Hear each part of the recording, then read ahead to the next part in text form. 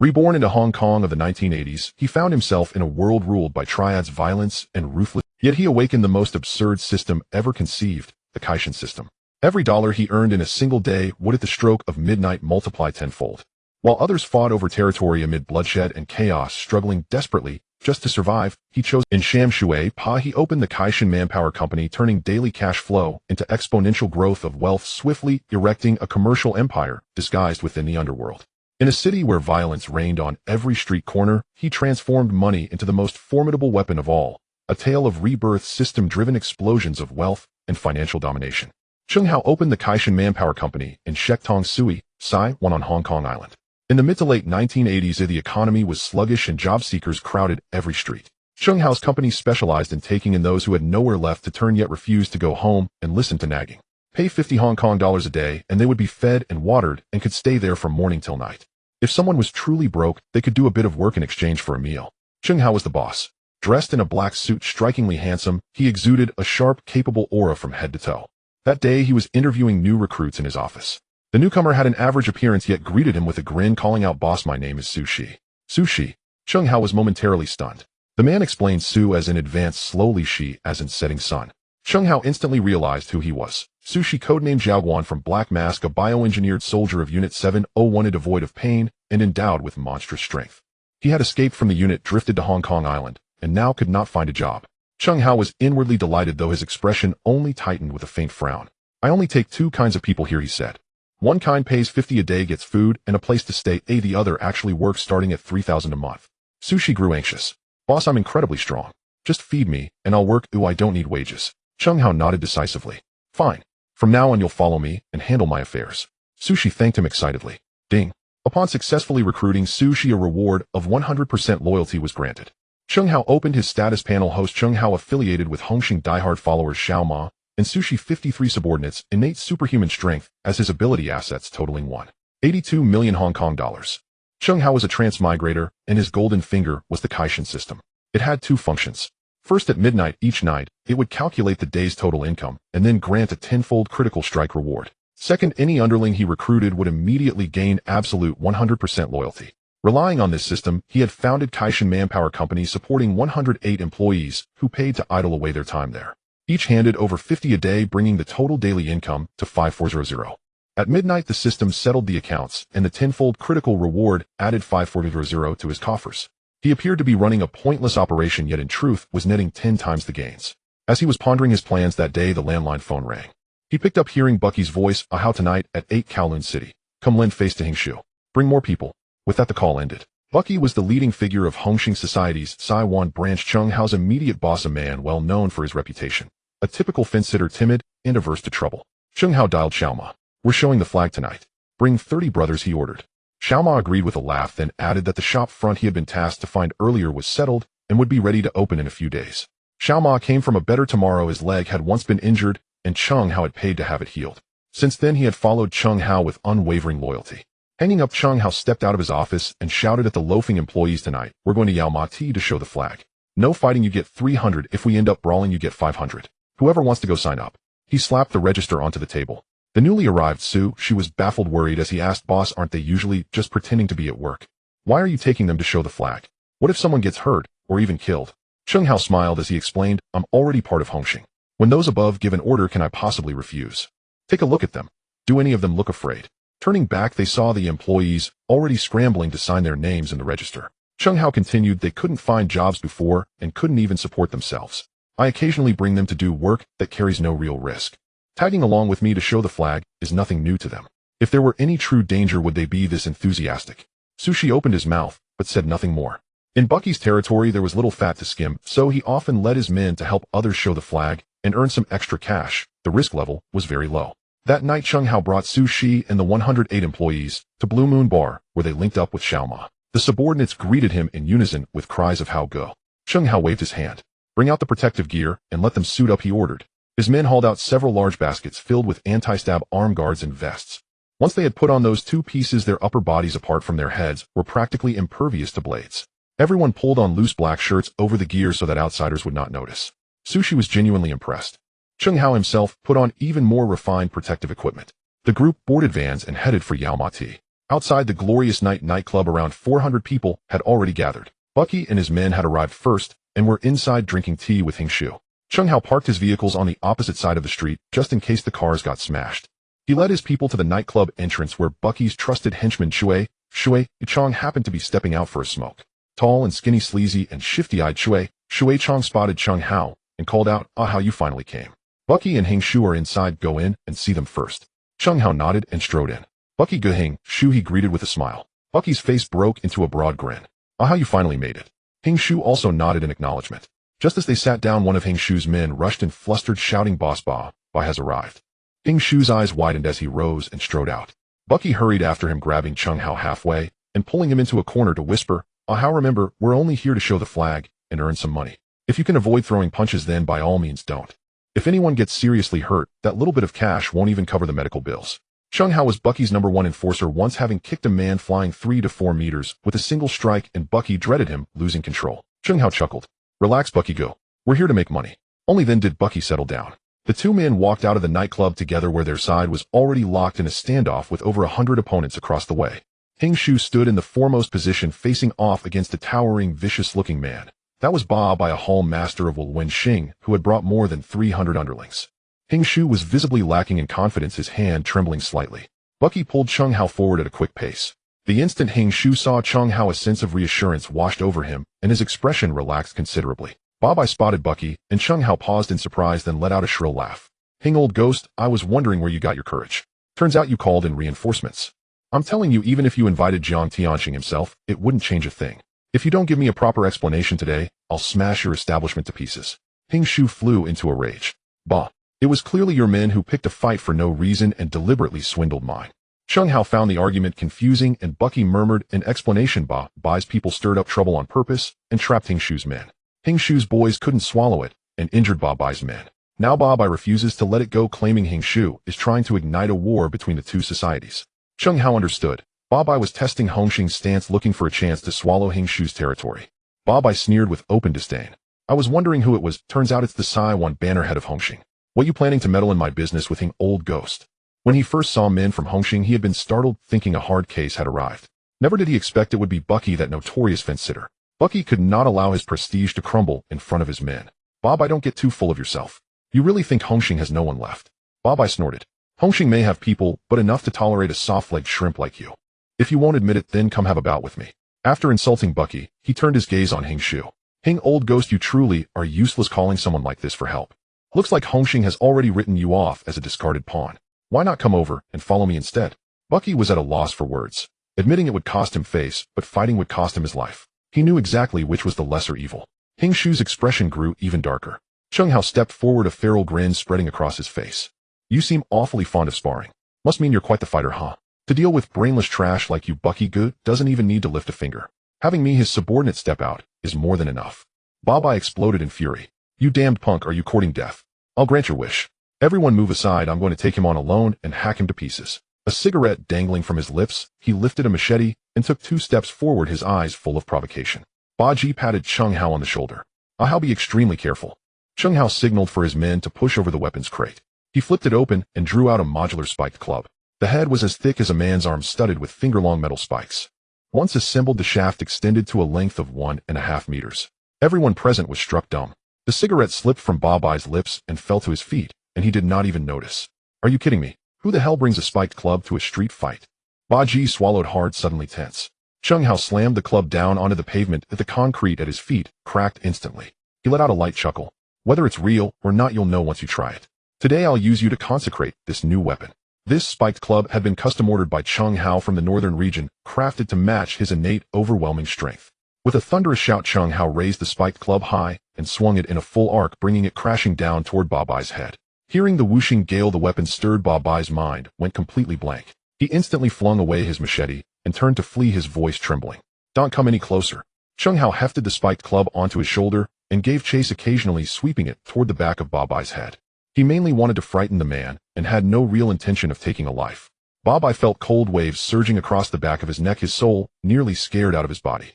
He shouted at his stunned subordinates on the sidelines. "You useless trash, what are you staring at? If you don't get over here and help, your boss is going to be beaten to death." Only then did the men from He Liansheng snap out of it, swarming forward in an attempt to rescue their leader. Cheng Hao's gaze turned icy. Gripping the spiked club, he leveled it at the legs of those blocking his path, and swept it forcefully across. Oh, ow, my leg. With a single sweep of the club, 6 or 7 men were sent flying at once. They were hurled 2 to 3 meters away as if struck by a speeding car, crashing heavily to the ground. Every leg that had been hit was broken and twisted. Each man clutched his ruined limb, howling in agony without end. Everyone present drew in a sharp breath. The remaining members of He Liansheng no longer dared advance. Sushi stared in amazement. Is the boss really this fierce? Xiaoma wiped his mouth. The boss was born with divine strength. If this were ancient times, he'd be a general capable of sweeping through entire armies. Cheng Hao's lips curved slightly. His goal of intimidation had already been achieved. Moments earlier, he had deliberately aimed at their legs. Had he lifted the blow a little higher, those men would not even have had the chance to scream. Babai suddenly felt a dampness in his crotch. He furtively glanced toward a corner across the street. If that person did not step out to resolve the mess soon, he was prepared to expose them. The man hiding in the corner caught Babai's threatening look and hurriedly led his own men rushing over. Cheng Hao noticed something off about Babai and dragged the spiked club as he advanced on him step by step. Babai's legs turned to jelly from fear. He collapsed onto the ground with a heavy thump. Stop! Enough! At that moment, Liang Kuan strode out with his men, shouting loudly. He could not allow Cheng Hao to beat Babai to death. Babai still owed him tens of millions. At the sight of Liang Kuan, Cheng Hao's eyes instantly grew cold. Liang Kuan and Babai were sworn brothers. The one who had surely given Babai this idea today was none other than him. Liang Kuan was a man who had never known limits. To achieve his goals, there was nothing he would not do. He ran to stand in front of Babai, and seeing that the man was still alive, secretly breathed a sigh of relief. Then he turned to question Cheng Hao. Cheng Hao, do you know what you're doing? Do you really mean to beat Babai to death? Are you not afraid of triggering a full-scale war between Hongxing and He Liansheng? Liang Kuan was playing the villain who sues first, trying to pin the blame on Cheng Hao. Hearing him, Ba Ji and Xing Shu both let their expressions darken. Xing Shu immediately refuted him. Liang Kuan, don't you dare spit lies. Hao is helping me. The men of He Liansheng barged onto Hongxing's turf to stir up trouble, and instead of backing your own brothers, you're standing up for outsiders. Have you already secretly colluded with Babai? Liang Kuan reacted as if his tail had been stepped on, rushing to defend himself. Xing Shu, you can't throw words like that around carelessly. I only came because I was worried Brother Ji might not be able to handle it, so I brought people to help. Ba Ji let out a cold laugh. Liang Kuan, am I supposed to thank you for that? Everyone here can see the truth clearly, so stop pretending. Which side are you really on? If you don't make it clear today, we'll have no choice but to inform Mr. Jiang and let him judge. Ba Ji's words drove Liang Kuan into a dilemma. If Liang Kuan refused to take a clear stance, he would never shake off the suspicion of colluding with outsiders. If he hastily severed ties with Ba, by then, he would have to turn against him, gaining no benefit and likely losing the enormous sum Babai owed him. In an instant, Liang Kuan was trapped between advance and retreat, unsure what to do. Seeing Liang Kuan hesitate, Babai's heart gave a heavy thud. He had just opened his mouth when Liang Kuan silenced him with a single menacing glare. How many copies did you leave? Not a single one. Zhu Yuzi then nodded. At least you haven't gotten ahead of yourself. Achi, listening from the side, felt even more confused. Xing Shu, I've heard about the matter between you and Babai. Clearly it's all a misunderstanding, or why make it so big? Why don't I host and arrange a reconciliation banquet another day? Let this minor grudge be laid to rest. Xing Shu listened, then fell silent, pondering. Beside him, Ba Ji had already been planning to persuade Xing Shu to agree. He had come to lend support, not to start a real brawl. With Cheng Hao dropping 6 or 7 opponents in an instant, if they did not bring matters to a close, the focus of the conflict would shift. Ba Ji wanted to make money, not be the one sticking his neck out. Xing Shu himself did not wish to continue the struggle either. This time it was thanks to Cheng Hao that Ba had been suppressed. Yet Cheng Hao was not one of his own men and could not stay in Yumadi forever. Resolving things early so that Ba would no longer come to cause trouble was the proper course. Hearing Liang Kuan out, Ba felt utterly stifled. He had gained not a single advantage and nearly lost his life. Now he even had to take the initiative to admit fault. Just as he was about to speak, Liang Kuan yanked him to the side. Ba, use your damn brain for once. If I hadn't stepped out in time, Cheng Hao would have killed you already. Right now the damage is minimal. Pull back while you still can. Otherwise, don't blame me for joining forces with them to crush you. Under Liang Kuan's gaze, Ba lost his nerve. He knew all too well what happened to those who enraged Liang Kuan. This was a man ruthless enough to lay hands even on his own father. Aside from his mother, there was no one on earth that Liang Kuan would not dare to touch. If Ba truly pushed him too far, he might die, without even knowing how it happened. If the partnership had not promised rich returns, Ba would never have chosen to work with Liang Kuan. The 10 million he owed was in essence his life-preserving money. If he died, who would Liang Kuan collect from?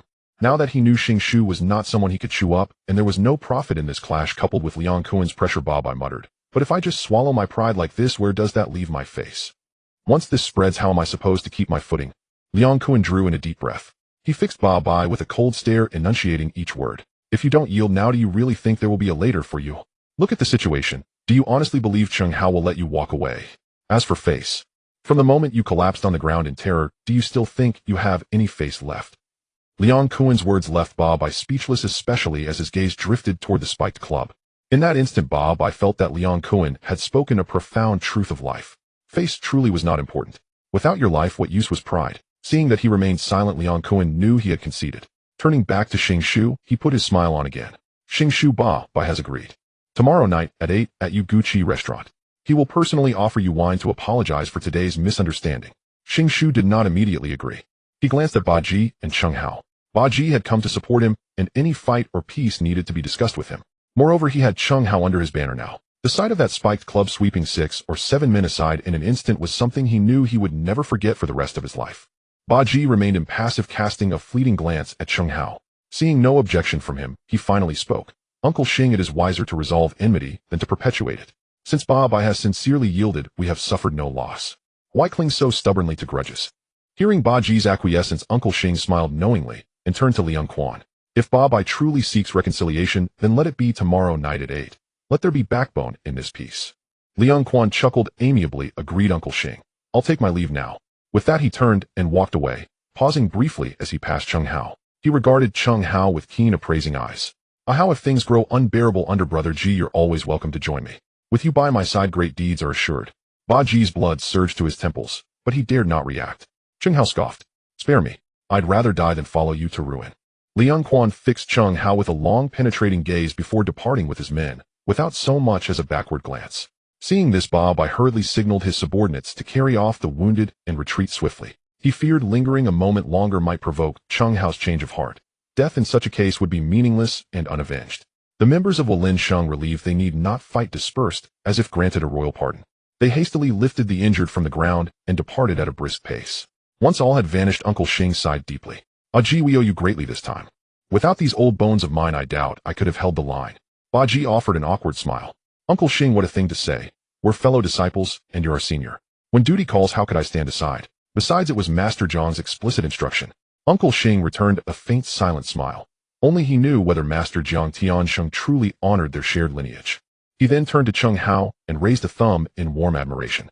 Hao, you're extraordinary. With that, he pressed a thick, bulging file folder into Ba Ji's hands.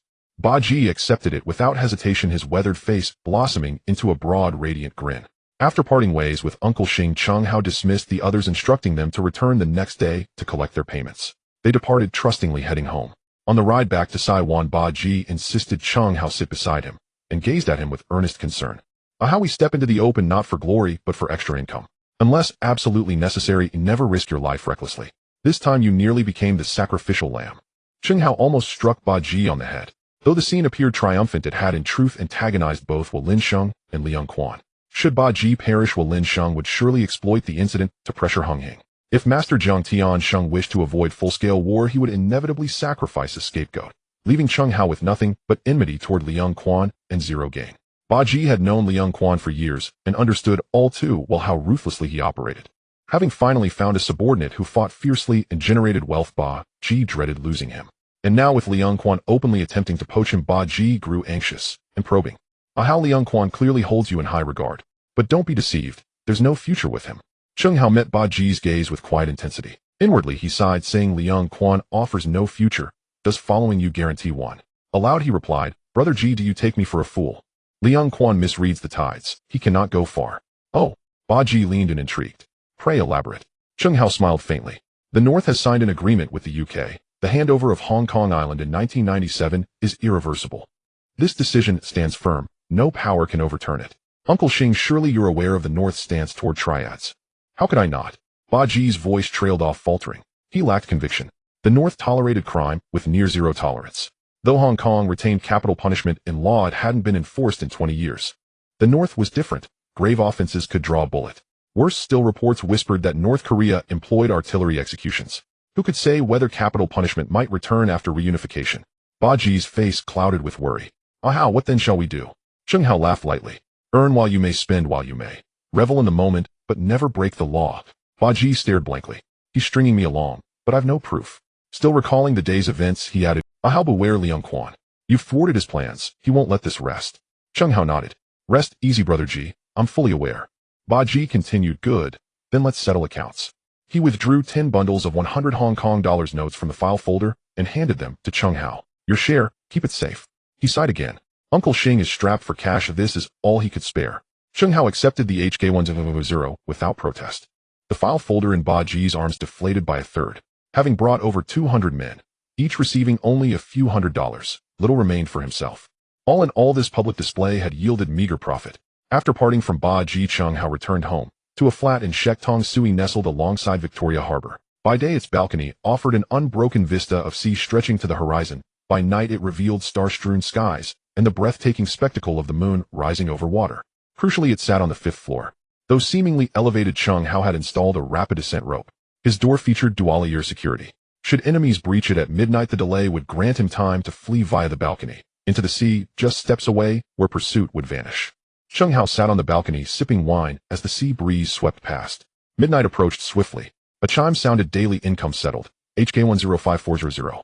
Tenfold critical bonus awarded. HK-105400. Automatically deposited into bank account. Total assets. HK-18200. HK-2875000. Income settlement target. Host Kaishan Human Resources Company.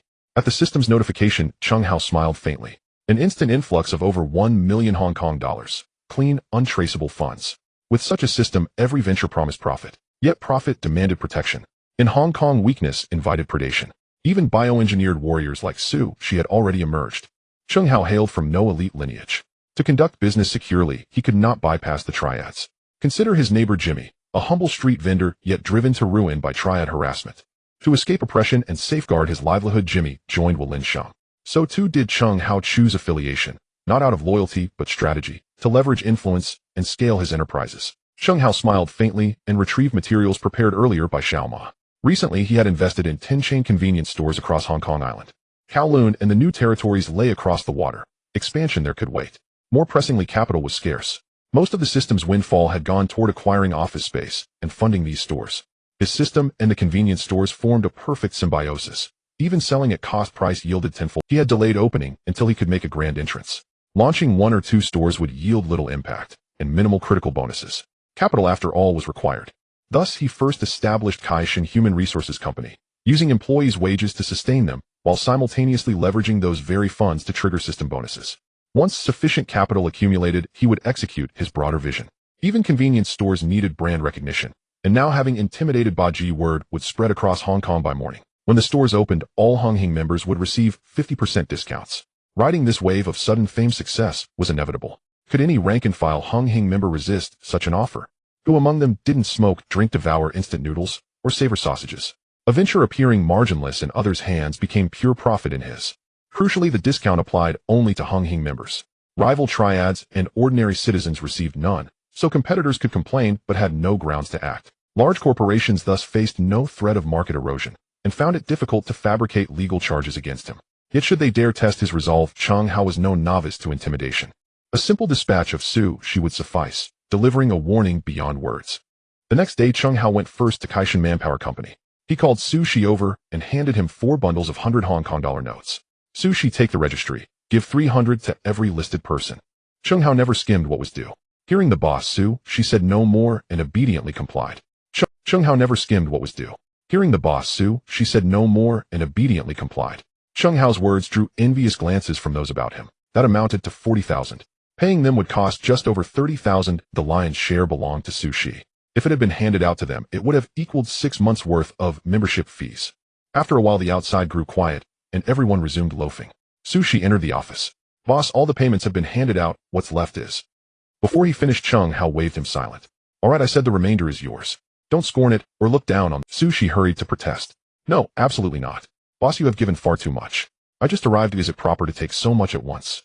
And I heard Xiao Ma used to handle this, he added. Cheng Hao, knowing his thoughts, smiled. Xiao Ma has more important matters. From now on, you will take care of this. The big boss you met last night is a fence sitter, Cheng Hao said. He hasn't the nerve for major deals, only small jobs like running errands for others. Those jobs do not pay much, but they are safe. Rarely a fight breaks out. They are perfect for people who cannot find. Hearing this, she had no choice but to accept the money. It was indeed a timely relief, but at least he would not have to roam the streets. Still, the kind of work offered surprised him. Running with gangs held no future. He wanted to warn Chung Hao, but did not know how to broach it. Chung Hao saw him hesitating and smiled. Say what you mean. I don't have that many rules here. After a moment's pause, Sushi asked, Boss, why did you join a gang? With your ability, you could succeed at anything. Chung Hao shook his head and smiled. I thought you meant something else. The island is peculiar. In such a small place, there are hundreds of gangs. Their ranks number in the hundreds of thousands. 1 in 10 belongs to a gang. They are present in every trade. But most join not for bloodshed, rather for stability and protection. Without a gang, you have no backing. Trying to run a small business is difficult. Protection fees alone would bleed you. As for the police, there are too many constraints. And besides, I want to make big money. Hearing Chung Hao Sushi, the island's general atmosphere was one of gang dominance. Ordinary people could hardly keep themselves safe. Kowloon. Shanji wore a sly grin. Brother B, I heard Chung Hao was fearsome last night in Shihuan. He gave Lian Sheng's Bobby a heavy lesson. Plump Baopi chimed in. Yes, I heard Bobby wanted to onion own. Nobody expected Chung Hao to use a spiked club and sweep 6 or 7 men away with a single blow. He nearly clubbed Bobby to death. Chun Haonan and De Tianer exchanged incredulous looks. Baopi, you're exaggerating more and more. Who fights with a spiked club? This isn't a wuxiao film. Baopi's brother Thin, as Old Leather said. Brother Nan, it's real. Many people saw it with their own eyes. Slim B waved his hand to cut off the argument. Enough. Talk about something else. Tonight, we'll have a proper meal. After that'll take you out to have fun. As the ringleader, he naturally knew the lay of the land. After all, the affair involved his nemesis Liang Kuan. When he learned Liang Kuan had been embarrassed that morning, he laughed for a long while. But the inner workings were not for juniors to fathom. Qianshui Wan. Trees ringed the shore, and the sea breeze brushed gently. Rows of luxurious villas stood, each revealing its owner's distinction. At Villa No. 49, in the gym, Hong Xing's leader Jiang Tiansheng was working out. Even a man in his position understood the importance of keeping his body fit. After all, how could he withstand endless social engagements otherwise? Besides, there was a girlfriend who required taming. In the backyard, the outdoor pool glittered. Jiang Tiansheng's girlfriend Fong Ting swam like a mermaid in a bikini. Under a sun umbrella, Chun Yao fan in hand sat with formal composure. As the strategist, he knew one must not leer at the boss woman. The boss says he does not treat you as an outsider, but you must know your place. Otherwise, you should watch your step, lest you be struck by a car. A quarter hour later, having finished, Jiang Tianxing sat down wrapped in a towel. Wiping his sweat, he asked, how did last night go? Chen Yao replied with respect, Liang Kun's plan failed. Oh, Chung Hao nearly beat Bobby to death.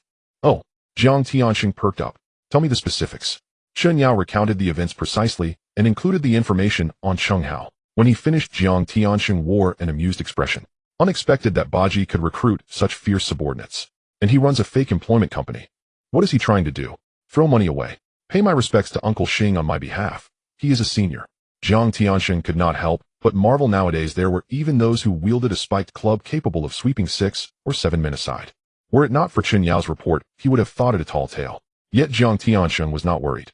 Chung Hao had muscle, but he appeared to lack guile. Otherwise he would not run an unprofitable company. Therefore, no real threat. The true menace was Liang Kuan, clever, resourceful, ambitious, always watching his position. Still, he believed Liang Kuan was not his match. Liang Kuan lacked foresight. Those who could not read the larger picture could not outplay him. Shihuan. Dusk fell. Chung Hao led Su Shi to Lanhua Bar. Xiaoma hurried out to greet them. Boss, you're here. He addressed Chung Hao as boss rather than leader. Xiaoma had once been part of a counterfeit ring. Were it not for Chung Hao's system, he would have found it hard to commit so wholeheartedly. Chung Hao nodded and produced 2 rolls of Hong Kong dollars. Brothers worked hard last night. Distribute this quickly. Xiaoma took them with a smile and instructed his men. Take this and pay the brothers who went out last night. Then he handed another roll to one of them. The henchman grinned as he began to distribute. 30 men had gone out the night before, 300 each with 1,000 left over. The henchman did not pocket it. He respectfully offered it to Xiaoma. Xiaoma waved him off. No, use the remainder to buy the brothers drinks. Let those who came through last night without incident have a bit of cheer. The henchman accepted with a smile. They had long followed Xiaoma. At first some resisted, but over time Xiaoma proved fair, treating everyone with an even hand. So they trusted him. They might not heed Baji, but apart from Chung Hao they would always listen to Xiaoma. Sushi observed this and felt genuine admiration. His former companions had been selfish and ruthless. This was the first time he had seen someone speak of brotherhood and truly consider his fellows. He wondered why Xiaoma was different despite the same life in the underworld. That question was soon answered. Chung Hao looked at Xiaoma and asked, Xiaoma, when will brother Hao be released? He was concerned for Song Zaheo, who had once looked out for him. Xiaoma smiled. Brother Hao has 3 months left in prison. When he gets out we can do big things together. Chung Hao understood precisely what those big things meant. Seeing how he and Song Zaheo had been left to suffer, Tan Chung rose as the new boss. Who would believe there was no foul play? Investigation later revealed they had been set up by the big boss Uncle Yao. Tan Chung was a puppet propped up and had grown unwieldy. Xiao Ma waited for Song Zaheo's return to join in revenge. Chung Hao watched the confident Xiao Ma and shook his head. Xiao Ma, how can you be sure Brother Hao will come back and things will turn out as you imagine? Xiao Ma looked stunned. What was taken from us should be taken back, shouldn't it? Chung Hao sighed. Brother Hao wanted to leave this life long ago. Now his only family is his younger brother. Even for his brother's sake, it will be hard for him to return to the old ways. Xiao Ma went pale and muttered, no. Brother Hao's father was killed by them. Chung Hao patted his shoulder. Xiao Ma, Brother Hao's deepest wish is to quit the underworld. If you truly care for him, do not force him. He'll have you scout a convenience store to hand over to him to run. You will look after him, so he need not fear being bullied. Xiao Ma nodded in a daze. This was nothing like what he had expected. Chung Hao and Song Zaheo were neighbors. He knew Song's character well. If Song Zaheo wanted to leave the life and live peacefully, Chung Hao could make that possible. The legitimate businesses could be entrusted to him. In particular, charitable endeavors could help Chung Hao cleanse his name and win Song Ziji's approval. It would be a win-win for both of them. At 8 in the evening at Yuguchi Restaurant. Yuguchi was founded by a senior as a gathering place for friends of the Jianghu. It welcomed every wanderer of the martial world regardless of their association. Once inside, one was treated as a guest, grudges were forbidden. Over time, it became a place to settle accounts and negotiate disputes.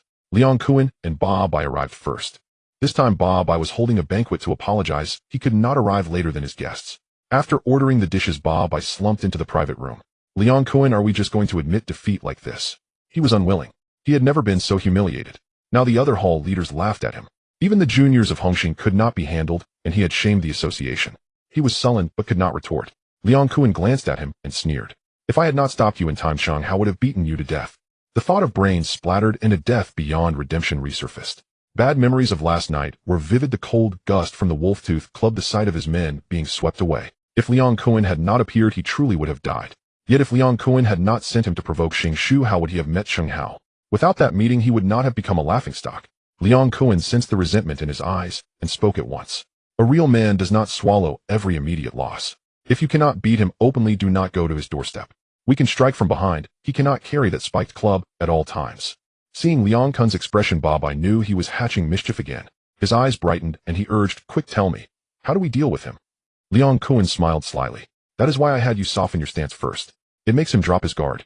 Later when you invite him to dinner, it is hard for him to bring weapons. As long as he has no weapon in his hand, you bring a few more men to surge forward and he will be at your mercy. Good idea. Ba Bai slapped his hands and laughed uproariously. Liang Kuan laughed too. He resolved to try recruiting him once more tonight. If he remained obstinate, then Ba Bai would be tasked to deal with him. At that moment, Sha Chong entered and announced that Xing Shu and the others had arrived. Soon 3 men came in, and their underlings fell back. Liang Kuan immediately led Ba Bai forward. Xing Shu, Jigu, how you have arrived, we have been awaiting you. Xing Shu said lightly, Kun, you are everywhere. Liang Kun's smile did not waver. Xing Shu, Ba Bai is my sworn brother, and you are a senior of our circle. You two had a misunderstanding. I am anxious about it. No one present believed such words. But it is better to resolve enmity than to let it fester. Xing Shu knew he was not eager for a fight and did not wish to escalate matters. Ba Bai hastily had the dishes served. Each time he met Chung Hao's gaze, he dared not look him in the eye. He had only meant to frighten Xing Shu and grab a little territory. He had not expected Chung Hao to be so formidable. In an instant, Chung Hao had injured his men and nearly killed him. Realizing he was outmatched, he wanted to settle the matter quickly. When the dishes were all placed, Ba Bai picked up a freshly opened beer and stepped before Xing Shu. Xing Shu, this was a misunderstanding. I was deceived by my underlings and momentarily careless. The instigator had an arm broken by me. I hope Xing Shu will be magnanimous. He finished and blew across the bottle's mouth. Liang Kuan spoke up at the right moment. Xing Shu, Ba Bai admits his fault. It truly was a misunderstanding. No one wants this to become a big matter. See, he has shown contrition. I'll let this rest. Xing Shu glanced at the envelope on the table and was silent. Inside lay money, roughly 200,000. With that sum, the expense paid yesterday to Ba Ji for the show would be largely recovered. He looked at Liang Kuan and then at Ba Bai and nodded. Whether Ba Bai's words were true or false mattered little. He was old and had no ambition. He only wished to live in peace. Although Ba Bai had instigated this time, Xing Shu did not want things to become irreparable. With Ba Ji and Chung Hao helping, Ba Bai dared not act rashly. If it could be settled, all would be content. So he nodded. Very well, I will give you face. Ba Bai, this time we will let it go. If you cause trouble again, do not blame me for being unkind. Ba Bai hurriedly nodded. Xing Shu, it was my fault. I will think thrice in future. I will even punish myself again. Do as you wish, elder. So long as it was resolved, the little lost face mattered not. After all, he had already been shamed enough. Xing Shu set aside his airs, raised his cup, and took a light sip. The feud was temporarily eased. Ba Ji breathed a sigh of relief, who nearly becoming the main participant in a brawl did not suit his principles. Liang Kuan and Ba Bai also relaxed. As long as it was settled, they were content and no one wanted an open fight. The thought of the spiked club still sent chills down their spines. After finishing the meal, they stepped out of the restaurant. Xing Shu looked at Ba Ji and Cheng Hao with a smile. Ajia, how we owe you this time. Ajia, you are lucky to have a subordinate like Cheng Hao. Ba Ji laughed merrily. Indeed, I am grateful Hao is willing to follow me. Cheng Hao smiled in return. I too am fortunate to have met Ji Gu, such an open-minded boss. The three exchanged courteous flattery, all in good spirits. Liang Kuan chased after them and called to Cheng Hao. Ba Ji kept smiling and did not halt his steps, which puzzled Xing Shu. Any clear-eyed person could see it as poaching, yet Ba Ji showed no concern. Did he trust Cheng Hao so completely? In these times, loyalty often counted for little. Otherwise, when he was bullied this time, the association would only have sent Ba Ji. If Cheng Hao could not fight, they would surely have suffered heavily. Even if Jiang Tianxing sent condolences, once a grudge forms, it does not easily dissolve. Liang Kuan approached Cheng Hao and patted his shoulder. How, why not come with me? I sincerely invite you. Cheng Hao shook his head, his tone flat. No, Kuan Ji, you cannot give me what I want. He spoke and then afforded no opening for further entreaty, moving instead toward Ba Ji. Xing Shu, seeing Cheng Hao offer no favor, looked long and hard at Ba Ji. I said he was poaching and you were indifferent. So you sit comfortably and watch from your perch. Ba Ji laughed heartily. That is because I know how he has no desire to scramble for position. When he followed me, he said plainly he only sought the association's protection to run his business in peace. A boss like me who never sees his turf and keeps things stable suits him best. Xing Shu nodded repeatedly. Ba Jia's territory did not yield great profit, but it was safe, adjacent to the political and economic center and flanked by allies, making it hard for outsiders to strike. As for doing business under the shelter of the association, this was unsurprising. Among the association's hundreds of thousands of members, most think this way. Those who truly crave violent struggle are fewer than a tenth, or at most a fifth. Cheng Hao walked over with a smile. Xing Shu, Ji Gu, it is getting late. Oh, let us return. The two nodded with smiles. Liang Kuan watched their backs like a resentful lover, grinding his teeth until it nearly broke. Ba Bai sneered at the sight. Well, failed again. I told you not to waste your time.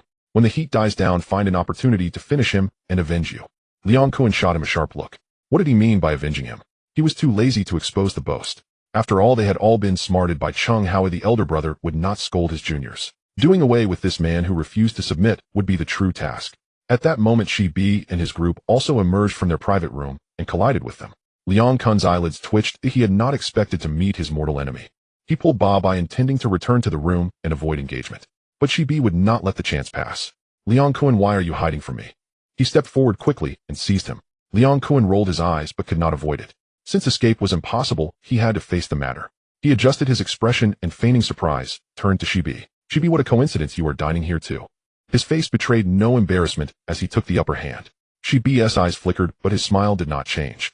That proves we are on the same wavelength. We can run into each other even at random meals. Liang Kuan cursed inwardly, as if we were on the same wavelength. He was 100% certain it was deliberate provocation meant to disgrace him. But Liang Kuan would not grant him the satisfaction. With a quick shift of his gaze, he smiled and said, Shi Bi, did you enjoy your meal just now? Shi Bi was taken aback, not expecting such an unorthodox response. Normally, he would erupt with anger and be mocked for it. This gentle approach was not his style, but Liang Kuan did not believe he had changed. He was certain Shi Bi was hiding some ill intent. With that thought, he smiled and said, I know you are strapped for cash. You surely could not bear to order the good dishes just now. I am generous, especially to fellow brothers. There is still plenty left in my private room. Quickly pack some up to take home for tomorrow. Before he finished speaking, the smile on Shi Bi's face suddenly froze. He had intended to watch a joke, but unexpectedly was sarcastically ridiculed as a beggar. The more he thought about it, the angrier he became, and his expression gradually darkened. His underlings, seeing their leader being mocked, were filled with indignation. Chen Haonan was the first to get angry and spoke up. Liang Kuan, what are you saying? Hurry up and apologize to Bigu, or he'll make you suffer. Shi Bi was the person he respected most, and humiliating Bigu was tantamount to humiliating himself. Shan Ji and De Tian Air also chimed in. Yes, apologize quickly, or we won't let you go today. Liang Kuan looked at them and sneered. What? Do you dare to make a move here with some backbone? If you really dare to do so, I might actually think higher of you, but I guess you can only boast. Besides, who do you think you are, Chen Haonan? You dare to call me by my name without any respect. Hasn't your boss taught you any? Chen Haonan and the others were momentarily choked by these words. Their arrogance instantly diminished. Their previous actions indeed constituted a breach of etiquette. Bobby on the side also coldly interjected. So this is how Hongxing teaches its underlings. Ew, I've truly gained insight today. Chen Haonan and the others wanted to refute, but were stopped by Shi Bi raising his hand. You all shut up. Have you forgotten how I usually teach you? When an elder speaks, the juniors should not interrupt, hurry up, and apologize to a Kun. They didn't dare to retort against their boss and could only reluctantly say, "Sorry Kun-gu, it's our juniors who are inexperienced." Shibi was not foolish either and hurriedly stopped them, specifically pointing out it was the juniors who were ignorant. If Liang Kun kept holding on to this point and insisted on arguing with the juniors, it would make him appear petty. Liang Kun secretly cursed this guy for being slippery while still putting on a brave front. Rest assured, Shibi is magnanimous and won't hold grudges against these kids who haven't even grown hair yet. But you must teach them well, and not everyone is as easygoing as I am. If one day, because of this foul mouth, they offend someone and end up dead in the street, then that's on you for not teaching them well as their leader. Chen Haonan and the others were furious when they heard this. This statement was equivalent to cursing them to die a bad death. However, having just witnessed what happened, they did not dare to retort recklessly, fearing it would put their boss in a difficult position. Shibi was also somewhat annoyed. He waved his hand to let them step back. He had intended to watch a joke, but almost ended up being laughed at himself. Thinking to himself, he realized that bantering was not his strong suit. However, he did not intend to continue the argument. He sneered and said to Liang Kun, "Liang Kun, I will naturally teach my underlings. You should take care of yourself first. This time you tried to steal a chicken, but ended up losing rice. Be cautious next time, don't get your own life into trouble." After saying this, without giving Liang Kun a chance to retort, he strode out of the restaurant with his underlings. Shanji hurried to catch up, looking puzzled. "Bigo, I was enjoying watching you scold him. Why are you in such a hurry to leave?" Shibi shot him a glare. "Are you?" His mouth was quite formidable. "Since I have already taken advantage, shouldn't I quickly withdraw while I can? Am I supposed to wait for him to argue back?" Shanji smiled, awkwardly realizing he had misspoken. Shibi understood that apart from being quick-tongued and lecherous, Shanji was not very capable. Among his subordinates, only Chen Haonan was truly capable. The rest, including Shanji and De Tian-er, were somewhat usable. Jiao Pai was of mediocre ability, neither high nor low. Bao Pai was merely a mascot, mainly used to liven up the atmosphere. After leaving the restaurant, Shibi finally stopped and advised his underlings. "From now on, if you see Liang Kun privately, make sure not to pick a fight with him. Otherwise, the one who suffers will definitely be you." Chen Haonan and the others knew their boss meant well, and all nodded. Without Shibi present, they would not dare to provoke Liang Kun. The hierarchy within the gang was strict, and rising against the upper ranks could easily lead to being dealt with. If one wanted to rise up, they had to find opportunities to make contributions. Just like Cheng Hao, who was still a Blue Lantern. However, because he was wealthy and loyal, the brothers all respected him. As a Blue Lantern, he was doing the work of a CGO. The hierarchy within the gang from low to high is as follows: Blue Lantern, CGO, Straw Shoes, White Paper Fan, Red Stick, Air, Lu Yuan Shui to Lu Yuan Shui. The title of Blue Lantern is said to have originated from the ancient practice of hung men hanging blue lanterns at the entrance. It means having one foot already in the coffin, ready to face death. In reality, he was merely a temporary worker, not officially employed, only taking orders from his elder brother. He rarely saw the gang's upper management, and there were no formal initiation ceremonies. CGO is the official member.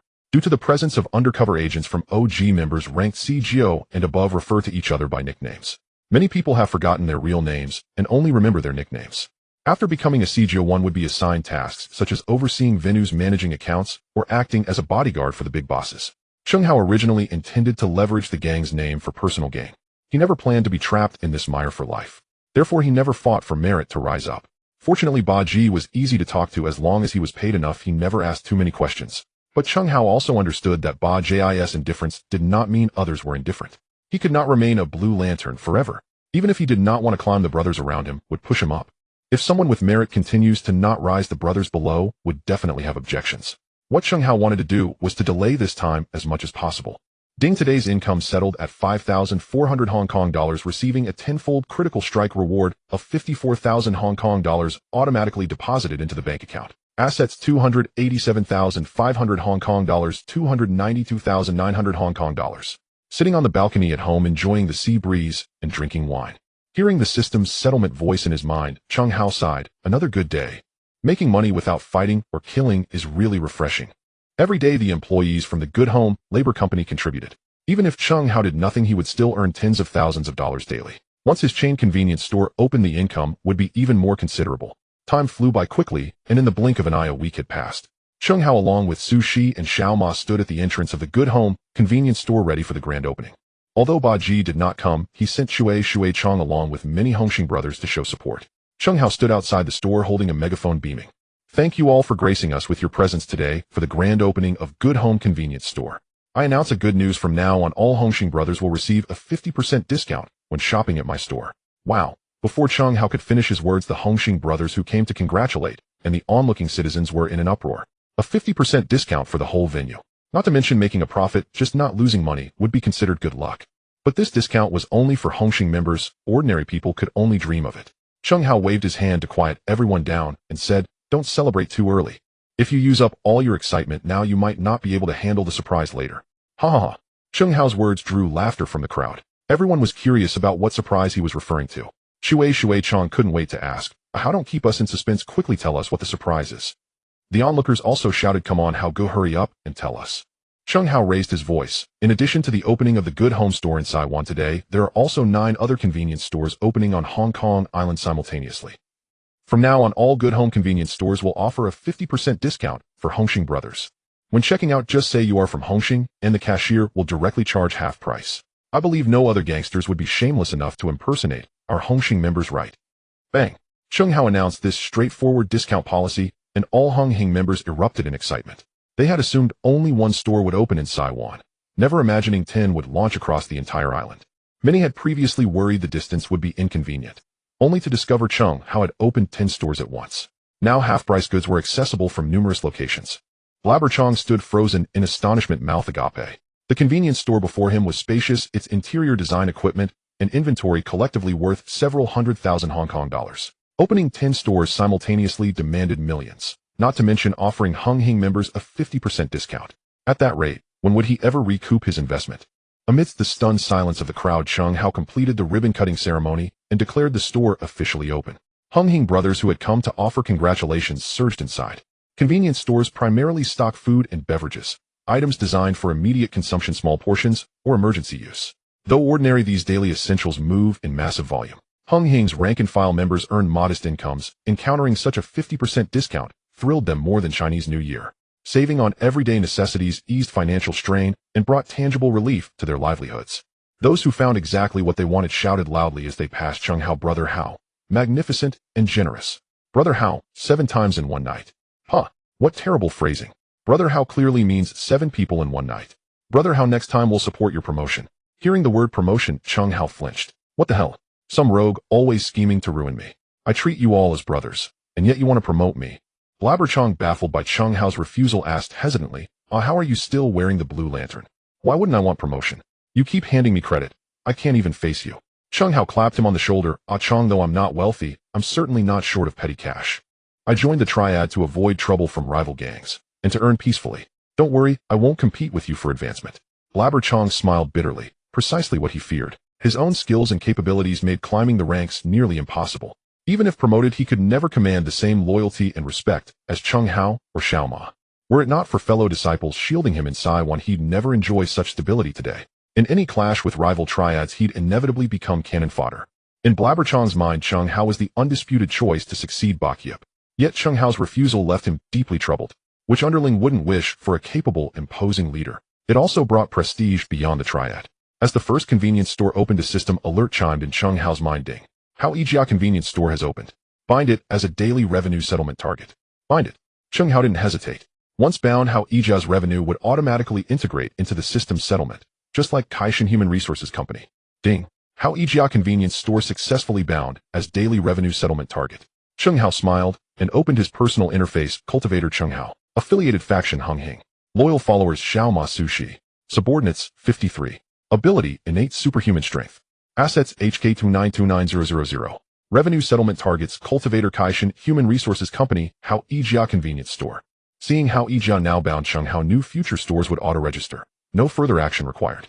Satisfied, he exited the interface and gazed upon the bustling store, a subtle smile lifting his lips. After enjoying the 50% discount in Saiwan, Hongxing members began enthusiastically promoting Cheng Hao. Soon news spread island-wide. Cheng Hao had opened 10 Hao Ijia stores, and all Hongxing members received 50% discounts everywhere.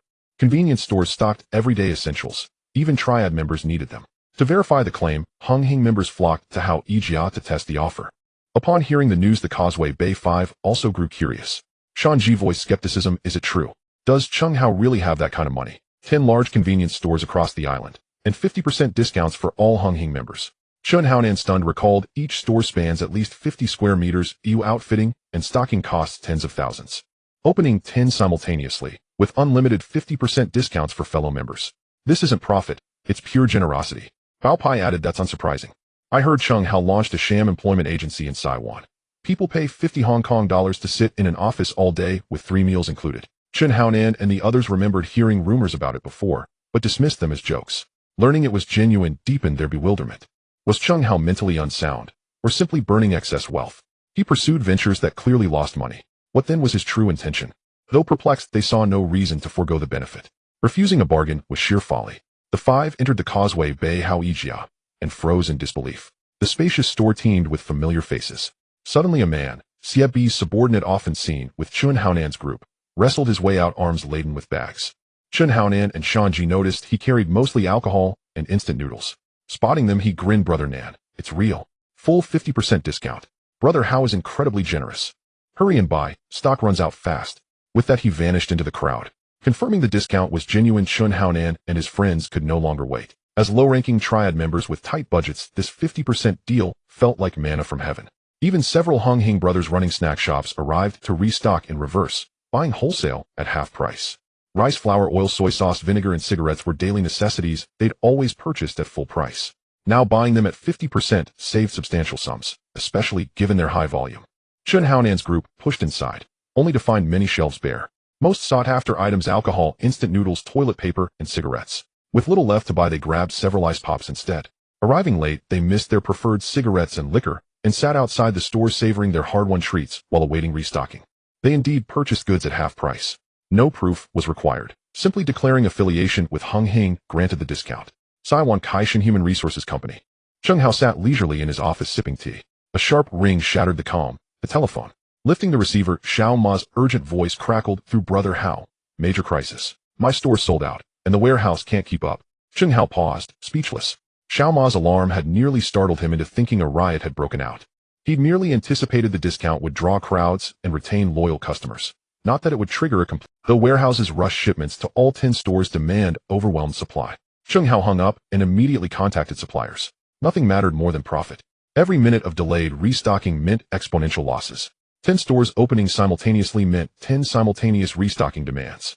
Knowing full replenishment couldn't happen instantly, Chung Hao prioritized urgent household essentials: instant noodles, tobacco, alcohol, sugar, toiletries, and toilet paper.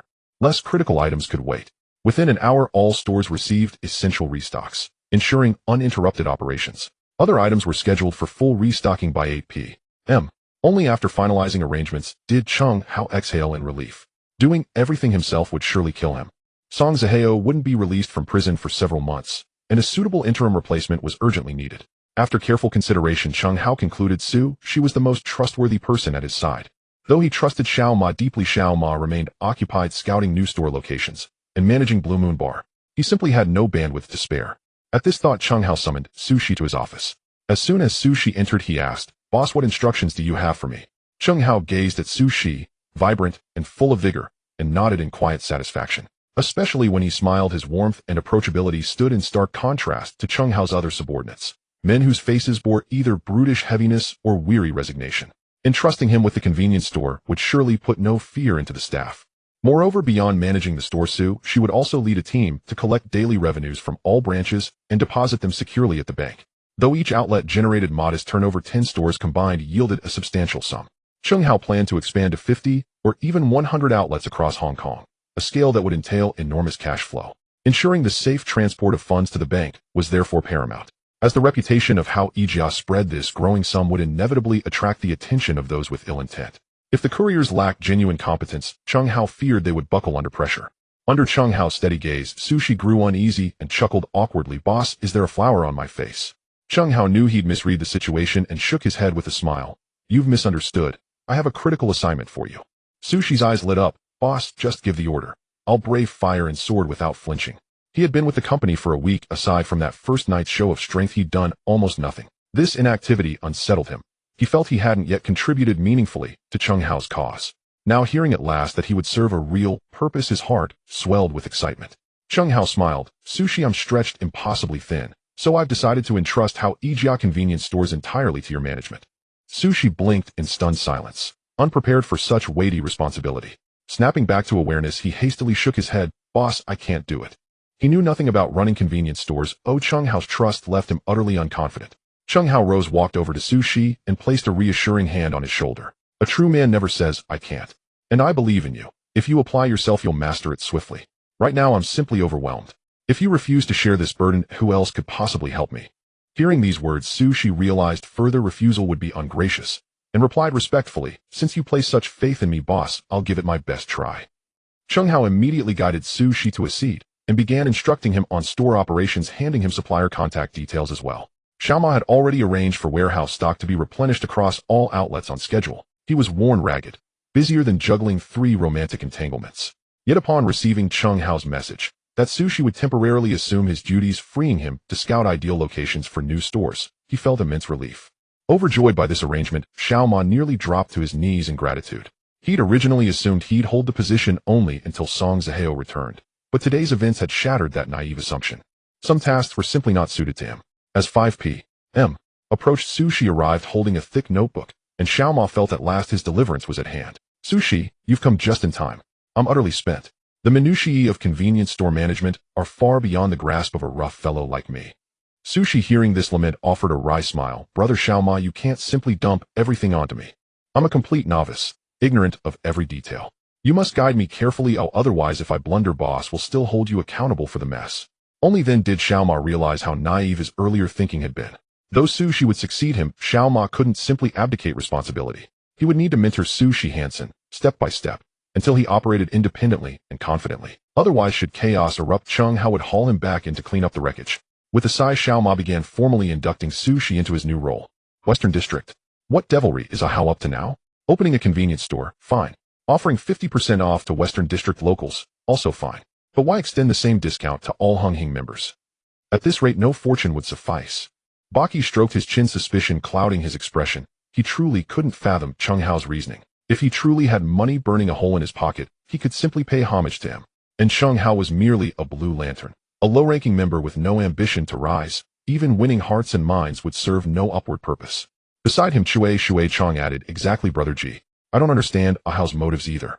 Pouring so much capital into convenience stores means recouping costs won't happen before the year of the monkey.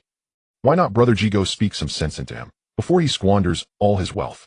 Shui Chong's sentiment echoed the quiet murmurs of many Hing foot soldiers in the Western District. Though they'd initially rejoiced at the 50% discount at Hao Yijia, they also remembered Chung Hao's consistent generosity toward his inner circle, and his unwavering loyalty, always placing himself at the vanguard during confrontations, shielding others from danger. Thus the Western District branch of Hunghing began to regret their early enthusiasm. Many urged Chung Hao to rescind the discount, to stop wasting his hard-earned money. Even an 8 or 9% discount would have sufficed to honor fellow members. But Chung Hao remained unmoved, so they turned to Shui Chong, hoping Baki might intervene. Baki shook his head. It's pointless. Hao has ironclad convictions. No one's counsel sways him. Shui Chong recognized the truth in those words, and sighed resigned. Repulse Bay, Chen Yao reported Hao Yijia's developments to Jiang Tiansheng. Upon hearing the news, Jiang Tiansheng paused, his face etched with bewilderment. His mind raced through possibilities, yet no rationale emerged, no matter how deeply he probed.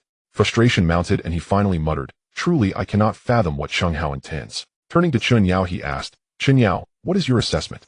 Unable to resolve the puzzle himself, Jiang Tiansheng sought insight from his most trusted strategist. Chen Yao shook his head with a wry smile. Mr. Jiang, I too see no advantage for Chung Hao in this. He's but a blue lantern, not even a 4-9, and even winning favor would scarcely advance his standing. Nor had he seized past opportunities for promotion, he declined them outright. Chen Yao's words darkened Jiang Tiansheng's expression. How could he fail to grasp their implication? Chung Hao sought only to leverage Hunghing's name, not to become entangled with it. How could Jiang Tiansheng, as Hunghing's supreme leader, possibly approve? Yet if Chung Hao aimed to profit under Hunghing's banner, his conduct remained baffling.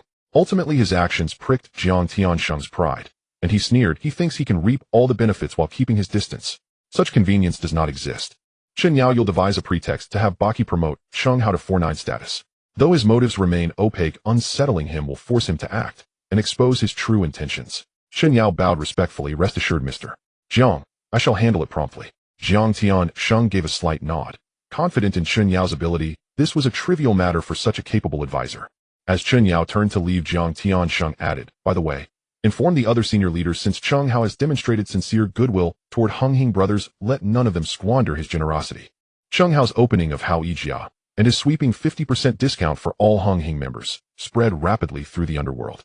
Within half a day, Hunghing members flaunting their bargains had ignited widespread chatter. Once rival Triads verified the offer's authenticity, envy surged, intense and unmistakable. Baba had long tasked his men with monitoring Chung Hao's movements, and now received the news. Without delay, he hurried to Wang Tai-sin, entering Liang Quan's territory to consult on strategy. Liang Quan had already learned of the matter from his subordinate Sha Chong, and upon Babai's entrance instantly grasped his purpose. Liang Quan smiled. Babai, you've come today about Chung Hao, haven't you? Babai grinned. Liang Quan, you're impossible to deceive. You've surely heard what Chung Hao's done. The man is clearly reckless with wealth, and we'd be fools to miss this chance. Their prior clash with Uncle Hing had forged enmity between them, and Chung Hao and Bai had long sought retribution. Now that Chung Hao had launched such a bold maneuver in action would render his years in the underworld meaningless. Liang Kuan sneered. Chung Hao claims that anyone affiliated with the Hung Hing Triad qualifies for a 50 discount. Well, then I'll send all my men to shop at his store. Let's see how long this posturing fool can sustain such generosity. You could also dispatch your men to impersonate Hung Hing members at his shop. As long as they claim affiliation, they'll receive the discount. No one will verify its authenticity. Moreover, our men could coordinate joint purchases, leaving no grounds for complaint. We could even stockpile goods and resell them to merchants within our territories at a 50 markup. Babai listened, nodding eagerly. Truly worthy of you. Your mind brims with devious schemes. Yet this plan is brilliant. My men will act immediately. I'll also contact others. 50% off. Let's see how much money Chung Hao has left to squander. Liang Kuan did not take offense at being called deviously clever. On the contrary, he wore it as a badge of honor. He interpreted Babai's remark as high praise. Both Liang Kuan and Babai believed Chung Hao was merely bluffing, a man overextending himself. Offering 50% discounts at a convenience store. Profit would be unthinkable, breaking even would be cause for gratitude. Thus they concluded that flooding Chung Hao's store with bulk purchases would severely strain his cash flow. And since the goods were useful to their own men, the scheme imposed no undue hardship. Such a strategy would simultaneously weaken Chung Hao's financial footing while granting tangible benefits to their own ranks. Liang Kuan's final proposal captivated Ba by deploy underlings to aggressively buy discounted inventory, then resell it at a 50 markup to merchants across their turf. It promised both retribution against Chung Hao and substantial profit, a win-win proposition. To execute the plan, Ba hastily bid farewell to Liang Kuan and rushed back to the Walinsheng territory. There Ba urgently sought out Fa Fu, another Walinsheng branch leader. Upon meeting, he declared without preamble, Fa Fu, I've devised a scheme. Risky, yes, but immensely lucrative. Upon success, we split profits 50-50, but there's a catch: you'll need to set aside scruples to claim your share. Fa Fu stared blankly, bewildered. He knew Babai well, and doubted such an opportunity could truly originate from him. If Babai had stumbled upon real profit, he'd have seized it in secret, never shared it so generously. Fa Fu scoffed. Babai, I've no time for your jests. I'm uninterested in your affairs, and moved to dismiss him. Babai hurried on. I speak in earnest. Surely you've heard of Chung Hao of the Hung Hing. The man is naively wealthy, offering 50% discounts to all Hung Hing affiliates. We could send fresh-faced underlings to impersonate Hung Hing members, hoard inventory, then resell it to merchants across our turf at a 50 markup. It's undignified, but profitable. Will you join me? Fa Fu didn't hesitate. Absolutely. I'd be a fool to refuse profit. As for dignity, what price does face truly command? Babai smiled and began strategizing personnel deployment with Fa Fu. By 8 p.m. Suppliers, contacted earlier, delivered urgently needed stock to the Ho Yijiao warehouse. Xiaoma, accompanied by Sushi, dispatched teams to restock all stores. Not until nearly midnight were Ho Yijia's shelves fully replenished. Only then could Xiaoma and Sushi finally exhale. Even Sushi, a bioengineered warrior impervious to physical pain, felt mental exhaustion after the relentless pace. Xiaoma retrieved 2 chilled beers from the store, placed one before Sushi, and downed his own in eager gulps. Halfway through, Xiaoma sighed with deep visceral relief. After a day's grueling labor, nothing eased fatigue like ice-cold beer. Sushi mimicked him, lifting the beer beside him and drinking. Overwhelmed at first, he quickly adapted. His sharp aptitude combined with Xiaoma's handsome guidance soon made him adept at handling tasks. This meant Xiaoma could extricate himself sooner, freeing evenings for solace at the Blue Moon Bar among its working girls. Yet their respite was brief. Xiaoma soon received urgent calls from multiple. This meant Xiaoma could extricate himself sooner, freeing evenings for solace at the Blue Moon Bar among its working girls. Yet their respite was brief. Xiaoma soon received urgent calls from multiple stores. Cashiers reported overwhelming crowds. Entire families of Hung Hing members from other districts had descended en masse, demanding immediate restocking before shelves emptied completely. Why now? Damn it. Can't they come tomorrow morning instead of rushing tonight? Frustrated by repeated calls, Xiaoma vented. What's wrong? Sushi asked, puzzled by Xiaoma's uncharacteristic agitation. Xiaoma gave a wry smile. The stores are pressuring us to restock. Hung Hing affiliates from distant districts have suddenly flooded in. Stock won't last long. Worse yet, Members of rival gangs are impersonating Hung Hing. Sushi frowned. Our boss stated clearly Hung Hing members enjoy lifelong 50% discounts. Timing should never matter. So why this sudden surge, families included, and outright impersonation? Xiaoma brother, I suspect collusion between rival gangs aiming to exploit our boss's generosity. As a newcomer, Sushi addressed Xiaoma with respectful familiarity. Xiaoma brother, in acknowledgement of his mentorship. Xiaoma replied, just call me Xiaoma, no formalities. You're absolutely right. Why now? This timing reeks of intent. I must contact Boss Ching immediately. He reached for the phone, dialing Chung Hao's home number, before pausing mid-motion. The line failed to connect. Puzzled, Xiaoma wondered why Chung Hao's home number was unreachable. Then it struck him if Chung Hao wasn't home, he'd almost certainly be at the Blue Moon bar, overseeing it personally given Xiaoma's current preoccupation with the stores. With no one else to manage the bar, Chung Hao had temporarily assumed responsibility, lest anything go awry without authority present. In his urgency, Xiaoma had momentarily forgotten. He promptly dialed the Blue Moon bar. Chung Hao answered. Indeed, he was there. But he was occupied with pressing matters. Moments earlier, two stunning women had entered. One, Runin, wore a sleeveless black halter dress, the other, Jiawen, a matching white gown. Their entrance instantly magnetized every man's gaze. As they settled at the bar, restless energy rippled through the room. Chung Hao merely offered a faint detached smile, and continued sipping his drink. Moments later, shouting erupted at the bar. Chung Hao frowned, turning his gaze toward the commotion. A portly, balding man was confronting the two newcomers. The man gripped Jiawen's wrist, cursing obscenely. Runin, fiery and defiant, snatched her handbag and slammed it against his skull. Stunned and clutching his head, the man released Jiawen and glared venomously at Runin. I'm Hung Hing. I'll end you if you dare strike me again. Runin and Jiawen recoiled in alarm. Their Hong Kong upbringing made the Hung Hing name synonymous with peril. Their first instinct was flight, but the bald man's companions who'd been watching idly surged forward upon seeing him humiliated. Trapped, Runin and Jiawen faced certain capture. Emboldened by liquor, Fei Biao's gang attempted to drag the girls away by force, leaving them helpless against the group's brute strength, begging desperately for aid. Nearby patrons, unwilling to invite trouble, retreated further, especially after hearing Fei Biao declare his Hung Hing affiliation. And the Blue Moon bar stood squarely within Hung Hing territory. Hung Hing bouncers recognized Fei Biao's identity, making direct intervention diplomatically fraught, yet felt compelled to intervene. His conduct violated the bar's code, allowing him to abduct the women would irreparably tarnish the Hung Hing's reputation. Chung Hao gestured to a nearby underling and asked calmly, is that man truly one of ours? The younger brother shook his head. Brother, how they aren't from our Hung Hing society. That bald, obese man is Fei Biao, the younger brother of Brother Ji, who was once closely affiliated with him. They've been exploiting our Hung Hing name to intimidate others and commit countless despicable deeds. Yet out of respect for Brother Ji's reputation, many brothers have grumbled but refrained from taking action.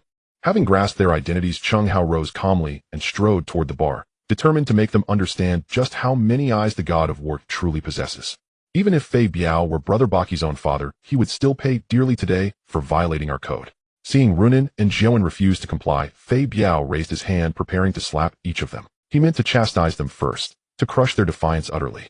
Runin in his eyes was the most thorny, and just moments earlier she'd struck him hard on the head with her handbag, and the pain still throbbed.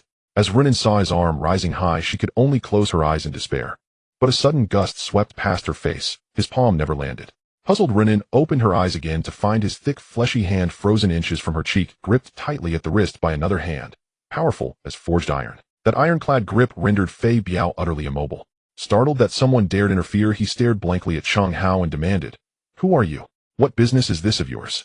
Let go of me now, or do you want to see what happens next?" Chung Hao chuckled softly, released Fei Biao's wrist, and shook his head with a wry smile.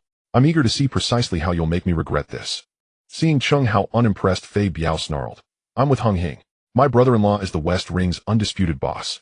If you fancy playing hero, at least gauge whether you're strong enough, because you've picked the wrong target. Leave now, while I'm still willing to let you walk away, or you'll soon learn how many eyes the god of war really has."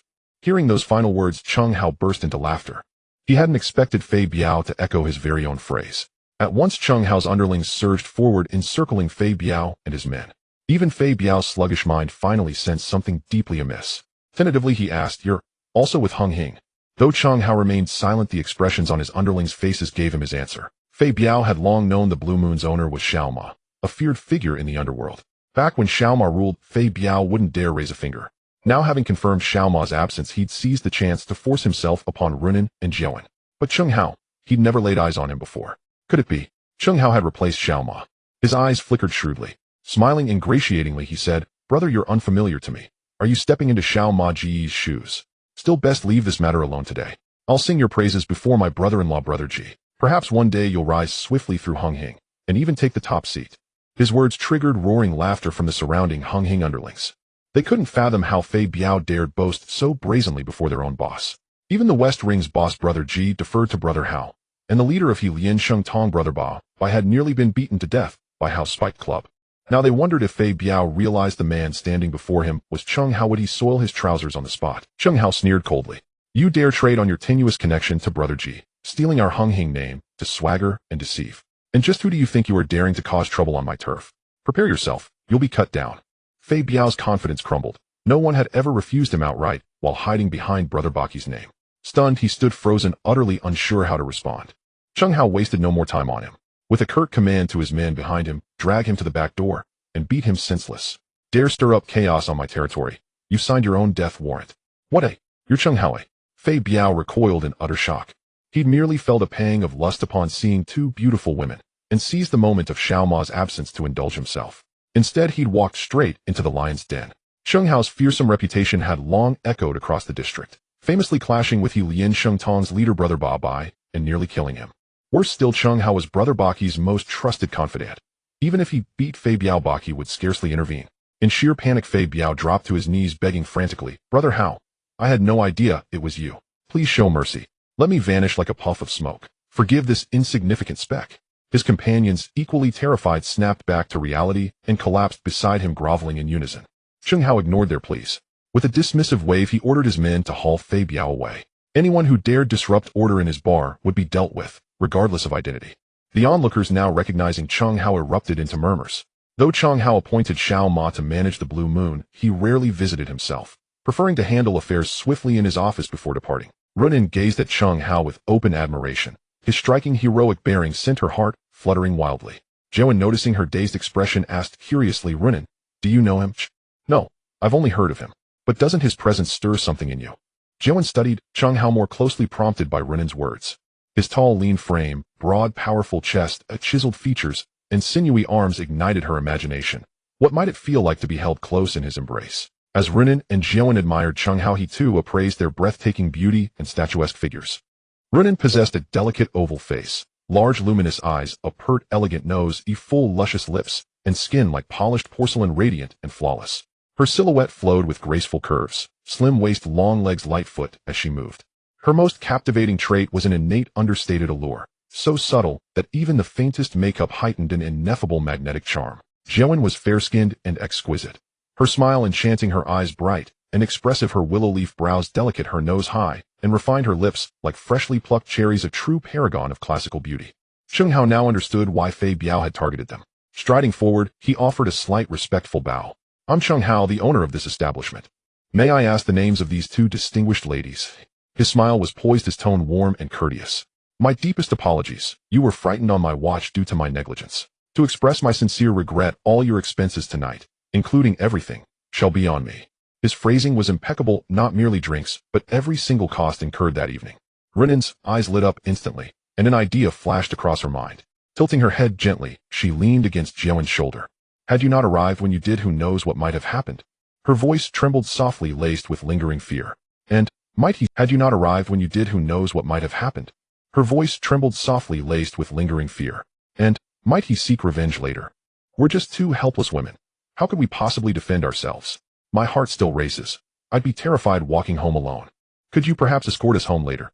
She lifted her gaze, eyes shimmering liquid with unspoken appeal, speaking volumes without a word. Though Joan knew she was acting, she played along perfectly, her expression tender, fragile, heartbreakingly vulnerable. Watching Runin's performance, Cheng Hao nearly broke a sweat. Her act was almost comically transparent, yet Joan's sincerity felt genuine, evoking deeper sympathy. Upon hearing their names, Cheng Hao instantly placed them. Runin, from Hong Kong, strange cases. Like Joan, she hailed from the Puliang Kook, now working as a fledgling model.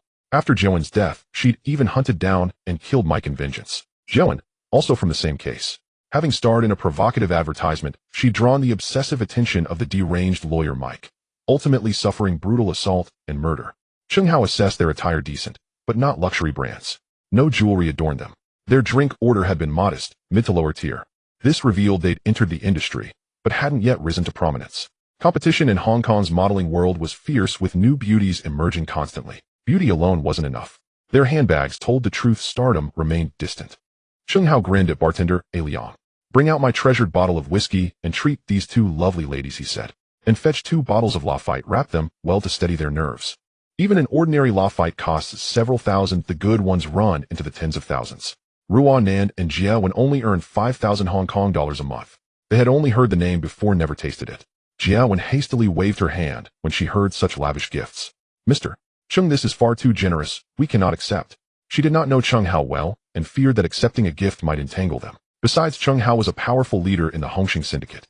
If he demanded something in the future, how could they refuse? Ruanan was bolder and did not share Jia Wen's misgivings. Seeing Jia Wen decline, he hurried to urge them. This is Mr. Cheng's goodwill, oh, do not spurn it. Jia Wen still hesitated. But before she could finish, Ruanan pulled her aside and leaned close, lowering her voice.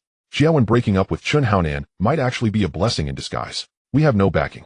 Even if we are reasonably attractive, modeling alone will never earn us much. To make money, you either find a big patron or you do erotic films. Would you be willing to do the latter? Jia Wen fell silent. What Ruanan described was the reality of the modeling circle. Without connections, one could only take low-paying, humiliating jobs. So one must find a patron. A flicker of hesitation crossed Jia Wen's face as she asked anxiously, are you sure? Chung Hao is reliable. Ruanan nodded. Don't worry. He is an oddity in the syndicate and his reputation is decent. Though he is involved with gangs, I have never heard of him bullying others. He is especially generous to his own.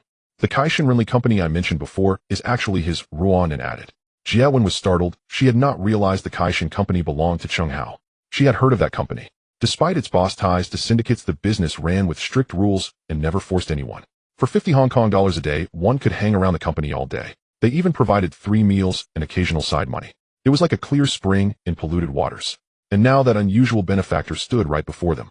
Jia Wen could not help but wonder why Chung Hao ran such an odd company. Could such an operation really be profitable? The two women thought they were speaking in whispers, but their low tones were heard perfectly by Chung Hao. When he overheard them considering taking him as a patron, there was even the audacity of such a gift being offered on a silver platter. Having watched Ruanan and Jia Wen reach an understanding, Ruanan turned to Chung Hao first and spoke softly. Brother, how the two of us would like to follow you. Chung Hao had already heard their private conversation, so he was not surprised. He only asked calmly, do you understand what it means to follow me? Entering a syndicate is a one-way path. You still have choices, and do not decide lightly. They hurriedly shook their heads. Ruanan quickly explained, Brother, how we do not necessarily mean joining a syndicate. We want to work for you. We sisters are new to modeling and keep hitting walls at advertising agencies, Jia Wen added. Without a background, decent ads never come our way unless what? Chung Hao's interest was piqued. Jia Wen grit her teeth and said, a popular model privately said she could help us get famous and land ads. But would have to sleep with the investors. Only when they were satisfied would we get the contracts. We do not want to sell ourselves. Ruanan took over. Most of those investors are old and ugly, and I hear some have deviant tastes. Falling into their hands is worse than death.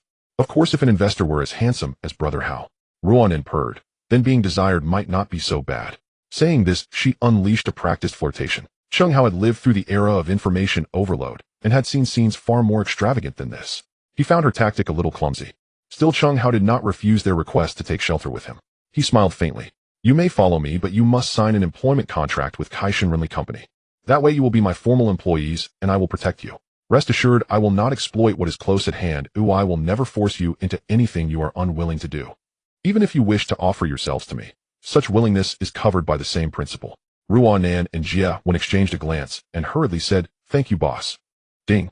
Successfully recruited. Ruanan reward 100% loyalty. Ding. Successfully recruited. Jia Wen reward 100% loyalty. Loyalist list updated from Xiaoma Su, Shi to Xiaoma Su, Shi Ruanan Jia Wen. Hearing the system prompt, Chung Hao's mouth lifted in a slight smile. Casual affairs of passion were never in short supply for him. If one was willing to spend, there were always arms open to receive you. But a woman he could trust completely, those were rare. Those he had met before were either unattractive to him or already taken. Now he had suddenly gained 2 stunning beauties who were wholly loyal. It was truly a matter worth celebrating. At that moment, the phone on the counter rang. A Liang answered, quickly listened for a moment, his expression sobered as he looked at Chung Hao. Brother Hao, Xiao Mas on the line. The convenience store has an urgent report. Chung Hao reacted swiftly. Tell him to hang up for now. I will go to the office and call back immediately. Having said that, he rose and looked at Ruanan and Jia Wen with a meaningful gaze. You two come with me to the office. I have some plans and need your help. At the invitation, Ruanan and Jia Wen were delighted and rose to follow. Under the system's subtle influence, their attitudes had already shifted. They were no longer merely seeking a patron. They were genuinely willing to work for Chung Hao. Chung Hao's men watched the two beauties go into the office with predatory smiles. The boss had not hunted in a long time. They had almost begun to worry that his interests had changed, constantly on edge. Now seeing him take two beauties at once, they felt their anxieties melt away. If Chung Hao knew what his men were thinking, he would have locked them in a small dark room and played them imported Korean chamber music until the notion left them permanently. Inside the office, Chung Hao wore a composed expression. He waved them to make themselves comfortable and went to his desk to pick up the phone, dialing the warehouse number of the Haoyijia convenience store. The line connected after a single ring, and Xiao Ma's anxious voice came through. "Boss, the convenience store has trouble again. After 7 tonight, suddenly, a lot of Hongxing brothers from other districts showed up with their families to buy things. Moreover, many people from other syndicates pretended to be Hongxing and forced their way in. I think something is very..." Chung Hao did not answer immediately. He leaned back in his chair, closed his eyes slightly, and pondered carefully. Jia, when quick-witted, stepped forward and offered a delicate hand to massage his temples. The pressure was measured and pleasant. Chung Hao glanced at her with an approving look. Under the system's influence, the once reserved Jia one had become more forward. Ruan, and already bold by nature, moved a stool beside Chung Hao and sat down. She gently lifted his legs and laid them across her knees, massaging them. Her technique was clumsy at first, but under Chung Hao's guidance it grew more practiced. At that moment he felt like a wealthy heir of old, indulged by his personal attendants, and the pleasure sharpened his efficiency of thought. Clearly the sudden influx of customers late at night was deliberate. To be bold and conjecture these people might be targeting him directly. As for the members of other syndicates impersonating Hongxing, there was no need to guess. They must be linked to Lianqing. He had recent conflicts only with Lianqing's hotheads. Stitching these events together, the answer emerged. Liangquan and Bobby bore grudges and sought to damage him with this ploy. They sent people to buy goods with the intention of taking advantage of his 5-fold discount. The more they bought, the deeper his losses would be. Rent, utilities, and labor were all costs. Moreover, by obtaining goods at half price, they could resell them for a small profit and at least avoid losses. Chung Hao saw through their scheme as if looking into a clear mirror. They assumed he would suffer. Little did they know he secretly welcomed such noise. He was curious to see how rich the system's midnight settlement would reward him. On the other end of the line, Xiao Ma heard Chung Hao remain silent for an unusually long time. Only faint intermittent sounds reached his ears, stirring his suspicion. Why did his boss's voice sound as though he were preoccupied with something far more urgent than a casual bar visit? Had he unwittingly interrupted something delicate? Yet the convenience store matter was pressing. There was no time to hesitate. Tentatively, Xiao Ma whispered, "Boss, can you hear me?" Chung Hao stirred from his reverie and replied slowly, "I understand. Let them proceed as they wish." Then with quiet resolve, "Remember this. No matter how steep the discount, we will never incur a loss. The more units we sell, the greater our profit, not less. There is a profound secret at play here, one I cannot. You and Su Shi need only ensure uninterrupted supply." Hearing this, Xiao Ma asked no further, but curiosity burned fiercely in his chest. What secret could possibly guarantee profit, even at half price? Noticing Xiao Ma's unsettled expression, Su Shi pressed urgently, "Xiao Ma, what did the boss say?" Xiao Ma shook his head. "He said let them buy freely, we'll suffer no loss. As for why he called it his personal secret, this is not something we're meant to probe." Su Shi nodded, understanding instantly. If the boss declared no loss, then worry was unnecessary. Inside Haoyijia convenience store, Liang Kuan and Ba Bai's men swarmed the aisles, snatching up goods with feverish intensity. Just as shelves began to empty, clerks swiftly restocked, leaving everyone stunned.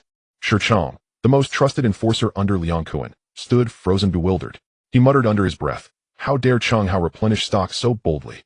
Anyone who claims affiliation with Hongxing gets 50% off. How many are outright imposters? Why isn't he afraid of ruin? Even if a few ordinary customers pay full price, that pittance couldn't possibly offset the shortfall." Shirchong racked his brain in vain. With no resolution, he trudged to a public phone booth and dialed Liang Kuan to report this baffling predicament. Liang Kuan, upon receiving the call, was equally perplexed. He hadn't anticipated Chung Hao would hold firm at this juncture. Was face truly worth such relentless endurance? Unable to fathom it, Liang Kuan issued a direct order to Shirchong. "Keep buying. As long as Haoyijia has stock, continue purchasing. I'm certain Chung Hao will break eventually." It was late now while Liang Kuan began calculating how to mobilize his network of merchants tomorrow. He planned to resell the half-priced goods immediately, earning a clean 50% margin. At the thought of such effortless profit, he imagined even his dreams would bloom with laughter. Inside the Blue Moon bar, Chung Hao straightened his posture after hanging up with Xiao Ma, and gently clasped Jia Wen's slender hand resting on his shoulder. Jia Wen understood without words and began kneading his shoulders. Yet unlike the temples or neck, shoulders demanded unfamiliar precision, so she massaged gently while murmuring softly, "Boss, is this pressure comfortable?" Chung Hao frowned slightly. "Too light, press harder." She complied, increasing her force by half. Chung Hao exhaled deeply, a sigh of pure relief. "Yes, that's precisely right." Flushed with praise, Jia Wen redoubled her efforts. Nearby, Ruan Nan watched, Sisterly affection mingled with quiet rivalry. Her hands drifted upward, slowly, deliberately. Cheng Hao's gaze grew hazy with pleasure, yet awareness returned. This was his office where subordinates entered and exited constantly. Though the thrill was undeniable, decorum still mattered. After a brief hesitation he spoke, "Enough, don't overreach. If you truly wish it, come to my home another time. Then we'll dispense with pretense. You mustn't falter when the moment arrives." At those words Ruanan instantly withdrew her hands, yet her eyes shimmered with unspoken challenge, utterly unafraid of his promise. Cheng Hao glanced between the two women attending him, Ruanan and Jia, then paused before saying, "I've opened 10 convenience stores across this island, and plan at least 50 more. Promotion for these stores falls entirely to you both. From today onward you are the official ambassadors of Hao Ijia convenience stores. Soon the world will know you stand beside me, a position carrying both advantage and peril." He said no more, but Ruanan and Jia needed no elaboration. Becoming the store's ambassadors was tantamount to declaring publicly that they belonged to Cheng Hao. Allies and peers would naturally extend respect and deference, yet those hostile toward Cheng Hao might target them deliberately. Such risks had already been weighed when they first pledged allegiance. Such is the world, every choice bears its cost and its reward. One simply weighs whether benefit outweighs consequence. For now the balance tipped decisively in their favor. At the very least Cheng Hao had pledged promotional resources. Time had grown late. Ruanan and Jia had massaged until their hands trembled with fatigue. Cheng Hao raised a hand. At the very least Cheng Hao had pledged promotional resources. Time had grown late. Ruanan and Jia had massaged until their hands trembled with. This time Jia accepted without protest. After exchanging farewells with Ruanan, she stepped out of Cheng Hao's office, while Ruanan lingered, a quiet ache in her chest. She'd hoped tonight might transcend mere camaraderie. Cheng Hao had always vowed never to coerce them into unwilling acts, yet he hadn't even granted her the chance to voice her feelings. Softly Ruanan exhaled a wry, knowing hum. Patience. This story has only just begun. Hand in hand the two women walked to the bar counter to find Liang, and seized the opportunity to inquire discreetly about Cheng Hao. Now he was their employer, their boss. Naturally they needed to understand his preferences, what delighted him, what provoked his ire. It was then from Liang's lips that they first learned of the convenience store initiative. They learned Cheng Hao had extended 50% discounts to all Honghing brothers. Their eyes widened in disbelief. The first time either had witnessed such extraordinary generosity. Jia, this won't do. Ruanan clutched her arm, voice tight with concern. Even the deepest coffers would run dry under such expenditure. Tomorrow we'll go together and persuade him. Jia nodded firmly, though neither understood Cheng Hao's true intent. How could selling at half price ever? Ladies, here are the 2 bottles of Chateau Lafite Rothschild, just as Brother Hao instructed me to prepare for you. Liang presented the elegantly sealed bottles with reverence. Upon hearing the honorific sister-in-law, Jia's cheeks flushed rose pink, but she accepted the gift silently, offering no correction. Ruanan, however, smiled warmly, radiating the poised authority of an elder sister. "Well done, you're sharp. Keep calling us that." Seizing the moment, Liang raised his voice, "Safe travels, sisters-in-law." The Honghing brothers nearby echoed instantly, "Safe travels, sisters-in-law." Jia and Ruanan floated on the tide of those tender titles, steps light as bounding fawns, hearts buoyant with quiet triumph. As they strolled out of the bar, wine bottles cradled in hand, Liang's lips curved faintly upward. His objective had been achieved. He deliberately revealed the convenience store affair, because earlier the way Cheng Hao had ushered the 2 women into his office left no doubt they were the new favorites. A brother's woman deserved the title of sister-in-law, and who better to counsel the boss than those closest to him? After all, none among them wished to watch their leader's wealth vanish senselessly. Hand in hand the 2 women had barely stepped outside the bar when Joan whispered, "Runan, this isn't good. What if the boss gets angry?" Runan pouted, "You didn't stop them when they called me." Joan didn't want to stop them at all. Runan understood her thoughts, realizing they were alike. She reached out and wrapped her arms around Juan's delicate waist. This caused Joan to scream, "Ah, what are you doing? Stop messing around outside." Runan smiled playfully, "All right, I know you like the boss to stop pretending. No matter how we compete, we sisters are still in the same pot. It's better than letting outsiders take advantage. Let's think of a way to persuade the boss tomorrow." Hearing this, Juan's originally smiling face instantly fell. As midnight approached, Cheng Hao returned home. Ding. Today's revenue totals 137,400 Hong Kong dollars. Received a tenfold critical hit reward of 13,745,000 Hong Kong dollars automatically deposited into the bank account. Assets 2,929,000 Hong Kong dollars, 16,674,000 Hong Kong dollars. Cheng Hao was momentarily stunned upon hearing the system notification. He had anticipated a good flow of revenue today, but didn't expect it to be this much. After thinking it over, it made sense. Each convenience store typically has about 100,000 Hong Kong dollars in merchandise. However, due to the half-price offer from Honghing brothers, it could only be counted as 50,000 in revenue. The large-scale restocking happened 4 times, resulting in such generous rewards. But this was an exception. Usually a convenience store's daily revenue of 5,000 is already quite good. Today's sales were booming due to the allure of half price throughout the store. Plus, with Liang Kun and Ba Bai around, Chung Hao initially intended to find fault with them, but unexpectedly ended up earning even more. He was particularly curious about what expressions Liang Kun and Ba Bai would have in a few days when they discovered that not only had they not collapsed, but they were also wealthier. He could already envision their frantic looks. In the West District in the morning, Ba Ji had just woken up when he was startled by urgent knocking and crying at the door. He sleepily opened it, seeing that the visitor was his former lover Cui Lian, crying like a rain-soaked pear blossom. Ji Gu, you have to avenge my brother. He was severely injured and is now lying in the hospital. If anything happens to him, I won't live either. She recalled the tragic state of her brother Fei Biao, whose limbs were all broken and could not continue. Ba Ji felt a wave of helplessness in his heart. He knew Fei Biao's character all too well.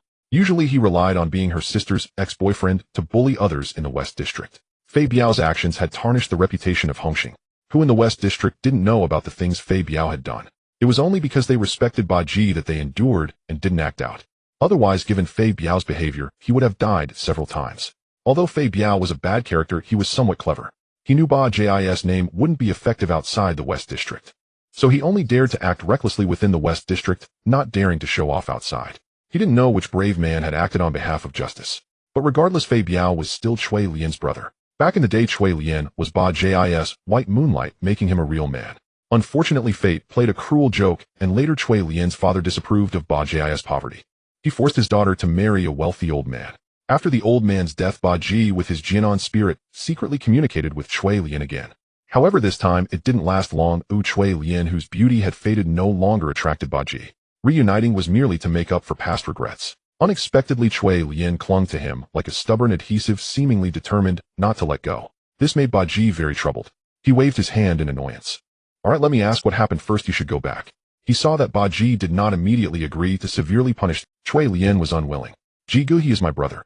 I know you have always looked down on him, but for our past, please help me take this revenge. Ba Ji angrily rebuked. If Fei Biao weren't your brother, I would have been the first to kill him. He always uses my name to act arrogantly, making me a laughingstock. Seeing Ba Ji furious, Cui Lian dared not say more and obediently turned to leave. In her heart, she understood that Ba Ji no longer saw her as attractive. Remembering how she had married the old man, and after his death his children wanted her to leave empty-handed.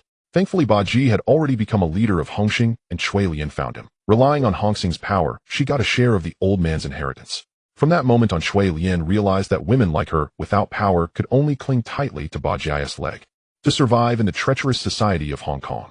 Although Ba Ji's attitude towards her had changed significantly, Cui Lian dared not leave easily.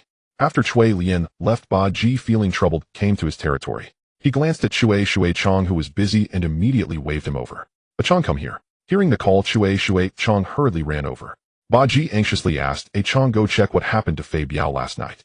Shui Chong, who was given the task, did not act immediately, showing a complicated expression. Ba Ji was puzzled. Why aren't you going to do it? Shui Chong hesitated and said, Ji Gu, I know about this matter. Ba Ji's eyes lit up. Quickly say which brave man acted on behalf of justice and dealt with that scoundrel. Seeing that Ba Ji was not angry, Shui Chong breathed a sigh of relief. Ji Gu, hey, race the thing. Upon hearing that Chung Hao had taken care of Fei Biao, Ba Ji immediately scratched his head. He initially thought it was some brave man, but did not expect it to be one of their own. However, hearing that Fei Biao had harassed Chung Hao's woman, Ba Ji felt furious and cursed. That bastard Fei Biao, why did he provoke someone? Why did he pick on A Hao? If he didn't get killed on the spot, he must be very lucky. Also send someone to the hospital to beat him until he remembers it. And tell him not to flaunt my name again. I fear A Hao might misunderstand. Shui Chong excitedly. Yes, Ji Gu, I will definitely beat him to a pulp. Shui Chong had long wanted to deal with Fei Biao. Now that the boss had given the orders, how could he not go all out? At Kaishan Labor Company, Chung Hao had just arrived when Su Shi and Xiao Ma rushed in. They went straight to Chung Hao's office and placed breakfast on the table. Xiao Ma smiled and said, Boss, this is the char siu bao bought near the warehouse. I heard this 8 Immortals restaurant is famous for its char siu bao. Wait. Upon hearing the name of the restaurant, Chung Hao was taken aback and hurriedly asked, what did you just say the bun shop was called? Xiao Ma, seeing Chung Hao's strong reaction, was puzzled, but answered honestly. The shop selling char siu bao is called 8 Immortals Restaurant. The original owner was surnamed Zheng, and the new owner is surnamed Wang. The new owner was originally a worker in the shop, and after taking over recently, the char siu bao they make is even better than the previous owners. Hearing this, Chung Hao's mouth twitched violently.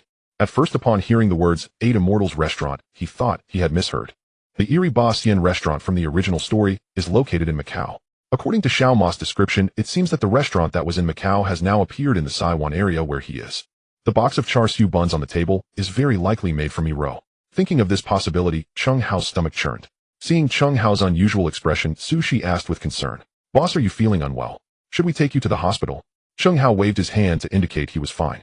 Fortunately, he hadn't eaten the bun, yet otherwise it would have been too late even if he went to the hospital for a stomach wash. He hurriedly asked, "Did you eat these char siu buns?" Sushi and Xiao Ma exchanged glances and shook their heads simultaneously. "No, we just finished our work and heard about it on the way back, so we bought a few.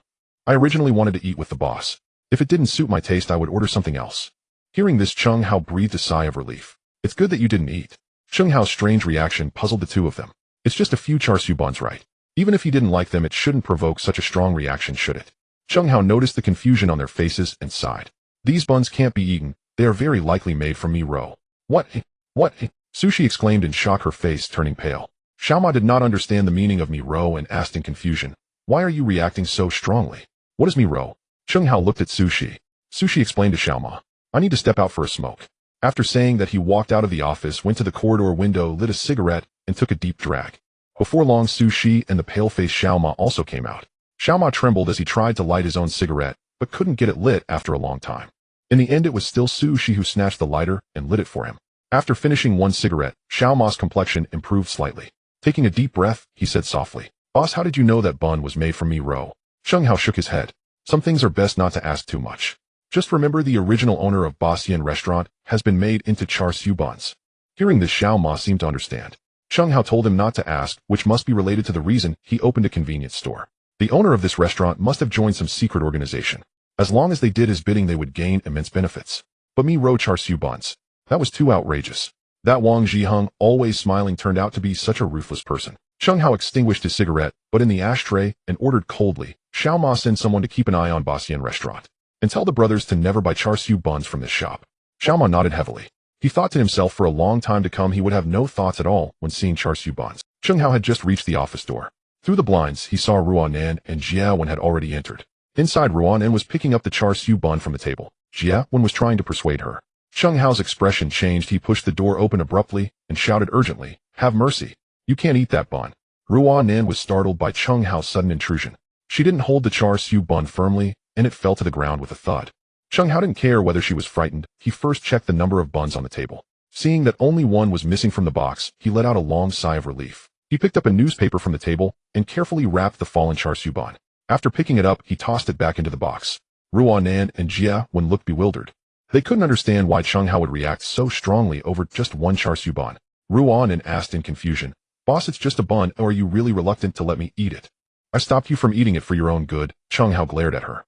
"If you really knew what you were eating, you would definitely wish you were dead rather than alive. And don't ask me what I almost ate earlier. If you knew, you would surely regret it. If you don't believe me, just ask Sushi." Chung Hao didn't want to end up kissing someone who had eaten Miro later. Ruanan looked doubtful and turned to Sushi and Xiao Ma. Seeing the two hastily nodding, she felt a bit reassured. Xiao Ma was the first to speak. "Ladies, you must be the new ace, all right. Listening to the boss' words, not eating is your good fortune. Not knowing what that bun is made of is an even greater blessing." As he said this, Xiao Ma's stomach, which had just settled down, began to churn again. In Ruanan's eyes, Xiao Ma was slick-tongued, so she didn't fully believe him. Thus Ruanan turned to the earnest-looking Sushi. Sushi quickly nodded in agreement. "Listen to the boss, he won't harm you. Some things are happier not knowing than knowing." Seeing everyone say this, Ruanan, although puzzled, temporarily believed them. Chung Hao looked at Xiao Ma and the others again.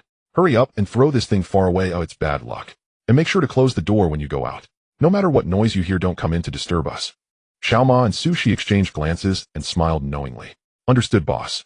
Even if the sky falls, we won't let anyone disturb the boss." And a saw.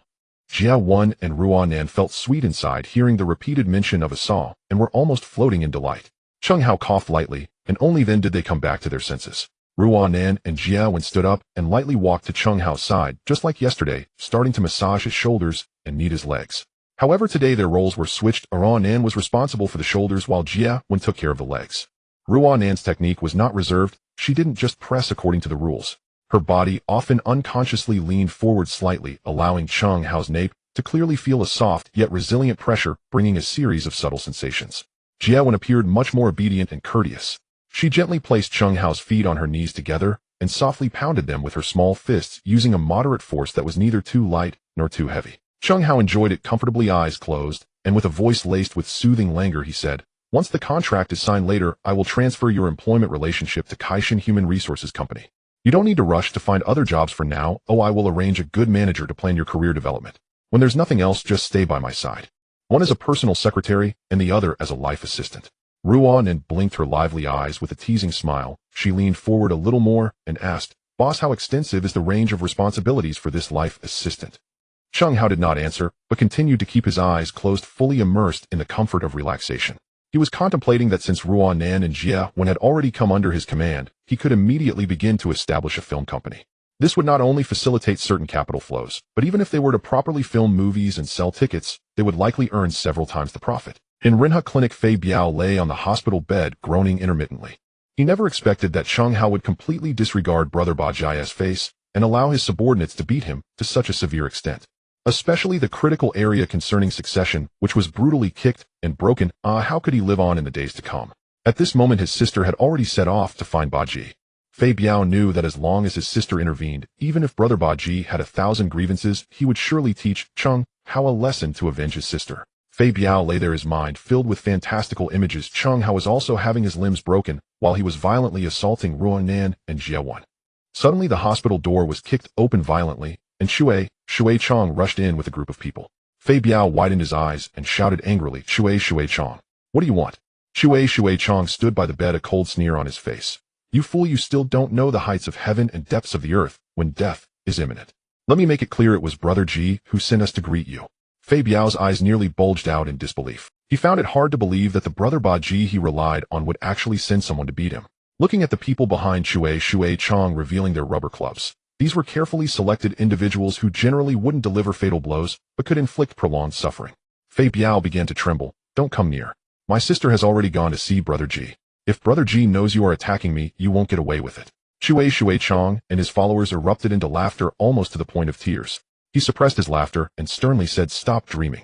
You offended Brother Hao and still want to lie low in the West Ring. You dared to lay hands on Brother Hao's woman. You really don't know how to write the word death."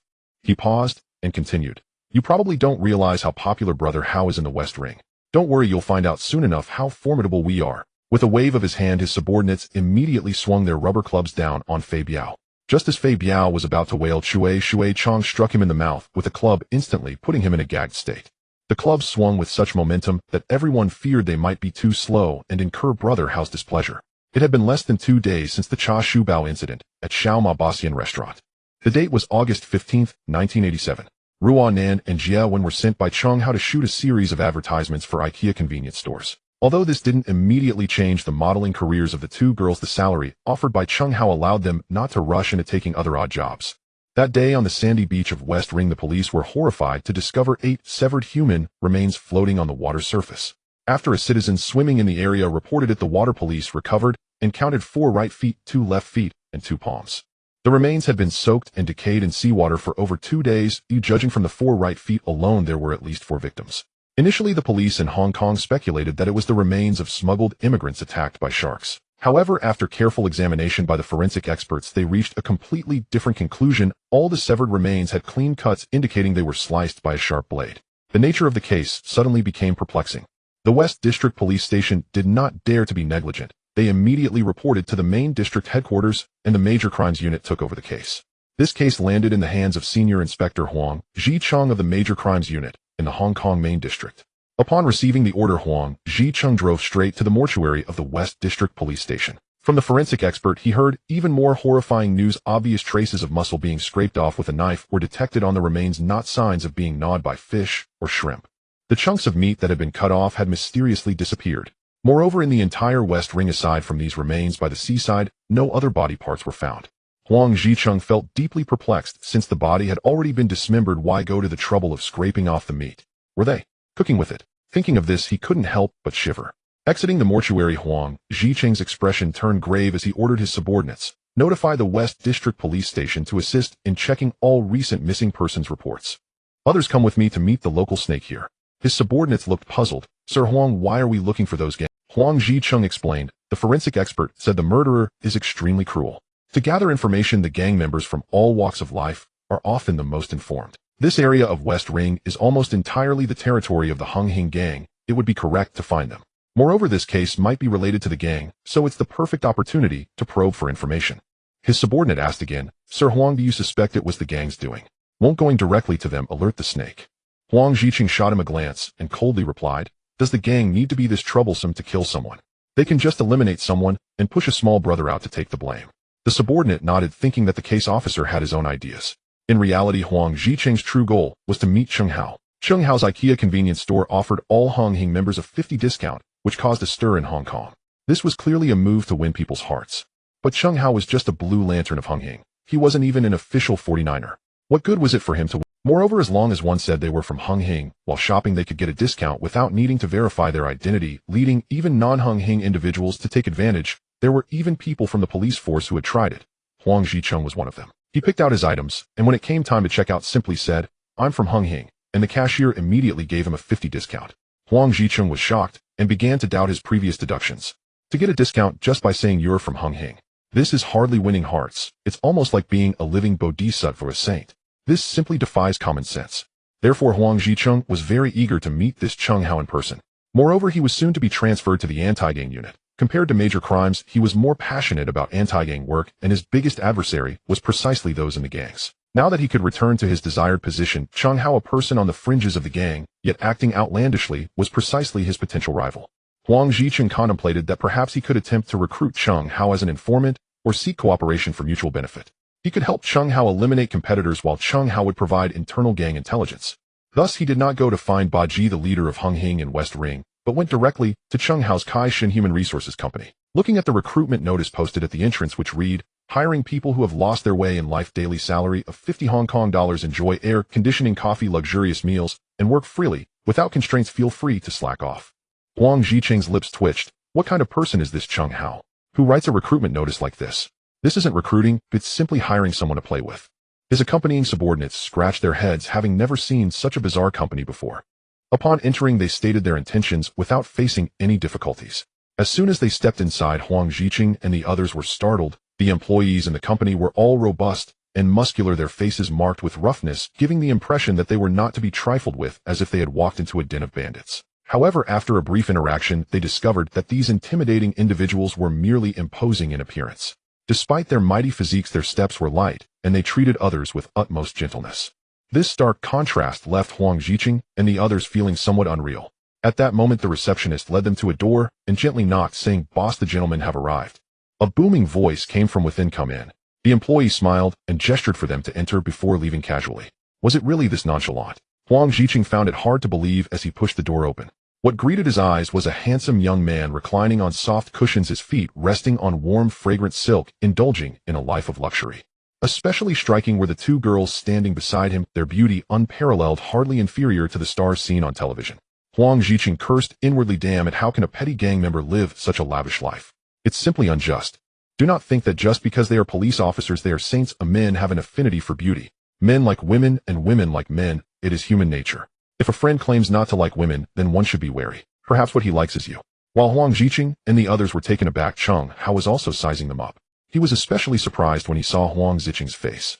After all, who would have a dog's face plastered on their own? Except for Huang Dog. Ba. Cheng Hao silently recited a mantra in his heart. To describe this person as a dog was a grave insult to dogs. Huang Ziqing found Cheng Hao's gaze extremely rude and immediately felt offended. Huang Ziqing's expression darkened as he spoke. Cheng Hao. I am Senior Inspector Huang Ziqing from the Major Crime Unit of the Hong Kong Island District. We have a case that requires your cooperation. I hope we can work together. You have the right to remain silent, but anything you say can and will be used against you in a court of law. He quickly flashed his badge in front of Cheng Hao before tucking it back into his chest. Cheng Hao merely smiled faintly, responding calmly, I don't know why you are looking for me, but I will definitely tell you what I know. As for what I don't know, there's nothing I can do about that. Cheng Hao was puzzled. He hadn't done anything recently, so why was this person looking for him? A few days ago, someone had only beaten up Fat Biao, and later he had gone to have a drink, but the person probably hadn't even left the ICU. Huang Ziqing observed Cheng Hao's demeanor and felt a bit relieved. Most people from gangs reacted to police as if they were seeing something filthy, often reluctant to say even a single word out of fear of bad luck. They rarely answered questions properly, or would twist and turn the conversation. It often required some tactics to extract useful information. But Cheng Hao, at least for now, seemed relatively cooperative. Huang Ziqing felt somewhat disappointed.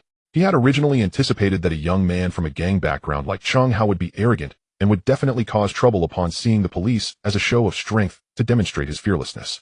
That way he could employ some tactics to take control and increase the leverage of recruiting him as an informant. To his surprise, he found himself swinging at thin air. Huang Ziqing stepped forward, pulled out a chair, and sat down. Do you know about the incident at the seaside in the Western District yesterday? Cheng Hao then understood his intention and frowned. I heard there were body parts found. As Huang Ziqing gazed intently at Cheng Hao, he sought to gauge the truth from the subtle changes in his expression. After observing for a while without any clues, he said, Cheng Hao, I hope you cooperate, otherwise I will have no choice but to take you back to the police station for questioning. Cheng Hao snorted derisively. Who are you trying to scare? You have neither a warrant for arrest nor a summons. You think you can take me away? Do you really think I'm a dim-witted thug that you can bully? Furthermore, were you threatening me just now? If so, I must have a word with your brother. Huang Ziqing found himself both angry and amused, pondering, what nonsense are you spouting? Huang Ziqing was an only child. His parents had passed away early, so he had no brothers. Thus, he did not comprehend Cheng Hao's implication. Deciding to dig a pit for Huang Ziqing, Cheng Hao continued, I say don't play dumb. The new owner of the 8 Immortals restaurant in Sai, isn't he your brother? Huang Ziqing. Cheng Hao's words piqued Huang Ziqing's curiosity about the 8 Immortals restaurant. If it weren't for the body parts case at the seaside in Sai, he would have immediately gone to the 8 Immortals restaurant to take a look. He was eager to find out why Cheng Hao was so certain that the restaurant's owner was his brother. Seeing Huang Ziqing's expression change, Cheng Hao knew he had hooked the bait. Not wanting to miss the opportunity for a good show, he quickly said, don't deny it. The new owner of the 8 Immortals restaurant, Wang Zhiheng, must be your brother. If you want to play dumb, why don't we go to the 8 Immortals restaurant and clear things up? Huang Ziqing's face turned cold. I don't know what you're talking about. However, since you mentioned wanting to clear things up, I shall oblige you. Though he said this deep down, he was itching to go with Cheng Hao to the 8 Immortals restaurant to see what was really going on. At this moment, a subordinate quietly reminded him, Huang, sir, this is not the reason we came here. There may be a trick. Cheng Hao is intentionally trying to confuse us. Huang Ziqing waved his hand dismissively. It's fine. Oh, let's see what tricks he can pull. Cheng Hao led the group from the major crime unit of the Hong Kong Island district to the 8 Immortals restaurant. Upon entering the restaurant, the sight of Wang Zhiheng stunned everyone. They finally understood what Cheng Hao had meant earlier. The person before them, while not a perfect replica of Huang Ziqing, bore a resemblance of at least 70 to 80% with only slight differences in demeanor and aura and nearly identical voices. One of Huang Ziqing's subordinates leaned over and whispered, Huang, sir, you really don't have a brother. Huang Ziqing began to doubt himself. After all, this person looked too much like him. If his late mother hadn't given birth to a brother for him, then his father must have had an affair back in the day. Wang Zhiheng, busy in the restaurant, was equally surprised to see Huang Ziqing. It was also his first time seeing someone who looked so much like him. Cheng Hao pointed at Wang Zhiheng and said to Huang Ziqing, you two look so alike, and you say you're not brothers. He then turned to Wang Zhiheng and said, quick, bring out some char siu bao for the gentleman to try. Wang Zhiheng, having calmed down from his surprise, was startled to hear that Huang Ziqing was a police officer, thinking that the situation had been exposed. After their conversation, he realized that he had mistakenly assumed that he was Huang Ziqing's brother and had come for a confrontation. Understanding the reason, Wang Zhiheng breathed a sigh of relief and hurriedly explained that he was an only child with no brothers. Huang Ziqing also sighed in relief upon hearing this. It turned out that his late father had not had an affair. However, he felt quite fond of Wang Zhiheng, who bore such a striking resemblance to him. As Wang Zhiheng brought out the fragrant char siu bao, Huang Ziqing paid for them and had his subordinates all try some. Huang Ziqing took a bite and found the flavor remarkably pleasing, so he ate two in quick succession before pausing. Glancing across the table at Cheng Hao, who sat smiling but untouched, he asked, puzzled, you were right. The buns truly are delicious. Though Wang Zhiheng isn't my brother, there's no need to refuse them in anger. Try one. You'll see how exceptional they are. Cheng Hao shook his head with a gentle smile. I never eat char siu buns. Having achieved his objective, Cheng Hao dispensed with further circumlocution. If they weren't brothers, there was nothing to threaten. No leverage-based bargaining. Once they'd eaten their fill and followed him back to his company, he would reveal what he knew. Huang Ziqing shot him a look of disdain. What's so urgent it can't be said here? Must we go all the way to your shabby office? Cheng Hao smiled faintly. If you're not interested, then forget it. If you are interested, you'll follow my rules. Seeing that Cheng Hao remained unmoved, neither swayed nor pressured, Huang Ziqing had no choice but to comply. After finishing their meal at the 8 Immortals restaurant, Huang even ordered a takeout box. The West Point coastal remains case was exceptionally grave. The victims were not singular. It involved multiple corpses. Without swift resolution, the police force would face immense pressure. The group returned to Cheng Hao's office. No sooner had they taken their seats than Huang Ziqing pressed forward eagerly. How much do you actually know about this case? I can't say for certain, Cheng Hao replied slowly, but I do know that one family vanished without a trace just recently. Huang Ziqing's eyes lit up instantly. Tell me everything. Details now. Refuse to cooperate, and I'll apply immediately for a summons to detain you. Cheng Hao waved his hand, lightly chuckling. Look at you. Already flustered again. That missing family. I've already taken you to their property. What a... Both Huang Ziqing and his subordinate exclaimed in unison. Had Cheng Hao just led them to the very premises owned by the vanished family? Ignoring their astonishment, Cheng Hao continued calmly. The original owner of the 8 Immortals restaurant was surnamed Zheng, a family of 8. They disappeared entirely 1 week ago, and the establishment passed into Wang Zhiheng's hands. Wang claimed the Zheng family had emigrated overseas. Whether true or false, I leave that for you officers to verify. Upon hearing this, Huang Ziqing and his team silently cried out in their minds, that's it. The coastal remains consisted of exactly 8 fragments, not from a single individual, but from multiple bodies spanning various ages. It aligned precisely with the 8-member Zheng family of the 8 Immortals restaurant. Huang Ziqing's expression darkened. Why didn't you mention this earlier? Why insist on taking us to the restaurant first? Cheng Hao spread his hands. Given how uncannily similar you and Wang Zhiheng look, how could I dare speak recklessly? What if he is your brother, and you retaliate against me under false pretenses? What then? Enraged by Cheng Hao's insinuation, Huang's subordinate snapped, nonsense. Our Inspector Huang would never behave like that. Cheng Hao regarded him as one might gaze upon a simpleton and said coolly, I don't know your Inspector Huang. I have no basis to judge his character. Besides, volume doesn't equal validity.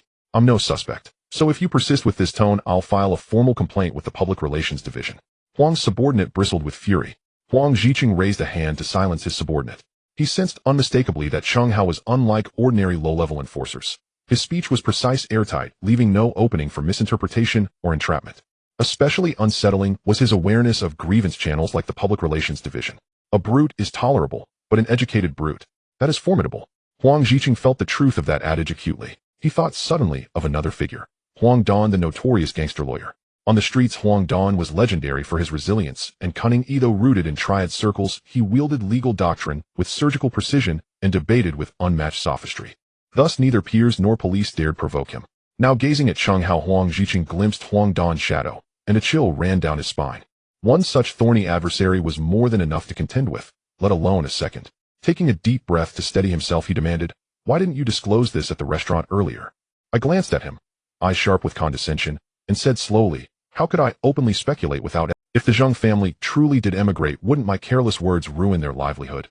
Suppressing his simmering anger, Huang pressed on, even granting that.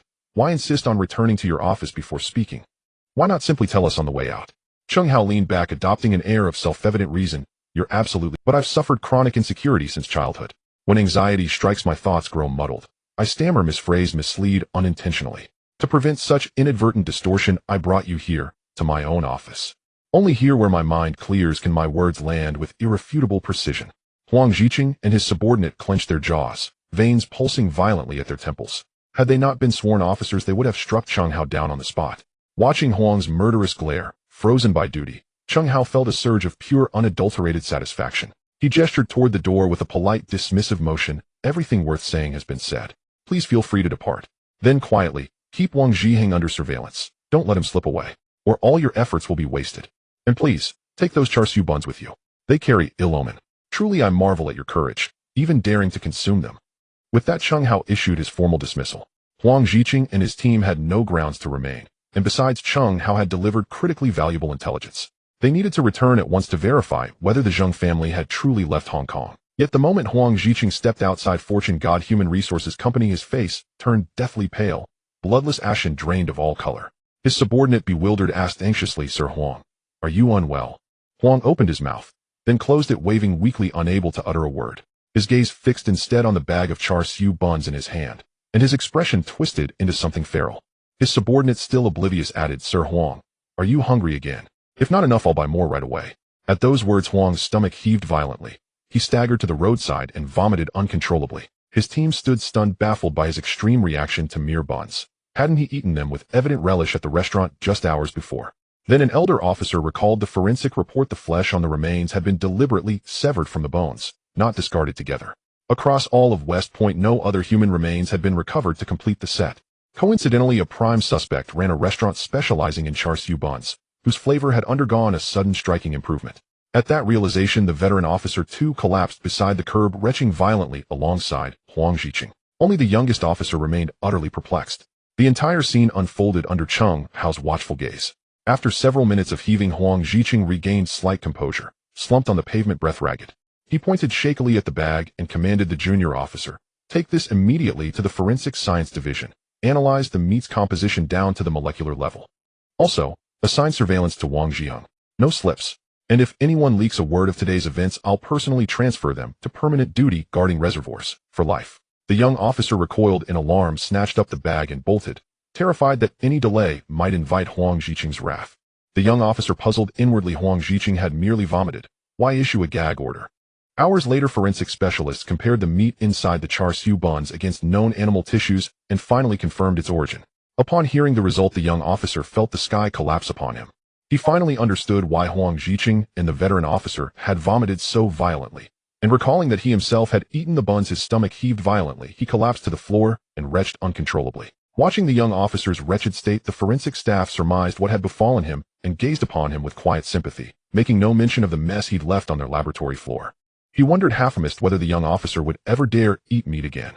Meanwhile, Huang Zhiqing returned to the police station only to receive news that shattered his world. The entire Hong Kong Island regional headquarters knew they had consumed enhanced char siu buns. The source of the leak was the notoriously loose-lipped forensic technician from the lab. Huang Zhiqing seethed, but had nowhere to vent his fury. The two departments operated independently, and the technician paid him no heed whatsoever, since solving the case still required full cooperation from the forensics unit. Provoking them would be self-defeating. Simultaneously, Huang Zhiqing's hatred for Cheng Hao burned with white-hot intensity. He now suspected Cheng Hao had known precisely what filled those buns, and had deliberately led them there solely to witness their humiliation. Huang Zhiqing abandoned any notion of recruiting Cheng Hao. His sole desire was to close this case swiftly and transfer to the anti-triad unit.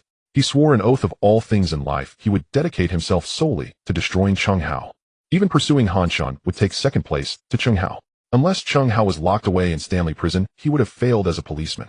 The force swiftly verified that the Zheng family had no outbound travel records. Acting decisively, Huang Zhiqing applied for an arrest warrant for Wang Zhiyang.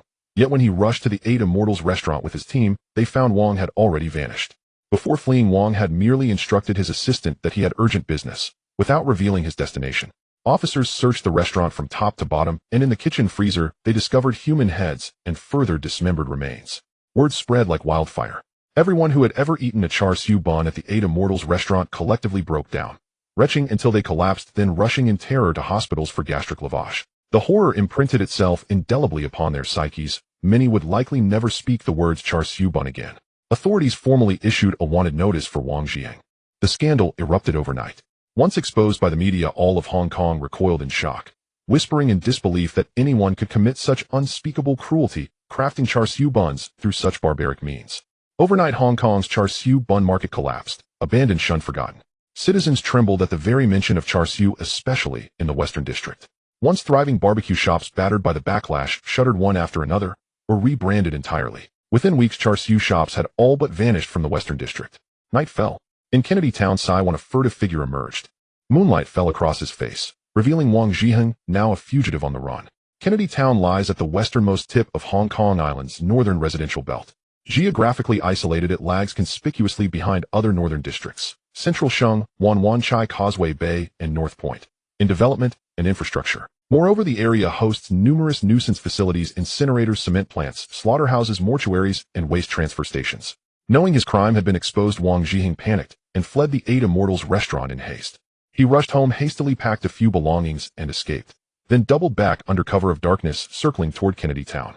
Its labyrinthine alleys and motley populace made it the perfect sanctuary. Convinced that danger's shadow conceals safety best, he embraced the principle of hiding beneath the lamplight. Once concealed, he secretly contacted a local snakehead in Saiwan, hoping to flee Hong Kong under cover of night, before police could establish a full-scale dragnet. Yet he remained unaware. Though he had momentarily eluded the police, he had not escaped the watchful eyes of the Hong Hing Society. His every move lay fully within Cheng Hao's grasp. Snakeheads in Saiwan had long bowed to the Society's authority. None dared defy Hong Hing's will. Wang Zhiyang reached the shoreline, scanning the pitch-black expanse. Only the ceaseless crash of waves breaking upon the shore echoed around him. He steadied his breath, drew a flashlight from his coat, and aimed 3 long, 2 short beams across the water, a coded signal like a whispered incantation addressed to the abyss itself. Instantly, blinding light erupted across the inky sea. Then, growing steadily louder, came the deep, guttural roar of an engine. From the thick fog surged a weathered fishing boat, cleaving the waves as it glided slowly toward shore. Seeing it, Wang Zhiyang's taut features relaxed, just slightly. Boarding that vessel meant escape from Hong Kong, into anonymity, into rebirth, into a life unburdened by identity. Heart soaring, he stepped forward, only to feel a searing pain at his nape, then darkness swallowed him whole. When consciousness returned, he found his lower body sealed inside an oil drum, its interior solidified with concrete. Wang Zhiheng recoiled in abject terror and shrieked, "Who are you? Why have you trapped me? What do you intend?" His voice trembled with primal dread, yet no answer came. Wang Zhiheng's terror deepened, because even the most ruthless killer, when confronted with his own death and the unknown, is no different from any ordinary man. Cheng Hao stood silently in the shadows, observing Wang Zhiheng's slow unraveling. For vermin like him, prison would be mercy. Especially since Hong Kong no longer carried out capital punishment, incarceration would amount to a reprieve. And with prisons teeming with predators, Wang Zhiheng might well rise as a kingpin behind bars. So Cheng Hao chose to deliver justice himself. He turned to Sushi beside him. "Sushi, has the bait been prepared?" Sushi nodded, lifted a plastic bucket, and poured its contents into the sea. Moments later, a shark's dorsal fin sliced through the water near the boat. Wang Zhiheng's eyes bulged. He understood instantly what awaited him. "Brothers, elders, I swear, I don't recall ever offending any of you. This joke goes too far. It'll cost me my life." Cheng Hao emerged slowly from the gloom. At the sight of him, Wang Zhiheng's expression contorted in stunned disbelief. How can it be you?" He had never imagined that Cheng Hao, the very man who had escorted the police earlier that day, was now his captor. After a stunned pause, he demanded, "What exactly do you want?" "Let me warn you, murder carries the gravest penalty. Don't act rashly." At this, the men aboard burst into raucous laughter. A man who slaughtered an entire family of 8, and then butchered their flesh to make char siu buns, now lectured others on the severity of homicide. It was without question the greatest, most grotesque irony they had ever heard. Cheng Hao smiled faintly and mocked, "All that talk changes nothing, no matter how often you repeat it. Tomorrow will be your anniversary, your final day on earth. Not even Jesus Christ could save you. That is my word." Wang Zhiheng's pupils contracted sharply. He knew his fate was sealed, yet still fought like a cornered beast. He couldn't comprehend it. He had never crossed Cheng Hao, so why was he so determined to end him? Was this some twisted form of divine retribution? Puzzled, he pleaded, "I truly don't understand. Why must you kill me? Tell me plainly. Let me die knowing the truth." Cheng Hao paused, then granted him that final grim courtesy to die with understanding. "Truth be told, it's not that complicated. Your abominable char siu buns nearly ended up in my mouth. One hair's breadth away from inflicting a lifelong psychological scar upon me where meat is concerned. Do you have any idea how devastating that is for someone who lives to savor meat? Now the moment I see your wretched face, my mind conjures nothing but the grotesque image of you crafting human flesh char siu buns. Unless I slay you, a contemptible cur, I'll never find inner peace." Wang Zhiheng could only stare, torn between laughter and tears. He had imagined Cheng Hao might be acting out of righteous indignation, or perhaps seeking fame by claiming his head. He never dreamed he'd earned such lethal enmity simply because his char siu buns had almost been consumed by Cheng Hao. Wang Zhiheng's expression twisted into something agonizingly absurd, part sob, part snort, as his voice cracked with dry bitterness. "So, you mean to kill me, for this reason?" "Precisely," Cheng Hao replied, casting a cold, disdainful sidelong glance, his lips curling into a frostbitten sneer. "Did you imagine I'd honor you as a national sage? You're no more than a putrid rat wallowing in filth. Do you truly believe you merit even a second of my consideration? In my eyes, you're less than swine, less than dogs. Were it not for this petty affair, I wouldn't waste a breath on vermin like you. But I didn't force-feed him the bun. If blame must fall, it belongs to the one who bought it." Wang Zhiheng pleaded, desperately clutching at the last thread of hope. "To kill only me while sparing him. I'd rather die defiant." Cheng Hao furrowed his brow, slightly feigning contemplation. "There's logic in that. Yet the buyer is my most trusted confidant. How could I sever my own arm?" His tone remained unervingly casual, as if discussing the weather. "After all, weighing every angle, slaying you remains the sole way to settle this matter once and for all. Enough talk. The hour has come. Rest easy on your final journey." "Sushi, silence him." Before Wang Zhiheng could utter another word, Sushi moved. A blur of motion, steel flashed cold and sharp, and plunged with surgical precision into Wang Zhiheng's gaping mouth. With a brutal twist of the wrist, the blade carved a savage, grinding circle. When the blade withdrew, half a blood-slicked tongue still attached at its root tumbled onto the deck, twitching faintly. Blood gushed from Wang Zhiheng's mangled mouth in torrents. All that remained were ragged, wind-pipper-rattling whimpers. His eyes bulged from their sockets wide with unspeakable agony and primal terror. Sushi's expression never flickered. In swift, precise strokes, his blade scored over a dozen shallow gashes across Wang Zhiheng's body, each tear exposing raw, curled flesh instantly, soaking his thin shirt in crimson. Then, with a thunderous kick to Wang Zhiheng's chest, she sent him flying, limp as a sack of rags, arching high before crashing into the inky black sea with a heavy, hollow splash. A drum of hardened cement was strapped tightly around his waist, immensely heavy. The impact churned a violent plume of white foam, swiftly devoured by the deeper, swallowing dark. Beneath the surface, the thick, coppery scent of blood bloomed like bait cast into a shark swarm. From the abyss, colossal shadows darted forward, ghostly silent, impossibly swift. Razor-edged fins sliced the water, vast jaws bristling with serrated teeth yawned open and tore into the flesh with frenzied, soundless hunger. The sea convulsed violently for a few seconds, spreading a widening stain of dark red, then dissolving it just as quickly into nothingness. Moments later the surface stilled once more, only gentle waves lapping against the hull whispering softly, as if nothing at all had transpired. Chung Hao gazed upon the tranquil expanse, his voice flat and uninflected, as though remarking on dinner, "My heart is at ease. Let's return." Sushi nodded, not glancing back at the waters that had swallowed a life, and strode silently into the wheelhouse, turning the vessel toward the distant hazy glow of shore. From that day forth, Wang Zhiheng vanished utterly from the world. The arrest warrant issued by the police office would remain an unsolved mystery, forever sealed in silence. Detectives scoured every inch of ground, yet found no trace, frantic as ants on a hot skillet. With an arrest warrant hanging over him, legitimate escape routes were closed. Only one option remained: smuggling. The Bastian restaurant case was so heinous that the chief inspector issued a direct order: all district snakeheads responsible for illegal crossings were to cooperate fully and uncover any lead on Wang Zhiheng, without exception.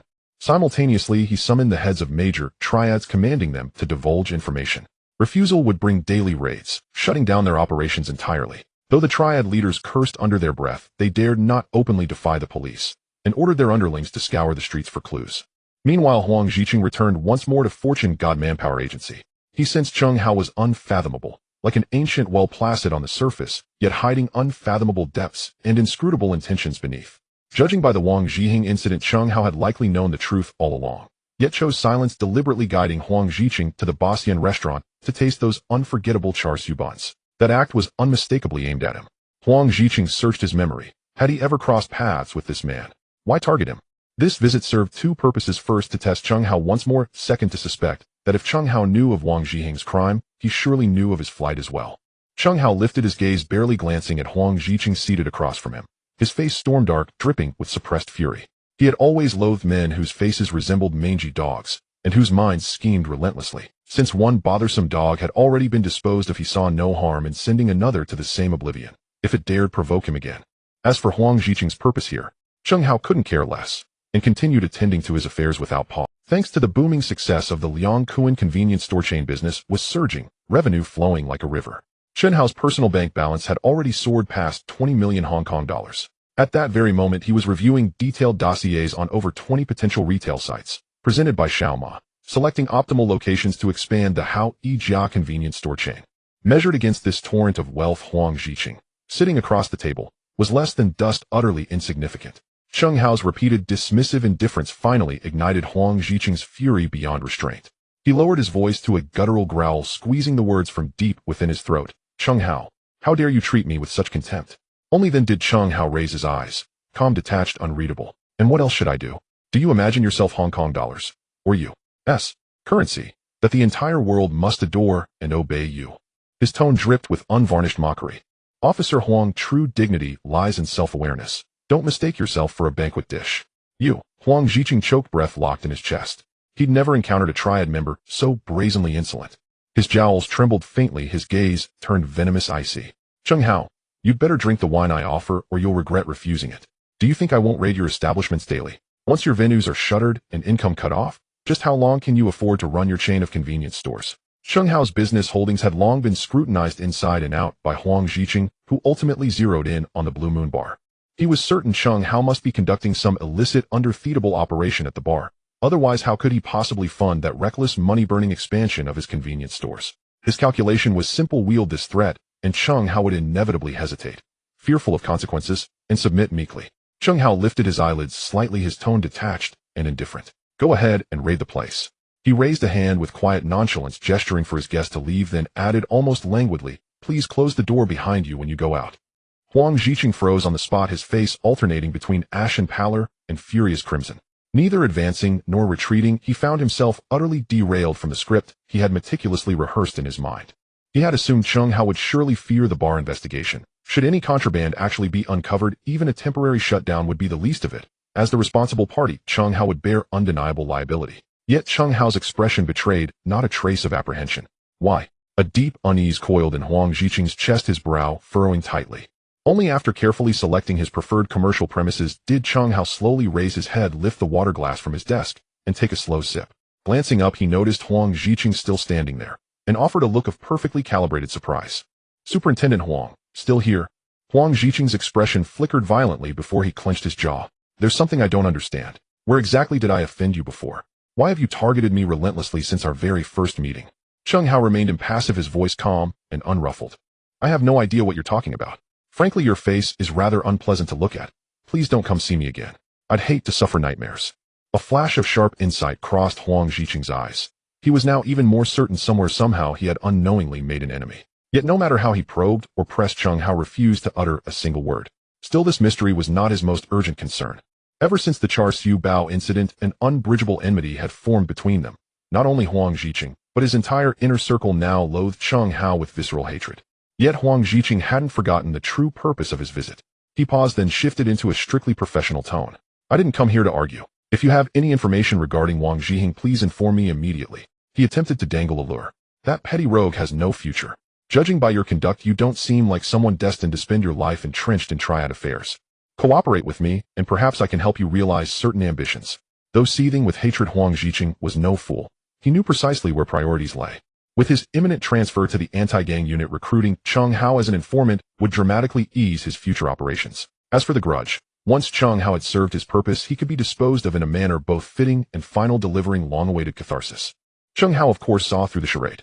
He cast a faint sardonic glance at Huang Ziqing. Superintendent Huang, I'm not your kind of person. Not a single word you've said do I believe. I know exactly what sort of man you are. Don't mistake me for a fool. With that, he pressed the internal phone button on his desk. Sushi, show him out.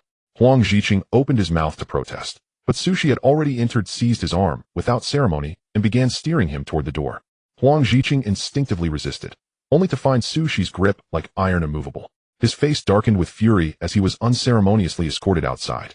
This humiliation barely registered with Huang Ziqing. He had already resolved to wage a prolonged strategic campaign against Cheng Hao. Jordan Dongxing Boxing Gym, Shui Lian, the so-called big sister of the Hung Hing Triad, arrived quietly at the gym's entrance. Her presence instantly drew the attention of He Yong, the gym's manager. He Yong strode forward, sizing her up. Who are you looking for? What business brings you to Dongxing Boxing Gym? She appeared to be in her 40s, well-preserved with no visible signs of martial training, clearly a woman accustomed to luxury and ease. A strained smile flickered across Shui Lian's face as she lowered her voice. I'm here to see Ho Young of the East Star Triad. He Young regarded her with renewed curiosity, glancing twice. I am Ho Young. What do you want? Her eyes lit up with urgency. I'd like to commission you to deal with someone. Who? He Young's interest sharpened. Cheng Hao of the Hung Hing. She spat the name through gritted teeth, venom dripping from every syllable. At the mention of Cheng Hao, He Young paused, then grew even more intrigued by the woman before him. Cheng Hao's recent rise had not gone unnoticed. And just recently rumors had spread that Cheng Hao had nearly killed Ba Bai, the formidable enforcer of the United Triad, along the coast. That alone had stirred He Yong's competitive instincts. Though skeptical of the rumor, after all, in martial arts there are no ties, only rankings. He Yong had long sought an opportunity to test Cheng Hao's true strength. Just as he'd begun to wonder, fortune delivered the perfect pretext. Tell me, why do you wish to target Cheng Hao? His gaze locked onto hers, intense and unblinking. Shui Lian's eyes burned with raw hatred. Over a woman. Cheng Hao ordered his men to break all 5 limbs of my younger brother Fei Biao. He's still hospitalized and will never be a man again. My family faces extinction. No price is too high. I demand Cheng Hao suffer the same fate, barrenness, ruin, oblivion. He Yong listened in silence, neither confirming nor denying. He wasn't naive, acting blindly on unverified claims, risked falling prey to another Triad's provocation, and that would be catastrophic. Shui Lian understood he would verify her story first, and waited patiently in the reception room. Moments later, the gym's telephone rang urgently. He Yong hurried over and answered. On the other end, his subordinate relayed everything he'd uncovered, fact by fact. Only then did He Yong learn the truth. Shui Lian was the former lover of Ba Qi, the West District boss of the Hung Hing. Her brother truly had been hospitalized after being assaulted by Cheng Hao's men, but the truth was far less sympathetic. Intoxicated and emboldened by lust, Fei Biao had attempted to assault a female patron within Cheng Hao's territory. Though He Yong privately scorned the siblings' depravity, the prospect of striking at Cheng Hao, and profiting handsomely in the process, was too enticing to pass up. He Yong hung up, returned to Shui Lian, sat down with practiced ease, and smiled warmly. Now, we may resume our earlier discussion. He did not ask why she hadn't turned to Ba Qi. Had he been Ba Qi, he too would never jeopardize a trusted lieutenant for a discarded former lover. A brittle smile flitted across Shui Lian's lips, then vanished, replaced by icy malice. I told you, I want Cheng Hao castrated just like my brother. Sterile, doomed. Hyung's brow creased faintly. A madwoman. No wonder Ba Chi discarded her. But madness suited his purposes perfectly. Smiling, he held up 5 fingers. Agreed.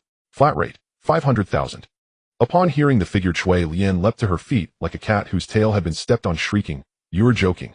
We're merely teaching Chung Hao a lesson, not killing him. Why on earth would 50,000 be necessary?" He sneered coldly, rendering him incapable of fathering children. Is that any less than taking his life? Once I act, I seal an unbreakable blood feud with Chung Hao. Better to end him outright than spare his life and wait for his vengeance. And have you considered, if Chung Hao discovers you orchestrated this, what fate awaits you? At these words, Chui Lian's face paled and flushed in rapid succession. She knew full well should Chung Hao seek retribution, neither she nor her brother could withstand it, and even Ba Ji might abandon her. Then truly heaven would not answer her cries, nor earth heed her pleas.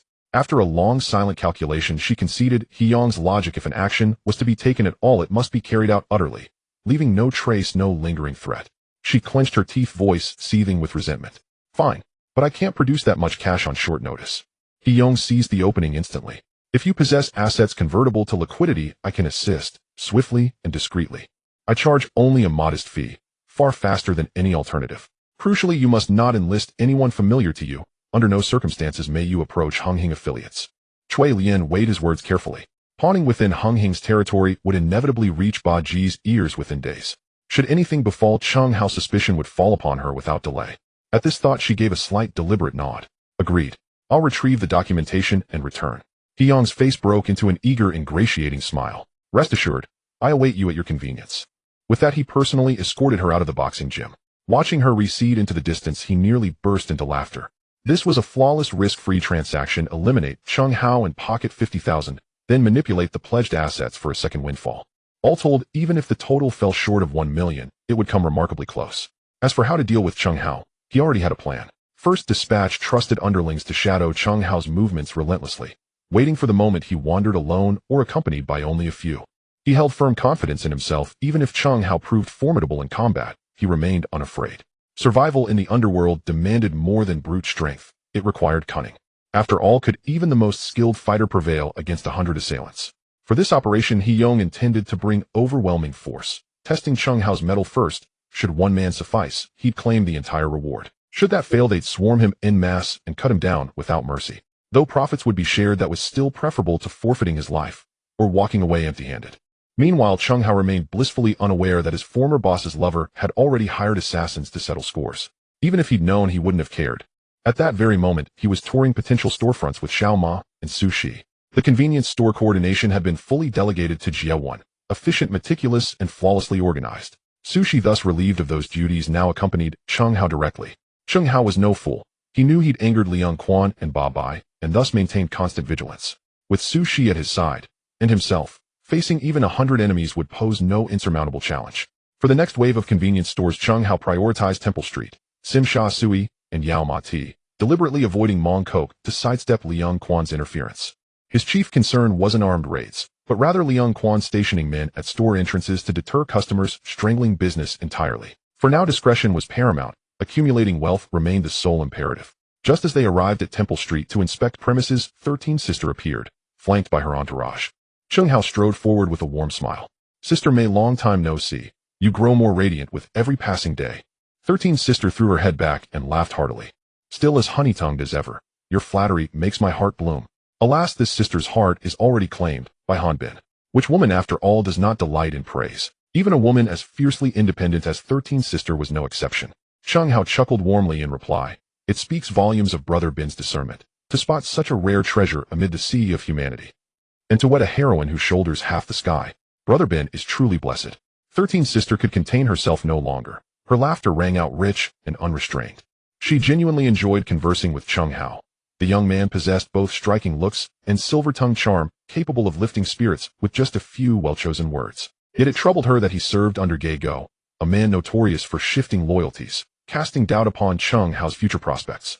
This concern prompted her to remark, "Aho, consider switching allegiance to me. You'll find far greater opportunity here than under Ge Go." Chung Hao shook his head, smiling. "Thank you, Sister May, for your generous regard. I'm quite content where I am. For now, the Western District remains peaceful, free of violence. I run small businesses quietly, unburdened by fear of being ambushed. Isn't that ideal?" Hearing this, a flicker of surprise crossed 13 Sister's eyes. Few youths today harbored such sentiments. Most sought glory and promotion. Chung Hao, however, pursued only steady prosperity. Yet his decision to open convenience stores baffled her entirely. All Hung Hing members received 50% discounts, making profitability near impossible, let alone avoiding losses. Privately, fellow Triad members dubbed him the generous child of fortune. 13 Sister couldn't fathom why he'd undertake such a gesture, unless perhaps he aimed to cultivate loyalty. She drew Chung Hao aside and lowered her voice. "Aho, about the convenience stores, I need to speak frankly. Offering Hung Hing members steep discounts invites suspicion of vote buying. Had your rank been higher, trouble would have erupted long ago. Were Liang Quan to attempt this, the upper echelons would intervene immediately." Chung Hao understood precisely whom she meant. Precisely because he occupied a lowly position, he dared to act so boldly. Were he elevated to Ba Ji's stature, such liberties would become perilous. Though this maneuver unsettled Jiang Tian, Sheng it hadn't yet crossed the threshold of betrayal, nor did it threaten his authority. Recognizing 13 Sisters' genuine concern, Chung Hao replied with a light, reassuring smile. "Sister may rest easy. I have my reasons. I consulted a master in Wang Tai-sin. Born under an inauspicious star, I must spend freely to avert calamity." 13 Sister sighed. "So that's it. No wonder you're so liberal with your funds. So long as you understand this, the elder above possesses no tolerance for rivals. Should you ever jeopardize his position, his response will be swift, merciless, and absolute." Her somber reflection stemmed from Han Bin's own past years. Earlier, Jiang Tian Sheng had personally invited Han Bin to join Hung Hing as the sovereign of Kwaicheng. Leveraging port advantages, Han Bin's smuggling empire expanded relentlessly, gradually eclipsing other districts, thereby posing a direct challenge to Jiang Tian Sheng himself. Jiang Tianxing, consumed by suspicion, relentlessly suppressed Han Bin, forcing him into ever deeper obscurity, terrified of providing even the slightest pretext for accusation. Fortunately, Liang Can soon emerged, flaunting his arrogance and drawing Jiang Tianxing's full attention, granting Han Bin a brief, fragile respite. As for Chung Hao's mention of fortune-telling by the Wang Tai-sin master, 13 Sister did not dismiss it outright. The people of Hong Kong harbor an obsession with feng shui and destiny that outsiders can scarcely comprehend. With limited space and dense population, competition is fierce, survival pressure pushed to its absolute limit. Having exhausted all human effort, what remains is left entirely to fate. Enhancing one's luck has thus become a fiercely contested necessity. Purchasing property or renovating homes demands guidance from feng shui masters. In the business world, every major deal closed, and every skyscraper erected, is backed by meticulous counsel from such masters. Even celebrities bathed in the glare of flashbulbs rely on fortune-tellers to preserve their stardom. Ultimately, feng shui and metaphysical divination have evolved into pragmatic behavioral guides, no less binding upon high-ranking officials and dignitaries. The future inaugural chief executive, though already holding overwhelming advantages at registration, still proceeded with extreme caution, engaging a fortune-teller to select an auspicious date and hour before submitting his application. Nor could one overlook this era, when both Triads and the police pay homage to Lord Guan. Before they'd even finished inspecting shopfronts along Pottinger Street, Chung Hao and his companions were forcibly dragged off by 13 Sister to a nightclub. Chung Hao had no intention of going. After all, he already had unparalleled beauty waiting at home, rendering roadside blossoms utterly unappealing. Yet Xiao Ma's desperate pleading proved impossible to resist. Lately, Xiao Ma had been immersed in managing the convenience store, his liver fire blazing, urgently demanding physical extinguishment to enter the sage's interval. With no choice, Chung Hao reluctantly accompanied him. They didn't leave the nightclub until deep into the night. Chung Hao had drunk heavily, his steps unsteady and drifting. Xiao Ma, having overzealously pursued his extinguishment, staggered so badly he could barely walk straight. Had Sushi not held him firmly by the arm, he would have collapsed to his knees and cowed out on the spot. Chung Hao shook his head. "You need nourishment. You're dangerously depleted." Xiao Ma's face, already flushed crimson, instantly darkened to the hue of a cured liver as he hastily protested, "Boss, don't slander me. Just now I fought 3 at once. I was unstoppable." Sushi stood nearby, barely suppressing her laughter. Chung Hao saw no point in arguing. Instead, he extended a single thumb toward Xiao Ma, provoking a torrent of indignant shrieks. Chung Hao waved down a taxi. Sushi steadied Xiao Ma as they prepared to board. Suddenly, bang! A beer bottle shattered at Chung Hao's feet, glass shards sprang outward and startling him violently. Turning back, he saw a haughty figure approaching, flanked by a massive crowd, a sea of black-clad figures numbering well over 100. Half-sobered Xiao Ma urged frantically, "Boss, get in the car fast." Chung Hao shook his head, only to see the taxi's front blocked as well. The driver trembled uncontrollably, too terrified to move a muscle. Sushi stepped sideways, placing herself squarely before Chung Hao, her gaze sharp and vigilant upon the encroaching mob. Realizing escape was impossible, Xiao Ma climbed out and stood shoulder to shoulder with Sushi. Chung Hao immediately shook his head. Xiao Ma in his current state would only be a liability, better he remain inside the vehicle. Chung Hao gently patted both their shoulders, signaling them to step aside. He then stepped forward himself and asked, curiosity lacing his voice, "May I ask who you are? We've never met, have we?" The man sneered coldly, "Ho Young, of the East Star. Remember that name well. When you meet King Yama in the Underworld, don't misstate it." Chung Hao let out a derisive snort. He truly couldn't fathom where Ho Young drew such audacity, from sheer bravado or something else entirely. Yet the name stirred recognition at last. Ho Young was one of the 5 tigers of East Star, the foremost enforcer under C2 Haonan, the dragon-capturing tiger. A master of hand-to-hand combat, he had once defeated the bodyguard of a Malaysian datuk in just 2 moves. He had faced off against Hung Hing's Datu in an official match, dominating early on. Only later, after Hung Hing deployed a seduction scheme before the bout, did Ho Young suffer fatal exhaustion, allowing Datu to wear him down to defeat. Had the contest been fair, Datu would never have won. And given Datu's standing among Hung Hing's elite fighters, Ho Young's prowess was undeniably extraordinary. Yet for all his skill, Ho Young remained bound by the limits of mortal flesh. Chung Hao felt no doubt in his own capability, and far more so with Su Shi, a being beyond human measure, standing beside him. Though surrounded, not a trace of panic stirred within him. Chung Hao mocked, "So, you're from East Star. Tell me, do you intend to declare war on Hung Hing?" Ho Young knew Chung Hao was laying a trap, and refused to take the bait. "This matter bears no relation to Triads. Someone paid me to deal with you. And since I accepted the fee, I intend to fulfill my duty." Chung Hao swiftly reviewed recent conflicts. Who might hold a grudge? Liang Kan and Ba Bai were possibilities, but both were currently raiding his convenience store. If they meant to strike, this wasn't the moment. Beyond them, no other names surfaced immediately. Ho Young advanced as he spoke. "I hear you nearly killed Ba Bai. Perfect, I'll test your mettle tonight." His voice barely faded before he surged forward, breaking into a sprint toward Chung Hao. Just before closing the distance, he launched himself into the air, delivering a thunderous punch, channeling both momentum and full body weight behind it. Chung Hao merely shook his head, rooted motionless. For Su, she had already stepped forward, her left hand lifting with effortless nonchalance to catch the devastating blow without strain. Ho Young stared in utter disbelief. He knew, without question, that he'd thrown that punch with full force. Any ordinary man struck would have flown backward 2 or 3 meters. Yet Su Shi caught it with a mere lift of her hand, her stance unwavering, her posture unruffled, as if the blow carried no weight at all. Chung Hao merely shook his head, rooted motionless.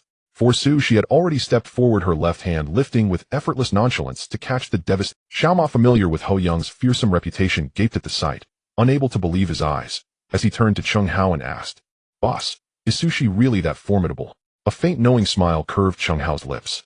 Su Shi's martial prowess places him among the absolute elite, not just in Hong Kong, but across the entire territory. Truth be told, even I lack full confidence in defeating him. As for anyone capable of beating him decisively, I haven't encountered such a person yet. Hearing this, Su Shi offered a subtle, enigmatic smile, neither confirming nor denying. Ho Young, standing nearby, heard every word clearly. Learning that the man who'd blocked his strike surpassed even Chung Hao in strength only heightened his fascination. Ho Young was at heart a combat fanatic, for whom nothing ignited greater excitement than confronting a true master. Especially one like Su Shi, who'd effortlessly absorbed his full-force strike. By now Ho Young had forgotten his original purpose entirely, his mind consumed solely by the prospect of a genuine, unrestrained duel with Su Shi. Sensing his intent, Su Shi raised a hand, and with a light, deliberate curl of his finger issued his challenge. He Young knew full well Su's eyes' formidable prowess. Abandoning all pretense of probing, he launched a furious barrage of punches. His sole hope lay in overwhelming Su Shi with blistering speed. To delay would guarantee his defeat. His fists rained down like hail, unrelenting and precise, each strike aimed squarely at Su Shi's face. Su Shi remained calm, a faint smile playing upon his lips. With unhurried grace, his left palm deflected or redirected each blow. Merely a light tap on the knuckles was enough to divert He Yong's force, entirely rendering every attack futile. At times he struck sharply with the edge of his hand against He Yong's wrist, instantly halting the follow-through of each assault. He Yong writhed in frustration, utterly powerless. Over 100 punches flew, yet not a single one grazed Su Shi's sleeve, nor did Su Shi so much as shift his stance. The relentless onslaught drained He Yong's stamina completely. Su Shi shook his head, disappointment etched across his features. "This is all you've got? You actually dared come here to kill my boss? So desperate for money that you throw away your life?"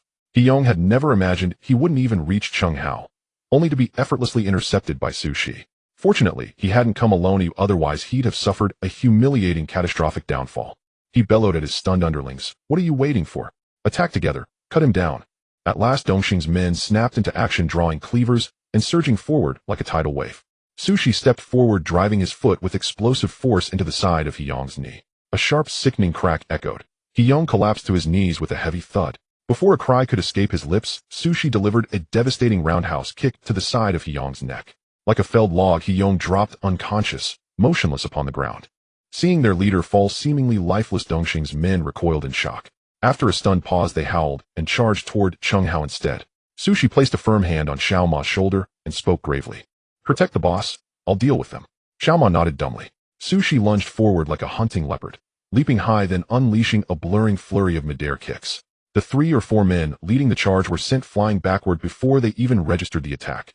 Upon landing, he swept low with a sweeping kick. 4 more men crumpled, clutching shattered shins and screaming in agony. In a single exchange, 7 or 8 were rendered combat incapable.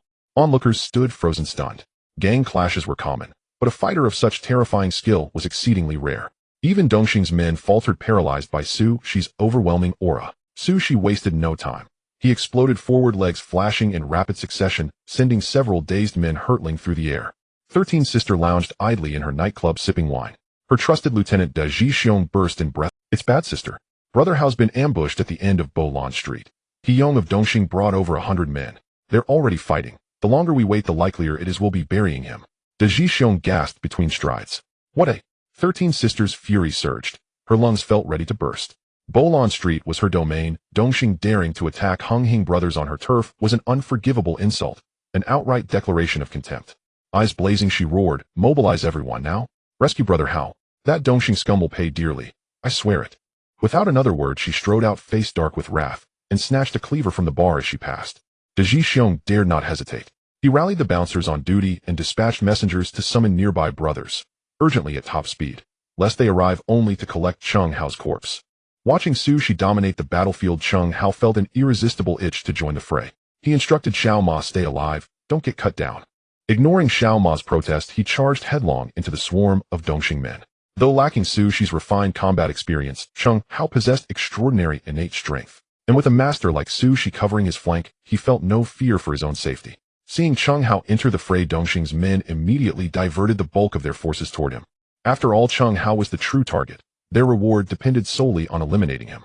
As for fighters like Su Shi, even if they somehow managed to kill him, they'd still walk away empty-handed. Undaunted by the mob rushing toward him, Cheng Hao threw a punch, launching the foremost man flying backward, who then crashed into several others behind him. In a swift counter, he backhanded another man across the face, slamming his cheek into the pavement so hard he dropped motionless. The sheer impact rivaled even Su Shi's feats. Still, Cheng Hao judged his efficiency wanting. Su Shi, meanwhile, had just felled 6 or 7 more. Quick as lightning, Cheng Hao seized an onrushing thug, yanking him forward as a living shield to block descending cleavers. Shielding himself while retreating step by step, he backed to the roadside, then hurled his human shield forward, scattering enemies in his path. Reaching out, he gripped a nearby iron railing. Screech! A grating, teeth-rattling shriek of tortured metal tore the air. The iron rail, over a man's height long, tore free from its concrete mooring as if ripped from soft clay. Cheng Hao swung the massive rail sideways like a colossal fly swatter. Tum! 5 or 6 Dongxing men were flung airborne, their cleavers clattering uselessly to the ground. The rail buckled and snapped in his grip. A grim, ferocious grin spread across Cheng Hao's face. He advanced 2 paces, seized a longer section of railing, and wrenched it free with equal force. Snap! Another longer rail came loose. Clutched now like a monstrous club, he swung it horizontally. Tum! 6 or 7 more men flew backward, collapsing onto the pavement with agonized groans. The remaining thugs froze, gripping their cleavers, but too terrified to advance. None wished to suffer that same brutal fate. Those already struck still writhed on the ground, shrieking in pain.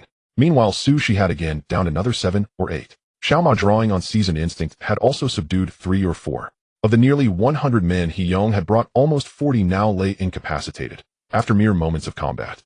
Yet Dongxing's paralysis didn't mean Cheng Hao and Su Shi would relent. Fueled by battle fervor, they had no intention of stopping now. Cheng Hao reached out once more, toward another section of railing. Dongxing's men recoiled en masse, stepping back several paces in unison, none daring to step forward and draw that crushing blow. Surround them, all of them. Dare you strike our people on our turf? Do you truly think 13 Sister is some harmless vegetarian? At this critical juncture, 13 Sister arrived with over 100 reinforcements, sealing off every escape route, cutting off Dongxing's retreating remnants like a tightening noose.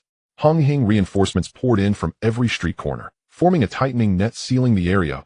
Within minutes, over 300 Hung Hing enforcers had converged on the district, trapping the surviving 60-odd Dongxing men along with the dozens already laid low by Cheng Hao deep in the center, surrounded layer upon layer, utterly inescapable.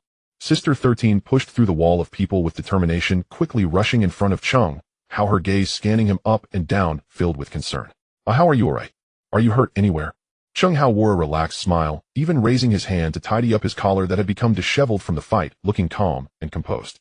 Sister, don't worry, I'm perfectly fine. Not a single hair is out of place.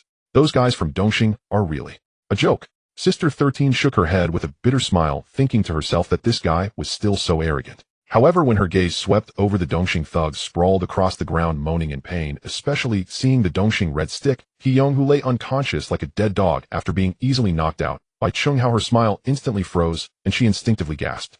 Sister 13 was well aware of He-Yong's capabilities. Although he couldn't compare to the war god Prince of Hongxing, he was still a formidable character in the underworld of Hong Kong, known for his iron fists and impressive martial prowess. Yet now this He-Yong had been effortlessly taken down by Chung Hao, and all of his dozens of underlings were also defeated. On Chung Hao's side there were only 3 people, besides Xiao Ma's slightly disheveled clothing. Both Chung Hao and that eccentric named Su, she had not a single notable injury, and they weren't even panting heavily. Sister 13 understood that even if she hadn't brought anyone today, with just Chung Hao and his 2 companions, Dongxing would definitely not fare well today. They would likely face a more devastating defeat. Confirming that Chung Hao was indeed unscathed, Sister 13 finally felt a weight lift off her heart, and then asked, How, what exactly is going on here? How did you end up facing off against Dongxing? She found it strange, why would He-Yong from Dongxing come with so many people to specifically ambush Chung Hao? She hadn't heard that Chung Hao had any conflicts with Dongxing recently. Even if there were grievances, it should have been regarding the... Chung Hao lifted his foot and casually kicked at the unconscious He-Yong on the ground, his tone laced with a hint of helplessness and mockery. This punk said he was paid by someone to come and take my life. As for who that is, I'll have to wake him up and ask to find out. Hearing this, she stepped forward with large strides, squatting down beside He-Yong without saying a word, and delivered 2 resounding slaps to He-Yong's face, the force so great that it jolted him awake from his unconscious state. He-Yong covered his swollen and stinging cheek, his eyes groggily opening. When he saw Su's eyes expressionless face, which somehow sent a chill down his spine, he was so frightened that he instinctively tried to shrink back. But his neck was already firmly gripped by Su's iron-like hand, leaving him completely unable to move. Chung Hao looked down at him coldly, sneering, his voice filled with unabashed disdain. Dongxing He-Yong, head just so-so. The legends around you in the martial world are just a load of hot air. In the end, you're merely a paper tiger, easily punctured. He-Yong, hearing this, lowered his head in shame, his face burning with humiliation, not knowing whether it was from the slap or from embarrassment. Earlier, although he had attacked Sushi fiercely, he hadn't even grazed the opponent's clothing. Instead, he had been completely dismantled by Su's seemingly casual 2 kicks, and now his right leg was in excruciating pain, likely broken. Yet he still felt defiant towards Chung Hao, gritting his teeth against the pain, raising his head to snarl at Chung Hao. If it weren't for this freak today, you would have been dead already. Chung Hao seemed to have heard the greatest joke, lightly shaking his head, a mocking smile curving at the corners of his mouth. Even if Sushi weren't here with a waist like you, could you kill me? Save it. After saying this, he cast a glance at Sushi, immediately understood, expressionless as he lifted his foot and stomped heavily on He-Yong's already twisted and deformed broken leg, even deliberately grinding his shoe sole against it. The unimaginable excruciating pain from the broken bone made He-Yong emit a shrill, inhuman scream, his entire body convulsing from the agony, and beads of cold sweat the size of beans suddenly appeared on his forehead. Chung Hao's gaze at this moment was as cold as ice, devoid of any warmth, like a freezing winter pond. Speak, who sent you to kill me? Being stubborn will only lead to more suffering. If you don't say, I'll have Sushi break your other leg. By then, with both legs crippled, you'll be a disabled person. Do you think Dongxing will still want you? After all, a completely useless waste holds no value whatsoever. He-Yong had originally wanted to tough it out, relying on the so-called martial ethics, but upon hearing the words crippled, useless, Dongxing won't want you, a surge of immense panic washed over him. The place Sushi had kicked was his knee joint. Even if he could get it reattached later, it would likely be very difficult to return to its original state, and his martial ability would be severely crippled. If he were to break another leg, then his entire life would truly be over. Not being able to fight in Dongxing, a society that revered strength, was equivalent to losing the foundation of his existence, leaving him with no value. Thinking about how he might be discarded like trash by the society and live out the rest of his life in misery and poverty, He-Yong's mental defenses completely shattered, and he hurriedly exclaimed, I'll talk. I'll talk. It was a woman. Her name is Chui Lian. She gave me 500,000 to come kill you. Chui Lian. Sushi and Xiao Ma exchanged glances, both seeing confusion in each other's eyes, having no impression of this name whatsoever. However, Chung Hao's focus was completely elsewhere. He suddenly reached out, yanking down a section of a discarded iron railing nearby, and before He-Yong's eyes he exerted force with both hands, twisting the sturdy iron railing into a curved shape, producing a grinding sound that made teeth ache. He fixed his fierce gaze on He-Yong, his eyes filled with malice, his voice squeezed out through clenched teeth. Are you sure you didn't say anything wrong? Is my life only worth 500,000? TMD, who do you think you are looking down on? Everyone around was dumbfounded, not expecting that Chung Hao wasn't concerned about who wanted him dead, but was instead fixated on how low his worth was. He Yong was so frightened that he shuddered all over, nearly wetting himself, and dared not mention the 500,000 again, feeling as though his head would be twisted into a pretzel. Sister 13 stroked her chin thoughtfully, guessing. How did you perhaps let down some girl at some point, so she came to seek revenge out of love? Chung Hao shot her an annoyed glance. Sister, don't talk nonsense. That name sounds so cheap, it's obvious she's not. Moreover, with my handsome demeanor and youthful wealth, it's common for women to harbor unrequited love and want to ruin me. It's not surprising at all. 13's sister rolled her eyes in exasperation. Although she found some truth in his words, she simply could not endure his self-righteous, narcissistic demeanor. Sushi increased the pressure in her grip, causing He Yong to feel as if he was on the brink of asphyxiation, his face starting to turn blue as he demanded, "Speak quickly. Who exactly is this Chui Lian? What is her relation to you? Why did she come looking for you?" He Yong felt his throat tightening, struggling desperately as he gasped out. I'll tell you. Just let go. I'm about to pass out." Sushi slightly loosened her grip, allowing He Yong to catch his breath. He greedily inhaled several deep breaths, hurriedly continuing. "Chui Lian is the mistress of your gang's leader, Baji," she said. She said her brother Fei Biao was crippled by Yu Chung Hao over a woman's issue. Baji refused to stand up for her, unwilling to help her brother seek revenge, so she, feeling aggrieved, pooled together money and secretly came to find me. Chung Hao's expression turned thoughtful as he finally recalled. So it was that bald fat man Fei Biao.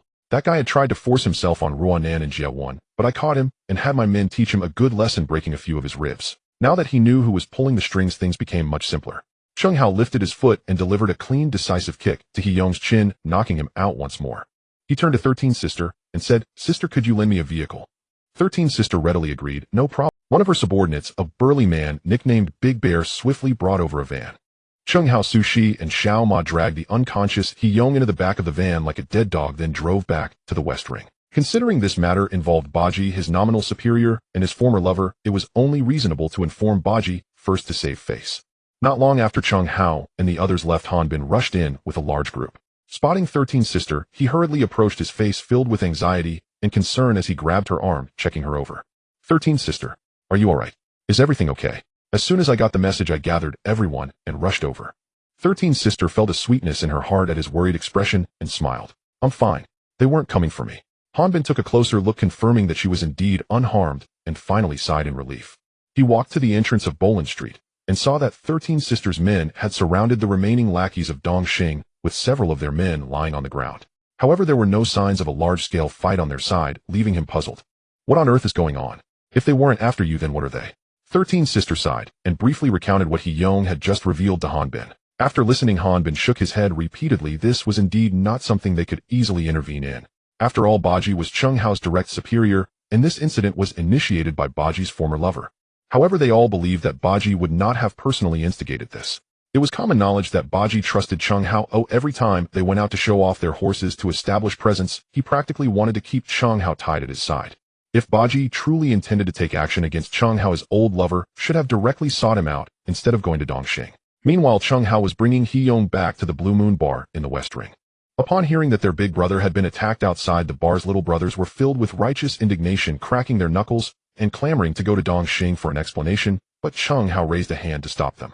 Chung Hao looked at Xiao Ma and instructed, "Xiao Ma, go run an errand and tell Brother Ji everything that happened today. Just say I'm waiting for him at the Blue Moon Bar." His tone was calm, even slightly gentle. Although he knew that Baji most likely was unaware and had not participated, he still had to inform him about involving his former lover, as it was customary. He instructed Sushi to wake He Yong up again. Sushi approached He Yong, delivering 2 resounding slaps that jolted the dazed He Yong awake once more, then dragged him before Chung Hao like a ragged sack, forcing him to kneel. Unable to stand due to the shattered bone in his right leg, He Yong could only barely support himself with his hands on the ground to avoid collapsing completely. Chung Hao gazed at his pitiful state and spoke in a flat tone, as if recounting something unrelated to himself. "He Yong, have you ever thought about how you ended up like this?" He Yong's face was filled with despair as he lowered his head, unwilling to answer. At this point, reconciliation was impossible. Saying more would be futile. Chung Hao did not mind his silence, continuing in that indifferent tone as if discussing the price of pork at the market. "Do you want to survive? If you want to live, it will cost you money." He Yong's head snapped up at these words, a glimmer of hope flashing in his eyes. Who would want to die if they could survive? Chung Hao's words were like a faint ray of light cast in darkness, rekindling the hope deep within He Yong's heart. He looked up at Chung Hao, his voice trembling with tension and pain. You really would let me go?" Cheng Hao scoffed dismissively. What benefit would killing you bring me? It would only dirty my hands and waste effort. He Yong's eyes flickered as he quickly calculated in his mind, falling silent for a moment before cautiously asking how much do I need to pay for my life? Cheng Hao chuckled, his smile seemingly casual, yet it sent chills down He Yong's spine. You just said Chui Lian offered 50,000 for your life. I want to ask for much more, double it to 100,000 Hong Kong dollars. That's a fair price for your life, right? He Yong's face turned pale upon hearing this, shaking his head frantically. I don't have that much money. All my assets combined won't even amount to 70,000. Cheng Hao's smile vanished instantly, his gaze turning cold and laced with killing intent. You don't have the money. Why not borrow some? If you can't come up with 100,000, I'll chop you into pieces and toss you into the sea to feed the sharks. We don't need to see your face around here. He Yong trembled in fear instinctively, trying to bolster his courage by invoking his gang. Why you dare kill me? Aren't you afraid of igniting a war between our two gangs? Cheng Hao seemed to hear a great joke, his expression indifferent, his tone chillingly calm. A war? Then let's fight. If Su Shi and I wanted to assassinate your Dongxing people, do you think anyone in Hong Kong could stop us? Who could possibly defend against us at all times? He Yong opened his mouth, but all that remained was a face full of bitterness and despair. He couldn't utter a single word. He truly did not know who in the East Star could withstand Su Zai's monstrous speed and skill. It was indeed a turn of tides. He had previously tricked Chui Lian into mortgaging for money, and now it was Cheng Hao's turn to trick him. But in order to survive knowing it was a trap, he could only grit his teeth and jump in. Money could be earned again, but if a life was lost, then everything would truly be gone. In his heart, he cursed that wretched Chui Lian and her ancestors for 18 generations. If it weren't for her, how would he have fallen into this predicament? If he could survive and return, he would definitely catch that wretched woman and sell her to the lowest brothel to be a prostitute. Seeing He Yong finally relent and willing to pay for his life, Cheng Hao nodded in satisfaction. He instructed He Yong to call the current person in charge of East Star on Hong Kong Island. The person in charge of East Star on Hong Kong Island was the Downhill Tiger Crow and the Smiling Tiger. Their leader Camel, along with most of the 5 tigers, were still over in Windmill Country and had not returned. Hearing that the person in charge was Crow, Cheng Hao's eyes flickered and an idea immediately sprang to mind. He fixed his gaze on He Yong and ordered Go make the call and have Crow bring the money to redeem him. Prepare the ransom, or else next year on this day will be your death anniversary. He Yong dared not say a word of dissent, his face a mask of despair as he limped away to find a phone. Meanwhile, Crow was in a private room of his nightclub, embraced by 2 voluptuous dancers, drinking and having fun. A young subordinate rushed in, cautiously reporting, Brother Crow. He Yong called, saying he has urgent business with you. Crow, in the midst of his enjoyment, was displeased to be interrupted and pushed away the woman in his arms with a curse. What a jinx He Yong is. Why didn't he call earlier or later, but pick the moment I was having fun? If he scares me into impotence, just watch me kill him. He cursed as he answered the phone, but what He Yong said on the other end made his face instantly darken, becoming incredulous. He never expected that the bastard He Yong would dare to secretly take a job going after the people of Hongxing, and it was none other than the recently rising Cheng Hao.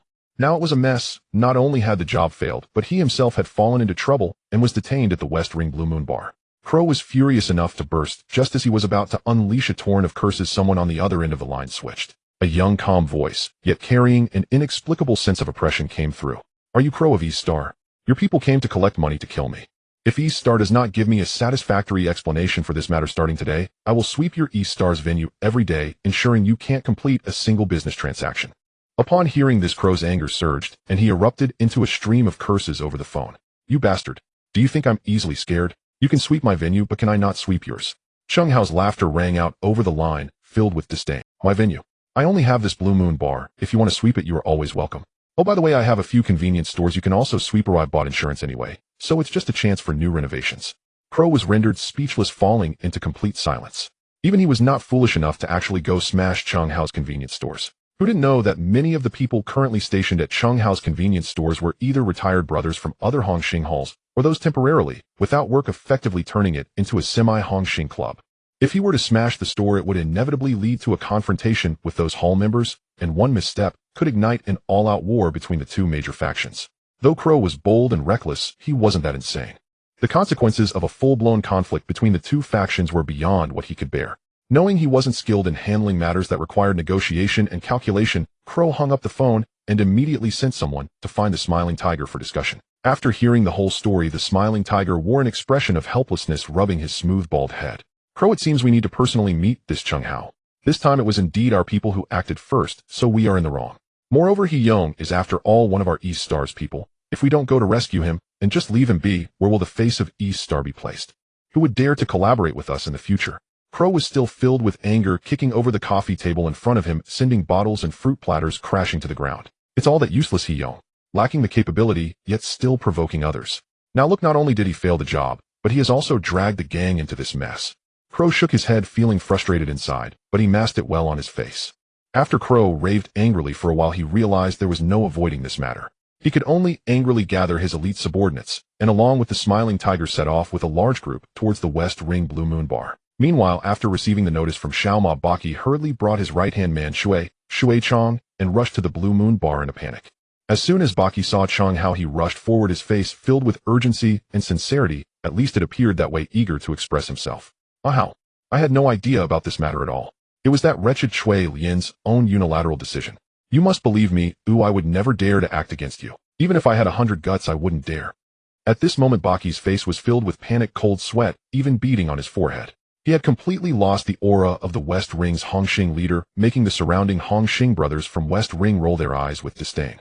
Especially those little brothers in Blue Moon who were accustomed to Chong Hao's fighting spirit and strategic mind. Seeing Baki's cowardly demeanor that panicked at the slightest issue was a stark contrast, as if one was in heaven and the other in hell. Chong Hao stepped forward and naturally draped an arm around Baki's shoulder, giving it a firm pat, his face, smiling, yet his tone was very calm. Brother Ji, rest assured, I know this matter has nothing to do with you.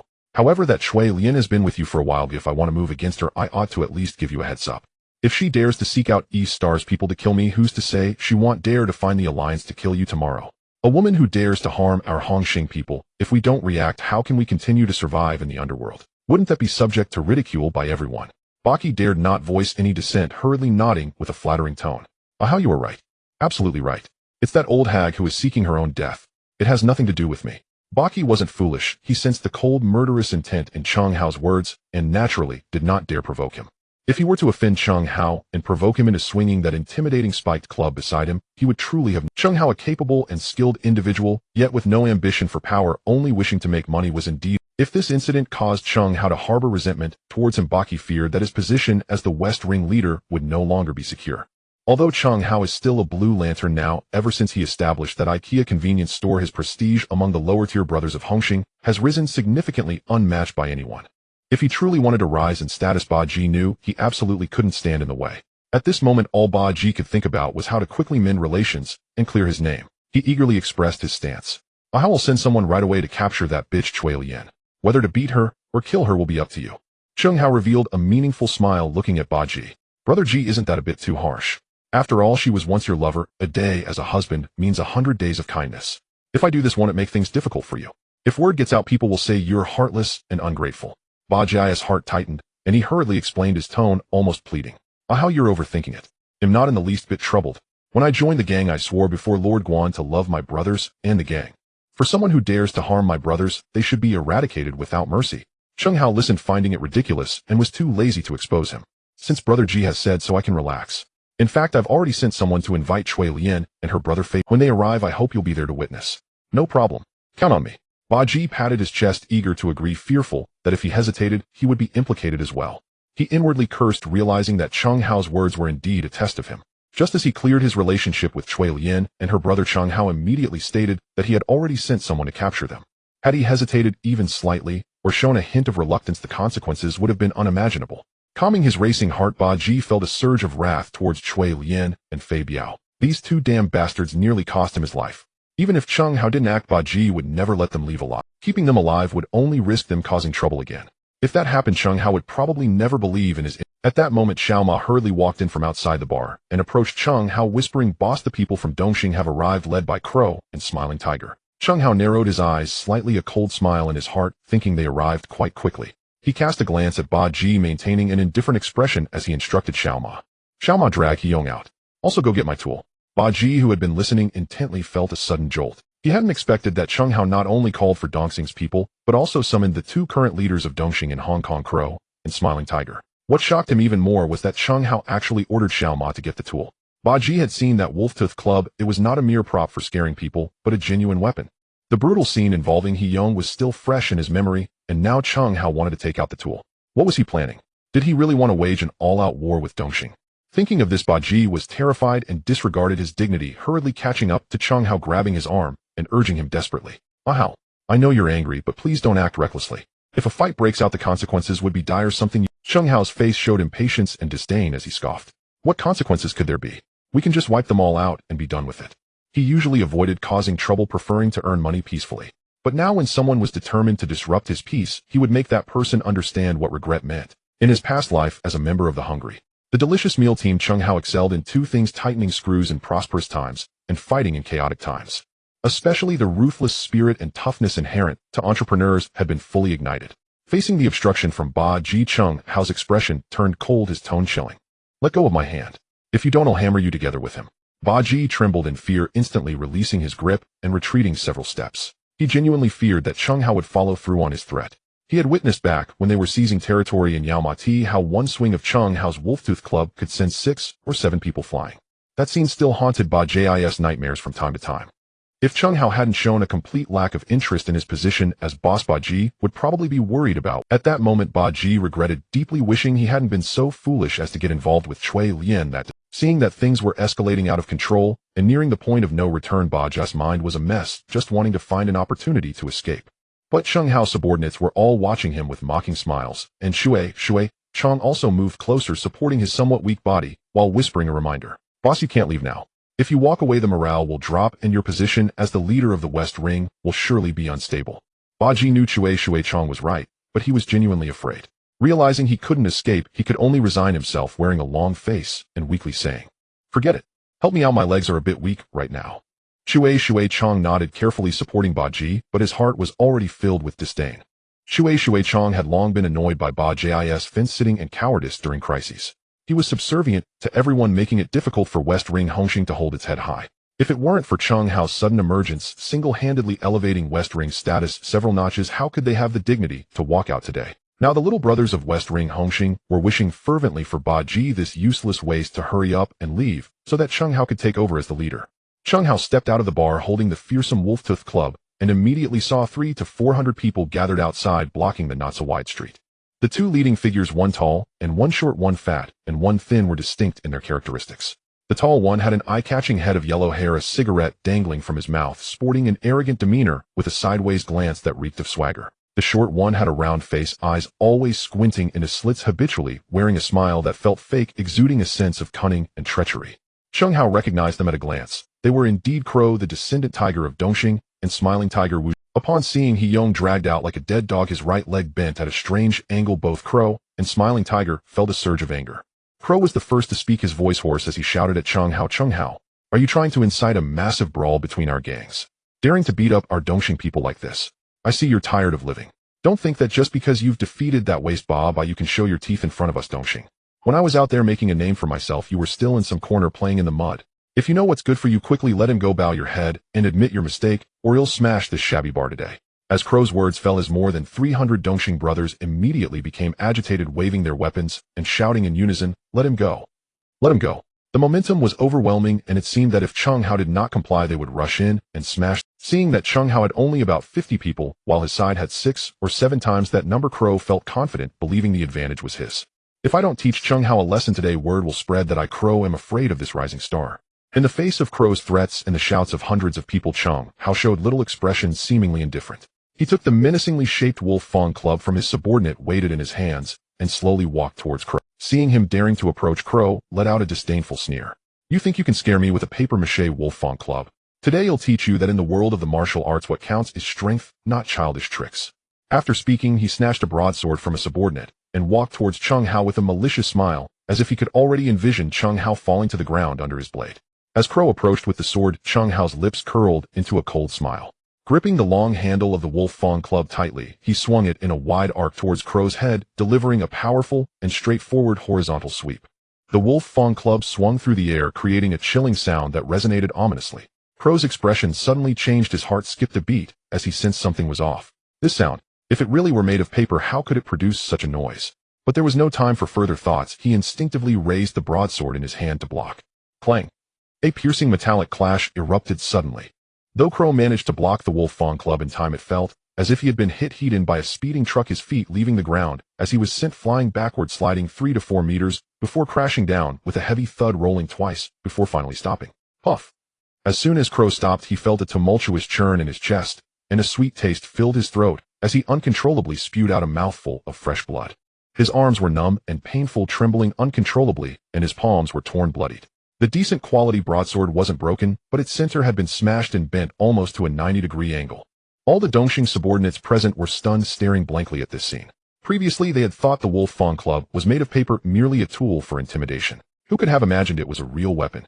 And its power was so terrifying that with one blow it sent the notorious thug Crow flying, nearly incapacitating him.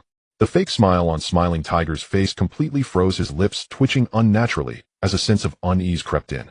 He had great confidence in Crow's martial prowess. Only a handful of people in the harbor could defeat him. However, he never expected Crow would be unable to withstand even a single strike from Cheng Hao, nearly being taken out in one encounter. Now it had turned into a complete joke. Cheng Hao held the Wolf Fang Club upside down, the tip dragging on the ground, creating a screeching sound as sparks flew while he stepped towards the crumpled Crow. Seeing that Cheng Hao had no intention of stopping, Smiling Tiger felt a rush of anxiety and wanted to say something to ease the tension. But Cheng Hao suddenly turned his head, his cold gaze like a tangible blade that cut through him. Smiling Tiger felt a chill from that gaze, instinctively taking 2 steps back. The words he had wanted to say were swallowed back down, fearing that even uttering a single word could incur a blow from the club. Crow struggled to rise, but the intense pain in his chest and arms rendered him powerless for the moment. Cheng Hao approached him, looking down from above, and casually placed the heavy Wolf Fang Club on Crow's shoulder. An irresistible force pressed down, causing Crow to grunt softly as he barely managed to raise his body, only to kneel down again with a thud. The cold spikes of the Wolf Fang Club pierced through the flesh on his shoulder, sending waves of piercing pain through him, causing him to grit his teeth, the veins on his forehead bulging, yet he bit down hard, refusing to make a sound. Cheng Hao looked at the anger and unwillingness still burning in Crow's eyes and mocked. So how is it? Do you still refuse to accept it? A waste who can't even withstand a single blow from me, who gave you the courage to shout in front of me? Crow's eyes blazed with fury. If looks could kill, Cheng Hao would have been shredded to pieces. Yet reality had delivered him a resounding slap to the face. No matter how unwilling or angry he felt, his life was now in Cheng Hao's hands. Cheng Hao sneered. Crow, what do you have to say now? Crow turned his head away, stiff-necked, forcing out a few words through clenched teeth. In the world of the strong, the victor is king. Today you decide. Cheng Hao then turned his attention to Smiling Tiger, who had been wanting to speak, and slowly began, his tone calm, yet carrying an undeniable authority. You Dongxing people took money to kill me, but your skills were inferior and fell into my hands. This dead Crow doesn't know his own weight, coming here to humiliate himself. He deserves to die. However, you should be grateful I'm not a bloodthirsty person. For these 2 scoundrels 1 million each, bring the money, and you can take them away. Upon hearing this, Crow, Smiling Tiger, and the barely alive He-Yong all changed their expressions dramatically. Especially Crow and He-Yong, who had been insulted as scoundrels. Their faces flashed with extreme anger and humiliation, yet they dared not retaliate, fearing that the deadly Wolf Fang Club might truly take their lives. He-Yong felt a mix of regret and relief. He hadn't expected Cheng Hao to be this powerful, to have injured Crow with just 1 blow. If Crow hadn't reacted quickly and blocked with his sword, that strike could have severely injured him or even killed him out. Baki watched nervously from the side, relieved to hear that Cheng Hao only wanted money and had no real intention of killing Crow and the others. He quickly stepped forward, speaking to the Smiling Tiger with a tone of, I'm advising you for your own good. Smiling Tiger, this situation is really your fault from the beginning. Now spending a little money can resolve the trouble, so what are you hesitating for? Do you want to take advantage of the opportunity to kill Crow and take over his territory? Upon hearing this, Crow's eyes turned suspicious, and he also looked towards the Smiling Tiger. After all, within the Dongxing faction, the various halls were not united, and scheming against each other was common. Putting oneself in another's shoes, if Crow were in the Smiling Tiger's position, he would definitely not be polite if given the opportunity to eliminate a competitor. Hearing Baki's words, the Smiling Tiger cursed Baki's ancestors in his heart. This mess was all caused by your— Now you Baki shamelessly shift all the blame to Dongxing and still want to sow discord. Do you really think I'm easy to deal with? The Smiling Tiger felt a surge of anger, and his usual fake smile couldn't hold up anymore as he shouted in rage. Baki, stop talking nonsense here with your eyes wide open. Don't think I don't know that the one who hired He-Yong to take action was your old flame, Cui Lian. I think you feel that Cheng Hao is too much of a threat and want to eliminate him, but you don't dare to do it yourself, so you're trying to use someone else to kill him. As soon as he said this, all the young brothers of Hongxing turned their eyes toward Baki in unison. Many of them did not know that it was Baki's old flame who sought Dongxing to kill Cheng Hao. Baki's heart sank at these words, instantly feeling half cold. Seeing all eyes on him, he panicked, not knowing where to put his hands, and cold sweat broke out on his forehead. Even Shui Chong, who had been supporting him, quietly let go and stepped back a couple of paces, fearing to be implicated. Baki, anxious, turned pale and hurriedly defended himself, his voice trembling with nervousness. Everyone, don't listen to the people from Dongxing sowing discord. If I really did something traitorous, how could I dare to come see? At this moment, Cheng Hao spoke up at the right time, his tone calm, but carrying a stabilizing power. Everyone should trust Brother G.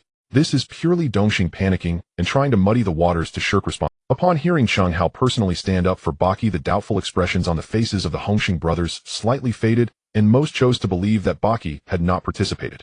Only then did Baki let out a sigh of relief, feeling that his back was soaked with cold sweat. If Cheng Hao had not spoken just now, allowing the suspicion to fester, he would have truly become a traitor in the eyes of the younger brothers, colluding with outsiders to harm his own brothers. Cheng Hao turned his gaze back to the smiling tiger, his eyes cold. Smiling tiger, stop playing your tricks here. It's just pay up and take your people away. Otherwise you'll stay here today waiting for your leader Luo Tua to come back from Holland to personally collect them. The smiling tiger was so angry that he burst out laughing, his facial fat shaking. Cheng Hao, are you dreaming? Even if you can fight, can you take on the hundreds of brothers behind me? Cheng Hao sneered, too lazy to argue with him further. Whether it works or not, you'll find out after a try. He directly raised the mace, hooking Crow's collar with the head, and casually tossed him back like a piece of trash. At the same time, he did not turn back and shouted to the eager young brothers behind him. None of you move. Just watch. After saying that, he gripped the mace with both hands and took a big step forward, swinging the heavy weapon like a tiger charging out of the cage, fiercely rushing towards the smiling tiger and the dark crowd behind him. The sudden violent attack shocked the smiling tiger, his face changing drastically as he hurriedly stepped back, shouting at the henchmen behind him. What are you all standing there for? Go for him. Cut him down. The Dongxing young brothers reacted, howling as they waved knives and steel pipes, surging towards Cheng Hao like a tide. In the first confrontation, Cheng Hao's mace swept horizontally. The 5 or 6 Dongxing young brothers at the front fell back like bowling pins, screaming as they flew in all directions, their weapons flying from their hands, blood spewing before they even hit the ground. Immediately following, Cheng Hao charged into the crowd like a tiger among sheep, the mace in his hand turning into a shadow of death, each swing accompanied by a dull whooshing sound, ensuring that Dongxing members fell with painful cries. Each strike was heavy and precise, targeting joints, wrists, and calves with ruthless accuracy. Those who fell were unable to get back up immediately, their arms twisted at strange angles, or holding their legs, screaming like pigs being slaughtered. In less than a minute, over 30 Dongxing young brothers lay on the ground, rolling in pain and wailing. This was still Cheng Hao holding back his strength and not striking to kill. If he had gone all out, targeting vital spots with every hit, those people would probably not have had the chance to even cry out before meeting Yin Wang. In the blink of an eye, the morale of the Dongxing crowd was completely shattered. Looking at the fallen companions on the ground, and then at the figure of Cheng Hao who walked over with the bloodied mace like a war god, the remaining people felt a chill in their hearts, their hands gripping weapons, trembling involuntarily as they stepped back. The smiling tiger stared in shock, his back drenched in cold sweat. As he frantically retreated, he tripped over something and fell to the ground with a thud in a wretched state. The effect of intimidation had been achieved. Cheng Hao approached the smiling tiger, who was slumped on the ground, pointing the blood-stained mace at the smiling tiger's nose, his voice cold. Now will you pay or not? The smiling tiger, sitting on the ground, looked at the sharp spike that was close enough to smell blood, terrified to the point of losing his mind, hurriedly nodding with a voice that was starting to cry. Yes, yes, yes. Whatever Grand Master wants, I will give it. Cheng Hao's eyes widened at this, and he shouted angrily. Huh. Don't act like I'm interested in your filthy money. It was clearly you who attacked first. This money is for mental damages. Medical expenses. Do you understand? The smiling tiger did not dare to retort, nodding vigorously. Yes, yes, yes. Grand Master is right. It's for mental damages. It's for medical expenses. He now only hoped to survive. Spending a little money to avert disaster was a small matter. But as his eyes turned, he tentatively said, Master Hao, what do you think? Can I pay 1 million first to redeem the crow? As for Hiyong, he'll gather the money and come back to redeem him. Is that all right? Hiyong, who was nearby, suddenly felt a chill in his heart, and his gaze completely dulled. He knew that the Smile Tiger intended to abandon him. Originally, he was with Sidu Haonan, and he wasn't in the same faction as Smile Tiger and the Crow. Smile Tiger would never spend 1 million just to save him. The Crow didn't care about Hiyong's fate. He only sought to be redeemed first. Cheng Hao glared at Smile Tiger and cursed loudly. Do you think I'm an idiot? You want to pay to redeem the Crow first while abandoning Hiyong, right? Let me tell you, without the full amount, you won't be leaving today. Moreover, your ransom has gone up. A flat rate of 3 million Hong Kong dollars. After saying this, he grabbed Smile Tiger by the collar and lifted him up like a chick, then threw him back. The little brothers of Hong Xing rushed forward, tying up Smile Tiger securely, and then tossed him next to Hiyong and the Crow like a sack. Hiyong secretly laughed, feeling that heaven had eyes. This guy Smile Tiger was having a rough day. Smile Tiger, with a mournful face, regretted it deeply. He had initially wanted a bargain, but not only did he fail to negotiate, he ended up caught himself, and the ransom had doubled. Cheng Hao pressed the spiked club against Smile Tiger, surveying the surrounding crowd of East Star members who were terrified and at a standstill, raising his voice and sternly commanding. If you don't want to be hit, throw down your weapons and crouch with your heads down. Otherwise, what lies on the ground will be your fate. After saying this, he applied slight pressure with the spiked club, piercing through Smile Tiger's shoulder and into the Smile Tiger grimaced in pain, gasping and immediately yelled at the East Star little brothers, who were still hesitant. Are you all deaf? Didn't you hear Master Hao's words? Throw down your weapons. Crouch with your heads down. Whoever makes me suffer again, I swear will kill you when we get back. The East Star members looked at each other stunned for a few seconds, and finally someone dropped their knife with a clang. Soon, with a cacophony of clattering, the remaining East Star members all discarded their weapons, holding their heads, and obediently crouching on the ground a sea of black. Only then did Chung Hao turn to his excited little brothers, who could no longer contain themselves. Go find ropes, and go to the bar to get more sacks for the wine.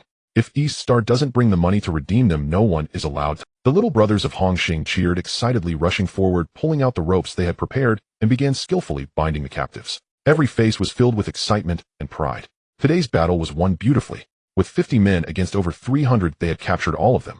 At this moment, they were filled with unprecedented pride and confidence, believing that under Chung Hao's leadership, they could slaughter anyone who came. They were responsible for the slaughter, and Chung Hao was responsible for the chaos. Baki quietly crept up to Chung Hao, lowering his voice, filled with concern. How this?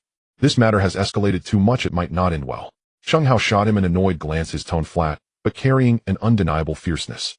When they wanted to kill me, did they think about how to end it? I, Chung Hao, usually don't cause trouble, but if anyone wants to harm me or kill me, I'll let them know what cruelty is. As he spoke, he increased the pressure on the spiked club. Smile Tiger, pinned beneath, grimaced in pain, unable to restrain himself from cursing. Baki, you fence-sitter. This is none of your business. Get lost. Baki's face turned pale with anger from the scolding. He thought he was being kind, though mainly out of fear of getting burned, but unexpectedly that scoundrel Smile Tiger told him to scram. The East Star members really were like dogs biting Lu Dongbin, unable to recognize a good person's heart. Forget it, I'm tired, I won't care anymore, let it be whatever. Baki knew that today's matter was beyond his control. He dejectedly retreated back into the bar, found a corner to sit down, and closed his eyes to rest. Smile Tiger, with a pained expression, pleaded with Chung Hao, Master, how can you let me go back first? If you don't let me go, who will go back to gather the money? Chung Hao looked at him with a smile that wasn't quite a smile. What are you rushing for? Wait for my people to return. Do you think I'm foolish enough to let you go back alone? I can't trust the character of Smile Tiger. Smile Tiger forced a bitter smile, revealing the downside of having a bad. Before long, She returned, escorting a disheveled, terrified, middle-aged woman, followed by two little brothers dragging a bruised, limping, bald man, who was none other than Cui Lian and her brother Fabiao. As soon as Cui Lian entered the bar, she spotted Baki in the corner and instantly lunged at him, as if she were a drowning person grasping at a lifeline, breaking free from Su. She let go and rolling to Baki's feet, hugging his leg and wailing loudly. Brother G, you must stand up for me. Look at how your people treated me. As she spoke, she extended her arm, revealing several shallow red marks from when she struggled with Sushi. In fact, upon entering the bar, when she saw the East Star members crouching in a sea of black and the crow Smile Tiger, and He-Young tied up in the corner, she was already terrified, knowing she was doomed. Now she could only hope to evoke a sliver of old affection from Baki to save her life. Baki looked at the woman, crying with snot and tears all over her face, feeling no pity, only overwhelming anger and fear. This scoundrel almost got him killed. He lifted his foot and mercilessly kicked Cui Lian in the shoulder, sending her rolling back 2 circles before crashing into a nearby table leg. You scoundrel! Your brother did wrong, and you dare to seek out East Star members to kill Hao. Don't you know how to write the word death? He wanted to say, do you want to get me killed, but he ultimately didn't dare to say it out loud. After all, nominally, he was still Chung Hao's superior, and saying that would be too humiliating. Little did he know that after today's series of events, the tiny bit of prestige he had among the Hongxing little brothers had completely vanished. Cui Lian, dazed from the kick, still unwilling to give up, tried to argue, certain that Baki still had feelings for her. She never imagined that in Baki's heart that pitiful old affection was far less important than his own life. Baji pointed angrily at He-Young, who lay in the corner like a dead dog, and shouted, You wretch! Open your dog eyes and take a good look. Who is that?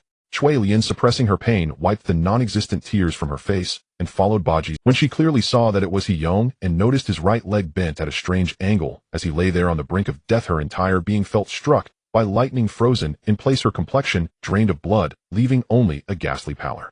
The He-Young who had conspired with her and taken her money to kill Chung Hao was now sprawled there like a dead dog, seemingly with a broken leg. More critically, with He-Young here, it indicated that the matter had completely unraveled. Now it seemed that the only one who could save her was Baji. Baji didn't even give Cui Lian a chance to explain, and directly turned to Chung Hao, speaking in a tone that suggested he was uninvolved and eager to escape. How this wretched woman is now in your hands. Without a moment's hesitation, he slipped away, his steps quick as the wind, not even glancing back. Cui Lian watched helplessly as his figure vanished at the door. The heart that had held a glimmer of hope sank into a frigid abyss, shattering into dust. Sorrow engulfed her as she finally understood just how hard-hearted this man could be, unwilling to utter even a word of plea on her behalf. Chung Hao watched Baji leave until the sound of his footsteps completely faded, then leisurely strolled up to Chui. He lifted his foot, and with the hard sole of his shoe stepped down on her dislocated right wrist with just enough force to cause her excruciating pain without knocking her out. He leaned slightly forward, his voice low, yet as chilling as ice water, and asked slowly, "You spent 500,000 to hire He Yong from Dongxing to kill me, didn't you?" Chui Lian's face turned ashen. Her last bastion had abandoned her. She knew she was utterly finished this time, and could only raise her tear-filled eyes looking at Chung Hao with a demeanor so humble, it was as if she were begging on the ground, her voice trembling like a mosquito's buzz. "Yes. It was me. I was wrong. Considering this is my first time being foolish, I beg for your mercy." Chung Hao shook his head, a smile of unmasked derision spreading across his face, cold and devoid of warmth. "If apologies were effective, what would we need people like us for?" He paused, his tone suddenly becoming playful, as if discussing a common business deal. "I heard you spent 500,000 trying to buy my life through Baji. I am someone who values fairness in all dealings. So you can also spend 500,000 to buy your own life, and I will let you go. Remember, do not bargain with someone from the martial world, otherwise the price will rise to 1 million. Chui Lian barely opened her mouth to plead for a lower amount, but upon hearing the latter part of his statement, she immediately tightened her lips, not daring to breathe, her body trembling slightly from fear. Seeing this, Chung Hao ceased his words and signaled to the small horse beside him. "Shall I take a few people and escort her to get the money? This amount is trivial. The real fortune is still with Dongxing." Xiaoma understood immediately and moved forward, lifting the limp Chui Lian as if she were a small chick. Chung Hao then turned to Su Shi, who had been standing silently in the shadows, and calmly instructed, "One more trip for you. Escort this smiling tiger to Dongxing's headquarters to collect 3 million Hong Kong dollars as compensation for emotional distress. If he dares to play tricks, or if Dongxing refuses to acknowledge it, do not hesitate, deal with him on the spot." Su Shi said nothing, merely nodded silently, his face still expressionless. He walked over to the smiling tiger, who was bound like a rice dumpling, lifted him as one would a piece of luggage, and strode out with steady steps. Ding. Daily income settled 134,800 Hong Kong dollars. Triggered tenfold crit, gained 1,348,000 Hong Kong dollars already deposited into the designated account. Current total assets 40,012,400 Hong Kong dollars, 41,472,000 Hong Kong dollars. The system's notification sounded in Chung Hao's mind, yet he felt a twinge of regret. Because it was already past midnight, this compensation squeezed from Chui Lian and Dongxing would likely count towards tomorrow. But even mosquito legs are meat, and he quickly stopped dwelling on it. News of the conflict between Dongxing and Hongxing in the West District, along with Dongxing suffering a major loss, swept through the entire gangland of the island like a sudden storm. He Yong from Dongxing, leading over 100 men to ambush Chung Hao on Boland Street, not only failed, but was also captured alive. This news shocked and bewildered all who heard it. He Yong was considered a notable figure in the martial world. It was said he once took down the close bodyguard of the big-name Datic in just 2 moves, something Dongxing's people frequently boasted about. Who could have imagined that today he would fall into Chung Hao's hands, and so decisively? Merely 2 kicks. Upon hearing this news, all the gangs couldn't help but gasp, feeling a deep-seated trepidation towards this suddenly emerging powerhouse, Chung Hao and his subordinates. What puzzled them even more was why He Yong had to go all out against Chung Hao. Although the specifics were varied and unclear, those in the martial world loved to watch the excitement, especially the drama between major gangs. Dongxing and Hongxing were among the largest entities on the island. If these two truly clashed, it would create a perfect opportunity for those looking to profit from the chaos. However, the subsequent developments were beyond everyone's expectations. Shortly thereafter, new news arrived. The descending Tiger Crow and Smiling Tiger from Dongxing's 5 tigers actually gathered a large group and marched towards the West District, seemingly to avenge what happened during the day. Everyone thought a major confrontation between Dongxing and Hongxing was imminent, as the fuse of the powder keg had already been lit, just waiting for the last spark. Yet strangely, Baji, the leader of the West District, remained calm, as if nothing was amiss, sitting steadily, without any intention of seeking help from Hongxing's headquarters. The other halls of Hongxing, including the ones closest to the West District, Mong Kok and Causeway Bay, also remained inactive, enveloped in an eerie silence. Ba Bai from Mong Kok, unable to sit still upon hearing the news, hurried to the nightclub to find Liang Kuan. At that moment, Liang Kuan was busy in the private room, and Ba Bai disregarded Sha Chong's obstruction, barging and startling Liang Kuan to the point of nearly shutting down. Liang Kuan immediately exploded in anger, pulling up his pants while pointing at Ba Bai's nose, shouting, "Ba Bai, if you don't explain things today, I will sever ties with you." Ba Bai curled his lips and said anxiously, "What time is it? You still have the mind to play this? The Crow and the Smiling Tiger have already brought the Dongxing people to Xiwan." Liang Kuan shot him a glance, unimpressed. "Boland Street is so close to my territory, how could I not know?" Ba Bai was even more puzzled. "You know, and you're still playing here. Aren't you afraid they'll come for you?" Liang Kuan sat back on the sofa, holding down the head of the woman beside him, then leisurely replied with a hint of impatience, "It's precisely because I know that I want to play. Though he didn't understand why He-Yong went crazy and targeted Chung Hao, it was clear that Dongxing would suffer losses. That kid Chung Hao was not easy to deal with, and those who suffered losses definitely wouldn't let it go. We should just sit back and enjoy the show. Liang Kuan could remain so calm, but Ba Bai could not. He had almost been smashed on the head by Chung Hao with a wolf-tooth club, and to this day, he still had lingering fears. Now seeing an opportunity to take advantage of someone else's misfortune, how could he let it go easily? Liang Kuan saw through his thoughts immediately and advised, "What's the rush? Haste makes waste. Learn more from me. You've seen how capable Chung Hao is before. Moreover, he has fierce men under him who can take down He-Yong with ease. Dongxing might not necessarily gain an advantage this time. Baji hasn't called for help yet. There must be twists and turns we don't know about. To deal with someone like Chung Hao, brute force won't work. It requires clever tactics. Slowly weakening his power while reaping some benefits, wouldn't that be better?" Ba Bai listened, and although he was still unwilling in his heart, he knew Liang Kuan had a point and could only sigh, suppressing his impulse to act immediately. Meanwhile, in Causeway Bay, Shibi gathered several of his trusted underlings, Chun Haonan, Shanji, de Tian'er, and others, to his home overnight. Chun Haonan and the others were still in the dark, unaware of what was happening.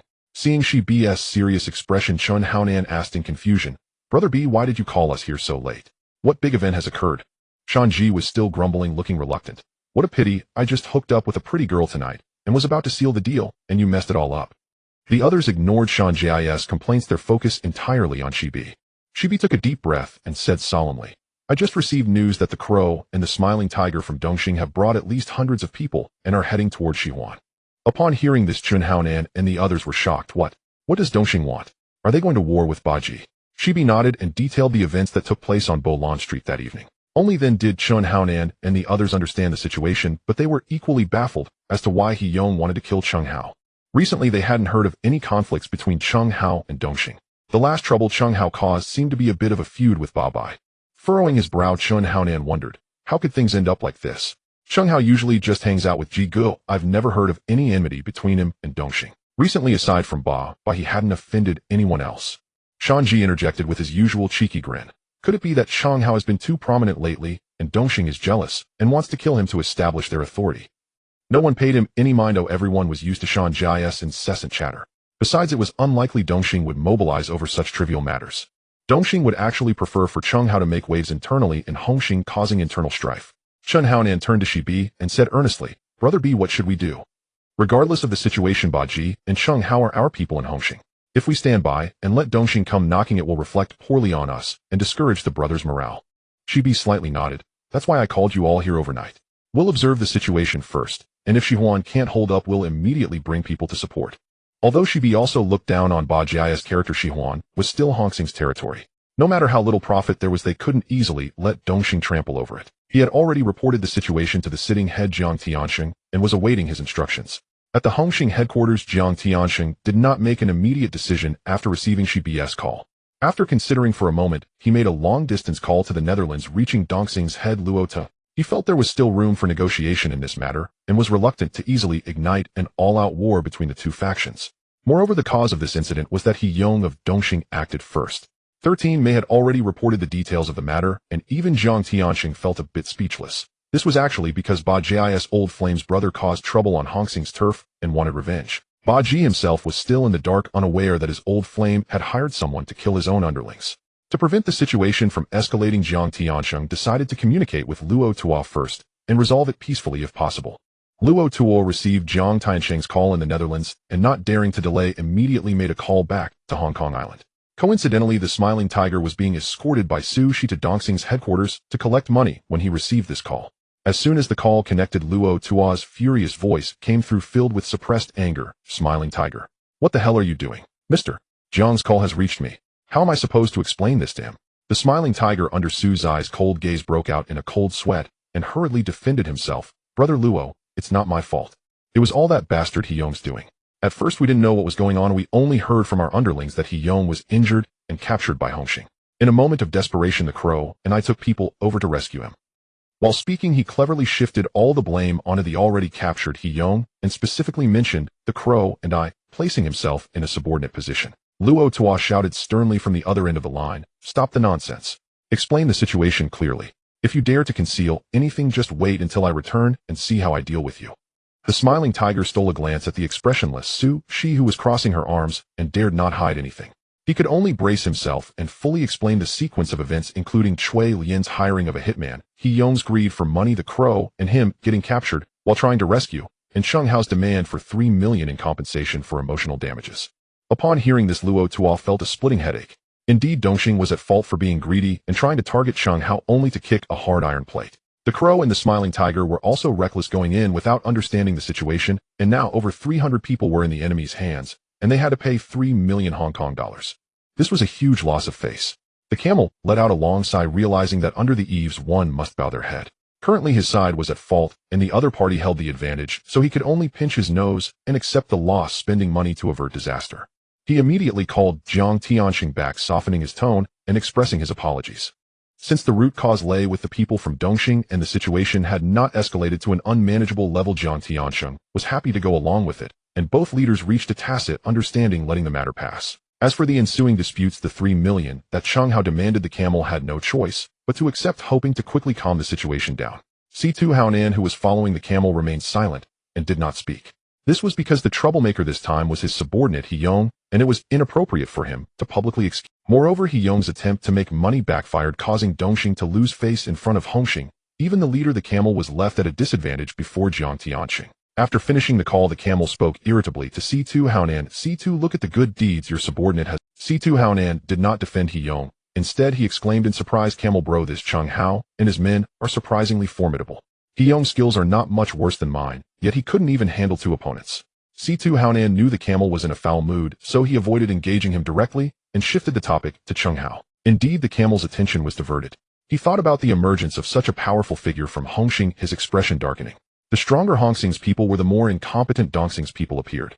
Moreover, He Yong had brought over 100 men to besiege 3 people and suffered a disastrous defeat. Wu Ya and Xiao Mian, who brought more than 300 men to fight against over 50, and also lost, injuring nearly 80, and even if healed, they would likely no longer be able to engage in violent activities.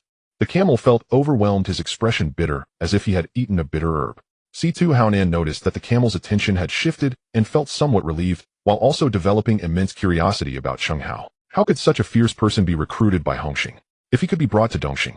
This was also the camel's current thought. After pondering for a moment, the camel finally sighed and said, let's leave this matter for now and not trouble Cheng Hao any further. Once I've dealt with the affairs in Holland and returned to Hong Kong Island, I want to meet this Cheng Hao in person. C2 Haonan was somewhat surprised. Boss, you want to personally recruit him? The camel nodded. Such talent is worth my... If he could recruit him, not only would it weaken Hongxing, but we would also gain 2 formidable generals. The camel was not afraid of Cheng Hao having flaws, he feared him having none. Having flaws means understanding his desires and being able to control him. Dongxing mainly deals in drug trafficking and has never lacked money. If they could use money to attract a fierce general like Cheng Hao and his subordinates, spending any amount would be worth it. Moreover, the camel had already learned that Cheng Hao seemed to be quite interested in money, which just happened to be his weakness. C2 Haonan was not surprised by this. Finding good subordinates is easy, but good generals are hard to come by. If he were in Hong Kong Island, he would also want to try to recruit Cheng Hao, and that person named Sushi. He even felt a bit eager to personally test Cheng Hao's mettle. Xiao Mian, who received the camel's clear instructions and not daring to delay any longer, quickly gathered 3 million Hong Kong dollars in cash, packed it in a large suitcase, and handed it over to Sushi. The high-ranking officials from both Hongxing and Dongxing maintained a tacit silence on this matter. Dongxing had brought shame upon themselves and had no face to flaunt. Cheng Hao received compensation and had no intention of escalating the situation further. However, there is no wall that does not let the wind through. Moreover, the conflict on Boland Street and in the Western District had too many witnesses. How could the news be completely contained? Soon the news of Wu Ya and Xiao Mian, who from Dongxing's 5 tigers returning defeated under Cheng Hao's men, spread through the lower circles and small gangs. Everyone's curiosity about Cheng Hao, this suddenly emerging figure, reached its peak. Counting it up, those who had recently fallen at Cheng Hao's hands included the formidable members of the United Dongxings, He Yong, Wu Ya, and Xiao Mian, who all notable figures in the underworld. Yet this person was merely a blue lantern, an informal member of Hongxing.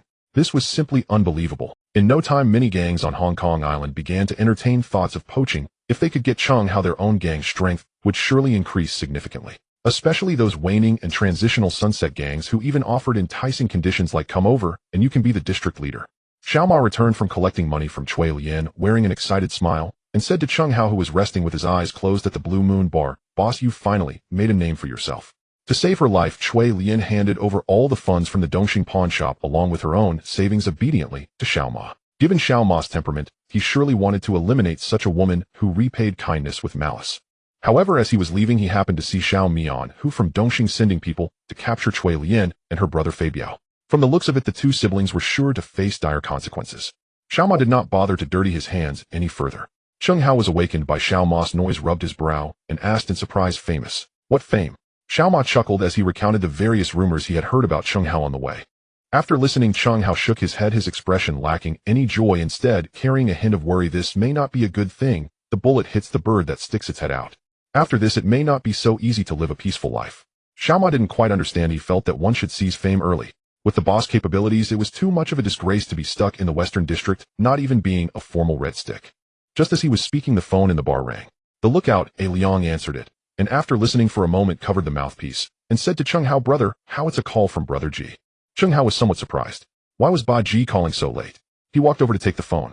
On the other end, Ba Ji's voice sounded urgent, even carrying an unusual tension. Hao, you need to come over immediately. Mr. Jiang wants to see you. Cheng Hao was taken aback. Mr. Jiang Tianxing. He wants to see me. He truly did not expect that this matter would quickly attract the attention of Hongxing's leader. At Repulse Bay, Jiang Tianxing's villa, Ba Ji led Cheng Hao into a spacious and brightly decorated. It was Cheng Hao's first time seeing Jiang Tianxing. He was dressed in a well-tailored dark suit and wore gold-rimmed glasses, exuding a refined and cultured demeanor. If one did not know his background, they might mistake him for a business tycoon or a social figure. His brother Jiang Tianyang was also present, equally impressive in demeanor. In contrast, the camel from Dongxing, also a second-generation gang member, had a completely different aura. Jiang Tianxing sat on the spacious leather sofa, holding a glass of red wine, calmly observing Cheng Hao. Did not shy away from his gaze, and this direct stare, tinged with scrutiny and inquiry, slightly displeased Jiang Tianxing, though his well-cultivated demeanor kept him from reacting on the spot. He had seen such situations many times before. After a brief silence, Jiang Tianxing broke the somewhat stagnant atmosphere first. So you are a Hao. Ba Ji often mentioned you to me. Now it seems not just Hongxing, but the entire underworld of the harbor island knows your name. Jiang Tianxing's tone was flat, revealing no emotion, yet the implication was clear. Your actions have caused. It was evident that Jiang Tianxing had heard various rumors circulating in the underworld, and was aware that several organizations had set their sights on Cheng Hao. Thus he had called Cheng Hao today. No matter the circumstances, the abilities Cheng Hao displayed were remarkable, and he had a subordinate capable of taking down He Yong with ease. Such talent must remain in Hongxing. He could not be poached by other organizations. Otherwise, the losses that Dongxing suffered today could very well fall on Hongxing tomorrow. Additionally, through this incident, Jiang Tianxing also noticed a flaw of Cheng Hao. He seemed to have a strong affinity for money. However, what puzzled him was why someone so money-oriented would open a convenience store offering a 50% discount to Hongxing. This made no sense at all. Therefore, he had to meet Cheng Hao in person to clarify the matter, otherwise he would never feel at ease. Cheng Hao chuckled, his tone relaxed yet assertive. Mr. Jiang, you flatter me. It's merely good fortune. If they hadn't come looking for trouble, I wouldn't have bothered with these troubles. Jiang Tianxing nodded. That was indeed. According to what he understood, since Cheng Hao joined Hongxing, he had indeed never taken the initiative to stir up trouble. Most of the time, it was Ba Ji who led him to show off their might. Jiang Tianxing turned his gaze to Ba Ji, who was somewhat restless, and his tone suddenly became serious. Ba Ji, Hao has been with the organization for some time now. Why is he still a Blue Lantern? Why doesn't he even have an official title? Ba Ji's heart sank at these words, and he instantly understood Jiang Tianxing's intention. He stole a glance at Cheng Hao, his face revealing a look of difficulty. Could he be blamed for this? It was Cheng Hao who had been unwilling to officially join. But he couldn't say this in front of. Before Ba Ji could respond, Jiang Tianxing continued. If you Ba Ji refuse to open the incense hall and accept the Hao into the fold, then I will have Shibi to take him as a disciple. As soon as these words were spoken, Ba Ji's expression changed instantly, as if he were sitting on pins and needles. He never expected Jiang Tianxing would use this tactic to pressure him. Currently, West Ring relied entirely on Cheng Hao. His subordinates were all loyal to Cheng Hao. If Shibi were to take Cheng Hao, he would instantly become a figurehead in West Ring. After pressing Ba Ji, Jiang Tianxing turned back to Cheng Hao, his tone softening somewhat, but the meaning behind his words was undeniable. How is it true that Ba Ji refuses to accept you into the fold? If so, feel free to say it. A talent like you, if you can't even join Hongxing, how can we gain the respect of others how can we establish ourselves in the underworld? Cheng Hao understood clearly. He knew Jiang Tianxing was admonishing Ba Ji while simultaneously reminding himself. The main reason Jiang Tianxing had called him today was to ensure his formal admission into Hongxing, integrating him into the organization's official structure and control. Ba Ji swallowed hard, glanced at the expressionless Cheng Hao, then looked back at the calm, yet profound Jiang Tianxing, and finally mustered the courage to force a smile that was more difficult than crying, saying to Jiang Tianxing, Mr. Jiang, you are right, it was my oversight. I will open the incense hall and formally accept the Hao into the fold. The delay was because I thought a Hao was still young and wanted to observe his character and performance more closely. Now that I see clearly Ahau is loyal to the organization and effective in his work, I am very satisfied. Jiang Tianxing nodded slightly, turning back to Cheng Hao. Ahau, after returning, follow Baji into the incense hall and officially join Hongxing. From now on, you must focus on working for the organization. Do not be like some people who always think about taking advantage of the organization. Is it that easy to take advantage of the organization? Everyone is watching closely. Cheng Hao nodded, not responding. He was no fool. He could certainly perceive the admonishment and warning in Jiang Tianxing's words. It seemed that Jiang Tianxing had already learned about his reluctance to formally join, which was why he had specifically brought it up today. At this stage, there was no room for evasion. Since evasion was no longer an option, Cheng Hao steeled himself. Fine, if Mr. Jiang wants to cultivate me, then I, Cheng Hao, will play a big game with you. He promptly straightened his back, displaying a sincere expression, and declared loudly, what Mr. Jiang said is true. Since we have joined the organization, we should naturally work wholeheartedly for it. Previously, I had misunderstood. I will correct this in the future. He had already made up his mind. When the crows come to kill you, Mr. Jiang, I, Cheng Hao, will absolutely stand by and do nothing.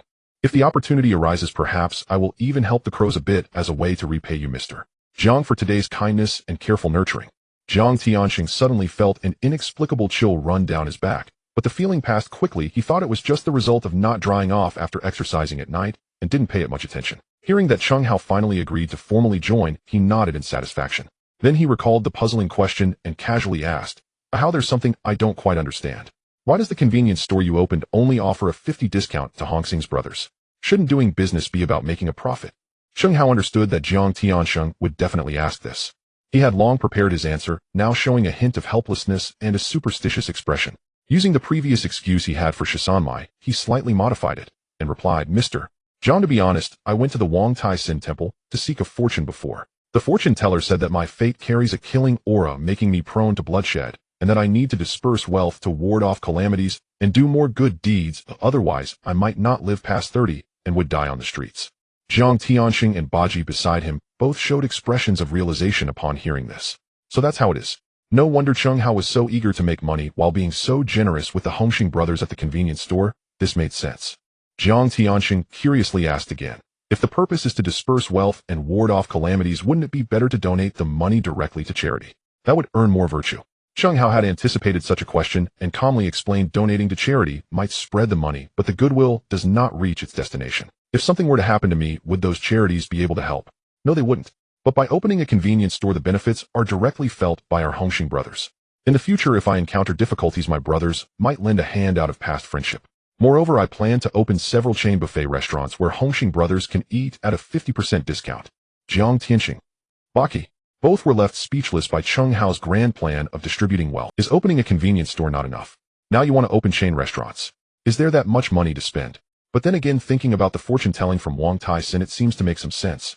Although this might sound absurd, on Hong Kong Island locals generally believe in feng shui and fortune-telling, seeking good omens in everything, so it's not too strange. Understanding the reason behind Cheng Hao's contradictory behavior of being money-loving yet generous eased a weight off Jiang Tianxing's heart, and he began to devise a plan. He waved to a bodyguard standing nearby. The bodyguard understood and turned to bring out a hefty black suitcase from the inner room, placing it on the coffee table and opening it. Inside, neatly stacked, were Hong Kong dollars in denominations of 1,000, and a rough glance would show it to be no less than 1,000,000. A warm smile spread across Jiang Tianxing's face as he pointed at the suitcase and said to Cheng Hao, here are 2,000,000 Hong Kong dollars. How this is for you. He paused, noticing Cheng Hao's surprised expression, and continued, you have successfully thwarted the 3 major generals of the Dongxing gang, greatly enhancing the prestige of our Hongxing and giving the organization a lot of face. This money is a reward from the organization for you. I hope you can continue to work hard and contribute more to the organization. Jiang Tianxing, aware of how to manage subordinates, had just used strictness to discipline and now immediately used heavy rewards to appease. Using both carrot and stick, a combination of rewards and threats. For an ordinary person, they would probably have been thoroughly subdued and left grateful by this tactic. But as Cheng Hao, an ordinary person, he was calculating more shrewdly than anyone else. Since the money had come knocking, how could he refuse it?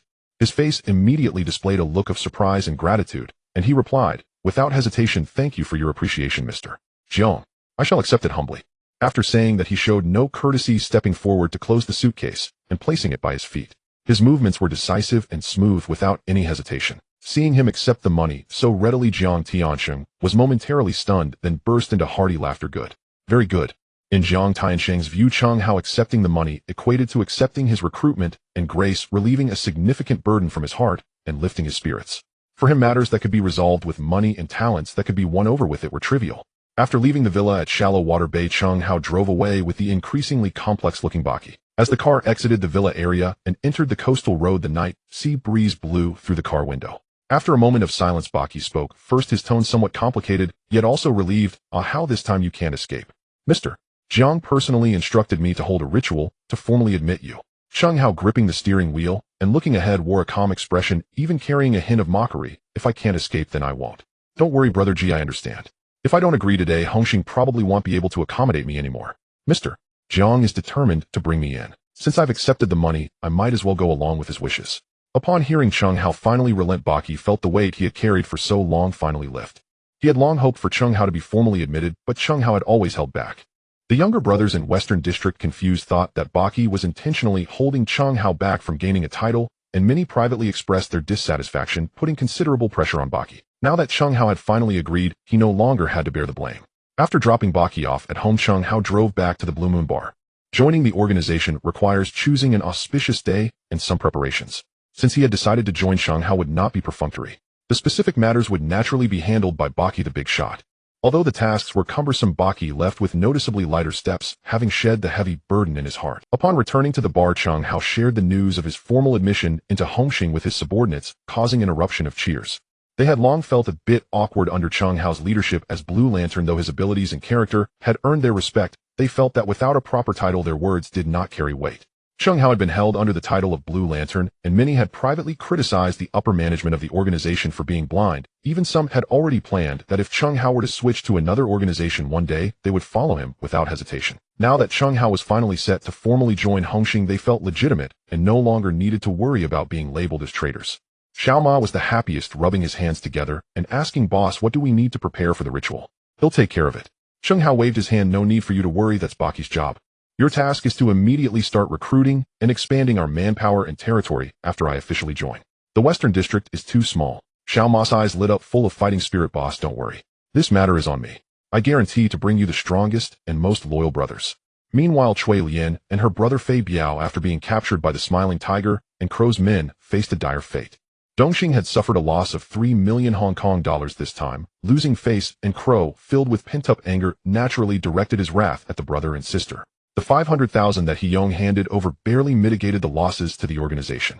Looking at Cui Lian and Fei Biao tightly bound and discarded in the corner, Smiling Tiger asked Crow, "What do you plan to do with these two?"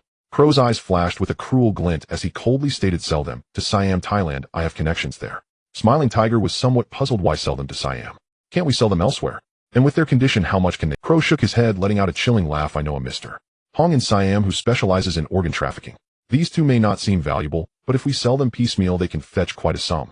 Upon hearing this, Smiling Tiger gasped, feeling a chill run down his spine.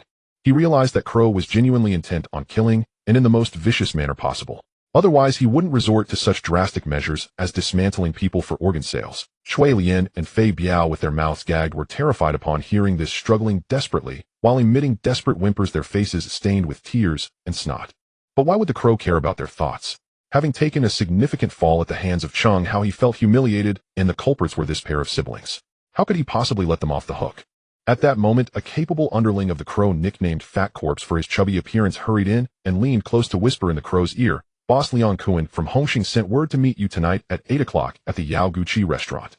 The Crow was taken aback, a look of surprise flashing across his face as he instinctively exchanged glances with the Smiling Tiger beside him. Both felt a huge question mark arise in their minds. Liang Kuan. What does he want to discuss by meeting me at this time? Usually the Crow had little to no relationship with Liang Kuan, and they weren't even considered acquaintances. This sudden invitation raised suspicions of deceit. The Smiling Tiger furrowed his brow in thought for a moment, a glimmer of insight flashing in his eyes as he slowly said, "Crow, I think we should go meet Liang Kuan." He paused for a moment, then continued, "Think about it. Previously, Liang Kuan's sworn brother Bai also had a conflict with Chung Hao and ended up in the hospital after being beaten with a wolf fawn club by him. Although Liang Kuan is one of Hongxing's people, there's a saying, the enemy of my enemy is my friend. By inviting you tonight, it might just be an unexpected good thing." The Crow was someone who lacked strong opinions and was easily swayed. After hearing the Smiling Tiger's analysis, he found it reasonable. He nodded, making up his mind. "All right. Then tonight you will come with me to meet Liang Kuan and see what he is really up to." With a series of efforts from Xiao Ma, the news of Chung Hao recruiting new members spread like wildfire, instantly igniting the entire underworld of the island. In both the underworld and the upper echelons from all walks of life, nearly everyone was discussing this matter.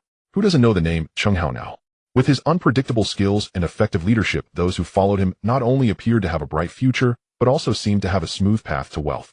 Many who felt their talents were overlooked and sought to make a name for themselves were itching to hop on this fast train. Yet this particular gentleman had always kept to himself in the Western District, never showing any intention of welcoming new talents, leaving many eager supporters without even a door to knock on. Now, however, rumors of broadening the doors had suddenly surfaced, and various self-proclaimed heroes flocked towards the Western District like crazed individuals. Among them, there were certainly those with ulterior motives.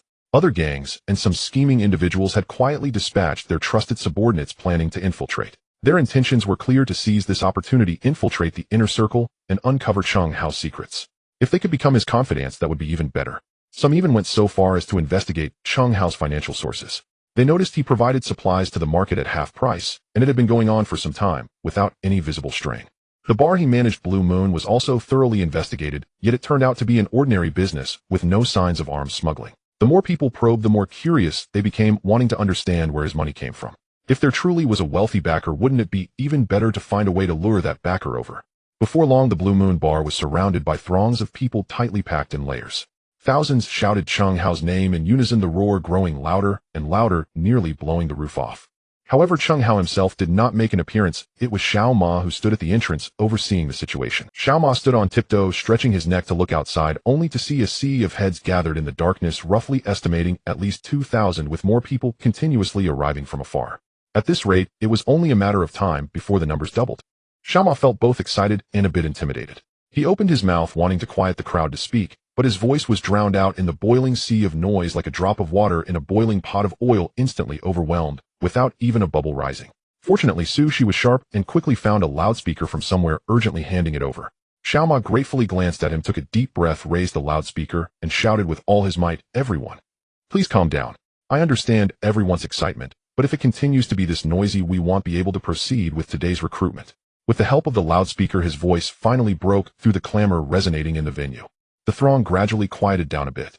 Everyone knew that in such chaos the bar couldn't possibly accommodate them. Moreover, the recruitment hadn't even started, and if they continued to make a ruckus, it wouldn't matter even if it got dark. Seeing that the crowd had quieted somewhat, Xiao Ma nodded and continued speaking into the loudspeaker, first to address everyone's most pressing concern: "Our boss Cheng Hao is indeed recruiting." Before he could finish, the crowd erupted into huge cheers, the wave of sound almost lifting the roof over Xiao Ma's head. Xiao Ma quickly raised his hand, forming a fist to signal for silence, and the crowd reluctantly lowered their voices once more. Only then did Xiao Ma continue. "Now I will announce the recruitment rules, open to both men and women. First, you must understand the rules, obey orders, and strictly adhere to the gang rules. Second, you must be in good health, physically sound, not involved in drugs or gambling. Third, you must be responsible and ambitious, follow commands, and hit wherever you're directed. Fourth, you must be able to endure hardship, have perseverance, and not be someone with a short-lived enthusiasm. Fifth, you should be articulate, quick-witted, and capable of reading the room. Sixth, those with special skills or higher education will be given priority." Hearing these conditions, everyone was dumbfounded, exchanging glances. They had thought that as long as they showed loyalty and were physically fit without drug use, they could join seamlessly. Little did they know there were so many stipulations, it was dizzying. Especially the last point about having special skills or higher education, it felt like a fantasy. Those of them who made a living on the streets, if they had higher education, who would still be in the underworld? Spies sent by other gangs also gasped at these conditions, inwardly muttering, "This isn't recruitment for thugs. It clearly resembles the hiring practices of a multinational company for high-ranking professionals." Outside the bar, the buzz of discussion resumed. Many complained that this was deliberately setting hurdles.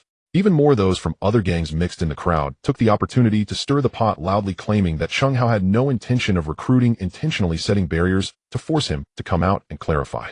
Xiao Ma had anticipated this and kept a neutral expression, steadily raising the loudspeaker to speak again. "Everyone, please don't rush. Don't you want to hear about the benefits?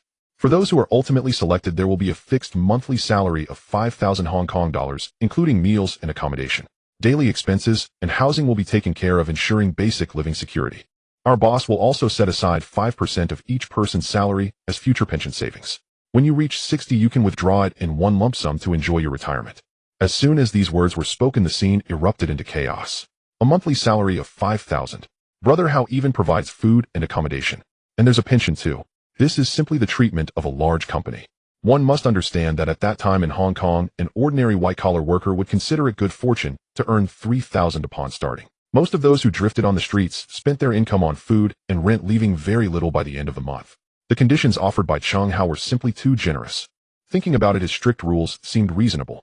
Xiao Ma then announced, "This time we are only hiring 200 people. Once the slots are filled, recruitment will close.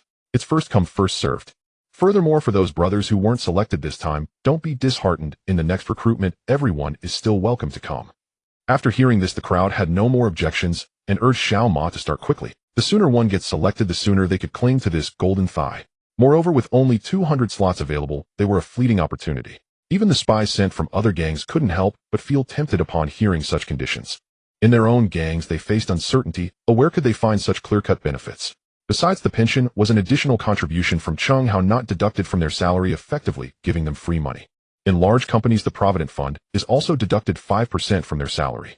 In comparison, Cheng Hao seemed like a generous benefactor. No, he was like a reincarnated parent. Fortunately, she was there to assist Xiao Ma. With his sharp eye, he filtered out those with ulterior motives or undesirable traits, leaving mostly strong and capable individuals. With some training, they could become a usable force. This was also Cheng Hao's intention. He preferred quality over quantity, seeking soldiers who could be of use, not just fillers. The current lower-tier hoodlums had a tough life. Gangs usually did not provide fixed salaries, and the little profits the big bosses made were rarely shared. To survive, one had to find ways to earn some side income, set up a small stall, or take on odd jobs. Some even resorted to collecting protection fees near schools, keeping some for themselves and giving the rest to the small bosses above. Those fortunate enough to gain the favor of the big boss, like the followers of Baji, might be taken along to show off their strength, displaying their might, and confronting others, and could possibly earn a small fee afterward. However, these were benefits only enjoyed by trusted confidants. The newly inducted Blue Lanterns, the lowest tier members, had no such opportunities. One had to endure until reaching the 4/9's official member's position to gain a formal name. Cheng Hao's situation was completely different. Although he was nominally still a Blue Lantern, he managed the Blue Moon Bar. With a string of impressive achievements, he had managed to win over the joint faction leader Bobby, the 5 Tigers of Dongxing, and even the skilled Hiyong. While everyone envied him, they also knew that such opportunities and abilities were not available to everyone. Therefore, this opportunity seemed especially precious. Soon the 200 slots were filled. However, outside the bar, the crowd had not dispersed. Instead, it had swelled to over 5,000. Among them were those who were rejected for not meeting the criteria and stubbornly refused to leave, as well as those who arrived late and regretted missing out. Their unwillingness was like a lock firmly binding them here. Seeing this situation, Xiao Ma was at a loss, turning to enter the bar, and found Cheng Hao in the manager's office, his expression grave. "Boss, there are still many people outside who won't leave. What should we do?" Cheng Hao stood quietly by the window, his gaze penetrating through the glass at the dense crowd outside, pondering for a long time. He understood the predicament. Blocking the street would affect businesses and residents, and soon the police would be called. After a moment of contemplation, he spoke. "We can recruit 300 more. However, these 300 will be considered as reserve candidates, not officially part of the gang yet. We can arrange for them to work at convenience stores and the chain fast food restaurant we plan to open, which will help alleviate the immediate pressure. They will receive a salary of 3,000 without other benefits for now. However, when we recruit official members in the future, those selected will be prioritized from these individuals." Upon hearing this, Xiao Ma quickly picked up on a key piece of information, exclaiming in surprise, "Boss, are we really going to open a chain fast food restaurant? Or should we consider another line of work?" He felt a bit panicked. Given Cheng Hao's usual style, the fast food restaurant would probably offer half-price discounts to the Hongxing members, and if this continued, wouldn't he become the generous benefactor in the eyes of his competitors? Rumors were already circulating outside that Boss Tang was a generous benefactor. Cheng Hao smiled and shook his head. "Do you think I haven't made any profit? In reality, the earnings might exceed your imagination. If you don't believe it, come with me to the bank tomorrow. I just happen to need to transfer 20 million to the account of Hao Yijia convenience store." "This?" Xiao Ma gasped, his eyes widening in shock. "Boss, are you planning to rob a bank?" He was genuinely perplexed. The finances of the Kaishan Human Resources Company barely broke even, and while the Blue Moon Bar was somewhat profitable, little was left after handing over to the gang. The Hao Yijia convenience store was purely losing money, burning cash every day, and the account was nearly empty. Now the boss was saying he wanted to invest another 20 million. Could it be that the boss is actually the child of a hidden wealthy family, or his family runs a bank? Otherwise, where would this money come from? Cheng Hao was unaware of Xiao Ma's inner monologue, and seeing him frozen in place, urged, "What are you daydreaming about? Quickly handle the situation outside." Xiao Ma finally awoke from his daze and hurriedly left the office. He returned to the entrance, raised the loudspeaker, and shouted, "Everyone quiet down. I have some good news. We have decided to recruit an additional 300 people." The crowd instantly quieted down, all ears on him. However, these 300 are reserve candidates. They will receive a salary of 3,000 including food and accommodation, but no other benefits for now. However, when we officially recruit members, we will prioritize selecting from these individuals. As soon as he finished speaking, the crowd fell silent for a moment before erupting into even louder noise than before. I want to sign up. 3,000 is not bad. Having a salary and the chance for priority conversion to formal membership is great news. Even though there are no other benefits, food and accommodation are covered, so I can save some money. The crowd not only did not express dissatisfaction, but became even more enthusiastic in lining up again. Those who had been rejected earlier reignited their hopes and rejoined the ranks. A monthly salary of 3,000 was enough for them to give it a shot, especially with the hope of formal membership. The 300 reserve slots were filled in no time. At this point, the street was so congested that the police finally arrived to disperse the crowd. The gathering of over 5,000 slowly began to disperse. However, this incident had already swept through the entire Hong Kong underworld like a whirlwind. Those outside were unclear about the difference between official and reserve. They only knew that Cheng Hao had recruited 500 people in one go, and all of them looked strong and capable, like they were ready to fight. With some training, they could become an elite force. Those who had grievances with Cheng Hao turned pale upon hearing the news. Cheng Hao was already a difficult opponent, and now he had added several hundred more under his command. This was like adding wings to a tiger, making him even harder to deal with. In the West Ring Ba Jis territory, Hao is making quite a big move this time. Where is all his money coming from? It seems like he never runs out of it. Ba Ji felt restless after hearing the news. Cheng Hao's move was completely beyond his expectations. He roughly calculated that with 500 people, even at the lowest salary of 3,000 a month, that would be 150,000 just in salaries, and with food and accommodation included, the expenses would rise by several tens of thousands more. Where is all this money coming from? Shui Chong, who was nearby, sighed. Brother Hao's money seems to never run out. We just can't figure it out. Baji looked puzzled. Hao's parents have long passed away, and there are no wealthy relatives to rely on. This is too strange. If he had a backer, there would be no trace to find. This matter was almost turning into a supernatural event. Shui Chong seemed to recall something and said, Brother Ji, I heard that Liang Kuan and Ba joined forces to buy goods at low prices from Hao's convenience store, then mark them up by 50% to sell to shops in their own territories. Hao's intention was to take care of our Hongxing brothers, but what they are doing is akin to eating from both sides. Should we remind Hao? Ba Ji listened, his face revealing a hesitant expression. If it were in the past, he would have informed him without hesitation. But now, with Cheng Hao's forces expanding so rapidly, he was astonished, but also had other thoughts. He thought to himself, could I also learn from them? Buy goods at half price from the convenience store, and then mark them up to sell to merchants on my own turf. This would be a guaranteed profit. But he was also afraid that this would upset Cheng Hao. In the end, he sighed and said, forget it, I'll still tell Hao. I hope he can handle it properly and not get in a conflict with Liang Kuan and the others easily. In fact, Shui Chong had also made up his mind to inform Cheng Hao. Seeing Ba Jis' demeanor, his disappointment in this leader deepened. Who wants to follow a leader who is both weak and somewhat envious of the capable? Moreover, Ba Ji had clearly just entertained the thought of skimming a little off the top. How is that any different from eating from both sides? Shui Chong also noticed the fleeting embarrassment and concealment on Ba Jis' face, making him feel even more uncomfortable. Ba Ji changed the topic and asked, how is the preparation for Hao's initiation ceremony going? Shui Chong replied seriously, Brother Ji, don't worry, everything is being prepared according to the highest standards for the ceremony. Ba Ji waved his hand. It's fine, you can get back to your work. Shui Chong turned to leave. Once he was far away, Ba Ji sighed deeply. Being this leader is becoming increasingly difficult. On the other side, in the Blue Moon bar, Xiao Ma worried that the police would come looking for trouble again, so he had all 500 recruits go inside the bar. Instantly, the originally spacious bar was crowded to the brim, making it difficult to even turn around. Xiao Ma did not dare to be negligent and immediately organized these people to register their names and addresses. Cheng Hao walked out of the office, and the newcomers saw the main figure and shouted in unison, Brother Hao. Their voices echoed throughout the room, exuding a strong and vigorous atmosphere. Cheng Hao waved his hand with a smile. Brothers, starting today, you are all one of us. There were some minor hiccups today, but it has been resolved smoothly. Everyone understood he was referring to the crowd and the police arriving. Cheng Hao continued, since you are willing to follow me, Cheng Hao, I will definitely not treat you unfairly. Today, each person will receive 1,000 yuan as a red envelope, and then you can head home for now. The arrangements for food and accommodation will take a bit more time. The 200 officially selected individuals should gather at the Blue Moon Bar in 3 days. The 300 individuals who are in preparation for selection should gather in 7 days. Take your red envelopes and go back for now, or just don't be late when the time comes. After saying this, he turned and returned to the office. Everyone expressed their understanding. Cheng Hao giving each person 1,000 yuan red envelope made everyone feel warm inside. In other places, newcomers have to prepare red envelopes to pay respect to the leader. Here it's the opposite, which is truly generous. Xiao Ma distributed the money according to the list order and repeatedly reminded them of the gathering time. Once things were mostly handled, he went to see Chung Hao. Chung Hao happened to receive a call from Shui Chong. How there's something I need to tell you. The tone sounded urgent. Chung Hao was somewhat puzzled. Chong, what's the matter? You can say it. He knew that Shui Chong was increasingly on his side. If there was any movement on Ba Jis' side, he would most likely come to inform him. Shui Chong quickly said, how it's about your convenience store. Chung Hao was puzzled. What's wrong with my store?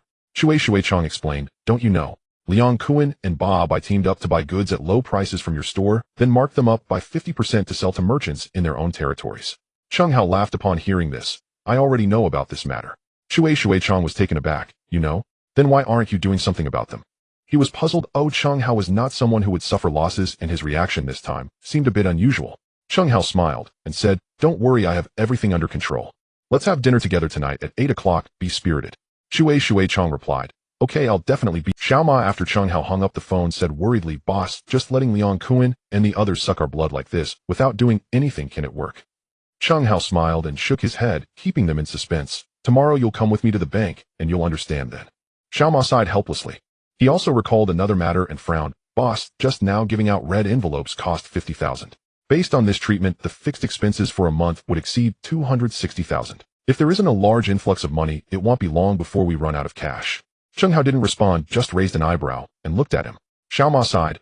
All right, tomorrow I'll go with you to the bank to take a look. Seeing Xiao Ma's worried expression, Sushi couldn't help but laugh. Xiao Ma, seeing him smile irritably, said, Sushi, why don't you advise the boss? If the money runs out, are we supposed to drink the northwest wind? Sushi shook his head and laughed. Do you think the boss's mind would be inferior to yours? How could that be possible? While I think I'm quite smart, the boss's mind is at least several times better than mine. After saying this, he realized that his reaction was a bit ridiculous, more like boasting about his clever boss. This demeanor amused Chung Hao and Sushi, causing them to burst into laughter again. Xiao Ma, seeing the two laugh at him, turned bright red with embarrassment, wishing he could find a hole to bury himself in. Chung Hao and Sushi only stopped laughing after a while. They were also afraid that Xiao Ma would get angry and quit. Xiao Ma was indeed a talent. He handled both major and minor affairs. Sometimes Chung Hao worried that he would overwork himself and collapse one day. That's why in this recruitment he specifically wrote in the last line, those with special skills or high education are preferred, hoping to bring in true talents to share the burden. However, such talents are hard to come by. Although hiring professional managers is also an option, those people are not truly loyal followers, and without having been tested, one cannot trust them with important matters. Moreover, what if undercover police or ICAC agents infiltrate? That would be a real problem. In the West Kowloon district, the anti-triad office. Huang Ziqing finally achieved his wish, transferring from the Major Crimes Unit to the Anti-Triad Unit. However, he regretted not being able to stay in the Major Crimes Unit on Hong Kong Island. If he had remained there, he could have kept a close watch on Chung Hao. Ever since he was tricked by Chung Hao with the char siu bao and ended up eating that bun, he hasn't dared to eat meat since. Just the sight of meat makes his stomach churn, causing nausea and retching. His colleagues who ate the bun with him were in a similar predicament. This incident has almost become a joke within the police force and a thorn in his heart. The perpetrator of the 8 Immortals restaurant massacre, Wang Zhiheng, has yet to be captured. There are no exit records, and there's no news from the snakehead. It's as if he has evaporated from the world. Huang, sir, what are you lost in thought about? Lu Qichong saw Huang Ziqing daydreaming and walked over to ask. Lu Qichong from Infernal Affairs is Huang Ziqing's partner, characterized by his calm demeanor, and later rose to a high position. Unlike Huang Ziqing, who sometimes coerces informants like Qin Yongren, he is a truly good cop who cares for his subordinates. Unfortunately, he had poor luck and later became Huang Ziqing's scapegoat. The two are contemporaries, but their paths diverged. Those who wanted to join the Major Crimes Unit ended up in the Anti-Triad Unit, while those who sought the Anti-Triad ended up in Major Crimes. Now Huang Ziqing can be considered having his wish fulfilled. Huang Ziqing slowly snapped back to reality, forcing a smile. Chung Hao from the West Central Hongqing has been making quite a stir lately.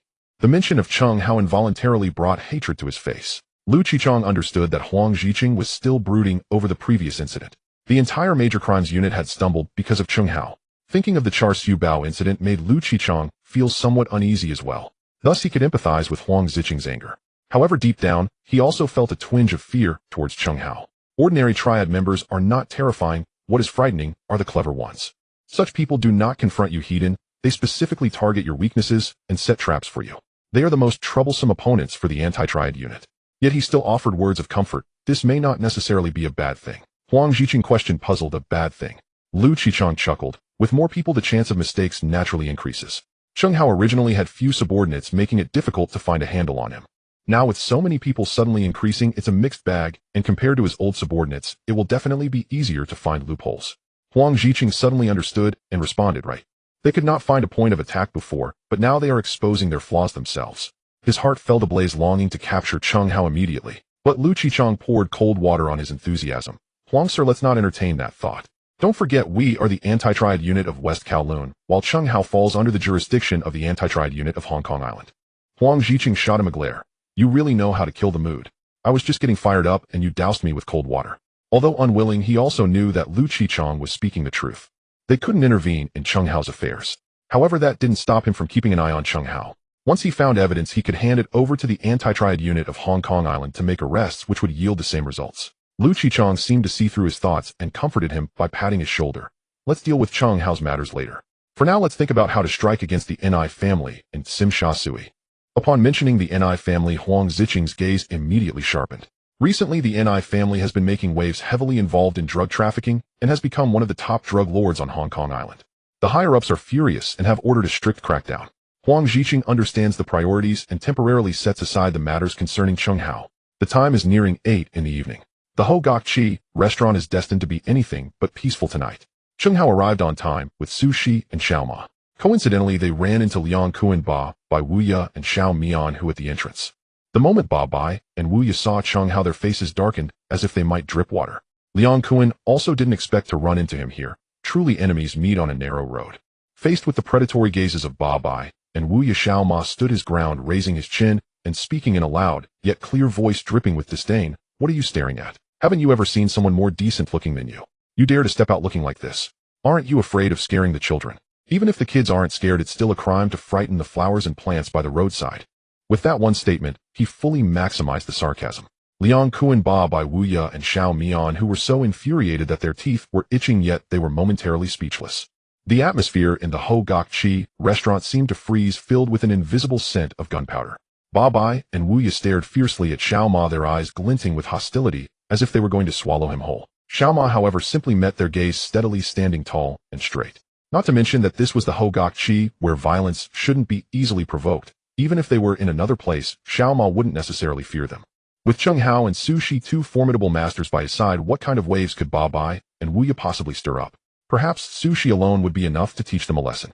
Liang Kuan saw through Xiao Ma's thoughts at a glance, and fearing that Ba Bai and Wuya might impulsively create trouble, hurriedly stepped forward to place himself between the two sides. He first glanced at Cheng Hao, whose youthful and handsome demeanor exuded calmness, inexplicably causing a pang of jealousy in his heart. He snorted coldly, his tone carrying a condescending reprimand. Young man, being too arrogant is not a good thing. Don't think you can act recklessly just because you have some martial arts skills. You must understand there are people beyond people and heavens beyond heavens. Cheng Hao curled his lips and let out a dismissive scoff. If young people are not arrogant, what do we call them then? What good is it to talk tough? In front of me, whether you're a dragon, you must coil. Whether you're a tiger, you must lie down. Liang Kun's fake smile vanished in an instant, replaced by a grim expression. Good. Very good. I want to see just how long you can be so arrogant. With that, he ignored Cheng Hao, turning away with a disgruntled Ba Bai and the others, and walked into the restaurant. Cheng Hao also couldn't be bothered to waste words, and gestured for Su Shi and Xiao Ma to enter the private room he had reserved. Upon entering the room, Wuya grumbled indignantly. Liang Kuan, are you just going to let him trample all over you? Wuya shot Liang Kuan a deep look, his eyes filled with warning. Wuya, don't provoke him again. If I could have acted, would I still be waiting until today? Have you forgotten who you got hurt by previously? Ba Bai beside him coldly interjected, his tone laced with sarcasm. If Liang Kuan hadn't stopped me just now, would you really have wanted to fight? You probably wouldn't even get close before Cheng Hao took you down with a single blow. Although Ba Bai also hated Cheng Hao at this moment, he was on the same side as Liang Kuan. He genuinely looked down on Wu Ya's impulsive behavior, which he felt was foolish. Ba Bai's words struck a raw nerve. Crow instantly snarled like a cat, with its tail stepped on. Ba Bai, have you been so cowed by Cheng Hao that you've lost your spine? A cowardly rat. What business does he have prowling the underworld? Ba Bai shot back with a cold sneer. You call yourself bold? Weren't you nearly killed by him last night? The two traded barbs, tempers flaring, until Xiao Mian, who had remained silent until now, stepped forward to mediate. Crow, hold your tongue, for now. This isn't the time for petty squabbles. Let's hear first what Liang Kuan has summoned us here to discuss. Liang Kuan raised his thumb in approval, flashing Xiao Mian, who a sly, knowing smile. Only Xiao Mian, who sees the bigger picture. Crow, you do well to learn from him. Oomph. Crow curled his lip, but finally suppressed his fury. Drawing closer, Xiao Mian, who murmured softly, Crow, we didn't come here to vent pride. Don't let trifles jeopardize what truly matters. Crow knew full well the wisdom of those words. Yet rage burned hot in his chest, especially now face-to-face with Chung Hao, his sworn mortal enemy. Gritting his teeth, he deflected part of his fury elsewhere. That useless He Yong couldn't keep his hands clean, yet dared chase extra profit, and dragged us all into disgrace. Xiao Mian, who sighed. What can we do? He Yong is C2 Haonan's most trusted confidant. The boss places absolute faith in him. Crow pressed his lips together and said nothing more. He was a man who sized people up before acting. Once when C2 Haonan rose to power, Crow had challenged him privately, only to be beaten black and blue. Since then he dared not defy C2 Haonan again, not in word nor in deed, especially as Luo Tua, their supreme leader, held He Yong in such high regard. Waving off the subject, Xiao Mian, who turned to Liang Quan and asked gravely, Liang Quan, our triads have long stood at odds. Let's speak plainly, why have you called us here? Liang Quan's face lit once more with that signature smirk, wry cunning edged with mischief. There are no eternal enemies, only eternal interests. If our goals align, why not turn foes into allies? Xiao Mian, who paused in thought. You mean? Liang Quan spoke with unwavering resolve. I have a way to bring Chung Hao down, provided you're willing to join forces. Xiao Mian, who and Crow exchanged glances, both eyes shadowed with suspicion. After all, Chung Hao nominally belonged to Hung Hing. They feared this might be a trap laid jointly by Liang Quan and Chung Hao. Ba, sensing their doubt, quickly interjected. Do you suspect Liang Quan colluded with Chung Hao? Ba, suffered the worst at Chung Hao's hands. Would I lie to you now? That remark eased their wariness slightly. Indeed, Ba had borne Chung Hao's wrath long before either of them had, so they trusted Ba far more than Liang Quan. Seeing mutual intent to eliminate Chung Hao, Crow blurted urgently, Tell us, what's the plan? Xiao Mian, who fixed Liang Quan with an unblinking gaze awaiting his reply. Ba flashed Liang Quan a subtle nod. Unhurried, Liang Quan smiled. No rush. Let's sit, eat, and talk. Ba gestured for Crow and Xiao Mian, who to take their seats, then ordered his top lieutenant Sha Chong to serve the meal. After pouring tea for both men, Liang Quan began languidly. You know Chung Hao's convenience store chain, Hui Ka, don't you? Crow nodded. Who in the underworld hasn't heard of it? Xiao Mian, who added, Indeed. What baffles everyone is, where did he get the capital to offer Hung Hing brothers a 50% discount? Turning to Liang Quan, he asked, You're also Hung Hing. Do you know the source of his funds? Liang Quan shook his head. His wealth flows from a bottomless well, known only to himself. But the opportunity one proposed is precisely tied to this. Xiao Mian, who and Crow blinked, puzzled. They hadn't grasped his meaning. Ba grinned, stepping in to explain. This is Liang Quan's masterstroke. We buy wholesale from Chung Hao's stores at 50% off, then resell to merchants in our own territories at a 50% markup. We've run this scheme for over 10 days, already netting several $100,000. Crow and Xiao Mian, who stared stunned. This actually works. Liang Quan burst into triumphant laughter. Why wouldn't it? Profit and provocation in one stroke. Were it not for Chung Hao's current limit of just 10 outlets, lest we stir suspicion, we'd be stocking far more. Only then did Xiao Mian, who and Crow grasp Liang Quan's ruthless ingenuity. Shameless it may have been, but undeniably brilliant vengeance and gains served in the same dish. Xiao Mian, who furrowed his brow. Clever, but Chung Hao operates only 10 stores all within your turf. How do we enter the game? Liang Quan waved dismissively, exuding quiet confidence. Rest assured, I wouldn't invite you without preparation. Even if I possessed boundless audacity, would I dare toy with you too? Xiao Mian, who gestured calmly. Go on. Liang Quan dropped the pretense. My men have confirmed it. Chung Hao plans massive expansion, dozens more convenience stores soon. At this, both Xiao Mian, who and Crow's faces brightened. If Chung Hao truly opened so many new outlets, they could replicate Liang Quan's strategy without delay. Just as they leaned in eager for details, the waiters arrived with steaming dishes, and the conversation paused. Meanwhile, in Chung Hao's private dining room, not long after Shui Chong arrived, Chung Hao ordered the meal served. Xiao Ma whispered anxiously, Boss, those for gathering together spells trouble. They're certainly scheming against us. Chung Hao shrugged, lifting a morsel with his chopsticks. Defeated men. What threat do they pose beyond their own delusions? Newcomer Shui Chong, still unaware, listened as She recounted the earlier confrontation at the entrance. Shui Chong's expression darkened. How don't underestimate them. They're singling you out, shearing your wool. At 50% off, how long can you sustain this? Xiao Ma shook his head, pained. I've warned the boss repeatedly, but he insists on honoring Hung Hing brothers with the discount. And that's not all. He plans to open 50 stores. How much capital will that demand? His voice trembled with genuine distress. The first 10 already cost millions. 40 more won't clear 15 million, and that excludes daily operations. The initial 10 outlets alone had devoured several million. To expand 40 more would require at least 15 million, not counting overhead. If the 50% discount continued, Xiao Ma couldn't fathom the scale of future losses. Shui Chong recoiled, urging urgently. How? Think carefully. This isn't a game. I don't know where your money comes from, but it doesn't fall from the sky. Wouldn't it be wiser to enjoy it yourself, or invest in property? Why squander it so recklessly? Cheng Hao watched their gloomy faces and laughed. Truly, do you believe someone as foolish as you imagine could survive this long in our world? Both Cui Shuiqiang and Xiao Ma were taken aback. After all, if Cheng Hao were truly a fool, he would have long since met his demise on the streets. How could he have grown step by step commanding a few hundred elite subordinates, with seemingly endless wealth? Beside them, Su Shi remained calm, smiling as he said, "You are both worried out of concern, underestimating the boss' capabilities. Just trust him." Xiao Ma rolled his eyes at him, saying, "Who can be like you, acting as if nothing is wrong even when the sky is falling?" Su Shi merely smiled and did not respond. Cheng Hao urged everyone to start eating and drinking. After a few rounds of drinks, he set down his cup, looked at Cui Shuiqiang, and got straight to the point. "Ah Cheng, are you interested in coming over to help me?" Cui Shuiqiang was taken aback. He hadn't expected Cheng Hao to directly recruit him. However, he did not immediately agree. He had been observing Cheng Hao's actions, particularly the loss incurred from opening the convenience store, which he found incomprehensible and left him feeling uncertain. Xiao Ma chimed in. "Ah Cheng, following boss Baki has no future and certainly no financial prospects. Baki is extremely stingy, only looking out for his own interests and treating his subordinates harshly. Staying with our boss is a different story. The future is bright and money will be plentiful for you." Hearing Xiao Ma's disparagement of Baki, Cheng Hao laughed and scolded, "It seems you all still don't trust me." There was no choice but to reveal a bit of a secret. Cheng Hao's invitation to Cui Shuiqiang was made after careful consideration. Since Jiang Tiansheng had forced him to formally join the Hongxing, there was no longer any space for him to remain an outsider within the Hongxing, and Jiang Tiansheng would not allow him to develop peacefully. With no other options, Cheng Hao decided to rely on himself and take a different path. The first step was to win over Cui Shuiqiang, completely sidelining Baki and taking control of the West Ring into his own hands.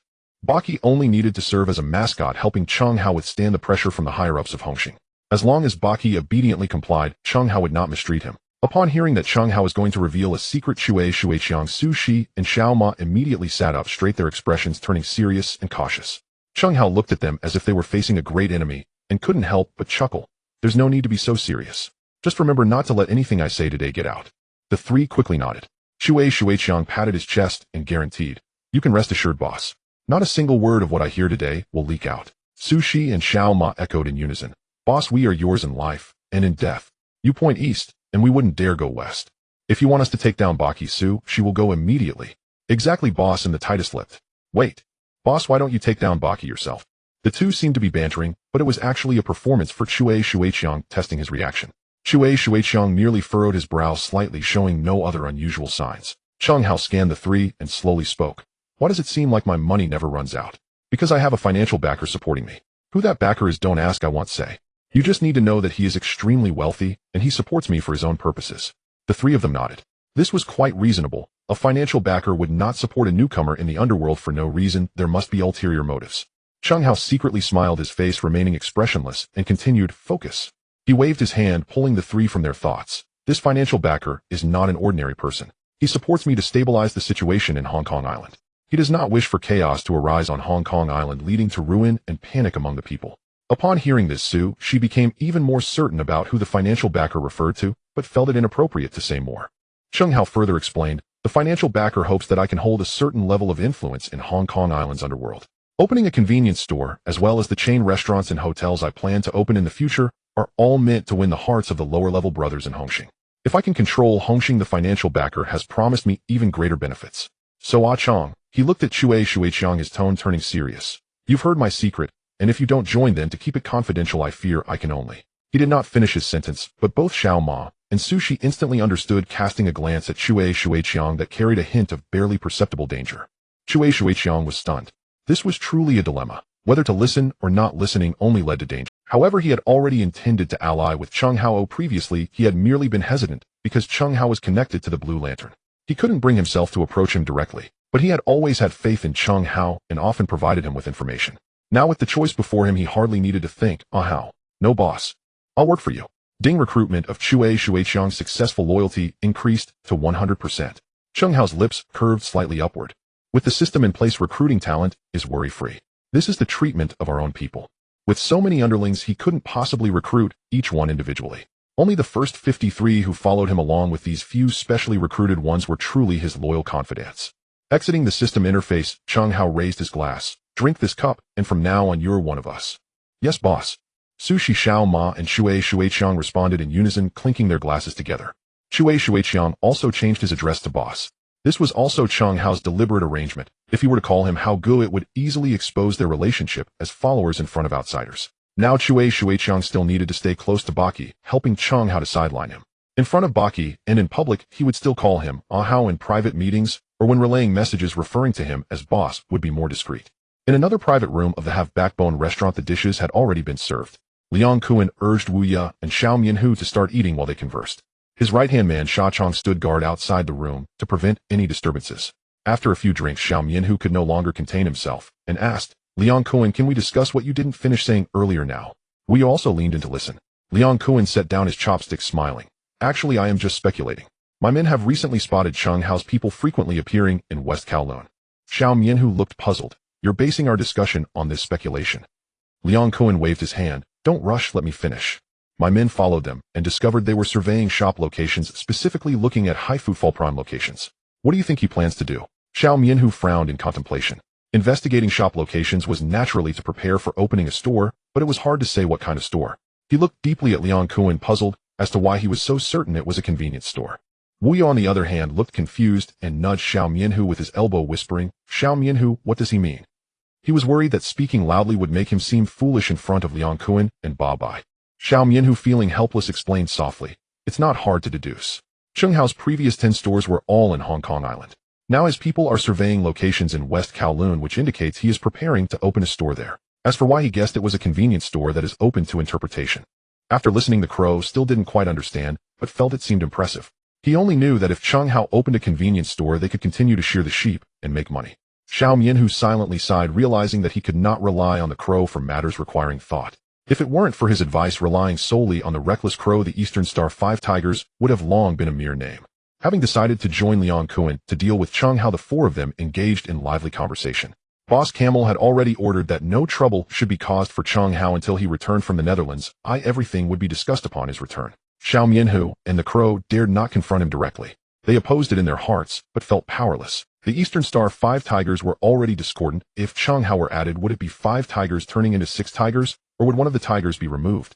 The competition for Liang Kuan was already fierce enough, though adding someone as predatory as Cheng Hao would make it even harder for them to survive. Thus they wanted to take the initiative and eliminate Cheng Hao before Boss Camel returned. However, Cheng Hao was too powerful. They couldn't handle him alone. With Liang Kuan and Ba Bai joining forces, forming an anti-Cheng Hao alliance, their chances improved slightly. After sending Xiao Mianhu and the Crow away, Ba Bai said to Liang Kuan, with the two of them joining, our odds have increased. Liang Kuan shook his head, revealing a meaningful smile. My goal is not merely Cheng Hao. Ba Bai knew all too well Liang Kuan's ambitions. When they swore brotherhood, Liang Kuan promised to help him ascend to the leadership position of the United Society, while he would assist Liang Kuan in claiming the throne of Hongxing. Thus their ultimate goals were to be the leaders of their respective organizations, and without fundamental conflicts of interest, they could cooperate seamlessly. However, Cheng Hao had severely embarrassed Ba Bai in front of his men, diminishing his prestige. If Cheng Hao was not eliminated, Ba Bai would inevitably face more criticism in his bid for power. Ba Bai's expression turned serious. I hope these two guys can be reliable. I cannot find peace without eliminating Cheng Hao. Liang Kuan deeply glanced at Ba Bai, not mocking him. He feared Cheng Hao as much as Ba Bai did. Cheng Hao's skills were rarely seen in his lifetime. With a single swing, he could knock away 6 or 7 people. Even the battle god Prince of Hongxing might not be able to achieve that. Of course, the prince was exceptional in fighting skills, which was a different matter. Moreover, Cheng Hao had Sushi by his side, who had incapacitated Hiyong. He might be even more terrifying than Cheng Hao himself, and the prince wouldn't necessarily fare well against him. Such a formidable force suddenly emerged within Hongxing, yet it was beyond his control. If they competed for leadership in the future, this force could interfere, and Liang Kuan wouldn't know how to respond.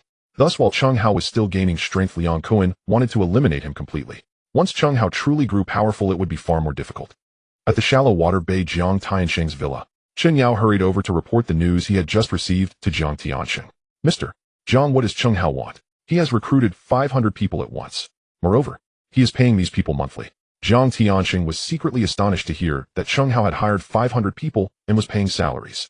As the leader of Hongxing, he couldn't even pay all the Hongxing brothers a fixed salary. How could Cheng Hao manage to do this? Move was essentially putting him on the hot seat, making others think Jiang Tiansheng was even less capable than a mere talker from a faction. Jiang Tiansheng's face darkened to the point where water could drip from it. This bastard is not willing to suffer losses. This is revenge for forcing him to join Hongxing. Chen Yao was puzzled. I really can't understand what Cheng Hao is thinking. At this rate, he would have to spend at least 2,500,000 Hong Kong dollars every month. Yet his convenience store is clearly losing money and he has no other income. Where is he getting the money from? Right? Where is Cheng Hao getting his money from? This was also something Jiang Tianxing couldn't figure out. He had used many connections to investigate the financial backer behind Cheng Hao, but found nothing. It seemed that Cheng Hao had money to burn out of thin air, and this uncertainty was the most unsettling. Chen Yao tentatively suggested, Mr. Jiang, perhaps we could use someone else's hand to investigate his background. Whose hand? Jiang Tianxing raised an eyebrow. Chen Yao lowered his voice, revealing a knowing smile. We could enlist the police or the ICAC Independent Commission Against Corruption to investigate the source of Cheng Hao's funds. In this way, those who have financial dealings with him will naturally come to light. Jiang Tianxing wore a knowing smile as he patted Chen Yao's shoulder. All right, let's do it as you suggested. Chen Yao understood perfectly. Jiang Tianxing probably thought of this method long ago. He was just waiting for Chen Yao. Colluding with authorities to investigate his subordinates would not reflect well on his reputation. How could Jiang Tianxing take the blame himself? Since Chen Yao understood, he had no choice but to bravely jump into this fire pit. Relieving his superior's worries was after all his duty. Watching Chen Yao leave, Jiang Tianxing's gaze turned even deeper. In Saiwan. After the Having Integrity gathering dispersed, Cheng Hao did not head home directly, but instead went to the place where Ruanan and Jie Wen shared a residence. He knocked on the door. Who is it? Came Jie Wen's voice from inside. There was no response from outside. Jie Wen did not immediately open the door, but first looked through the peephole. Upon seeing Cheng Hao, she gasped softly and quickly opened the door. Boss, why are you here? Jie Wen joyfully pulled Cheng Hao inside. Cheng Hao casually closed the door, pulling Jie Wen into his embrace and pinning her against the wall next to the door, executing a wall slam. With the other hand, he gently lifted her chin, his tone teasing, "What are you not welcoming me?" Jie Wen instantly flushed to the roots of her ears, stammering no. Her mind went blank, her heart racing like a startled deer. Seeing her shy demeanor, Cheng Hao was about to take it a step further when the bathroom door suddenly opened and Ruanan emerged wrapped in a towel. She had heard the knocking sound earlier and noticed Jie Wen going to answer, but then there was no further noise. Worried that something had happened to Jie Wen, she had rushed out in a towel without rinsing off the foam. Upon seeing the intimate posture of Cheng Hao and Jie Wen, she felt as if struck by lightning. Her hand loosened and the towel fell to the ground.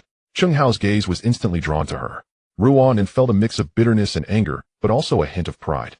Fortunately, she had come out in time, otherwise who knows what would have happened. Given the situation, Ruanan bit her lip and raised her chin. Do you think him pretty? Pretty. Between Jie Wen and me, who is prettier? Jie Wen also snapped out of her daze, her gaze now directed at Cheng Hao, her eyes gleaming with a hint of danger. Cheng Hao hesitated for a moment and tentatively said, how about you both stand together and let me compare carefully? I've never seen you side by side. How dare I speak recklessly? Ruanan spat, humph. Scum. Jie Wen's face flushed as she hurriedly picked up the towel and pulled Ruanan back into the room. Just as she was about to close the door, a large hand gripped the doorknob. Jie Wen's mind went blank again. Scum. Ruanan muttered, still facing away from Cheng Hao in her sleep. Jie Wen lay on her side, her sleeping face serene, though a deep fatigue lingered in her brows. After the double assault of the night, Cheng Hao leaned against the headboard and lit a cigarette. Ding, total revenue today is 5,627,500 Hong Kong dollars, receiving a tenfold critical hit reward, 56,275,000 Hong Kong dollars already deposited into the host's bank account. Just past midnight, the system notification rang out punctually. Cheng Hao exhaled a puff of smoke, feeling in his heart, today is truly a wonderful day. Having gained 2 beautiful women and an income exceeding 50 million, he officially stepped into the ranks of billionaires. And this is just the beginning. Once the remaining convenience stores and chain restaurants open, earning a few million Hong Kong dollars every day will be no dream. This is faster than any illegal business. Moreover, the money from the system's critical hit rewards is completely legal, and there is no fear of police investigation. Even if someone tries to use this against him, it wouldn't hurt him in the slightest. Cheng Hao extinguished the cigarette and entered the system, opening the attribute panel. Host Cheng Hao. Affiliated Force Hongxing. Loyal followers Xiao Ma Sushi Rua and Jie Wen Shui Shui Chong. Little brothers 551. Ability innate divine strength. Assets 10,074. 7 million Hong Kong dollars. Income settlement targets. Host himself Kaishan Human Resources Company Hao Yijia Convenience Store. He already possessed over 100 million in funds. He truly had to thank the generous purchases by Crow and Smiling Tiger. Of course, Liang Kuan and Ba Bai also contributed significantly. If it weren't for their desperate restocking, Cheng Hao wouldn't have been able to have over 1 million in daily income for critical hits. However, seeing that the number of little brothers was only 551, Cheng Hao was momentarily stunned. It turns out there were 53 loyal followers, and he recruited 500 new ones today, so why were there only 551? Where are the other 2? Unless among the newly recruited there were undercover agents sent by other factions. This is the only explanation. There are bad people among the crowd. Cheng Hao became curious, wondering who sent these infiltrators. However, with over 500 people present, it was difficult to pinpoint. The most suspicious ones are undoubtedly Liang Kuan Ba Bai Wuya and the Smiling Tiger. Even Ba Ji and Jiang Tiansheng could be involved. If he could suddenly recruit 500 people, they would also feel wary, and it would be perfectly normal to place a few spots. Seeing that he had already received system rewards, Cheng Hao lost interest and energy in further investigation, deciding to enjoy the spoils first. Ruanan and Jia Wan were startled awake by his actions, with only one thought lingering in their minds: could this guy be the reincarnation of a beast? It was just dawn. Xiaoma woke up and began his morning routine with a clatter. Sushi was disturbed, awake, bleary-eyed, and asked, "What are you doing so early?" Xiaoma glanced at him and explained, "Did you forget? The boss said to accompany him to the bank to transfer 20 million today, preparing to open a new store." Sushi recalled what happened yesterday and thought there was indeed something to it. Even so, is it necessary to be this early? The bank isn't even open yet. Xiaoma shook his head, saying, "No way, I can't wait any longer. I was so worried last night that I couldn't sleep well. The store is only draining money, and it makes me anxious. We need to get this settled quickly so I can see if what the boss said is true or not." Sushi helplessly shook his head, and since he was already awake, he had no choice but to get up. He understood that Xiaoma wanted to verify the matter about the financial backer. Xiaoma never believed that anyone would pay Cheng Hao to stabilize the situation in Hong Kong Island. But Sushi, who came from the north, could understand this approach. If he hadn't been abducted by human traffickers to the 701 Brigade when he was young, he might still be living a stable life in the north, avoiding 701's people and not ending up in this unfamiliar place. The two hurriedly washed up, had a quick breakfast, and rushed to Cheng Hao's home. Xiaoma knocked on the door impatiently. Bang, bang, bang. "Boss, are you up?" He kept knocking and shouting, but after a long while there was no response from inside. Sushi became impatient and said, "Stop knocking. There's been no reaction for so long, he must not be home." Xiaoma felt as if struck by lightning, a dreadful thought flashing through his mind. He slowly turned to Sushi, his voice trembling slightly. "Sushi, the boss. He wouldn't have run off with the money, right?" Xiaoma was left with this terrifying speculation. Otherwise, why wouldn't he be at home? It seems what was said yesterday about a financial backer was all a lie. Sushi shot him a glare, annoyed. "What are you thinking? Why would the boss deceive you? If he really needed money, would he open a convenience store and put money into it himself?" Hearing this, Xiaoma also found some sense in it. So where could the boss have gone?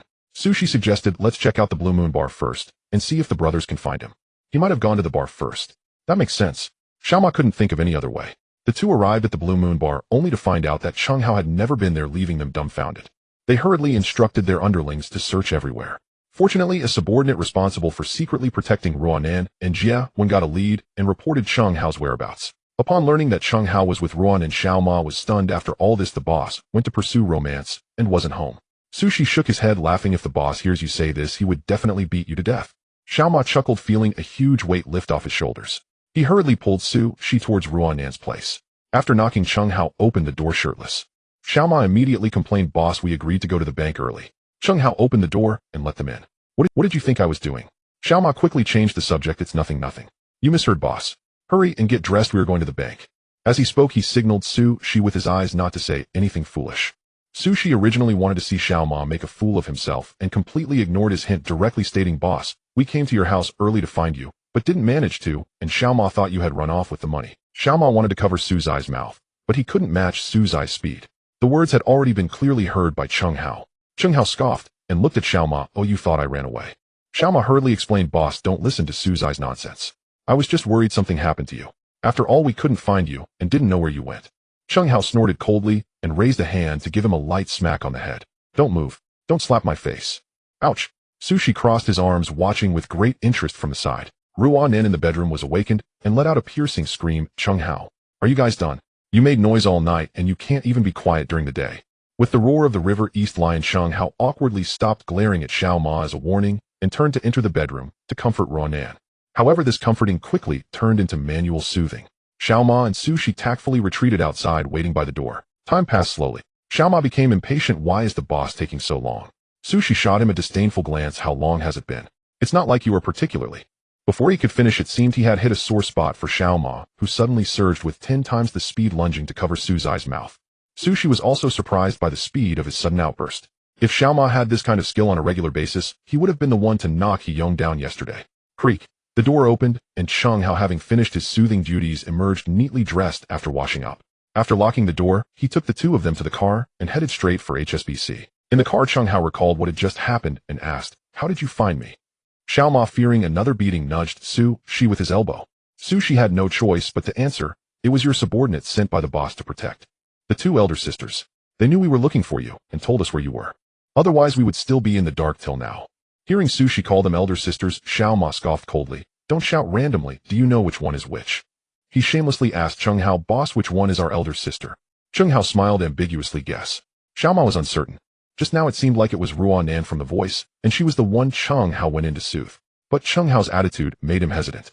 Sushi shook his head beside him. "You fool, both are elder sisters." Xiao Ma was shocked and leaned back in disbelief. If it weren't for being in the car, he would have wanted to kneel down and shout foster father begging for guidance on both skills. Sushi then said to Cheng Hao, "Boss, you still need to bring a few people with you. Otherwise it won't be convenient to contact you in case of an emergency." Cheng Hao waved his hand, already having a plan in mind. Resolving this issue wouldn't be difficult, it just required spending money. He chuckled lightly. "We do need to strengthen communication, that's easy. He'll buy 50 pagers later and distribute them to the brothers below. In case of any issues they can call them directly, which is convenient and saves time. As for the higher-ups, they'll just use mobile phones. These things have been around for years, and in recent years they've started to enter Hong Kong Island, though they are expensive and unaffordable for the average person. But for them, each person should have one. They should also be provided for Ruanan and Jiawan. Since they are our own, we can't treat them poorly. They can notify us in time if they encounter danger." Upon arriving at HSBC, Cheng Hao walked straight to the counter. The teller greeted him with a professional smile. "Sir, what business would you like to conduct?" Cheng Hao slammed his card on the counter and said, "Transfer 20 million Hong Kong dollars to this account. By the way, check how much money I have left in my account." The teller gasped in surprise, her mouth agape. Usually clients making such large transfers would go through the VIP channel. This was her first time seeing someone do it at the counter. She couldn't afford to be negligent and quickly began processing the inquiry. When she saw the numbers on the screen, her mouth opened wider and she stammered, "Cheng. Mr. Cheng, you have 100,074,700 Hong Kong dollars in your account. This transfer requires our manager to personally assist you." Next to him, Xiao Ma's eyes widened in disbelief. "Did I hear that wrong? She said the boss has 100 million. Sushi was also shocked. "Indeed, it is 100 million. Xiao Ma was completely dumbfounded. He had been worried about funding issues before, but now he was truly convinced that the boss was indeed wealthy and not just putting on a front. Moreover, there truly was a big financial backer behind him. Otherwise, how could he have so much money? Soon the bank manager Qin Tao rushed over, smiling broadly as he invited Cheng Hao into the VIP room. He politely asked, "Mr. Cheng, how may I assist you?" Cheng Hao succinctly replied, "Transfer 20 million to this account." Handing over a piece of paper, Qin Tao immediately went to handle it himself. The VIP channel was highly efficient, and the funds were quickly transferred to the Hao Yijia account. After completing the procedures, Qin Tao handed the card back to Cheng Hao with both hands, smilingly asking, "Mr. Cheng, our bank has recently launched some excellent wealth management products. I wonder if you would be interested in learning more about them." Cheng Hao waved his hand. "Not interested, I have other matters, I'm leaving first." After saying that, he left the bank with Sushi and Xiao Ma. He wasn't foolish enough to hand over his money for others to invest. With this money, it would be better to open a few more convenience stores or finalize the chain restaurant plan. That would be a profitable business. Handing it over to the bank for investment, who can guarantee a sure profit? In the event of a financial storm, it doesn't matter whether it's a bank or an investment institution, losses will still happen. And Cheng Hao had a system. As long as he operated normally, all income would experience a tenfold boost. This was more reliable than investing in anything else. Cheng Hao had also considered investing in the Japanese stock market. But at that time he had little money, and investing in Japan required a long-term hold. The cycle was too long, making it difficult to leverage the system's explosive advantage. Instead, businesses like convenience stores and restaurants were the most suitable for him. After leaving HSBC, Xiao Ma was still trying to regain his composure.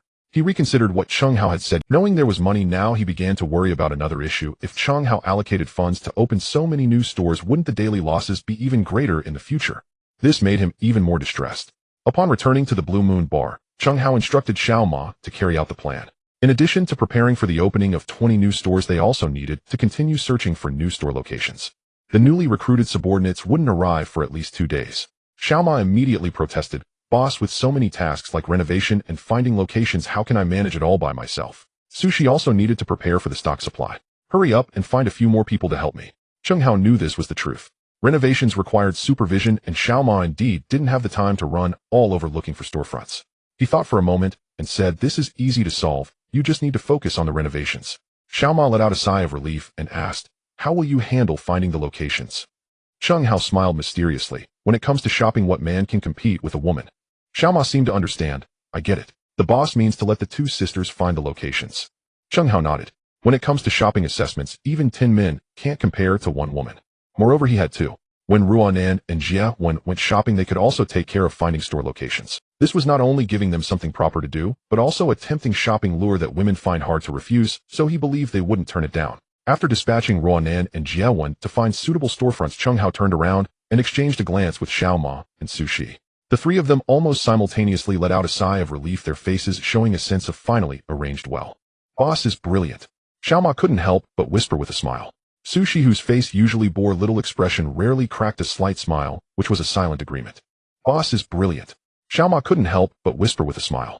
Su Shi, whose face usually bore little expression, rarely cracked a slight smile, which was a sign. They can linger on the streets all day tireless just for a vague inspiration, or simply to enjoy the fun of shopping. Even for Su Shi, who had undergone brutal biochemical modifications, and whose willpower far exceeded that of ordinary people, the thought of accompanying women on aimless shopping sprees around Hong Kong Island made him feel somewhat apprehensive. Cheng Hao waved his hand, his tone casual, as if stating an obvious fact. This is called making the most of available resources. They are idle anyway. Moreover, the income from shooting advertisements is not even a fraction of what slips through my fingers. Xiao Ma and Su Shi nodded in agreement. They had witnessed the frighteningly large numbers in Cheng Hao's account at HSBC. In Hong Kong dollars measured in hundreds of millions, even if Nan and Jia worked themselves to the bone shooting advertisements, the money they earned would indeed be negligible compared to Cheng Hao's wealth.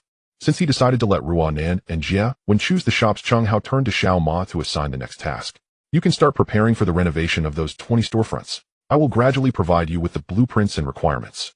As for manpower, he paused, seemingly calculating the time. In a few days, the newly recruited trainees will arrive, and they will all be under your command to assist you with the miscellaneous tasks of the renovation.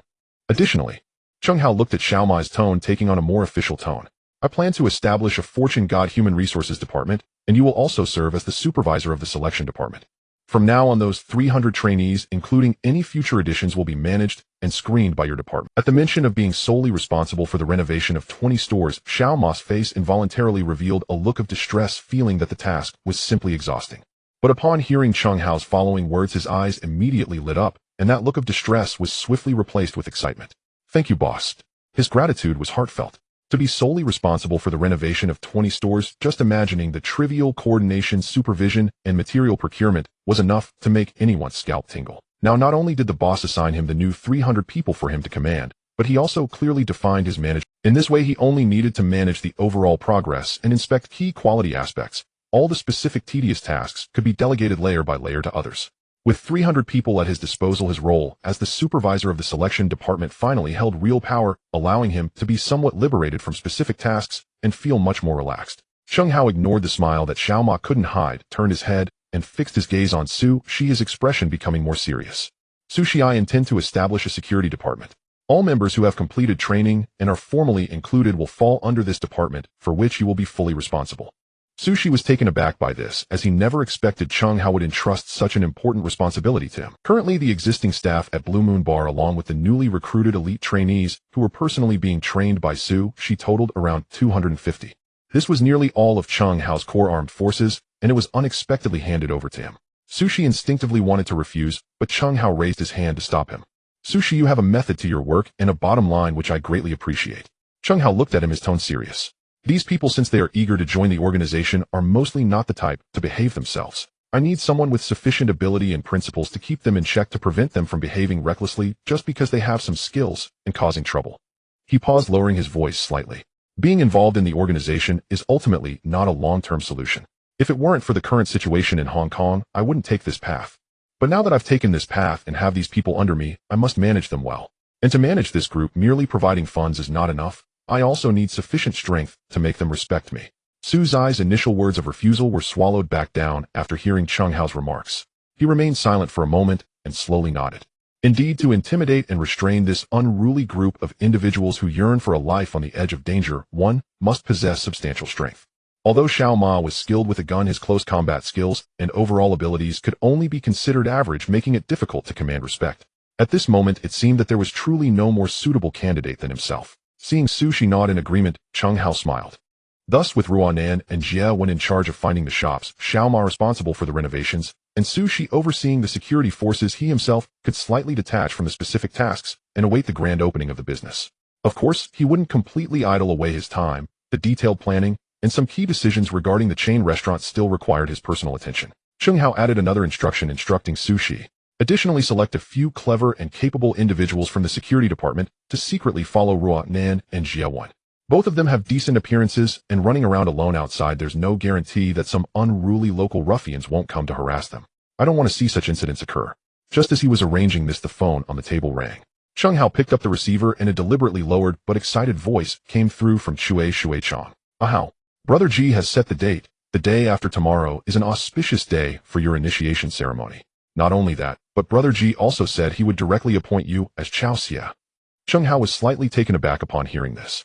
Initially, it was only agreed to formally initiate him to become a Jiuzai, so how did it suddenly jump 2 levels to directly appoint him as Chao Xia, a mid-level position in the organization? Moreover, Shui Chang called him Ahao with a tone that had a hint of deliberate aloofness, indicating that there were certainly others present on the phone, most likely that Fensitter Baji. Cheng Hao furrowed his brow and asked, Chang, what's going on? Wasn't it agreed that it was just for initiation? Why has it suddenly become an appointment as Chao Xia? On the other end of the line, Shui Chang seemed a bit puzzled. Isn't being appointed good? This is Mr. Jiang's intention. Mr. Jiang personally called Brother Ji to convey this. Hearing the name Mr. Jiang, a cold light flashed in Cheng Hao's eyes. It turned out that Jiang Tiansheng was pushing this from behind. This was an attempt to put him on the hot seat, engaging in a flattering kill. However, since he was already caught up in it, he would just go with the flow. Whatever comes, he will face it. 2 days later, the appointment ceremony was held at the Hunghing Xiang Hall. The leaders of various Hunghing factions had almost all gathered. The big brother of Bo Lan Street, Sister 13 Quan Chenghan Bin Tunmun Dinosaur, Sim Sha Sui Prince Causeway Bay, Big B North Point Fat Li Kun Tong, Diu Sham Shui, Beautiful Ma, and Kowloon City, Wu Liang among others were all present. Chen Yao came to witness and congratulate, as Jiang Tiansheng's representative. After a series of complicated rituals at the incense hall, Cheng Hao officially assumed the position of Chao Xia, and the territory of Shek Tong Sui was nominally assigned to him. Sister 13 approached with a smile to offer her congratulations. Ahao, congratulations. You've leveled up twice, which is quite rare. Cheng Hao, however, didn't show much joy on his face, only managing a bitter smile as he shook his head. Sister, this may not necessarily be a good thing. Benny Gu should understand what this feels like best. Nearby Han Bin also revealed a helpless smile upon hearing this. He too had been elevated to his position by Jiang Tianxing, using similar tactics back in the day, and no one understood the dangers and constraints better than he did. However, at that time, he was already a figure of authority in Kueiqing with some foundation. Now Cheng Hao had only just started his position with a shallow foundation. This was practically a hellish difficulty for a beginning. Han Bin also shook his head, murmuring softly, Ahao, you're facing more difficulties than I did back then. The 13th sister, hearing their insinuations about Jiang Tianxing, was momentarily at a loss for words. Cheng Hao stopped elaborating and turned to invite everyone to the banquet. The news of Cheng Hao's rapid promotion quickly spread within the Hongxing organization, naturally attracting considerable controversy. Many seasoned 4-9 boys, and even some lower-ranking employees, felt that the promotion was too rapid and lacked. At this point, many began to grasp Jiang Tianxing's intentions. He aimed to make Cheng Hao a target, placing him before everyone to diminish any potential influence he might have accumulated among the lower ranks. Hongxing already had a somewhat restless Liang Kuan. Jiang Tianxing clearly did not wish for another potentially more threatening Cheng Hao to emerge. After the ceremony, Cheng Hao returned to the Blue Moon Bar. As agreed, the 200 newly recruited Ruishur had all reported in, while the 300 reserve personnel would arrive 4 days later. Cheng Hao held the roster, preparing to personally inspect this batch of newcomers. Firstly, he wanted to recognize their faces. Secondly, he wished to see if there were any familiar ones. Upon finishing the roster review, he indeed found an unexpected delight. Among the newly recruited personnel, he spotted 2 names that should not have appeared here: Liang Xiaodang and Zhuo Kai. Cheng Hao looked with interest at the 2 standing in the lineup. Liang Xiaotong, codename Laughing, came from Police Sniper, a determined individual who had long served as an undercover agent. Though deeply embedded in the underworld, he had always maintained the moral lines of a police officer, and he should now be a senior officer. Zhuo Kai from the Line Walker was a police inspector in the Criminal Intelligence Department, known for his calm demeanor and strong sense of justice, skilled in strategies, and rarely displaying emotions. Seeing these 2, Cheng Hao suddenly realized why the system showed his underlings as 551, 2 more than the actual recruits. It turned out that Needle had long infiltrated the ranks. It seemed the police had a significant interest in him, even sending undercover officers at the inspector level. Zhuo Kai and Laughing felt a chill at Cheng Hao's meaningful gaze, genuinely puzzled as to why he was looking at them more intently than others. Could their identities have been exposed? But they had never revealed themselves in front of Cheng Hao. How could he possibly know? Cheng Hao glanced at the fine beads of sweat forming on their foreheads, finding it somewhat amusing, and deliberately asked, "What's wrong? Are you 2 feeling hot?" Laughing and Zhuo Kai quickly shook their heads, forcing themselves to appear calm. "Brother Hao, it's not hot, just a bit excited." Cheng Hao gave them another meaningful look, choosing not to pursue the topic further, instead smiling. "You 2 seem fit. Have you practiced before?" Zhuokai forced a smile. Brother, how I've liked fighting since I was young and practiced haphazardly with others for a few years. Laughing quickly added, I just got into street fights often, and I picked up some tricks. The two were anxious, unsure why Cheng Hao suddenly asked this, fearing it was a test, and answered with extreme caution, afraid Cheng Hao would discern their true identities as police. However, Cheng Hao did not intend to expose them. Rather than driving them away only to replace them with unknown new undercover agents, it was better to keep these two, who were already known to him, under close watch. Moreover, knowing they were undercover was better than being unaware. At crucial moments, they could potentially be utilized to relay messages he wanted to send to the police, aiding and striking against his opponents. Cheng Hao smiled and said, good. I happen to have a task for you. Laughing and Zhuokai exchanged glances, both surprised at the other's expression. They did not expect to be entrusted with an important task right after entering. Could a promotion and salary increase opportunity be coming so soon? Their hearts stirred with excitement. Laughing immediately straightened his back. Brother Hao, just give your orders. Zhuokai nodded steadily. Brother Hao, we will not let you down. Cheng Hao's task for them was to protect Ruonan and Jiewen. With these two police officers secretly ensuring their safety, the security undoubtedly increased. Moreover, the protection for Ruonan and Jiewen was not limited to just the two of them. Cheng Hao had arranged a total of 8 people divided into 2 groups to take turns guarding. He assigned Laughing and Zhuokai to lead each group. After all, they couldn't rely solely on the two of them. Grouping was necessary for round-the-clock protection. Additionally, he needed to assign some personnel to oversee the renovations of the 20 shops. Once the 300 reserve personnel arrived, they could be tasked with some heavy lifting and miscellaneous work. After Cheng Hao made his arrangements, the various affairs of his subordinates began to operate in an orderly manner. A few days later, in the office of the Kaishan Human Resources Department, Cheng Hao studied. Ruonan was slumped on the sofa, visibly exhausted, lamenting. I'm dead tired. Brother Hao, you have to reward us handsomely.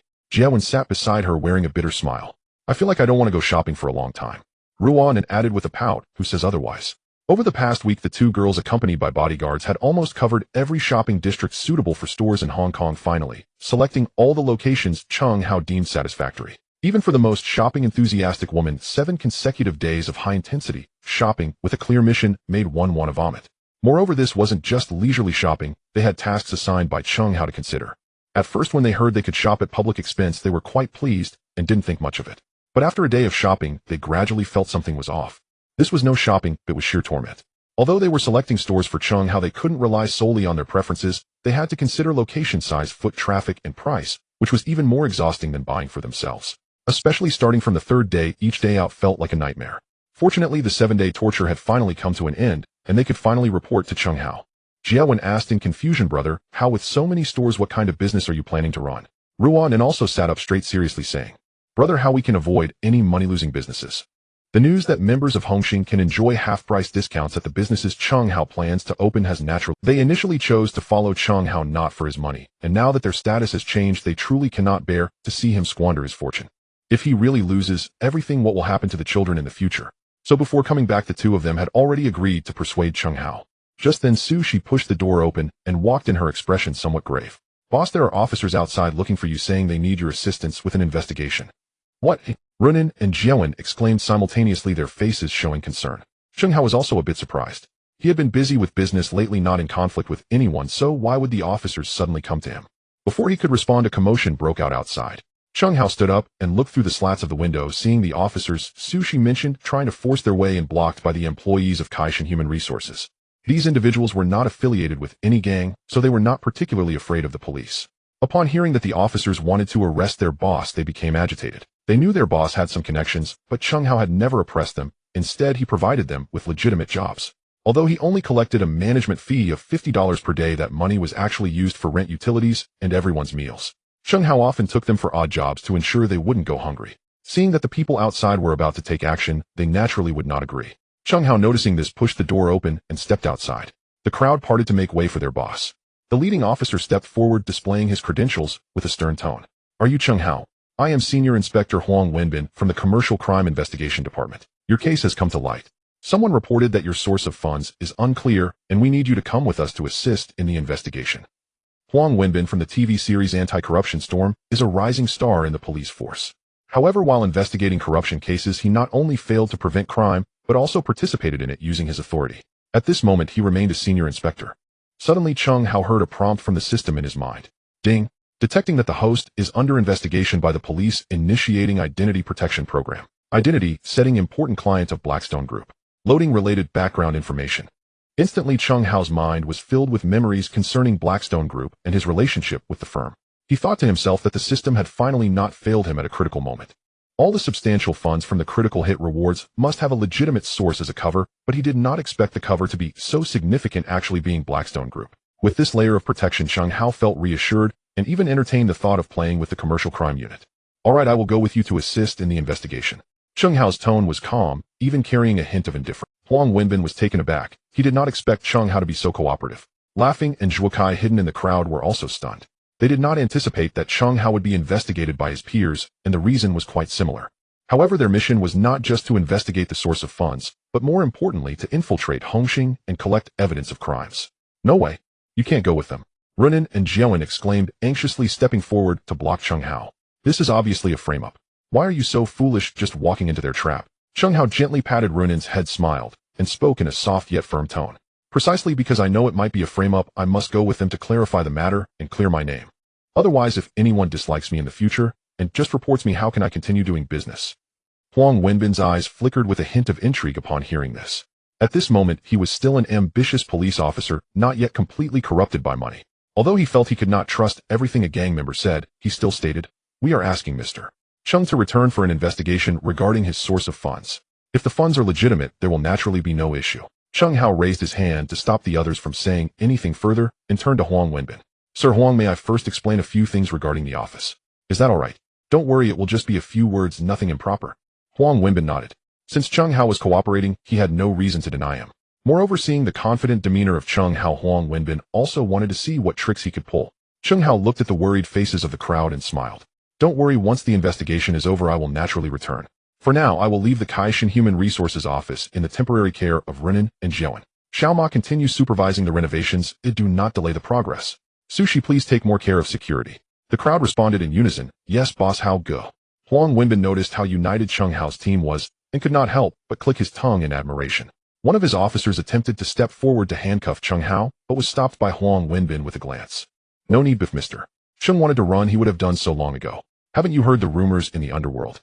Without guns, even if we all go together, we may not be his match." His subordinates had seen some of Chung Hao's files, but they felt the claims were exaggerated. Who could possibly take on dozens of people, sweeping away 6 or 7 individuals with a single strike? How could a human possibly achieve that? They did not expect their superior to speak so confidently, leaving them somewhat skeptical.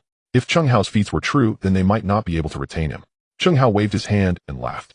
"It's just a false reputation of friends in the Underworld are just flattering me. Moreover, I'm going to clear my name. Why would I run?" Seeing Chung Hao's confident demeanor, Huang Wenbin became even more intrigued.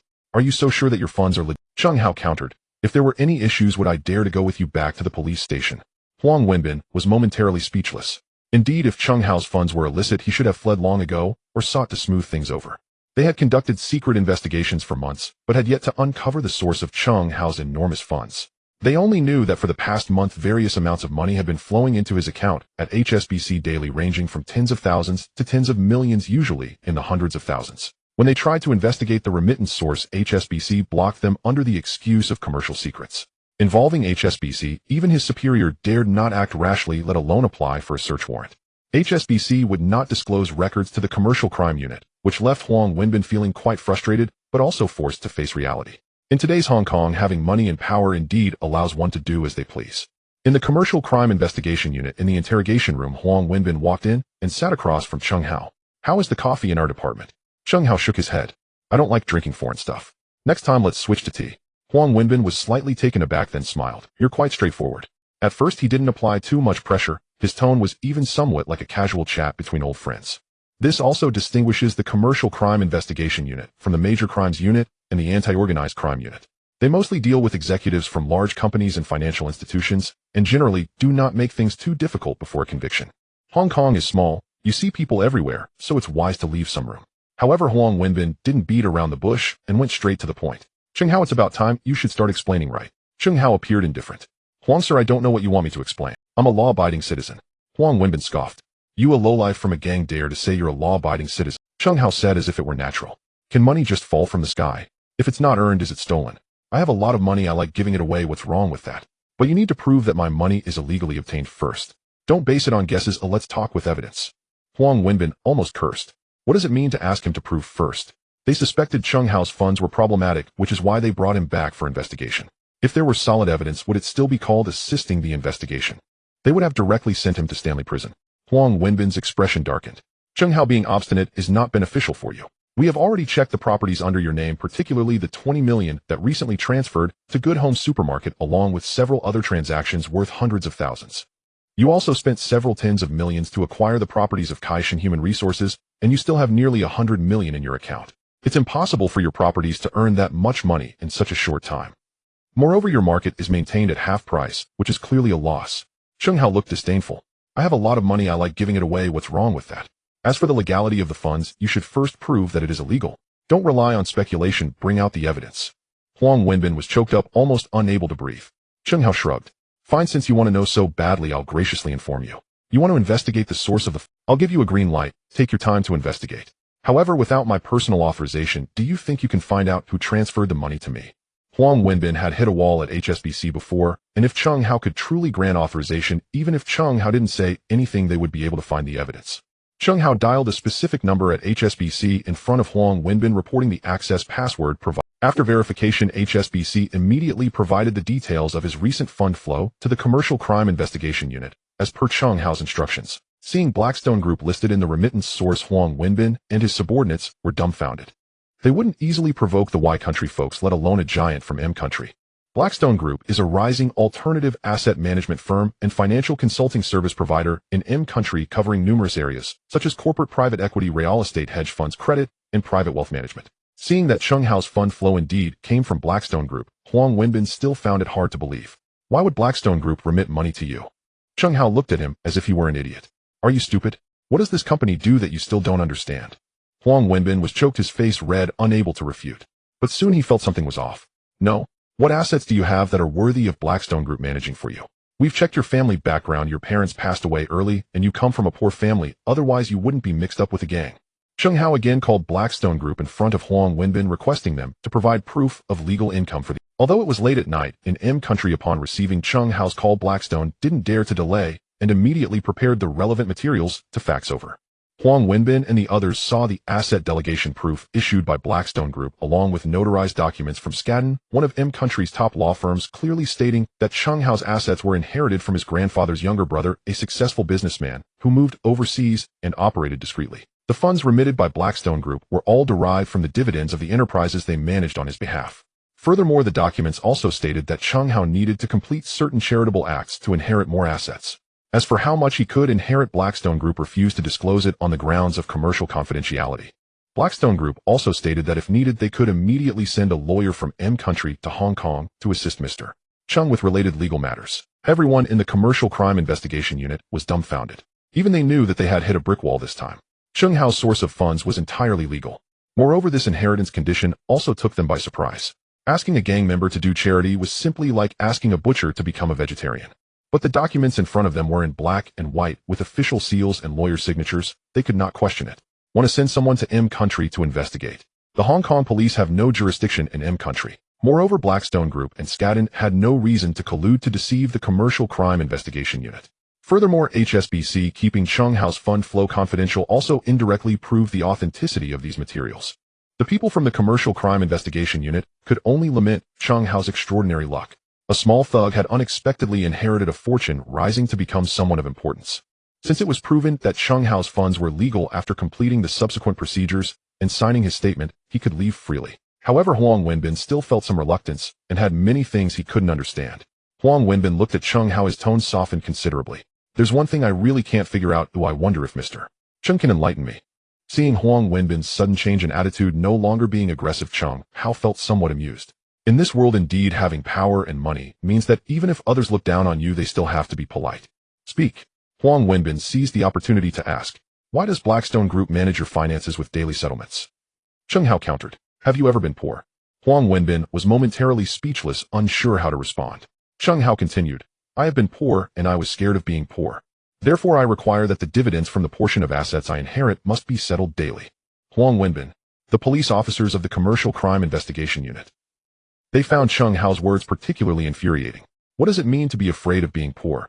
Cheng Hao had already received at least 150 million from this part of the industry, and it was still increasing daily.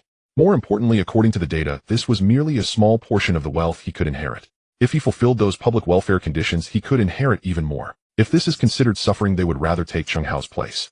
After finishing the paperwork, Huang Wenbin personally escorted him out of the police station. In the elevator, Huang Wenbin couldn't help but ask again, Cheng Hao, there's one thing I still don't understand. Please go ahead. Since you have to engage in public welfare to inherit the wealth, why not use the money to help those who truly need assistance? Is helping gang members also considered public welfare? This was the point Huang Wenbin had always struggled to comprehend. If helping gang members counts as public welfare, then the threshold for this public welfare is too low. Cheng Hao looked at him with a half smile. Huang sir, you are speaking of why not eat meat porridge. I do not know how many people need help, but I know many people in the societies also need assistance. If one could live a stable life, who would choose to join a gang and tread down an irreversible path? Huang Wenbin stared blankly at Cheng Hao, not expecting this answer. In Hong Kong, the gangs are something everyone wants to avoid yet cannot escape. There are hundreds of gangs, with dozens being active, involving about 1/10 of the entire population. It can almost be said that 1 in every 10 people is a gang member or has intricate ties to a gang. Gangs have long since integrated into every aspect of Hong Kong society, involving every profession. Of course, not everyone joins to fight and kill. Many do so merely to survive. Cheng Hao himself initially joined Hung Hing just to make a living. Moreover, he had previously operated as a Blue Lantern, an informal member, repeatedly refusing formal membership. It wasn't until a few days ago that Jiang Tianxing personally ordered him to join and promoted him 2 ranks. After joining Hung Hing, he did not oppress the good. His conflicts were only with members of other gangs. Various signs seemed to corroborate his words. He did not genuinely wish to be involved with gangs, but was driven by necessity. Had it not been for his good fortune in inheriting a vast fortune, he might have lived his life merely as a lowly mule. There are many like Cheng Hao forced onto this path for various reasons. Huang Wenbin sighed. Cheng Hao, take care of yourself. This time someone reported you, and although they were unsuccessful, they may employ other means in the future. At this moment, Huang Wenbin had not yet been corrupted by money and still retained some conscience as a police officer. Cheng Hao smiled faintly. Huang sir, perhaps we could become friends. Don't be too quick to refuse. Having more friends means more paths. Don't you want to rise to a higher level? Huang Wenbin's expression changed, and he did not immediately refuse. If Cheng Hao were merely an ordinary lowly mule, he would surely have rejected him outright and scolded him for his delusions. But Cheng Hao was an heir to a massive fortune, making it a matter that required careful consideration. The news of Cheng Hao being taken away by the police, although Xiao Ma and Sushi tried hard to cover it up, was still caught by those with ulterior motives. In Repulse Bay, at Jiang Tianxing's villa, Chen Yao hurriedly entered the study, respectfully reporting, Mr. Jiang Cheng Hao has been taken away by the Commercial Crime Bureau. Jiang Tianxing's face revealed a faint smile, as if everything was under control. Let's see if the police can uncover the people behind Cheng Hao. The act of reporting Cheng Hao was indeed instigated by Jiang Tianxing, directing Chen Yao to do so. If they could clarify the source of Cheng Hao's funds through this, even unearth his backers, then Cheng Hao would no longer be a... Even if Cheng Hao could fight, the underworld is not solely about fighting you, it also involves human relationships and social intricacies. Moreover, once the news of Cheng Hao's imprisonment spreads, his enemies would naturally take action. When Cheng Hao has nothing left and is at his wits' end, Jiang Tianxing's recruitment will surely yield twice the result with half the effort. Chen Yao secretly admired Jiang Tianxing's manipulation of human sentiments.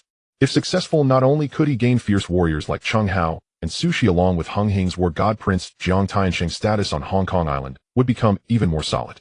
In Mong Kok, Ba Bai, upon hearing the good news of Cheng Hao being taken away by the police, was almost delighted enough to set off fireworks in celebration. He hurried to Mong Kok to find Liang Kuan. As soon as they met, Ba Bai couldn't wait to say, Liang Kuan, have you heard?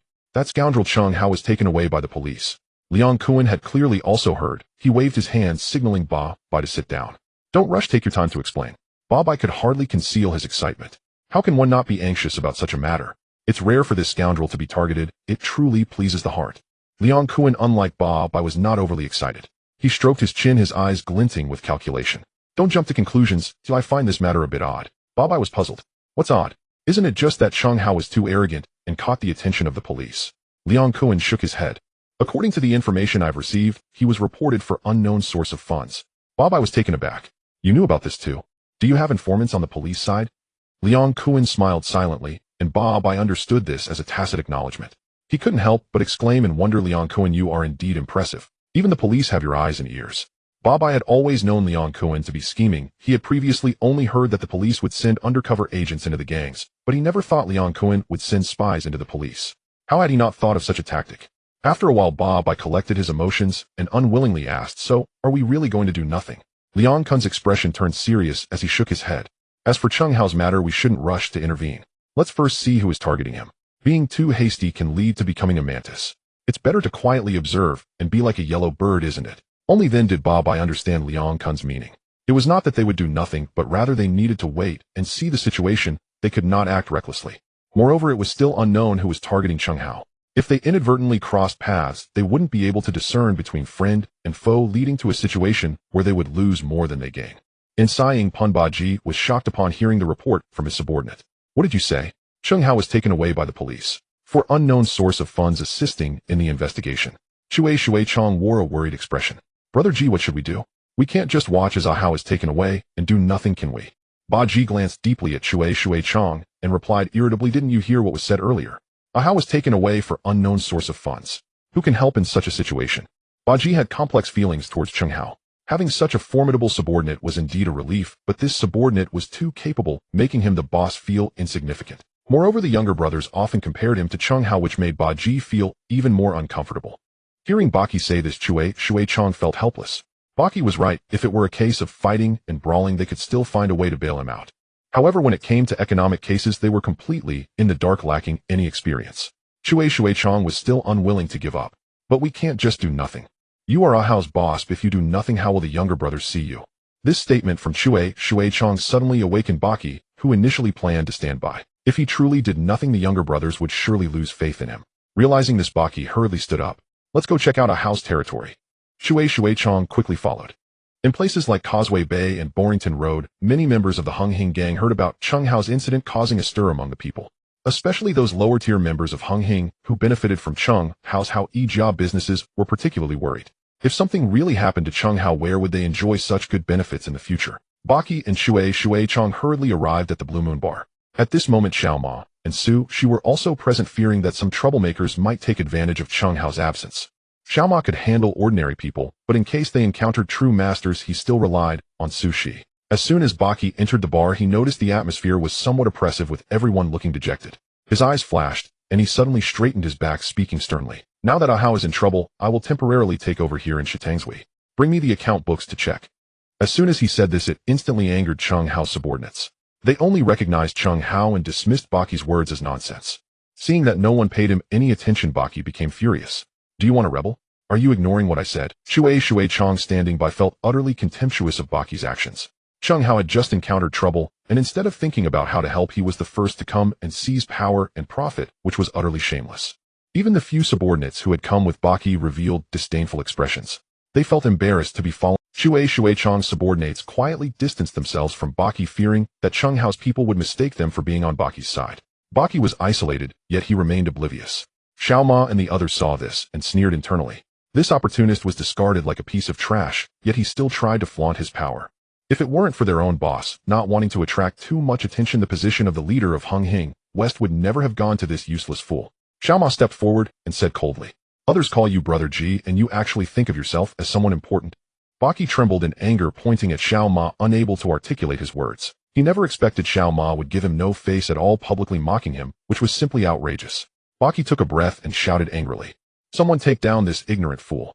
After a long while, no one moved. Baki looked around and saw that his subordinates had somehow distanced themselves from him. Even his loyal follower Shui Chong had retreated into the crowd. Baki became anxious. "Ah Chong, what are you doing? Didn't you hear my words? Quickly take Xiao Ma down for me." A few subordinates exchanged glances, but in the end no one moved. Seeing this, Shui Chong braced himself and spoke. "Brother Ji, I personally advise you to behave yourself. Otherwise, if you suffer later, don't blame me for not warning you. These people are all supported by Cheng Hao's money, and you have never contributed a penny. Who do you expect to listen to you?" Upon hearing this, Baki felt a chill run down his spine. He never expected the situation would turn out like this, and he had become a lonely outcast. Xiao Ma mocked, "I said long ago, don't take yourself too seriously." Originally, if he had just acted as a mascot, no one would touch him. But he insisted on having thoughts that shouldn't exist, stirring up a hornet's nest. After saying this, Cheng Hao's subordinates surrounded him. Baki was so frightened that his legs went weak, and he sat down on the ground. Stammering, he said, What do you want?" He was terrified, and his speech was not coherent. He never expected Cheng Hao's subordinates to be so bold, ready to take action without any provocation.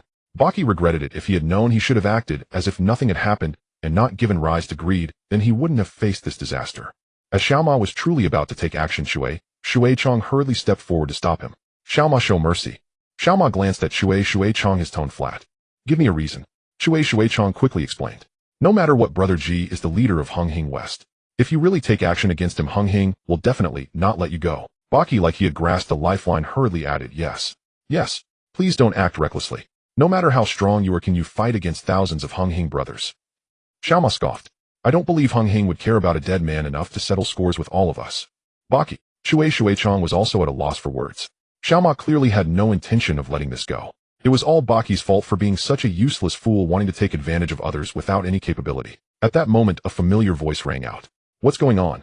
Why is it so lively? Everyone was startled and looked towards the source of the voice in disbelief. Boss, how good. They saw Cheng Hao appearing leisurely at the bar's entrance. Everyone could hardly believe their eyes. Cheng Hao had returned unscathed.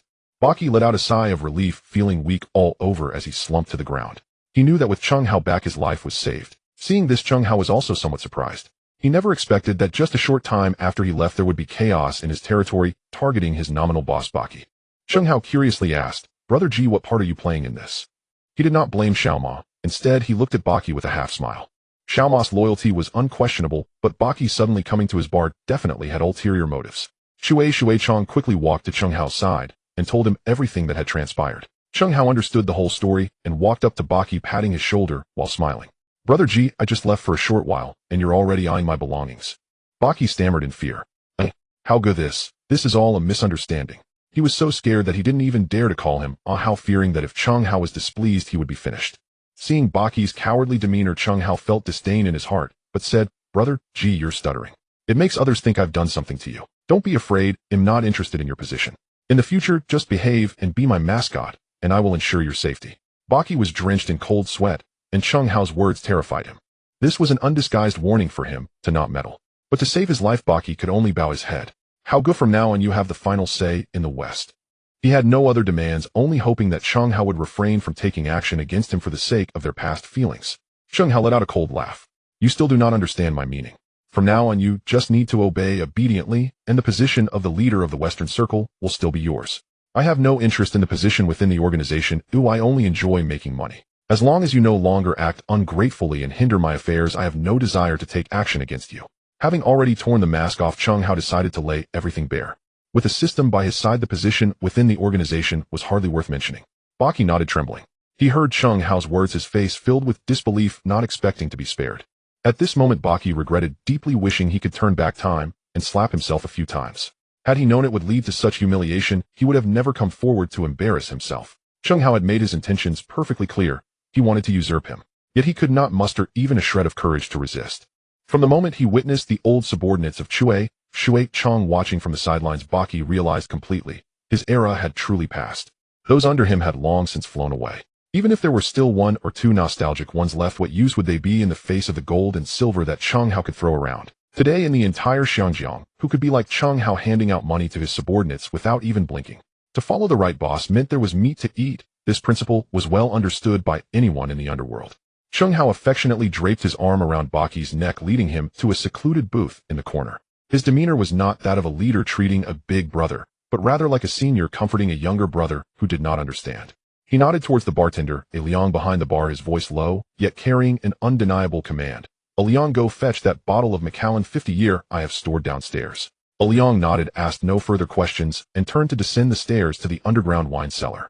Cheng Hao then turned back, his arm still resting on Baki's shoulder, leaning in closer, his tone gentle, as if coaxing, yet there was an undeniable aura of control that made the hairs on the back of Baki's neck stand on end.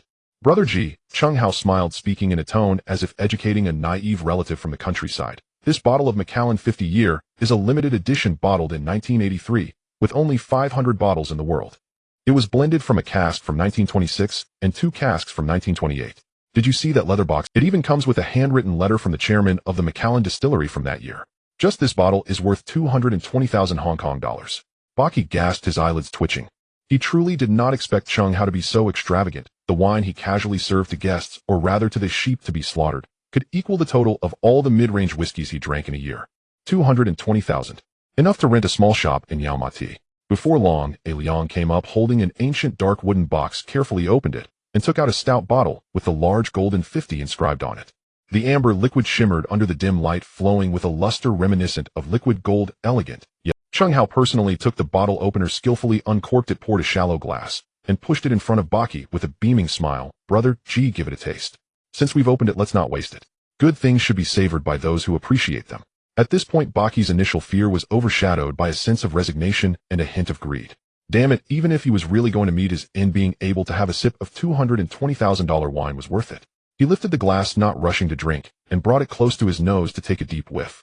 An extremely complex and harmonious aroma instantly filled his nostrils. First came the sweet, rich notes from the oak barrels, followed by the fruity scent of ripe blackcurrants. Within this deep sweetness, there was a hint of elusive earthy and faintly smoky peat flavor, bringing a multi-layered dimension to the overall aroma, no longer cloying. He took a sip. The liquid glided over his tongue, the full-bodied texture smooth like toffee, followed by layers of spiciness from black pepper, refreshing bitterness from orange peel, and sweetness from dried figs, all culminating in a faint yet persistent peat smoke aftertaste that lingered in his mouth and throat. Good wine. Baki set down the glass, sincerely sighing. It wasn't that he couldn't afford it, but he simply could not bear to spend it. Spending $220,000 on a bottle of wine just for that sip.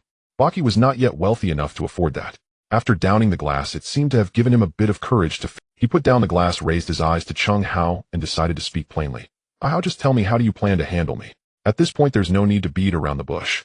Although Chung Hao had previously said he would not harm him, Baki's tension remained. In this line of work, turning against someone is quicker than flipping a book. He would rather clarify things now, even if it meant a bad outcome, than later die without knowing what hit him or even who his enemies were. Chung Hao just smiled faintly, leaning back against the soft booth backrest, his posture relaxed. Brother G, why don't you trust my sincerity? You should have understood my previous actions. My entry into the organization was ultimately for profit and convenience. That lofty position is not my ambition. He paused, his gaze drifting towards the flickering neon lights outside the bar, his tone revealing an unhidden. My goal is to become a tycoon under the spotlight in Xiangjiang, someone who can make it to the financial pages of newspapers, who can go to Victoria Peak to drink tea and discuss business with those magnates. Fighting and killing, seizing territory, and collecting protection fees, that is the old way of the past. Baki listened in silence. He believed this. If it weren't for Jiang Tianxing insisting on formally bringing Chung Hao, this god of wealth, into the Hongxing organization, Chung Hao might not have been so quick to recruit and expand, leading to the current predicament where he had to establish authority.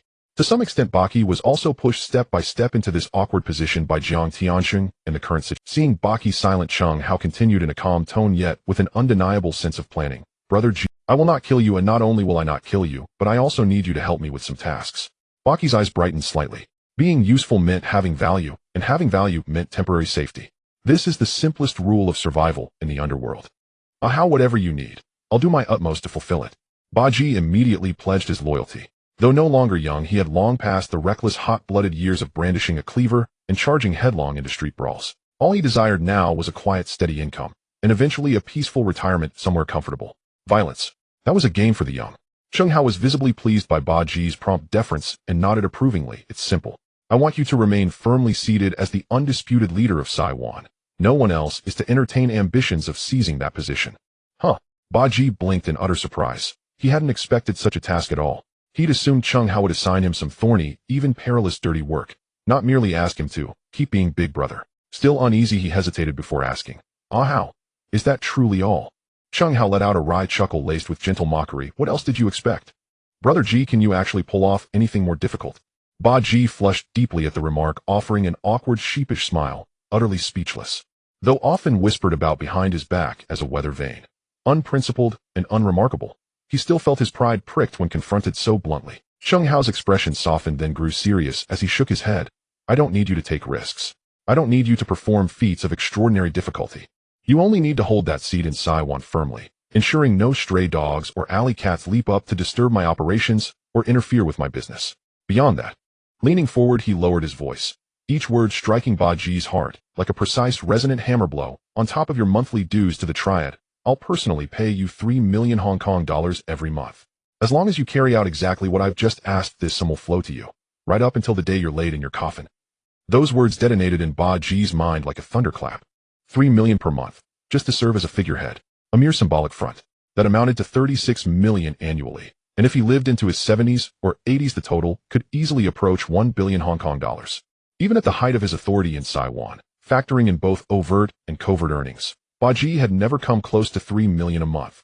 Chung Hao's generosity left him reeling dizzy with disbelief. Yet beneath the euphoria, a sliver of doubt surfaced. Could Chung Hao truly sustain such massive monthly cash disbursements? This was no trivial sum. It demanded long-term, unwavering financial capacity. Was he merely painting a grand illusion? Chung Hao seemed to read his mind and smiled faintly. Do you know why the police brought me in today for assistance with their investigation? Baji nodded. Of course he knew, otherwise he wouldn't have rushed over so urgently to deliver himself. Chung Hao continued, then tell me, why was I released so swiftly? Baji paused, then suddenly understood. Chung Hao had been taken by the Commercial Crime Bureau on suspicion of unexplained wealth. His calm, unhindered return to this very room spoke volumes. His funds were not only legitimate, they could withstand rigorous official scrutiny. That in turn confirmed beyond doubt his ability to honor the promised fortune. At that moment Baji felt his knees buckle. He nearly dropped to the floor and shouted, Righteous Father. On the spot. No, Righteous Father paled beside this. With such timely, generous payments, he'd gladly call him by Allah. Determined to secure this enduring prosperity, Baji thumped his chest with fervent resolve, the same zeal he'd once shown when swearing fealty to Jiang Tiansheng, and declared, his voice ringing with newfound vigor, how rest assured. From this day forward, all matters in the Western District, great or small, fall under your authority. Unless something truly urgent arises, I won't trouble you at all. I'm getting on in years. I deserve some peace, and it's high time the younger generation gained experience. The statement exuded remarkable political acumen. Knowing full well his own limitations, incapability, influence, and resources, he voluntarily ceded power, making his message unmistakably clear to all. Henceforth, anyone seeking resolution in Sai, one would go to Chung Hao, not to Baji. He would settle contentedly into the role of benevolent mascot, receiving his stipend punctually each month. Chung Hao was profoundly satisfied by Baji's exceptional clarity and perceptiveness. As Baji departed, Chung Hao instructed Liang to fetch another unopened bottle of Macallan 50-year-old, and together with the half-finished bottle already on the table, packed them both as a gift for Baji to savor slowly at home. Baji beamed, his grin wide enough to reveal every tooth, profusely thanking Chung Hao and insisting such rare vintage deserved solitary, unhurried appreciation. Then, accompanied by Chung Hao's trusted enforcer, he left Blue Moon Bar, elated, lightfoot, and utterly fulfilled. After this encounter, Baji experienced a profound shift, a sudden crystalline clarity of purpose. His sole ambition had always been financial security, though violence held no appeal. Even his past gigs showing face or backing up others had merely been side hustles. Now, with Chung Hao guaranteeing $3 million per month, steady, reliable, effortless, who would risk entanglement in petty, dangerous affairs? Wasn't tranquil, dignified prosperity infinitely more desirable?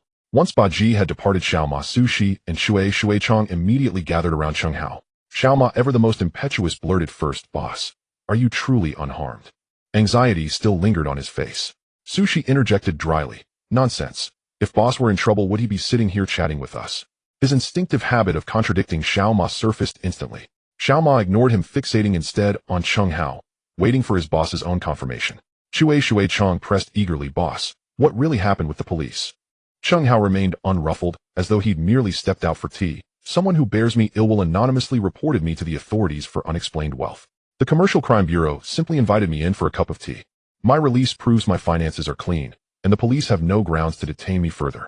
They had no choice but to let me go. He briefly outlined for his inner circle how he'd explained his wealth as overseas inheritance contingent upon charitable acts, adding candidly that his earlier reference to a backer had been intentional misdirection, since the truth sounded too fantastical to believe. Now that the authorities themselves had verified it, he could spend freely, no more concealment required. Upon hearing this, Xiaoma's eyes widened in awe. Damn, how come such miraculous windfalls never rained down on me? Sushi quipped instantly, Easy, just prop your pillow higher tonight. Dreams deliver everything. Get lost. Xiaoma snapped, embarrassed, prompting raucous laughter from the group. After the mirth subsided, Xiaoma sighed thoughtfully, Boss, I finally understand why you offered half-price convenience store goods to Hung Hing Brothers. Yet one question still puzzled him. Why did you choose this method to begin with? Shui Chong and Sushi leaned in attentively. Their curiosity mirrored exactly. Chung Hao smiled and explained, the people I know best among the underprivileged are precisely the brothers within our own associations. So naturally I began where I knew the terrain best. Think about it, if someone truly came from privilege, would they ever join a triad? All nodded in agreement. Triad members joined for various reasons: academic failure, dire family hardship, or other pressing circumstances.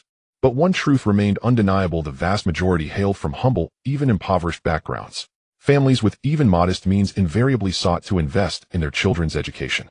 In today's world, academic credentials served as the essential key to opportunity. Without respectable qualifications, securing dignified, well-compensated employment was extraordinarily difficult. Nearly every high-paying role imposed strict educational prerequisites.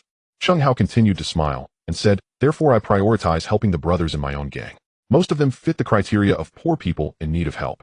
I can gain enough favor among my brothers while continuing to do good and receive more inheritance. This statement made him almost believe it himself. The highest form of a lie is to first deceive oneself, then deceive others. Seeing Su Xiao Ma and Shui Chong nodding in agreement, it was clear that Cheng Hao's self-hypnosis, combined with his persuasion techniques, was quite successful. Cheng Hao turned his gaze to Shui Chong and said, "Ah Chong, please tally up how many brothers from the Hongxing gang in the West Ring originally followed Baji. For anyone willing to listen to me and work, I'll provide a base salary of 2,000 Hong Kong dollars per month, plus bonuses for tasks completed. They shouldn't complain about the amount as they are not yet my trusted subordinates. If they focus on working for me, their income will only increase, not decrease." Shui Chong inhaled, sharply astonished by his boss' generosity. He used to be one of Ba Ji's old subordinates and was quite clear about the number of people in the Hongxing gang of the West Ring. There were about 2,000 in name, but many were just nominal members for convenience. The real fighters numbered just over 300. Even if only these 300 were given 2,000 each per month, it would still total over 700,000 a month. Although it couldn't compare to the income of Cheng Hao's closest confidant, Shui Chong was willing to bet that the brothers from the West Ring would be ecstatic if they found out. When Ba Ji was in charge, who would have dared to give such generous salaries to their subordinates? Newcomers without a position lived extremely frugally. Cheng Hao's approach would effortlessly win over the hearts of the Hongxing gang in the West Ring. Xiao Ma recalled the previous conversation and asked, "Boss, do you know who reported to the authorities?" He paused, his tone turning harsh. "Damn it, if I find out who the bastard is, I will definitely take care of him. They'll also make an example to deter others from playing dirty in the future. We are all in this together. If we can't win, openly reporting to the authorities is completely unacceptable." Shui Chong nodded in agreement. The rules of the Underworld dictate that if someone can't compete, openly resorting to secretly informing the authorities indeed disrupts the established order. Cheng Hao waved his hand saying, "I don't know for now, but it must be those few who do not see me favorably. As for the rules of the Underworld," he chuckled, a hint of coldness and mockery in his smile, "that's merely an excuse for the weak. They can report to the authorities, oh why can't we?" The three of them pondered over his words. Cheng Hao's business was entirely legal, and he had no fear of investigations. On the contrary, his rivals mostly engaged in illicit dealings, and any investigation would certainly yield results. At worst, they could all harm each other. Cheng Hao did not rely on the businesses in his territory for income, so even if the Blue Moon Bar closed its doors every day, it wouldn't have a substantial effect on him. However, if others' businesses were shut down for a month, their subordinates would be left starving. Xiao Ma was the first to understand, grinning with a chuckle. They indeed did not rely on territorial businesses to earn money, and thus were unafraid of mutual harm. After all, their boss had the financial means to keep burning money. This is the confidence that comes from strength. Cheng Hao instructed Shui Chong to take 1 million Hong Kong dollars to handle matters which would be used to pay the first month's salary for the West Ring brothers willing to follow him. When the news reached the ears of the Hongxing gang in the West Ring, hardly anyone dared to believe it. Every person willing to heed Cheng Hao's words would receive a monthly base salary of 2,000. This was simply a windfall. Previously, when Ba Ji was the leader of the West Ring, although he would also provide benefits to his subordinates after deductions, each person would be lucky to receive a few hundred a month. The lower-ranking members lived extremely frugally. Thankfully, Cheng Hao's good family convenience store offered them half-price goods, alleviating their hardships a bit. Now Cheng Hao was directly offering a 2,000 base salary plus additional bonuses for tasks. After suffering under Ba Ji for so long, they couldn't believe their ears when they heard such treatment. Only after Shui Chong handed out stacks of freshly printed bills that smelled of ink did they tremble as they received it, erupting in thunderous cheers. Long live Brother Hao. Although their income couldn't compare to that of Cheng Hao's most loyal subordinates, just having money to receive was already a tremendous blessing. Cheng Hao made it clear that since they were not yet his confidants, this would be the amount for now. But as long as they worked diligently for him in the future, their treatment would definitely align with that of his trusted subordinates. Cheng Hao's safe exit from the police station spread like wildfire throughout every corner of Hong Kong. Leaders of various gangs, upon hearing the news, wore grim expressions and cursed inwardly. Cheng Hao's actions were completely disrupting the order of the market. Relying on his wealth, he was utterly disregarding the martial virtue. The heads were at a loss for words. They couldn't afford to be as extravagant with money as Cheng Hao, yet feared that their own subordinates might be swayed and flock to him, worrying to the point of nearly losing their hair. Upon hearing that Cheng Hao had been taken by the authorities, the Crow and the Smiling Tiger from Dongxing immediately sent someone to investigate. They feared this might be a ploy by Cheng Hao to lure them into a trap, so they did not act hastily.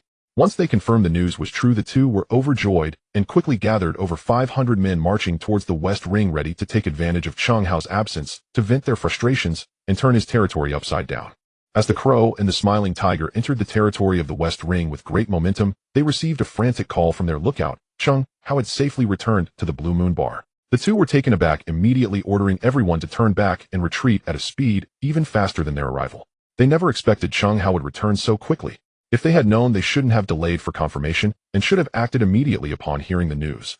Now they had made a grand show of force only to retreat, without even touching the edge of his territory, becoming a laughingstock in the underworld. The crow cursed angrily in the car. What the hell is going on? Wasn't it said that he was captured by the authorities and couldn't come out? Just a few hours and he's already released. The smiling tiger's expression was equally dark as if water could drip from it. They had expected to take revenge, but found themselves working for nothing. He shook his head. I don't know. Let's go back and discuss it. He planned to consult Leon Kowloon in the evening to see if he knew any insider information. This was truly bad luck. The crow cursed and vented his frustrations by smashing things in the car. However, he acted decisively when it was time to retreat. On the way back, both the crow and the smiling tiger knew they had become a laughingstock, but they thought to themselves that losing face was better than losing their lives. What if that madman Cheng Hao had been prepared and was lying in wait with his men in the West Ring? Charging in with over 500 men might not yield good results. The crow angrily exclaimed, how much money does Cheng Hao have? It's one thing to pay his own men, but now he's even paying Ba Jis subordinates in the West Ring. After receiving confirmation from his subordinates, the crow was even more furious, his anger directed at the air. The smiling tiger pondered deeper. His subordinate reported that Baki showed no reaction to Cheng Hao's actions. This could only mean two things: either Baki had completely relinquished control, or he had been entirely sidelined by Cheng Hao. As a master of a gang, the smiling tiger could not believe the first possibility. Therefore, the only conclusion was Baki, the nominal leader of the West Ring, had been completely overshadowed by the newly risen Cheng Hao. Previously, with only over 500 men, Cheng Hao was already a formidable opponent. Now, after absorbing Baki's several hundred followers, his ranks were nearing 1,000. If several hundred had already been so troublesome, wouldn't nearly 1,000 be even harder to deal with? What's worse, it seemed that Cheng Hao's money was endless. Unable to fight back and outmatched in funds, the smiling tiger felt a headache at the thought of facing such an opponent in the future. In Mongkok, upon hearing about Cheng Hao's troubles, Baki immediately sought out Leon Kowloon. After discussing, they felt it was a good opportunity to fish in troubled waters, but due to Cheng Hao's notorious reputation, they decided to wait and see. So the two found a place to relax, and had a massage, lying back in the massage chairs to rest. Leon Kowloon's subordinate Sha Chong rushed in, breathlessly addressing Leon Kowloon, boss, it's bad. Cheng Hao is... What? Leon Kowloon and Baki both sat up in shock, exchanging incredulous glances.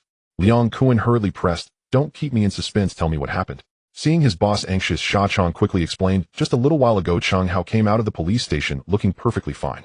He happened to run into Baki trying to seize his territory, and as a result Baki was thoroughly subdued. Now Cheng Hao has announced that anyone from the West Ring willing to work with him would receive $2,000 monthly. Afterward, there was no response from the higher-ups, as if this incident had never occurred. Leon Kowloon and Baki's expressions turned grave. Baki, still shaken, said, Leon Kowloon, thank goodness I listened to you and didn't provoke Cheng Hao. Speaking of which, he suddenly recalled looking at Sha Chong, what about the crows from Dongxing and the smiling tiger? Didn't they lead over 500 men to Cheng Hao's territory? What happened to them now? Were they taken down by Cheng Hao? Leon Kowloon was also taken aback, recalling the news. He had indeed heard that the crows and the smiling tiger had marched a large force to trouble Cheng Hao, but he did not know how the battle was faring. Did they even engage? Leon Kowloon and Baki stared intently at Sha Chong, who hurriedly replied, as soon as the crows from Dongxing and the smiling tiger stepped into the West Ring territory, they turned around and ran. They didn't dare to fight at all, and just fled, becoming a laughingstock in the underworld. For a moment, Baki didn't know whether to laugh at them or to sympathize. If it hadn't been for Leon Kowloon stopping him, he would have charged in himself, and he would have been the one to embarrass himself. Thinking of this, Baki gratefully looked at Leon Kowloon, saying, Leon Kowloon, you are so steady. If I hadn't listened to you, I would have made a huge fool of myself this time.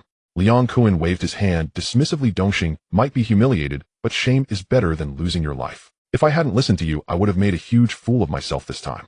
Leon Kowloon waved his hand dismissively. Dongxing might be humiliated, but shame is better than losing your life. Baki shook his head. This kind of brain work was best left to Leon Kowloon. He was only responsible for providing muscle. After a while, Leon Kowloon sighed heavily. What intrigues me more is that Cheng Hao's release also proves his funds are legitimate. Where does he get all this money? Baki felt puzzled as well. Recently, Cheng Hao's people had been vigorously renovating 20 shops, and it was said they were preparing to open even more locations. It seemed that Cheng Hao's money was never ending. They had been milking him for a while now and had not seen any signs of it. But that was fine. Once Cheng Hao's convenience stores opened all over Hong Kong, it would be their turn to exploit him severely. At Deepwater Bay, Jiang Tiansheng was in a prolonged state of shock after receiving news from the police station that Cheng Hao was safe and the truth about his source of funds. He never expected the truth to be that Cheng Hao had inherited a massive fortune overseas with the condition that he must continue to do good. To be precise, a substantial sum was available for inheritance provided he performed more charitable deeds. Just inheriting a small portion of the profits had already allowed Chung Hao to gain over 100 million Hong Kong dollars in a short time. Moreover, daily earnings varied from tens of thousands to millions or even tens of millions. If Chung Hao were to inherit the entire fortune in the future, Jiang Tiansheng could hardly imagine how much money Chung Hao could make in a day. Such a stroke of luck, how come it never fell upon Jiang Tiansheng? Indeed, I never expected the truth to be like. Chen Yao also felt shocked. He knew Jiang Tiansheng was envious, but he was even more envious. At least Jiang Tiansheng had inherited the position and business of the Hongxing Dragon Head from his father Jiang Zhen. As for him, Chen Yao had built his position from scratch through his own efforts. Jiang Tiansheng sighed heavily, his tone heavy with regret. Chen Yao, perhaps I was truly wrong. I shouldn't have forced Chung Hao to officially join Hongxing. Now he genuinely regretted it. If he had known that Chung Hao offered members a 50% discount just to inherit the fortune, he would never have pressured Chung Hao to join officially. If he had known, he wouldn't have offended this future tycoon. But now it was too late. The rift between them had formed, and the person who reported Chung Hao's unclear source of funds was likely from their side. If Chung Hao found out, who knew what kind of trouble it might cause? Chen Yao said with a bitter face, there's also news that Baki wants to take advantage of Chung Hao being taken by the police to seize his territory, but Chung Hao's subordinates didn't listen to him at all, not even his own old troops refused to act. When Chung Hao returned from the police station, he just happened to stumble upon this situation. Later it was unclear what happened, but news spread that Chung Hao was recruiting Baki's old subordinates with a pay of $2,000 each month. Baki showed no reaction. He must have been scared stiff by Chung Hao. Upon hearing this, Jiang Tiansheng felt a thumping headache. Previously, Chung Hao had spent a fortune recruiting over 500 men, which had already driven him mad. Now hearing that Chung Hao was recruiting again, he could no longer sit still. Chen Yao, what do you think we should do now? Chung Hao is financially robust, and his allure for the lower-tier brothers is too great. If he continues like this and holds a grudge against us, internal strife within Hongxing seems unavoidable. Jiang Tiansheng wore a helpless expression. The financial assault was nearly insurmountable for them. They had joined the gang primarily for their own benefit. How could they afford to give money to their subordinates? Moreover, although Hongxing claimed to have 50,000 members, many were merely nominal. The real core that could fight and struggle numbered around 8,000 dispersed under various masters. Even if Jiang Tiansheng wanted to spend money to win hearts, paying each person 2,000 a month would amount to 16 million in a single month.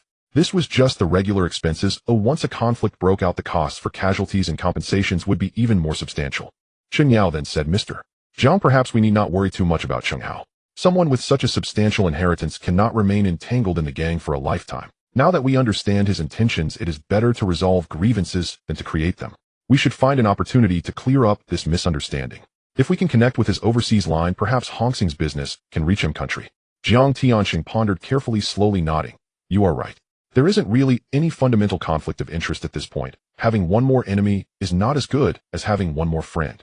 We should find a chance to have an open conversation with him and put past grievances behind us. If we can connect with his overseas network, that would be a significant development for Hongxing. Chen Yao deeply agreed. He needed to plan this carefully. Ruo Nan and Jia Wen received news of Chung Hao's safe return and immediately set aside matters concerning Kaishan Human Resources, taking bodyguard Laughing and Zhuokai along with the team and rushed to the Blue Moon Bar overnight. Previously, when Chung Hao was taken away by the authorities, it had frightened them greatly. Now hearing he had returned, they could not wait a moment longer and insisted on seeing Chung Hao to ensure he was all right. Currently, the methods employed by the authorities can sometimes be quite brutal, and coercive interrogations are not uncommon. As long as they are discreet and leave no evidence, any means might be used. For instance, hitting someone with a hammer while a book is pressed against their chest, or covering their face with a wet towel, or using ice packs wrapped around a stick. Just thinking about what Chung Hao might endure made the two women feel anxious. In the car, Ruan and continually urged Laughing to drive faster. Fortunately, Kaishan Human Resources was not too far from the Blue Moon Bar, otherwise Laughing's ears would surely be sore from her prodding. Since it was not yet the scheduled time for the intelligence handover, Laughing and Zhuokai were also unaware of the specific reasons for Chung Hao's apprehension. They were merely curious. The time Chung Hao was taken was not long, and he was able to come out safe and sound so quickly. They believed that the unit that took Chung Hao was the Commercial Crime Investigation Department, which would handle matters very rigorously. Chung Hao's ability to emerge unscathed proved that his funds were legitimate. This made them even more curious about Chung Hao. With so much money, why was he still involved in the gang? 10 minutes later, Laughing executed a beautiful drift, bringing the car to a steady stop at the entrance of the Blue Moon Bar. Before the car had completely come to a halt, Ruanan and Jia Wen eagerly jumped out and hurried towards the bar's entrance. Big sister. The young man at the door had sharp eyes and immediately shouted at the sight of the two bosses. Usually the two women would smile and nod, but this time their minds were filled with worry for Chung Hao, and they had no time to respond. They simply nodded hurriedly and rushed inside. The young man at the door did not mind knowing that Big Sister was concerned about the boss. Laughing parked the car, and he and Zhukai along with a team of bodyguards followed closely behind. In the bar's main hall, the two women finally spotted that familiar figure. In that moment, all restraint and the gaze of onlookers were forgotten. They dashed forward like two swallows returning home, throwing themselves into Cheng Hao's embrace and holding him tightly. Wow! This scene immediately ignited cheers and howls from the surrounding young men. Ruanan and Jia went snapped back to reality, but quickly remembered the main matter at hand, starting to hurriedly check Cheng Hao's body while anxiously asking, "Don't move. Let us see if you're injured." As they were about to publicly remove Cheng Hao's clothing, he quickly intervened. Hey, in public, are you trying to be indecent with your husband? If you want to be indecent, it should be done at home. Don't let the young men here just watch the show for free. They won't pay for it. TCH. The surrounding young men burst into laughter, starting to hoot again. Ruanan glared at the nearby young men, then turned to Cheng Hao saying reproachfully, "I forgot the main matter because they interrupted us. You really weren't hurt at the police station. Aren't the authorities known for their coercive interrogations?" Jiawen also looked at Cheng Hao with concern. Nearby laughing and Zhukai were taken aback by Ruanan's word. What did this big sister think of them? Although some older officers might have resorted to extreme measures in the past, the Internal Investigation Department is now very strict. As long as it is not too excessive, they generally won't make things too ugly. Cheng Hao laughed heartily. "You are overthinking it. The unit that took me to assist in the investigation is the Commercial Crime Investigation Department, not the Major Crime Unit or the Anti-Organized Crime Unit. They only needed me to prove the legitimacy of my funds. I can prove it, so what can they do to me?" Although the two women had not interacted with this department before hearing Cheng Hao explain this, and seeing his rosy complexion, they indeed felt he did not seem troubled, and they relaxed. Cheng Hao waved his hand to the surrounding young men saying, "All right, that's enough for today. You guys keep having fun while I take these two sisters home to cultivate our relationship. If you are really envious, hurry up and find a girlfriend, but don't just wander around outside for no reason. I do not appreciate having young men of your age still engaging in the embarrassing behavior of being forever young." Ha ha! Everyone burst into laughter, although some of the laughter carried a hint of awkwardness. After saying this, Cheng Hao put one arm around each of them, and amidst the whistling and laughter of the crowd, left the bar with Renan and Jia when heading home to delve deeper into the discussion of life. Cheng Hao had recruited the former subordinates of Baki, bringing his total number of followers to over 900. However, he did not rush to continue expanding. He did not need so many people to seize territory. Recruiting was primarily aimed at forming sufficient deterrence, making those who coveted him think twice before daring to disrupt. At the same time, recruiting was also to have these individuals assist him with tasks. Cheng Hao officially registered the Jiuzhou Security Company as a subsidiary of Kaishan Human Resources, with Su Shi serving as the general manager. Moreover, the system's goal of doing good was bound to this company, and all future earnings from security services would also contribute to the system's critical hit accumulation. The initial 200 officially recruited employees, along with the 53 closest confidants who had followed him from the beginning, were all transferred to Jiuzhou Security as core forces. The remaining 300 reserve members, along with nearly 400 recruited from Baki, were all integrated into the Kaishan Human Resources system, engaged in various legitimate jobs or serving as backup forces. Once everything was arranged, Cheng Hao began to accelerate the expansion of his business territory. In the first phase, he planned to establish 50 good IKEA convenience stores. Apart from the initial 10 stores, 20 others were currently under intense renovation. The remaining 20 had also been selected for locations, and Xiao Ma was assisting with the renovation matters.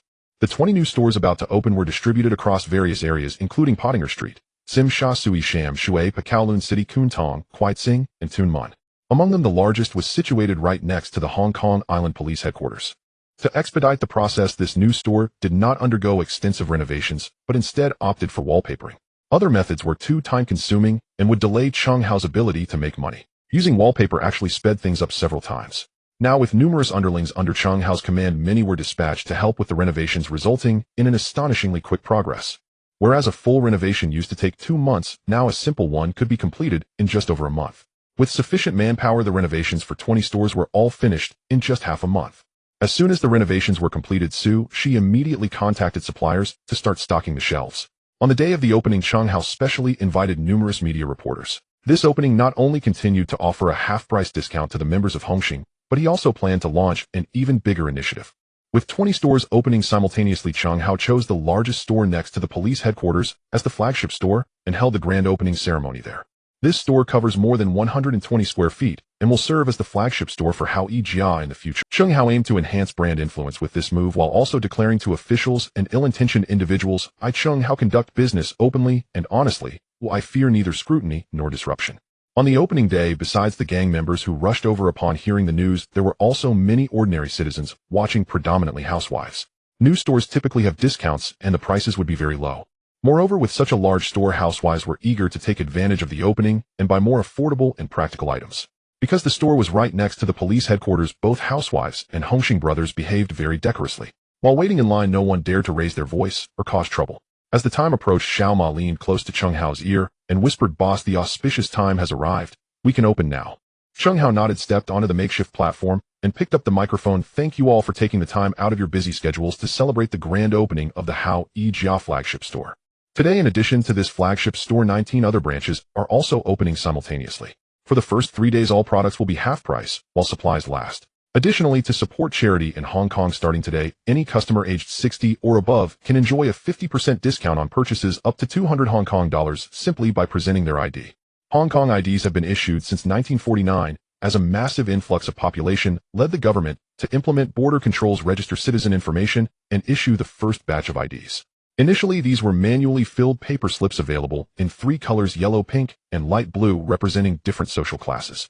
In March 1983, the Immigration Department first introduced computer IDs, gradually replacing the old ones. In July 1987, the entire city started to gradually replace old IDs with new ones that could be used until after July 1, 1997. Wow! Below, whether among the Hongxing brothers or the housewives, there was a chorus of astonishment. The Hongxing brothers did not expect Cheng Hao to pull off such a grand gesture.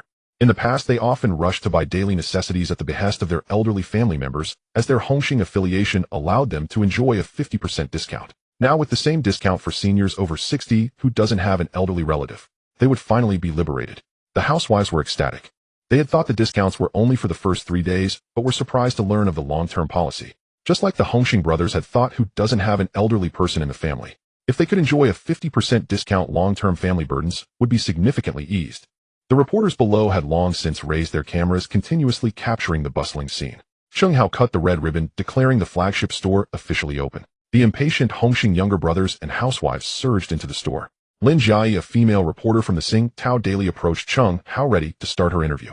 When Lin Jiai first received the assignment to cover the opening of this convenience store, she felt somewhat disdainful. Especially after learning about the owner's gang background, her dissatisfaction deepened. If it weren't for her commitment to the objective professional spirit of journalism, she would have wanted to turn and leave.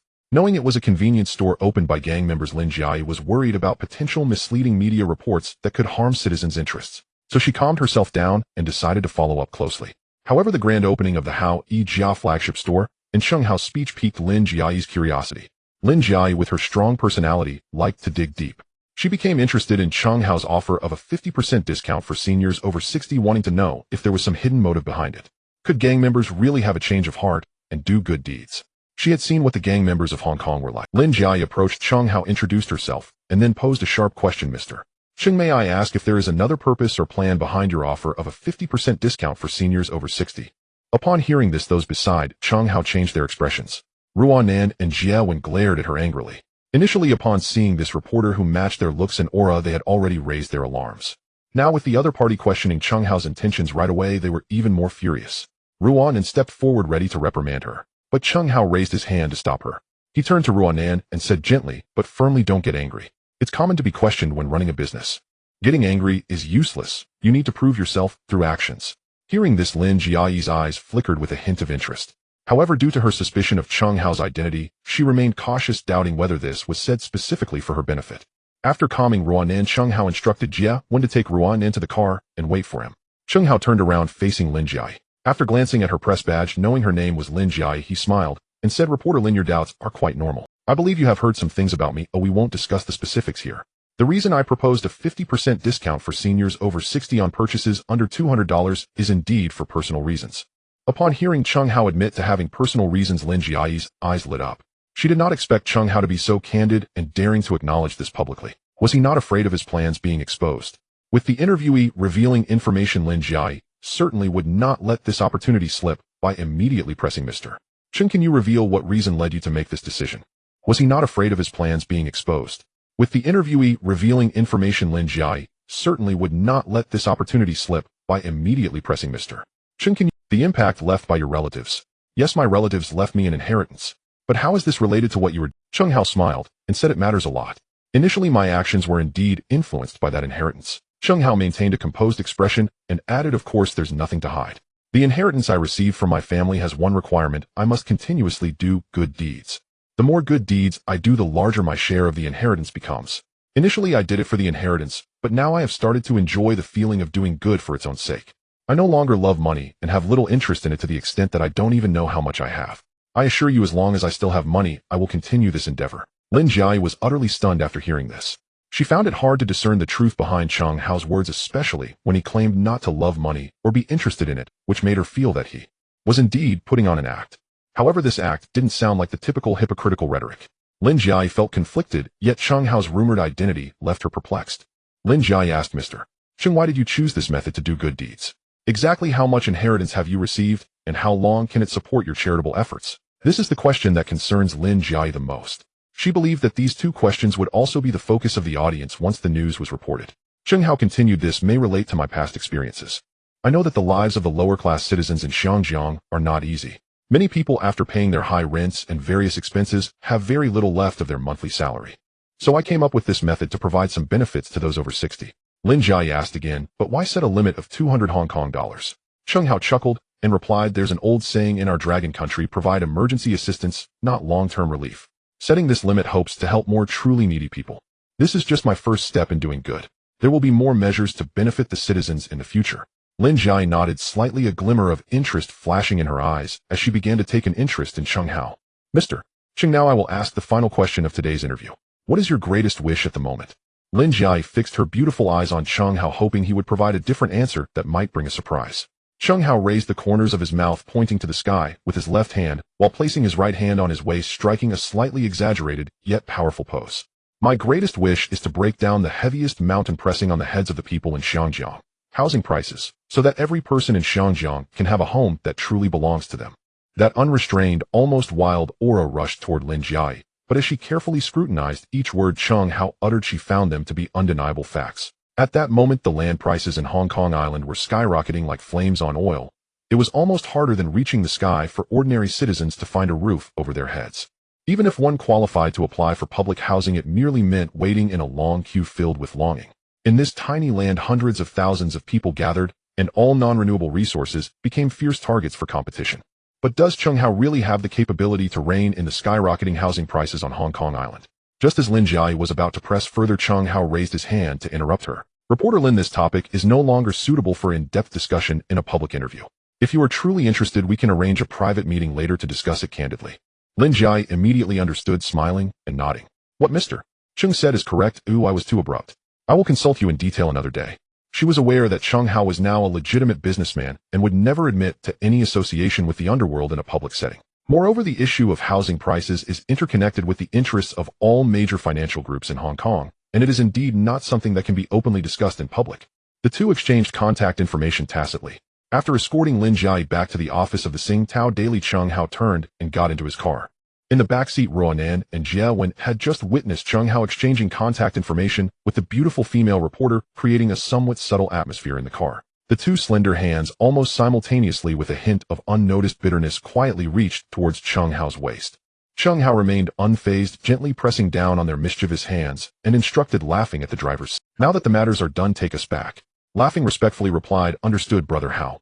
The opening of the Good Family convenience store had greatly impressed Laughing. He hadn't expected Cheng Hao to truly fulfill his promise of offering a 50% discount to seniors over 60. This was indeed a boon for the lower-class citizens of Hong Kong Island. Having spent a long time undercover, Laughing's perspective on the people within the underworld had subtly changed. While other gangs were often aggressive and bullied the weak, the people under Cheng Hao were entirely different. They did not initiate trouble, but were also unafraid of it, strictly prohibiting illegal activities such as gambling and drugs on their territory, and would not tolerate others engaging in such conduct. Describing them as a refreshing current within the Hong Kong underworld would not be an exaggeration. Occasionally a thought would flash through Laughing's mind: if someone like Cheng Hao were to lead the Hongxing gang, would the entire organization's atmosphere be renewed? But this thought was fleeting. He always remembered that he was an undercover cop and could never mix personal feelings with his affairs. He had already received a signal from his superior and needed to meet immediately after sending Cheng Hao home. As the car pulled up to the building, Laughing reminded them, Brother Hao, ladies, please be careful when getting out. He watched as Cheng Hao embraced Ronan and Jia when entering the. Cheng Hao suddenly remembered that although the current residence was spacious, it seemed no longer suitable for future needs. He smiled and said to the two women beside him, how about we change to a different house? Ruanan and Jia were momentarily stunned looking at the spacious apartment they currently occupied, which was more than enough for the three of them. Jia asked curiously, brother, why did you suddenly think of changing houses? Ruanan squinted suspiciously, her tone probing. It wouldn't be that. You have taken a liking to that female reporter earlier and want to bring another person in because you feel this place is too small. Upon hearing this, Jia immediately looked at Cheng Hao with bright eyes. Cheng Hao helplessly ran his fingers through his hair. What are you two always thinking about? I am considering safety. Cheng Hao had long contemplated the idea of changing residences. He dismissed the notion of a villa with a private yard. It was too conspicuous, and should his enemies surround him, it would easily become a trap. His plan was to purchase an entire building. The lower floors would serve as offices for the company, the middle floor would be occupied by his core subordinates, while the top floor would be for himself and his most trusted aides, with a helicopter landing pad on the roof. He even intended to spend a few million to acquire a helicopter as a commuting tool, as its deterrent effect and convenience far surpassed that of a car. The location should also be near the seaside. This way, if any wrongdoers attacked, they would first have to break through the defenses of his lower-tier subordinates. Even if the intruders managed to reach the residential floor, his men could quickly ascend to the rooftop and escape by helicopter. Considering the risk of someone using a rocket launcher against the helicopter, defensive measures should also be arranged near the seaside, and it would be best to purchase a yacht capable of docking a helicopter. In a critical moment, flying directly from the rooftop to the yacht would be the best strategy.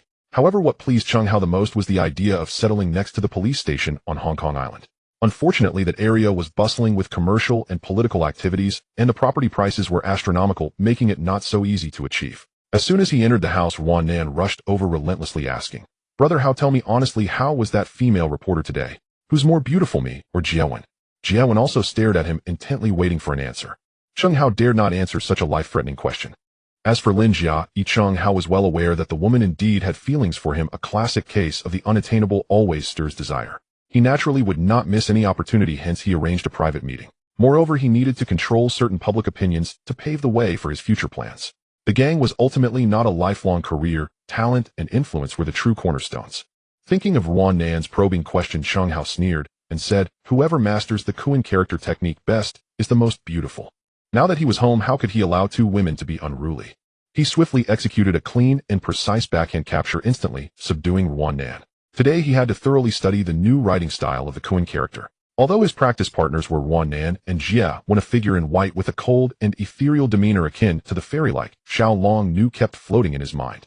Laughing watched as Cheng Hao and the two women went upstairs before starting the car and driving towards the rooftop of a commercial building in Central. His superior Gong Jiapei was already waiting there. Gong Jiapei, portrayed by Lao Sung Yin in The Hidden Sniper, was a man of integrity who abhorred evil and was a senior veteran in the police force, deeply understanding the hardships of undercover work and always striving to protect his subordinates. Gong, sir. Laughing greeted him. Gong Jiapei's expression remained calm. You're here. How have things been? Laughing chuckled, not bad. Cheng Hao is quite an anomaly in the gang. Gong Jiapei shook his head. Those who used to underestimate him don't dare to eat meat anymore. He referred to Huang Zicheng's group, who had been tricked by Cheng Hao in the Eight Immortals restaurant case, eating enhanced char siu buns, which became a joke circulating within the police force. Upon hearing the words char siu bun, Laughing felt his stomach churn. Gong Jiapei noticed his change in expression and smiled lightly. Now you understand, right? Never underestimate Cheng Hao, or you won't fare better than them. Laughing involuntarily pictured the terrifying scene of being forcefully stuffed with char siu buns by Cheng Hao, even imagining himself turned into one, and quickly shook his head to dispel the thought. Gong Jiapei shifted to the main topic. Let's get back to business. Have there been any new discoveries since following Cheng Hao? Laughing shook his head. Gong, sir, I need to clarify, I am not following Cheng Hao, I am following his women. Gong Jiapei chuckled. Is there a difference? Laughing widened his eyes and exaggeratedly replied, there's a huge difference. I barely get involved with Cheng Hao's core affairs. I spend all day following his women, ensuring their safety and accompanying them shopping. Gong, sir, do you know how terrifying it is for women to go shopping? Gong Jiapei's expression stiffened slightly, as if recalling some unpleasant memories. Regardless of beauty or plainness, women seem to have an innate fervor for shopping. Those with money buy, and those without still have to look. Even if they don't buy, merely satisfying their visual cravings is good enough. Gong Jiapei sighed. Haven't you realized yet? Sometimes it's easier to gain insights from women than from men. I've already investigated the backgrounds of those two women. They are just ordinary advertising models. Dealing with them is far easier than dealing with Cheng Hao. You can try to extract some information about Cheng Hao during casual conversations with them. Laughing nodded in realization. Ruanan is quite clever, making it likely to be difficult. Oh Jia, one has a more reserved personality, perhaps she could be a breakthrough. But the problem is these two are nearly inseparable, making it tricky to approach indirectly. Gong Jiapei continued. The Commercial Crime Bureau has already confirmed that Chung Hao's source of funds is legitimate. His relatives in M country indeed left him a substantial inheritance rivaling that of the top 10 wealthy individuals on Hong Kong Island. However, his current identity is that of a gang member, and he is exceedingly wealthy. Such a person poses a significantly greater threat than an ordinary gang member if he takes risks. What Chung Hao has done perplexes Gong Jiapei. Normally, when someone receives such a sum of money, they would hastily retire and enjoy a life of luxury.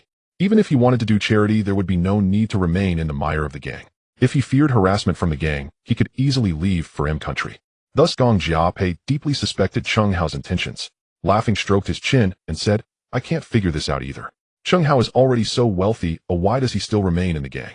Gong Jiapei shook his head. He didn't join the gang after becoming rich. He unexpectedly inherited the fortune after joining the gang.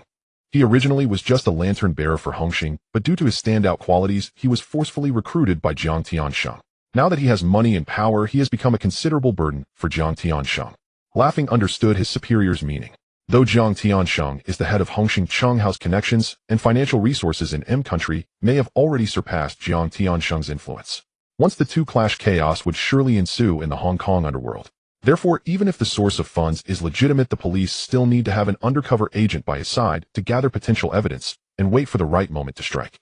After the report was concluded, Gong Jiapei imparted some survival tips and techniques for undercover work. Having personally experienced that era, he was well aware of the dangers, and what he taught were crucial points for survival. Laughing listened attentively.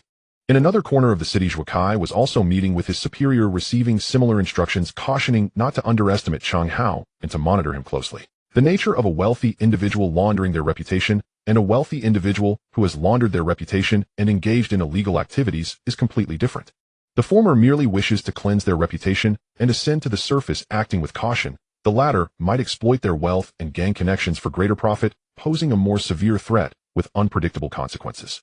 The Star Island Daily published an exclusive interview with Chung Hao featuring bold proclamations such as inevitably lowering housing prices, which sent shockwaves across the entire Hong Kong island. Ordinary citizens envied his luck in acquiring a massive inheritance, yet remained skeptical of his promises. Meanwhile, real estate developers scoffed, viewing Chung Hao as nothing more than a clown seeking attention. Even if he were as wealthy as a nation, this is Hong Kong, not M country. The local powers would not allow a dragon crossing the river to easily stir up trouble. Instead, they secretly hoped for Chung Hao's involvement, intending to leverage the local advantage to share in the lucrative spoils. In Mong Kok, upon hearing the news, Crow and Smiling Tiger hurriedly sought out Leong Kuan. Crow eagerly exclaimed Leong Kuan the time to act as calm. Previously, the two had planned to seize Chung Hao's territory while he was being taken away by the police, but to their surprise, Chung Hao emerged unscathed from the police station, sending them scurrying away. Later, they heard that Leong Kuan had recruited the former subordinates of Ba Bai with his gang, now nearing 1,000 members, realizing that a direct confrontation would not be feasible. Thus, they recalled Leong Kuan's earlier wool-pulling plan and considered collaborating to teach Chung Hao a lesson. Yet, fearing their subordinates might be recognized, they needed to team up with Leong Kuan. Leong Kuan, seeing through their intentions, smiled knowingly and said, "Haven't you tried it yourselves? I hear that seniors over 60 really can get a 50% discount." Smiling Tiger shook his head. That's just Chung Hao's side of the story. It could just be a promotional gimmick for the opening. The truth is still uncertain. Both were apprehensive, worried about a possible deception, so they decided to hold off their actions for the time being. Moreover, even if it were true, one would need to be over 60 and spend no more than 200 Hong Kong dollars in a single purchase to enjoy the discount. Their purpose for coming this time was not just to pull wool, but to join forces and pull off a grand scheme against Chung Hao, allowing them to retaliate while realizing their own ambitions. Leong Kuan's keen insight allowed him to see through their plans, yet he feigned ignorance and waited silently. Seeing that he was unresponsive, Crow urged Leong Kuan, "Speak up. What should we do?" Leong Kuan waved his hand and smiled. "I know you're anxious, but hold on a moment. Let's wait for Ba Bai to arrive before discussing this to avoid repeating ourselves." He sent someone to fetch Ba Bai. Half an hour later, Ba Bai hurried in and casually sat down, asking Leong Kuan, "Why did you call me here so urgently?" His gaze swept over Crow and Smiling Tiger, feigning surprise. "Oh, you two arrived quite early." Smiling Tiger nodded while Crow merely snorted coldly. Ba Bai was unfazed, knowing that in the grand scheme of things, making money was the priority. Though Leong Kuan did not state it outright, he had already surmised that it was likely related to dealing with Chung Hao, which presented yet another lucrative opportunity. Once everyone was present, Leong Kuan spoke. "I gathered you all here because we share a common enemy in Chung Hao. Since we all have the same goal, we should help each other out. As you may know from the news, Chung Hao has a significant inheritance awaiting him. Do you understand what this implies?" His tone was laced with seduction, leaving Crow and the others stunned. Ba Bai too was as dumbfounded as if he were meeting Leong Kuan for the first time. Leong Kuan, noticing their reactions, felt a sense of pride, seasoned veterans know how to seize the initiative. After a long pause, Smiling Tiger finally regained his composure, saying, Leon Cohen, stop with the riddles, and just tell us what to do. Crow and Bob I turned their attention to him as well. Leon Cohen grinned ominously and said, first continue pulling wool, but we need to intensify our efforts, consider it a form of robbing the rich to benefit the poor. Also, are you interested in the vast fortune behind Chung Hao? Upon hearing this, Bob Bai and the others widened their eyes. Crow hurriedly declared, Chung Hao is a mobile vault who I've been wanting to set my sights on him for a long time. Bob I added that sum of money rivals that of the top 10 wealthy individuals in Hong Kong. It's incredibly tempting. Smiling Tiger's eyes sparkled. Leon Cohen, reveal your plan. None present were immune to the allure of that fortune. Leon Cohen replied with a sinister smile, my plan is to kidnap Chung Hao and force him to transfer his assets. Smiling Tiger shook his head. That's not a plan at all. You know Chung Hao's capabilities, it's not that easy to kidnap him. Bob I and Crow also showed their dissatisfaction. Leon Cohen explained with a smile, kidnapping requires a strategy. Are you suggesting we just rush in with no plan? We need to wait until he is alone or create an opportunity for him to be alone to act. Moreover, while the plan is still in its early stages, we should use the money we earned from pulling wool to recruit experts from around the world. No matter how strong Chung Hao is, with dozens or even hundreds of top-notch experts surrounding him, can't he be subdued? Even a swarm of ants can bring down an elephant. Every person's strength has its limits. Bob I, Crow and Smiling Tiger exchanged glances, pondering this notion and finding a certain logic in it. No matter how formidable Chung Hao is, can he outfight 100 people? Thus they all spoke in unison, let's do this deal. If they did not act swiftly once Chung Hao became powerful, there would be no place for them to hide. The four began to methodically plan. The primary task was to pull wool on a grand scale. In Causeway Bay, Sean Ji complained openly in a bar, Chung Hao is so lucky. Originally he was just a small thug like us, yet he has overseas relatives who left him an inheritance. Life is so unfair. 3 days passed in the blink of an eye, and the promotional event at the Hao Jia convenience store came to an end. The housewives who had enjoyed the discounts over the past few days were eager to test the 50% discount for those over 60. Leon Cohen and his gang were also waiting for this opportunity. A long queue formed outside the Hao Jia convenience store, with aunts, grandmas, and mothers holding the elderly members of their families who were over 60. Everyone shared the same thought, to see whether that 50% discount was genuine. However, they weren't in a hurry to enter. They wanted to wait until the store was well stocked. Though the convenience store was called convenient, it was actually slightly smaller than a small supermarket, with a full range of daily necessities at reasonable prices. Leon Cohen and Crow's people blended into the crowd, especially Crow and Smiling Tiger's subordinates, who were instructed to verify the truth of the discount. If it were confirmed to be real, they wouldn't need to worry about Leon Cohen's approval. Bob Bai and the others united with Leon Cohen's group, intending to use the name of Hongxing to procure goods at the discounted rate. If Crow and the others went on their own, they would still have to rely on Leon Cohen's men, which was not what they wanted. Even if they could impersonate Hongxing members, their unfamiliar faces would make them easily recognizable, posing a significant risk. If all seniors over 60 were truly eligible for the discount, they could take their elderly relatives to shop in bulk.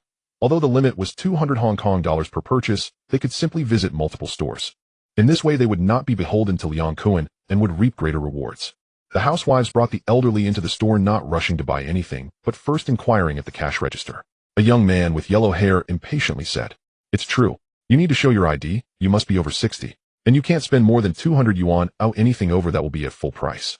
Moreover, all purchases are non-refundable. Although his attitude was arrogant, the elderly believed him. If he were more amiable, it would have raised suspicions. As for the 200 yuan limit, it was something the housewives instinctively understood, as they were confident in their ability to calculate. An elderly woman in her 70s or 80s asked, young man, is it true you get 50% off when you turn 60? The young man nodded. The elderly woman then turned to select items from the shelves. Upon hearing it was true, the housewives immediately asked the elderly to wait aside while they rushed in to grab items, planning to have the elderly carry them to the checkout later. The store staff were all new recruits of Chung Hao, temporarily acting as security to prevent any drunken disturbances. Chung Hao had given orders that as long as customers did not act excessively, they should not interfere. The behavior of housewives acting as purchasing agents was within the rules. Before long, the elderly woman accepted a large bag handed to her by her daughter-in-law and walked to the cash register. The yellow-haired young man scanned the items, totaling 213 yuan and 50 cents. He said, the portion under 200 yuan is half price, making it 100 yuan. The excess of 13 yuan and 50 cents will be at full price. The total is 113 yuan and 50 cents. The elderly woman asked, can I take a few fewer items to keep the total under 200? She thought about keeping the total price within 200. The young man shook his head. I've already given you a 100 yuan discount. One should not be too greedy. If you're not buying, then hurry up and leave. Don't waste the time of those behind you. The customers in line behind urged, come on, hurry up. Don't waste our time. The store has already given you 100 yuan off, or what more do you want? Go to another store and see how much you end up spending. The elderly woman turned red in the face, and her daughter-in-law gently tugged at her. The elderly woman fell silent, obediently paid, and walked out with her daughter-in-law content with their haul. This scene was witnessed by the underlings of Wu Ye and the Smiling Tiger. They hurriedly relayed the news back. The two were overjoyed, not expecting Cheng Hao to actually go through with it. They immediately sent their underlings to bring the elderly relatives to Hao Yijia for shopping. Sushi, responsible for supply, was overwhelmed with work. 30 stores had restocked 3 times in a row, nearly emptied. He rushed to urge suppliers to replenish stock, and to save time the goods were sent directly to the stores without going through the warehouse. Xiao Ma heard the news and hurried to find Cheng Hao. At the Kaishan Manpower Company, Xiao Ma rushed into Cheng Hao's office and exclaimed, "Boss, even if you want to do good deeds, you can't waste money like this. I've received reports that the Dongxing people are driving around with their elderly relatives shopping in our stores, and even switching stores to prevent us from recognizing them." Cheng Hao waved his hand, signaling him to calm down. He had already devised a complete plan. Now that 30 stores were operational, the remaining 20 would soon start up. It was time to execute the planned strategy. Looking at the anxious Xiao Ma, Cheng Hao smiled. "Do you really think I'm a money-spending fool? The current situation has long been calculated in my mind. There are no free lunches in this world, nor is there any such thing as a free ride." Xiao Ma stared at him in disbelief. He pinched his thigh, feeling pain, confirming that this was not a dream. Gazing intently at Cheng Hao, he even thought about reaching out to check his forehead. Cheng Hao frowned, stood up, and delivered a clean and swift ultra-flying kick, sending Xiao Ma crashing into the wall, stuck and unable to pull himself free. A few seconds later, Xiao Ma slowly slid down. Cheng Hao picked him up and tossed him back into his seat, saying coldly, "My patience is limited. Oh, let me finish, and don't act foolishly. Otherwise, next time it won't just be a flying kick, but a deadly scissor kick." Xiao Ma quickly nodded, no longer daring to move recklessly. Cheng Hao sat back down and said, "Now I will tell you how to deal with the convenience store. First, go to Siam and register a foreign trade company, then register all the trademarks from these booklets." He pulled out a notebook from beneath his desk and handed it to Xiao Ma. Xiao Ma took it, and upon looking saw it was filled with trademarks of products sold in the convenience store. He was puzzled. "Boss, what does this mean?" Cheng Hao explained, "These are all the things we sell in our store. The purchase price in Hong Kong Island is too high. Even at 50% off, there's almost no profit. To lower costs, we can register trademarks in Siam, find factories on the mainland for OEM production, and sell under our brand in Hong Kong Island. Similar branded goods transferred from the mainland through Siam plus customs costs will only be a couple of bucks. We can price them at $8 or $9, sell them at 50% off, and still make a decent profit without losing money. When selling, we can raise the prices of Hong Kong goods by 20% to compare with our products. Customers will see ours are 30% cheaper, and of similar quality, they will definitely choose ours. Once the branded goods enter the consumer's shopping list, the prices of Hong Kong goods can slowly be restored to their original prices. Selling both kinds, no one can say anything. You must go to Siam immediately to handle the registration and sourcing." Xiao Ma felt confused. This was a common business tactic in later generations, but he was hearing it for the first time. Cheng Hao explained in detail, and Xiao Ma finally understood. He then asked, "Why didn't we use this method from the start?" Cheng Hao shook his head with a smile. "Are you silly? If we did it this way from the beginning, the costs would be astronomical. And how could we compete when we had no reputation? Now that Hao Yijia has gained fame, we can proceed with my plan." The 50% discount initially borrowed the reputation of Hongxing. If it were open to the public, it would surely be besieged by competitors. It would be questionable whether the store could continue operating. Xiao Ma suddenly realized handing over the renovation tasks to Ruanan and Jiawan, and immediately bought a plane ticket to Siam. Cheng Hao's notebook contained specific addresses for suppliers in Guangdong province, and Xiao Ma followed the map, achieving more with less. As for other goods, he needed to contact local officials. This was a good way to earn foreign currency, and the officials in Guangdong province would surely lend their support. At the Hong Kong Island Police Headquarters, Huang Wenbin stood by the window overlooking the bustling Hao Yijia flagship store, lost in thought. Zhuo Jingquan walked up beside him. Zhuo Jingquan, played by Liao Qiji, is a high-ranking officer in the police force who once believed in Hu Tianren's twisted logic and colluded with laundry powder merchants, ultimately leading to his disgrace. He is now the deputy head of the Commercial Crime Investigation Unit. Seeing Huang Wenbin looking down, he curiously asked, "Wenbin, what are you thinking?" Huang Wenbin returned to his senses. "Zhuo, sir, I was watching Hao Yijia below." "Of course I know you were watching Hao Yijia, but I'm curious what you were thinking." Previously, Huang Wenbin investigated Cheng Hao and faced setbacks. Now Cheng Hao has opened a store right next to the police station, which seems like a provocation. He was worried that Huang Wenbin, young and impetuous, might do something irrational. Huang Wenbin suddenly said, "I have detected that last night Country M transferred 30 million Hong Kong dollars to Cheng Hao again. This is the third consecutive day with each transfer exceeding 30 million. This coincides perfectly with the opening of his 20 new stores." Despite seeing the proof documents from Haishi Group and Shida law firm, Huang Wenbin still had doubts in his heart. The Commercial Crime Investigation Department had been monitoring Chung Hao's financial movements, yet the facts proved that he was not wrong. What puzzled him was how Haishi and Shida assessed his charitable performance, always managing to transfer funds precisely at midnight. Zhou Jingquan had also read the report and sighed. In all my 20 years of experience, this is the first time I've encountered such a thing. One can only say that the world is vast and full of wonders. The thoughts of the wealthy are beyond our comprehension. However, once we discover any illegal activities, we must take him down.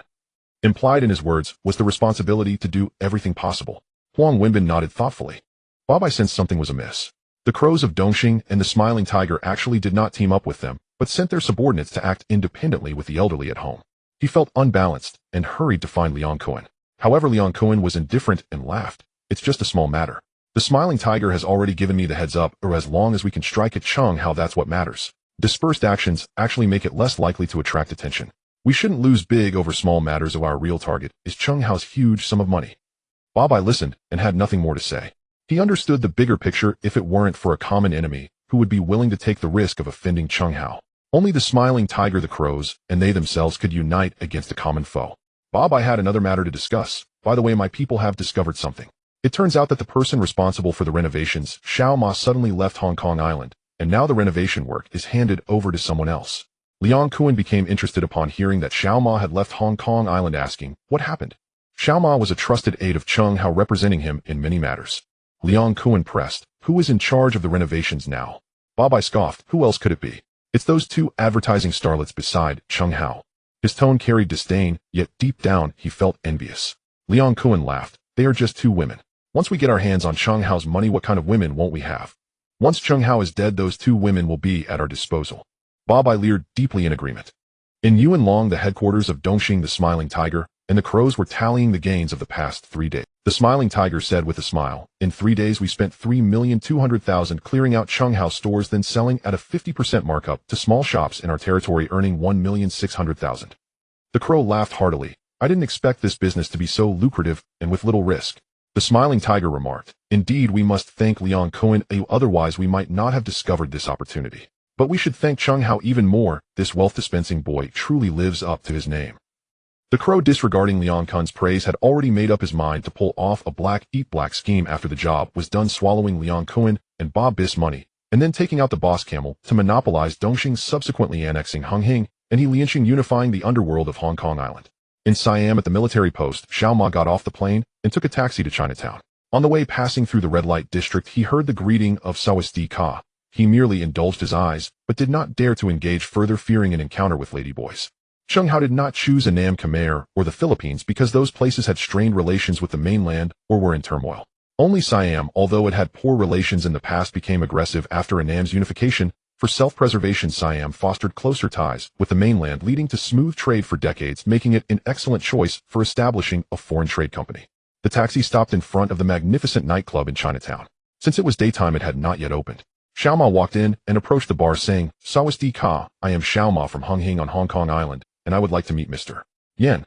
Yen Hong from Detective Chinatown is the big boss of Chinatown, with silver shops, gold accessories, and supermarkets all under his domain. Upon hearing that someone from Hunghing was visiting, he was slightly surprised. Yen Hong was slender and wore a tang suit with 4 bodyguards standing beside him. Xiao Ma stood up and said earnestly, Mr. Yen, I am new here and would like to seek a way to make a living in Chinatown, specially coming to pay my respects. Yen Hong quietly looked at him without saying a word. Chinatown was his territory. How could he allow outsiders to easily encroach? However, Xiao Ma's sincere attitude piqued his curiosity. After a long while, Yen Hong finally said darkly, You say you are from Hunghing. What business do you want to pursue in Chinatown? If it's illegal, Chinatown does not welcome you. Xiao Ma hurriedly explained, Mr. Yen, you misunderstood. I am here to conduct legitimate foreign trade business, not involved in anything illegal. Yen Hong's expression softened slightly. If it's legitimate business, I naturally welcome you. However, why not seek out Jiang Tianyang from Hunghing on your Hong Kong Island? His influence in Siam far exceeds mine. Xiao Ma smiled and said, Mr. Yen should know that the leader of Hunghing and brother Jiang Tianyang have a strained relationship. I am from Hunghing on Hong Kong Island. If I were to seek him out, I would probably be resented by the leader. Besides, I am engaged in legitimate business and do not wish to get too deeply involved with the gang. I come to pay respects to you because I hope to set up a company in Chinatown and hope Mr. Yen can facilitate this. He then took out a HSBC check for $100,000 and presented it with both hands. A small token of appreciation, not meant as a formal gift. To operate in Chinatown, having your support is most convenient for us Hong Kong people. Yin Hong glanced at the check and saw it was issued by HSBC, knowing it could be cashed. A smile appeared on his face. He liked people who understood the rules. I agree to the establishment of your company. As long as you do not cause trouble, no one can touch you. Can you tell me who your boss is? I'd like to know. Xiao Ma smiled and said, my boss is Chung Hao from Hung Hing on Hong Kong Island. Although he is not the leader, he actually controls the Western District. Mr. Yin, do you know my boss? Yin Hong was taken aback, involuntarily leaning back. Chung Hao's reputation as the wealth-dispensing boy had long spread to Siam. It was said that he inherited a large inheritance and was dispersing wealth for charitable purposes. Now seeing Xiao Ma, he began to doubt whether the rumors were true. Xiao Ma smiled and asked, do you know my boss, Mr. Yin? Yin Hong chuckled and relayed the rumors he had heard. Xiao Ma shook his head and smiled bitterly, not bothering to refute. Sometimes being misunderstood is not a bad thing. On Hong Island in Kowloon City, Chung Hao's 5 yuan dining hall quietly opened its doors. Shui Chong saw Chung Hao personally present and advised, boss, for such a trivial matter, you don't need to come yourself. Chung Hao shook his head, saying, you don't understand. Although I have my own motives this time, I genuinely want to do something good. This thought originated from his past lives. 3 yuan dining hall. 3 yuan dining hall is the most foolish restaurant in Guangdong province, with no entry barriers and no distinction between rich and poor. Meals are free. It is also the warmest place where homeless individuals receive meals for 8 years, often with eggs secretly slipped to them by volunteers. Those who have been helped, like the elderly women, become volunteers for the dining hall. The founder was originally a volunteer who, upon seeing disabled elderly people receiving rice and oil, but unable to cook for themselves, conceived the idea of delivering meals. The name of the dining hall comes from the custom of passing cigarettes among men. The cost of 3 cigarettes can buy 1 meal, symbolizing that doing good does not require a large expense. For 8 years, through wind and rain, until Chung Hao traveled back in time, he had still seen stories about it. Shui Chong and others listened somewhat confused, only knowing that Chung Hao was genuinely willing to pay out of his own pocket, not for any system rewards. The location in Kowloon City was chosen because it is one of the poorest areas of Hong Kong Island. Before Kowloon walled city was demolished, 50,000 residents were crammed into just 0.026 square kilometers of land, making it the most densely populated area in the world. The buildings were tightly packed with no sunlight year-round. Public facilities were lacking, and even drinking water was controlled by gangs and sold at high prices. Most residents lived in extreme poverty, merely surviving rather than living. The walled city was a breeding ground for crime, filled with unlicensed doctors, casinos, and brothels, with chaotic public order. Although other areas were somewhat better, they also struggled on the edge of poverty. An elderly woman pushed a cart full of cardboard boxes, shuffling by. Chung Hao took 2 boxes of meals and chased after her, saying, Granny, wait. The elderly woman was startled, turned around, and trembled, saying, What do you want? Chung Hao slowed his pace and smiled gently. Don't be afraid, Granny, I want to treat you to a meal. The elderly woman hurriedly waved her hands. I have no money. No need. Chung Hao directly stuffed the meal into her hands. No money. Every day at 8 in the morning and 4 in the afternoon, free meals. No barriers, no distinction between rich and poor, whether elderly or children, everyone eats for free. The elderly woman held the meal in disbelief. When have the gangsters ever done such a good deed? Chung Hao smiled and said, Don't worry, Granny, although they look fierce, they are not bad people. The purpose of this dining hall is to help those in need. I hope you can help us promote it. If you know someone who needs meals but has difficulty moving, let us know, and we will deliver. The elderly woman seemed dazed, murmuring this. How is this possible? Someone actually remembers us. Jia Wen also stepped forward and gently said, Granny, feel free to come get meals from now on. My boyfriend said it's free, so it definitely won't cost anything. Howie Jia is also his business. The elderly woman suddenly raised her head, her eyes filled with hope as she looked at Chung Hao. The dusk light slanted through the narrow alleys, casting long shadows of the piled-up clutter. The elderly woman pushed her creaky cart piled high with old cardboard, about to turn into her even darker alley, but she caught sight of the young man standing at the alley entrance. He wore a simple shirt and long pants, standing tall as he gazed at the newly opened, modestly designed eatery, his profile appearing somewhat blurred in the twilight, yet somehow different. The elderly woman stopped, squinted her old eyes, sizing him up from head to toe, her face revealing a mix of suspicion and disbelief. She hesitated, cautiously probing with a heavy accent, You are the owner of the Hao E Jia supermarket, right? Chung Hao turned his head upon hearing this, his expression unremarkable, merely nodding casually. Yes, it's mine. Upon hearing this, the murky light in her eyes instantly burst forth with joy, her facial wrinkles smoothing out like ripples in water blown by the wind. She excitedly slapped her thigh, her voice rising several octaves. Oh, it really is you. A good person. A truly great person. It was as if she had shed a heavy burden or received an enormous guarantee as her originally hunched back straightened a little, pushing her cart and preparing to leave with a noticeably lighter step. Don't worry. I will definitely help you promote it well. Let the neighbors know. As soon as she finished speaking, she pushed her heavily laden cart, creaking and clattering, quickly disappearing into the maze-like small streets, leaving behind a trail of vague echoes. This elderly woman was a regular customer at Awakens supermarket, specifically buying the affordable goods that were indispensable in daily life. When she first heard about the half-price discount for seniors over 60, she thought it was just another deceptive trick from unscrupulous merchants, a case of hanging a sheep's head to sell dog meat. Having gone to try it with skepticism, she was surprised when the cashier actually charged her only half the price at checkout. Though there was a limit of $200 off per visit for thrifty elderly people like her, it was more than enough to buy everyday items. Would they really need to haul them in bulk like wholesalers? As long as the supermarket remained open, it didn't matter when she came to shop.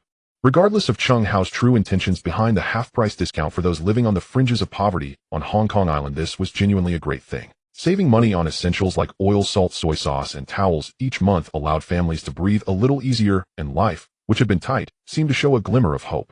Thus, even if some whispered that Chung Hao was a hypocrite with ulterior motives, those who truly benefited were sincere. On her way home, the elderly woman spoke to everyone she met, especially stopping to share the story of the 5 yuan dining hall, with those whose windows were patched with paper and whose doors were piled with scavenged refuse, emphasizing that the owner of this dining hall, Chung, was the kind-hearted benefactor of Howie Jia. To prove her words were true. "Granny, why are you back so late?"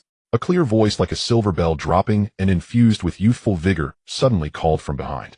The elderly woman turned around to see Ling Zuer, and her face immediately lit up with a smile. "It's Zuo. I ran into something wonderful today and wanted to tell the neighbors right away, so I got delayed." Ling Zuer is the character from the movie The Law of Attraction.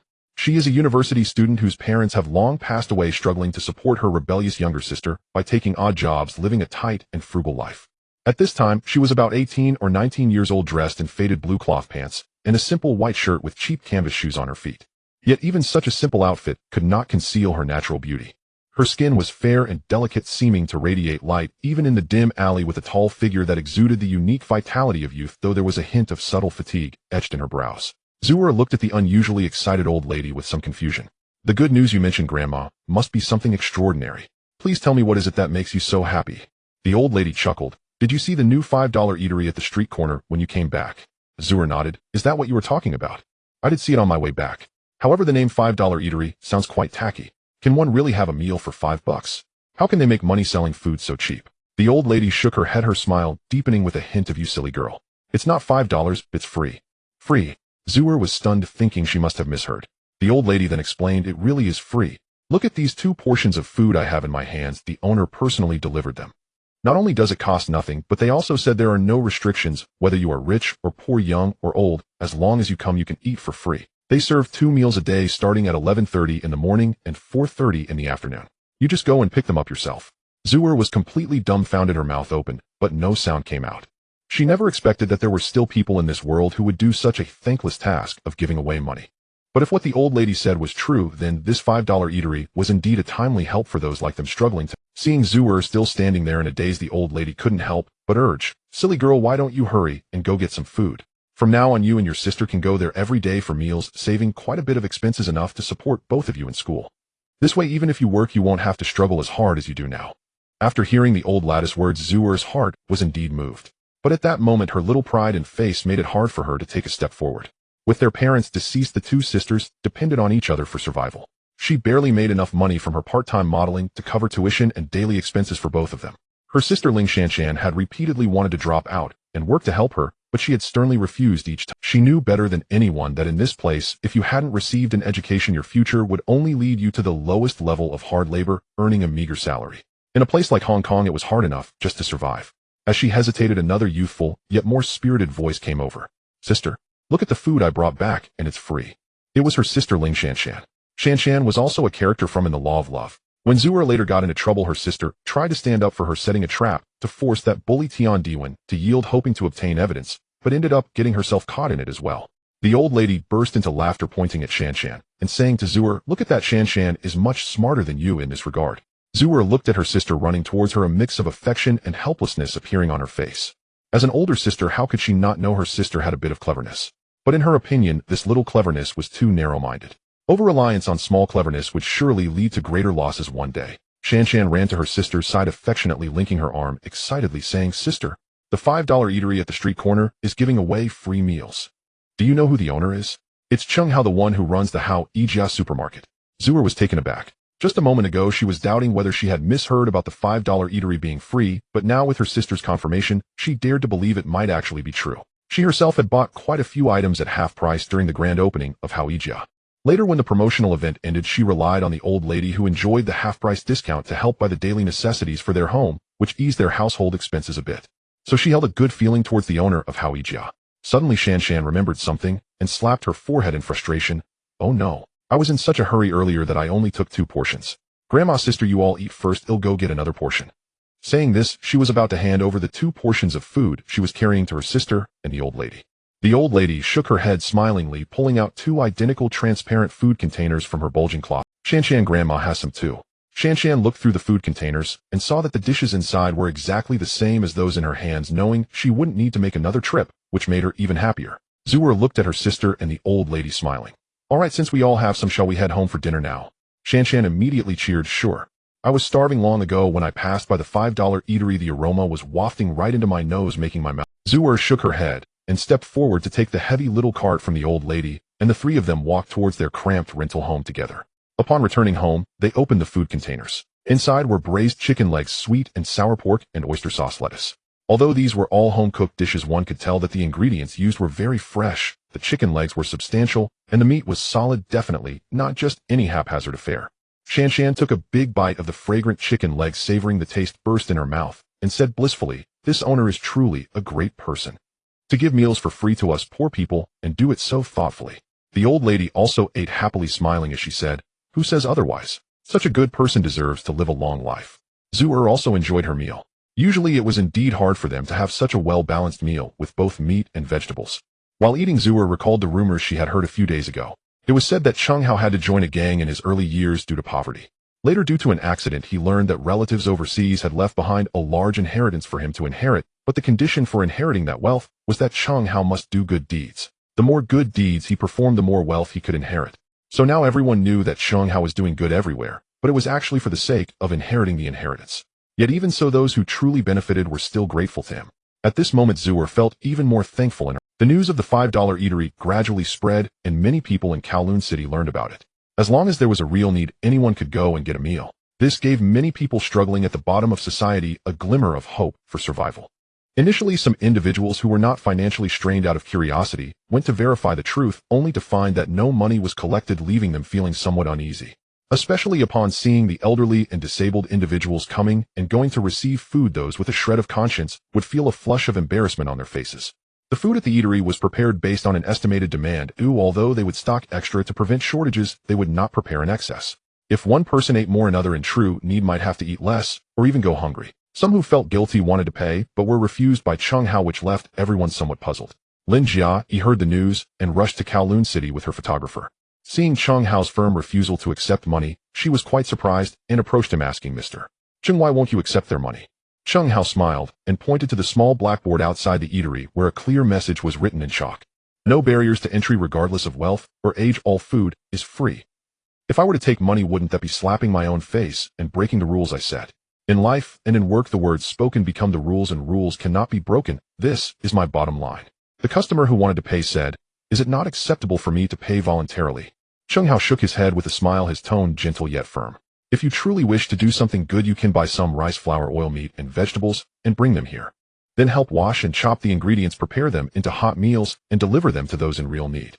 This is far more meaningful and practical than simply paying. The customer, having listened, nodded thoughtfully. Beside them, Lin Jia's beautiful eyes sparkled, reflecting an unusual brilliance. She recalled what Cheng Hao had said to her earlier about wanting to lower property prices on Hong Kong Island with his grand ambition. Although Cheng Hao's current capabilities were far from achieving such a goal, he was taking practical steps to do good within his means, such as this $5 eatery, which genuinely helped many struggling residents in Kowloon City. Just in time for the evening meal distribution, those who had come to receive food at noon began to arrive one after another. Cheng Hao's underlings had already set out to deliver meals to those who were less mobile. After helping out at noon, a Runin and Jiawen returned to handle the remaining supermarket renovation matters. Thus, there was a shortage of manpower at the eatery. Cheng Hao naturally pulled Lin Jia to help distribute the meals. The photographer she brought stood quietly to the side, documenting everything. Previously, Lin Jia had doubted that the discounts at Hawija were just marketing tactics driven by profit, but facing this purely altruistic $5 eatery, she genuinely admired it. After the meal distribution ended, Lin Jia hurriedly left. She was certain that Cheng Hao was sincerely doing good and wanted to help publicize his efforts. Lin Jia, he also knew that Cheng Hao was affiliated with the Hung Hing group. However, after 2 encounters, she felt that Cheng Hao did not seem like a bad person. Although his good deeds were motivated by the desire to inherit a fortune during their conversation, she could see genuine compassion for the underprivileged in Cheng Hao's eyes. Cheng Hao had initially joined the organization out of necessity. Now wanting to leave was not an easy matter. Thus Lin Jia, he wanted to assist him. If Cheng Hao could firmly establish himself as a benevolent tycoon, it would serve as his amulet. In this way his identity within the organization would be less susceptible to attack. Moreover, he could find an opportunity to completely extricate himself from the organization in the future, avoiding the negative impacts of that identity. Early the next morning, the Sing Tao Daily featured a significant article about the $5 eatery, and the news was also broadcast by the television station. In an instant, Cheng Hao's name and his actions once again became the hot topic of discussion on the streets of Hong Kong Island. West Kowloon Anti-Triad Office.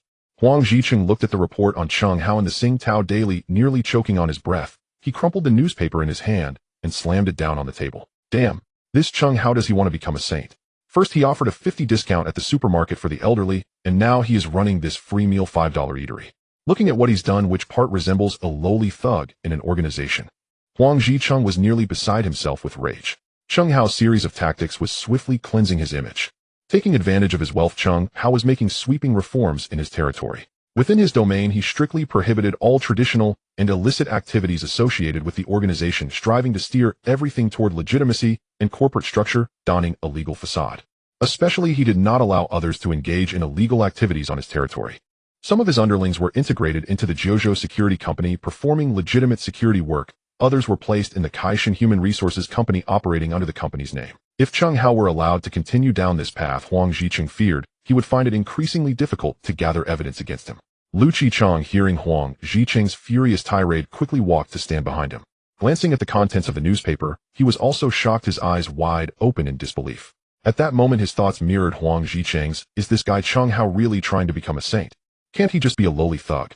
Why is he causing such a stir? Can't he just be a lowly thug? Does having money mean he can act so recklessly? Fortunately, not all individuals involved in organizations possess Cheng Hao's foresight, nor does everyone have the wealth to play like this. Although Lu Qicheng was shocked by Cheng Hao's actions, he held no significant animosity toward him. He even felt that if everyone involved in organizations on Hong Kong Island transformed like Cheng Hao, it would save the police a lot of trouble. But he knew that Huang Zicheng absolutely did not think so. Last time with the 8 Immortals restaurant incident, Cheng Hao had made Huang Zicheng suffer tremendously. Huang Zicheng wished to throw Cheng Hao into jail immediately. If it weren't for the fact that his jurisdiction was over the West Kowloon district, and he couldn't manage matters in the Hong Kong Island district, seeing Huang Zicheng's resentful gaze, he probably would have wanted to take action against Cheng Hao right away. Huang Zicheng crumpled the newspaper, even further gritting his teeth. Alright Cheng Hao, you actually dare to come to Kowloon City to operate. Let's see how I deal with you. Had Cheng Hao only operated on the Hong Kong Island, Huang Zicheng would have had no effective means to deal with him. But this time, due to the $5 eatery, Cheng Hao was spending an extended period in Kowloon City, which fell under West Kowloon. Thus Huang Zicheng wished to launch an investigation under the pretext of Cheng Hao's involvement in organizational activities. Lu Qicheng quickly intervened. Captain Huang, don't act impulsively. Although Kowloon City was administratively classified under West Kowloon, many affairs and personnel were still traditionally managed by East Kowloon. If our West Kowloon anti-triad team were to carry out operations there, it could easily provoke dissatisfaction among colleagues from East Kowloon, leading to accountability from above. Huang Zicheng, in a fit of anger, was not in a position to heed any advice and insisted on investigating. The incident involving the Char Shu Bao at the 8 Immortals restaurant was a hurdle in Huang Zicheng's heart, and to this day, he dares not eat meat. If he does not eliminate this inner demon, Huang Zicheng believes he will never be able to eat meat peacefully again. Lu Qicheng wanted to persuade him further, but Huang Zicheng stared at him intently, his gaze somewhat frightening. Hey Cheng, do you know how much torment my colleagues from the Major Crimes Unit in Hong Kong Island endured because of that incident? Faced with this interrogation, Lu Qicheng lowered his head, unable to respond. Although he had never experienced it himself, just thinking about it made his stomach churn. From this, one can imagine how terrifying that human meat Char Shu Bao must be. Seeing Lu Qicheng's attitude soften, Huang Zicheng continued to incite him. Hey Cheng, no matter how many good deeds Cheng Hao appears to have done on the surface, it does not change the fact that he is a member of a gang. Does he truly have a kind heart? No, he is merely after inheriting more wealth. He holds no respect for our police. Can you guarantee he won't become even more ruthless in the future, scornful of the law? More importantly, we are police officers naturally opposed to these gang members. Do you not wish to help me to help those colleagues tormented because of him, to eliminate this inner demon together? Faced with this series of pressing questions, Lu Qicheng finally sighed deeply, his tone complex. Huang sir, I do not support this matter, but I will not stop you, let's just say. I am not aware of it. After saying this, he turned and left the office. But for Huang Zhiqing that was already enough. He knew Lu Qicheng was a very rule-abiding person, and being able to tacitly agree was already quite a show of brotherhood. He no longer insisted on more.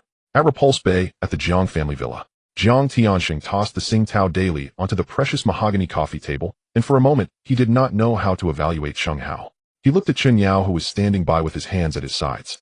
Has Cheng Hao really been at that $5 eatery in Kowloon City these past few days? Chen Yao immediately replied respectfully, yes, Mr. Jiang. Cheng Hao has indeed been busy there in the past few days. I even went to observe from a distance. He did not seem to be acting. Chen Yao was very confident in his judgment and would never be mistaken. The demeanor Cheng Hao displayed while working at the eatery, that natural expression, was not something a mere gang member could perform. Upon hearing this, Jiang Tianxing fell into deep thought. From his perspective as a leader of the Hongxing gang, Cheng Hao did not appear to be the type suited for gang life at all. Without solid skills and strength, being so unfocused would have led to his demise countless times already. Jiang Tianxing shook his head. The more outrageous Cheng Hao behaved, the more at ease he felt. Suddenly reminded of something, he looked up at Chen Yao. Chen Yao, how is that little horse Cheng Hao sent to Siam? This was what Jiang Tianxing was most concerned about. His detestable brother Jiang Tianyang was in Siam. Jiang Tianxing worried that the little horse going to Siam was part of Cheng Hao's plan to collude with Jiang Tianyang against him. Originally, he wanted to meet Cheng Hao to test the waters. But upon hearing the news about the $5 eatery, he immediately decided to observe for now. He did not want to lower himself to seek a peace talk with Cheng Hao, only to find out that Cheng Hao was secretly colluding with his brother behind his back. That would humiliate him in Siam. Chen Yao shook his head. Mr. Jiang, the little horse, did not go to find Jiang Tianyang. Oh. Jiang Tianxing's eyes brightened, quickly asking, then what is he going to Siam for? Seeing Jiang Tianxing so concerned, Chen Yao did not dare to be slow in responding. The little horse went directly to the capital of Siam, looking for Yan Hong from Chinatown. Later, under Yan Hong's arrangements, he stayed in Chinatown and has been busy with company matters. Jiang Tianxing sighed deeply upon hearing this, the tension in his shoulders finally relaxing. As long as he is not going to find Jiang Tianyang, that's good. It seems Cheng Hao just wants to do some business over in Siam. Mr. Jiang is wiser, I think so too. Chen Yao smiled in agreement. Jiang Tianxing nodded in satisfaction, a controlling smile reappearing on his face. Help me arrange a meeting with Cheng Hao. Just tell him I would like to invite him to dinner tonight. I have some matters to discuss with him. Yes, Mr. Jiang. Chen Yao stepped aside and dialed Cheng Hao's phone. Soon the call connected, and Chen Yao conveyed Jiang Tianxing's invitation. After a few seconds, Chen Yao's expression changed. He hung up the phone and awkwardly returned to Jiang Tianxing's side. What happened? Seeing Chen Yao's expression, Jiang Tianxing's heart sank, a sense of foreboding rising within him. Chen Yao shook his head, his tone somewhat hesitant. I just told him that Mr. Jiang wanted to invite him to dinner. But he said he already had an appointment tonight, and hung up before I could finish. Upon hearing this, Jiang Tianxing's expression instantly darkened, the earlier ease vanishing without a trace. He did not expect Cheng Hao to dare to disregard his face as the leader. Since he refuses to toast, then Jiang Tianxing's voice turned as cold as ice. He should know what respect and hierarchy mean, what rules are. Chen Yao, upon hearing this, knew Jiang Tianxing was genuinely furious and wanted to persuade him a bit more. But seeing the terrifying expression on Jiang Tianxing's face, the words got stuck in his throat, unable to come out. Having followed Jiang Tianxing for many years, he knew that this leader's usually gentle demeanor was just a facade. Anyone who could reach the position of a gang leader is decisive in both killing and decision-making. Chen Yao could only silently pray in his heart, hoping the situation would not escalate to an irretrievable point, causing internal turmoil within Hongxing. After all, Cheng Hao's current strength should not be underestimated. If things escalated, Hongxing would also suffer significant losses. As night fell and the lights began to glow, Lan Kwai Fong, this L-shaped uphill path located in central Hong Kong, is named after Lan Kwai Ting Fong, symbolizing the prosperity of the younger generation. It is composed of several small streets, including Dajili Street, Wellington Street, Young Hum Street, and others. This is a mid to high-end consumption area gathering various sizes of bars and restaurants. By day it appears unremarkable, but at night it transforms into one of the most bustling and enchanting places in all of Hong Kong. With young men and women everywhere, crowds jostle against one another, and one can see them holding bottles of alcohol, either standing or sitting, drinking and laughing, swaying their bodies along with the faint music that drifts in the air, mixed with the aromas of alcohol, perfume, and various desires, all showcasing the prosperity and restlessness of this sleepless city. Cheng Hao, accompanied by Su Shi, appeared at the entrance of the largest bar in Lan Kwai Fong. The reason he had turned down Jiang Tianxing during the day was indeed because he had already made other plans. Walking into the bar filled with dazzling lights and deafening music, Cheng Hao spotted Lin Jiai sitting in a booth. Because Lin Jiai helped promote Wuyuan restaurant, they agreed to meet, and Cheng Hao invited her for drinks as a token of gratitude. Cheng Hao smiled as he approached Lin Jiai from behind, deliberately lowering his voice and speaking with a slightly flirtatious tone. "This beautiful lady, may I have the honor of inviting you for a drink? Then we can talk about life ideals, or perhaps more interesting matters. Get lost." Lin Jiai was waiting for someone, and upon hearing this flippant flirtation, she scolded without turning her head, her tone filled with impatience. But when she turned around and saw that it was Cheng Hao, her expression instantly changed. The impatience that had been there vanished without a trace, and a bright smile blossomed on her face. This drastic change in attitude shattered the hearts of several men nearby, who had just faced rejection. It was clear from Lin Jiai's demeanor that she knew Cheng Hao, and the two standing together looked like a perfect match. The disappointed men either cursed under their breath or felt indignant, some even eager to find Cheng Hao's trouble. At this moment, Su Zai's role became apparent. Anyone who attempted to stir up trouble was easily blocked and dismissed by Su Shi. Even those wealthy scions accompanied by seemingly formidable bodyguards were effortlessly dealt with by Su Shi. Fortunately, Su Shi seemed to be in a good mood that day, exercising great restraint, giving those bodyguards enough face, and preventing them from losing all dignity in front of their employer. The bodyguards were discerning. Upon witnessing Su Zai's seemingly casual, yet swift and precise, moves, they realized that this person was not someone they could handle. They hurriedly pulled their oblivious master away from the bar, fearing that lingering too long would lead to real trouble. Cheng Hao and Lin Jiai held their glasses, quietly watching this small commotion. Lin Jiai smiled at Cheng Hao and said, "Mr. Cheng, your bodyguard is truly impressive." "It's not bad," Cheng Hao chuckled casually. Su Shi defeated He Yong from the East Star before, and that He Yong once defeated a close bodyguard of a Dadak in just 3 moves. Su Shi defeated He Yong in only 2 moves. Lin Jiai was taken aback, her mouth slightly agape in surprise. Although she hadn't heard of He Yong, she knew that anyone who could become a Dadak's close bodyguard was certainly no amateur.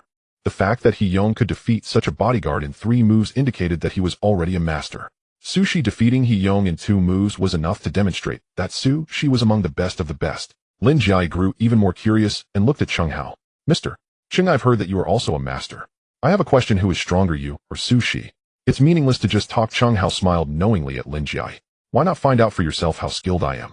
Lin Jiai's face instantly flushed with embarrassment, and she lightly spat poo. "How improper." Seeing Lin Jiai, who usually displayed a calm and capable demeanor, show such girlish shyness, Cheng Hao couldn't help but burst into laughter. Lin Jiai, flustered, repeatedly struck Cheng Hao, demonstrating her womanly innate skill. Pinching. "Ouch, you really pinch hard," he gasped, lifting his shirt to reveal a large red mark on his waist, which was faintly bruised. It seemed that women indeed possessed certain innate talents. Cheng Hao was not one to suffer in silence. He retaliated by pulling Lin Jiai in and playfully slapping her on her pert rear several times, causing her to tremble in his embrace and plead for mercy before he finally relented. Sometimes women needed to be educated, otherwise things could escalate. Afterwards, Cheng Hao ordered some fine wine from the bartender, and the two reconciled, chatting and laughing as the atmosphere became harmonious again. As the conversation deepened, their gazes met, carrying a different kind of meaning. It was unclear who stood up first, but eventually the two left the noisy bar and walked towards a nearby upscale hotel. Until late at night, Su Shi, stationed in the adjacent room, heard that there was no longer any movement from Cheng Hao's room and quietly left the hotel, merging into the night outside. At Qianshui Bay, on the outskirts of the Jiang family villa area, an unremarkable black sedan quietly parked at a secluded spot some distance from the villa. A shadow slipped out of the car, moving like a leopard hunting in the night, quickly darting toward the villa area.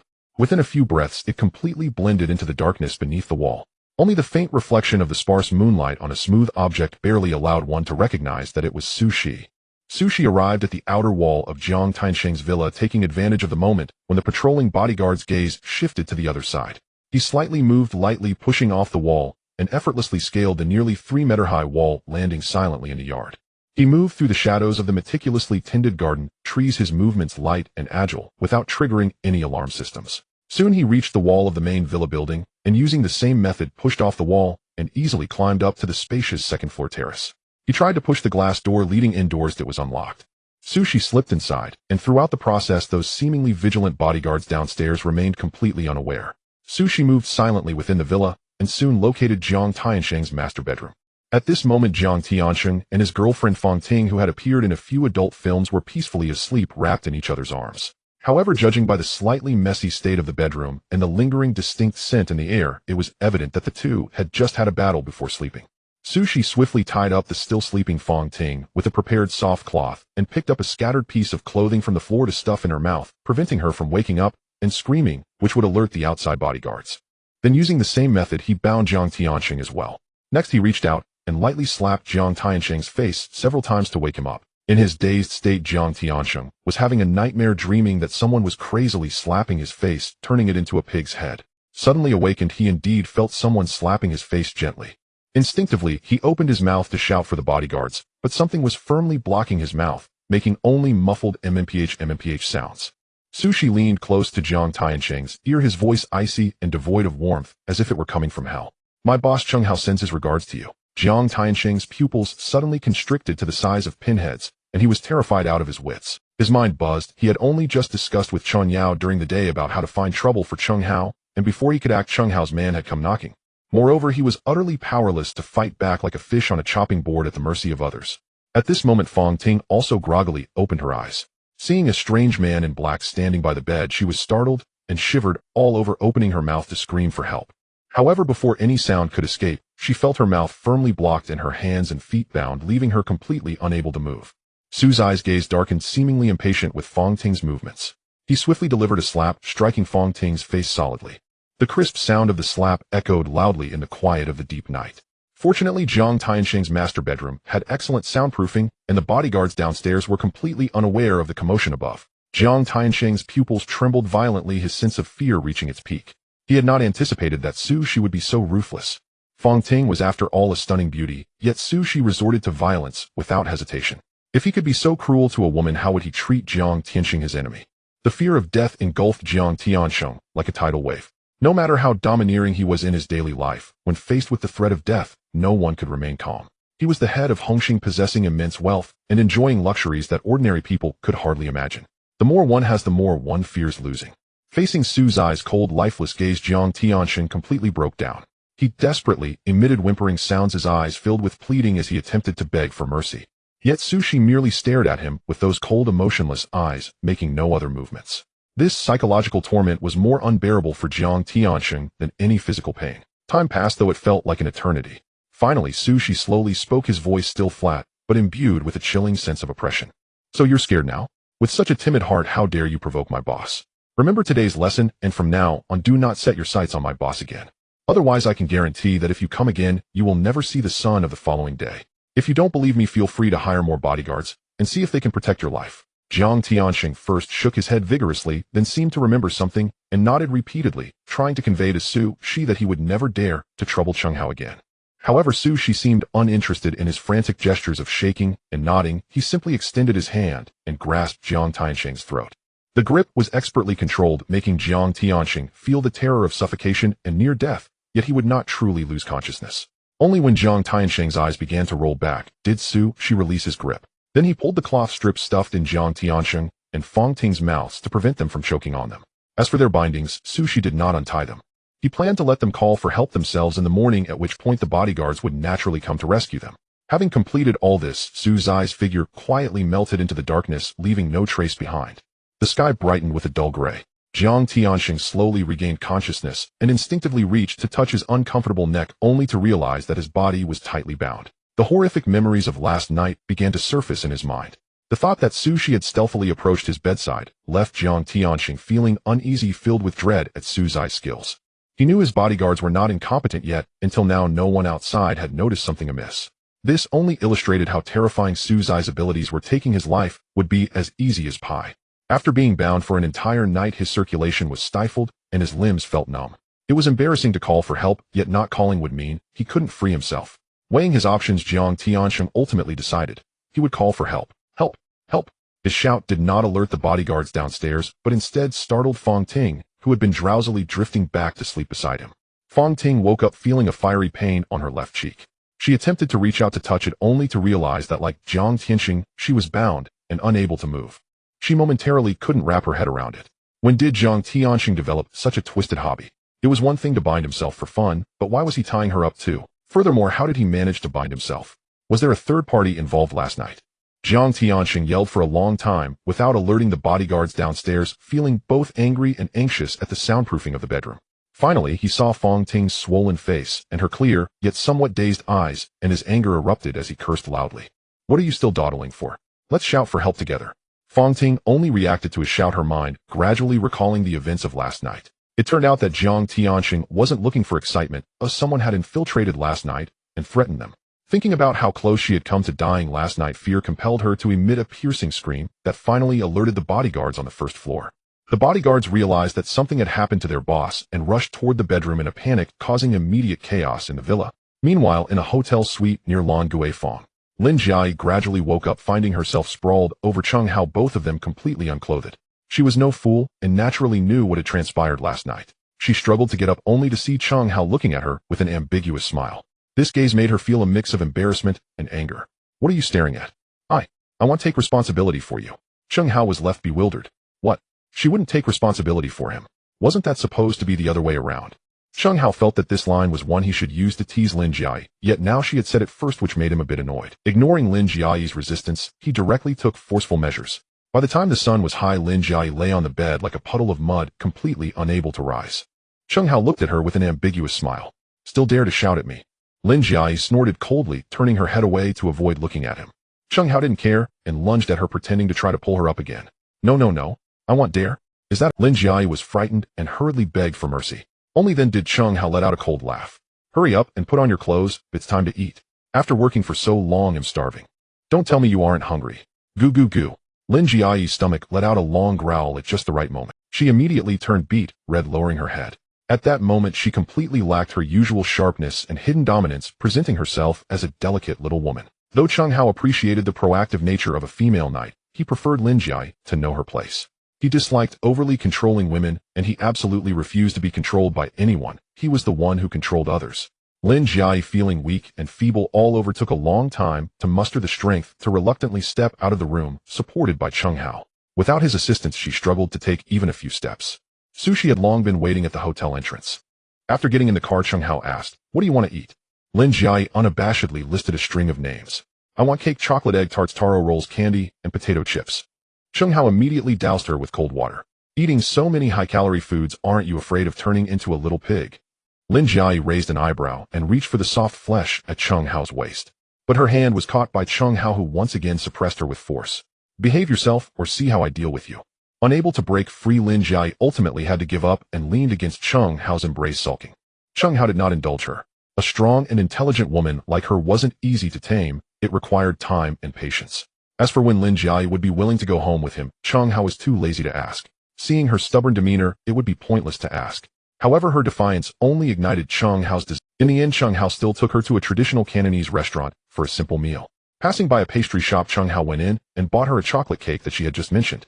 This small gesture made Lin Jiayi, who was sulking, secretly happy for quite a while. At Mary Hospital, this hospital is located in the southern district of Hong Kong Island, not too far from Repulse Bay. After being rescued, Jiang Tiansheng and Fang Ting were sent here for examination. Jiang Tiansheng mainly had contusions in the subcutaneous tissue of his neck, which were not serious. Fang Ting was more seriously injured, with half of her face swollen like a pig's head, and the doctor diagnosed her with a moderate concussion. Additionally, both of them were quite shaken and their mental state was not good. Apart from the swelling on her face, Fang Ting occasionally felt dizzy and nauseous. If it weren't for the concussion diagnosis, Jiang Tiansheng would have almost thought she was pregnant. The doctor prescribed some medications to promote blood circulation and calm the nerves. Jiang Tiansheng could be discharged at any time, but Fang Ting needed to stay for observation due to her concussion. Chen Yao rushed to Mary Hospital after hearing that Jiang Tiansheng had an accident. Seeing that Jiang Tiansheng, though disheveled, was fine, he let out a long sigh of relief. Everything he currently possessed was granted by Jiang Tiansheng's favor. If something were to happen to Jiang Tiansheng, everything Chen Yao had could vanish. After the doctor finished the examination and left, Chen Yao hurriedly asked, "Mr. Jiang, what exactly happened? How did you and Miss Fang get injured for no reason?" Jiang Tiansheng sighed, his face still bearing a look of lingering fear. It was Sushi, a subordinate of Cheng Hao. He stealthily infiltrated the villa last night and came to our bedside. He warned us with a show of force. Fortunately, he didn't want our lives. Chen Yao looked shocked. It was actually him. Suzai's name was already well known in the underworld. He was the ruthless one who had crippled the war god He Yong of the East Star. Since then, no one in the underworld dared to underestimate Sushi. Chen Yao secretly felt shocked, having discussed finding trouble with Cheng Hao just yesterday morning, only to have an incident occur that night. Now he was anxious, fearing that Sushi might suddenly appear at his bedside one night. He tentatively asked, "Mr. Jiang, what about the plan to deal with Cheng Hao? Is it still on?" Mentioning this made Jiang Tiansheng's anger flare. "What plan? How many lives do you and I have to provoke Cheng Hao? From now on, as long as Cheng Hao doesn't betray the gang, let's not concern ourselves with anything else. Having nearly lost his life last night, how could he dare to provoke him again? Moreover, She had made it very clear last night, as long as Jiang Tiansheng did not seek trouble, Cheng Hao would not actively cause him trouble. Cheng Hao only wanted to focus on his business, completely uninterested in the power struggles within the gang. Understood, Mr. Jiang. Chen Yao immediately nodded in agreement. He had never really wanted to cause trouble for Cheng Hao. It was all Jiang Tiansheng's insistence. Since Jiang Tiansheng was fine now, he gave a few instructions and hurriedly left. Siam, Bangkok's Chinatown. With Yin Hong's introduction, Xiao Ma successfully found the most powerful lawyer in the Chinese community. Taixin Group was quickly established. Then he registered 4 subsidiaries: Taixin International Trade, Taixin Food, Taixin Chemical, and Taixin Manufacturing. At the same time, various trademarks for the goods needed by the supermarket were registered in Siam. Although there were a lot of trademark types, as long as the money was sufficient, the officials in Siam worked quite efficiently. With a lawyer overseeing the trademark registration process, Xiao Ma packed his belongings, said goodbye to the local snake, Yin Hong, and set off for the mainland. Just after Xiao Ma left, someone found Yin Hong. Doctor. Yin Hong immediately greeted respectfully upon seeing the visitor. The visitor was the largest arms dealer in Siam, the doctor. She had delicate features, large eyes, a prominent nose, and beautiful cherry-colored lips with every detail. Her skin was fair and smooth, appearing almost luminous, with a graceful figure and beautiful curves, as if she were born to be a model, effortlessly able to wear any outfit. The doctor waved her hand, signaling him not to be overly polite. As the guest from Hong Kong Island left, the doctor from the movie Skywalker was portrayed by Hu Jing. She was the largest arms dealer in Siam, operating in both the legitimate and illegitimate markets, wielding immense power. Later, helping the protagonist Yi Qiu obtain the position of consul in Siam and return to Hong Kong for revenge. Yin Hong quickly replied, "Yes, doctor, the guest from Hong Kong Island has already left Siam." A hint of regret appeared on the doctor's face as she sighed softly. "It's a pity. I got delayed by some matters up front and couldn't meet this guest from Hong Kong Island." Previously, the doctor had been discussing business with other merchants. By the time she received news of Xiao Ma, she rushed back only to find that Xiao Ma had already left. Hearing that the doctor seemed to place great importance on this meeting, Yin Hong felt a bit puzzled. In his view, Xiao Ma did not seem like someone worth the doctor's anticipation. Suddenly, he had a flash of insight, realizing that the doctor probably wanted to meet not Xiao Ma, but Cheng Hao behind him. It was said that the wealth Cheng Hao could inherit was no less than that of the top 10 richest people in Hong Kong. The doctor was in business and naturally wanted to get to know such a golden supporter. After all, it was said that the doctor was no longer satisfied with just the arms trade and wanted to venture into other industries. Yin Hong hurriedly assured her, "Doctor, rest assured, if Xiao Ma comes to Siam again, I will notify you at the first opportunity. Thank you for your consideration." The doctor glanced at Yin Hong approvingly. She knew that he understood her true intentions. She didn't mind her. In fact, she preferred dealing with such smart individuals, as it saved her a lot of trouble. Since the person she wanted to meet wasn't there, the doctor didn't linger further. After a brief conversation, she left with her entourage. Back in Hong Kong, after the registration of Taixin Group was completed, Xiao Ma immediately notified Cheng Hao. Cheng Hao quickly bound Taixin Group to the system. On the island, after Xiao Ma completed the delivery and left, the remaining 20 Hao Ijia supermarkets also finished their renovations and opened vigorously. These supermarkets utilized a simple wallpapering renovation method, allowing for rapid progress. Apart from the initial 10 stores that opened, the subsequent 40 were all simply decorated. Customers were not overly concerned about the quality of the renovations, or what mattered to them was the substantial 50% discount. Naturally, Wu Ye and Liang Cohen seized this opportunity to go on a shopping spree at Cheng Hao supermarkets. However, now, except for the new supermarkets that had run out of stock 3 or 4 times, the remaining 30 only needed to restock once a day. The merchants under Wu Ye and Liang Cohen were gradually overwhelmed. They had sourced too much stock from Wu Ye and Liang Cohen and still hadn't sold it all. Thus, even if Wu Ye pressured them, these merchants had no extra funds to replenish their inventory. With no alternatives, Wu Ye and his team were reluctant to give up this fat meat, so they continued to purchase from Cheng Hao while attempting to sell the goods in other territories. Cheng Hao was fully aware of this and pretended not to see. He calculated his accounts in his mind, clear and colder than anyone else. At this moment, his only thought was to squeeze the last drop of oil and scrape the final layer of meat from the already ravenous wolves named Wu Ye and Liang Cohen. Watching those two fools sink deeper into the gambling pit, he had meticulously arranged their greedy appetites, distorted by the illusion of quick profits. Cheng Hao not only had no intention of warning them, but also felt a near-cruel anticipation rising within him. They might as well go crazier and become greedier, ideally risking their capital to clear out every single marketable item from his shelves. Every penny they spent on goods increased the clean profit converted through that mysterious system at midnight. To him, these two were no longer mere rivals. They were two hens laying golden eggs, and they did so without him having to feed them as they gorged themselves. Whether they would overindulge and die or plunge off the cliff of this false prosperity, shattering into pieces, Cheng Hao did not care. He even worried a bit that they might die too early. If these golden chickens suddenly dropped dead or got arrested by the police, his golden income stream would be severed in an instant. Losing 21 million every day. Just thinking about that number made Chung Hao feel a sharp pain in his heart. That was real money. When he first took over those 50 street shops, Chung Hao's expectations were very realistic. Each store could generate 3,000 to 6,000 Hong Kong dollars daily, totaling over 100,000 in income. A decent cash flow and cover. But ever since Wu Ya and Liang Kuan, like sharks sensing blood, set their sights here, forcibly injecting massive illicit black money into the system to clean it, the revenue of each store inflated like an overblown balloon, reaching a staggering daily total of 2,100,000. This number, stained with blood and sin, underwent the astonishing tenfold strike every night, ultimately funneling into Chung Hao's secret offshore account. A daily sum of 21 million Hong Kong dollars clean and at his disposal.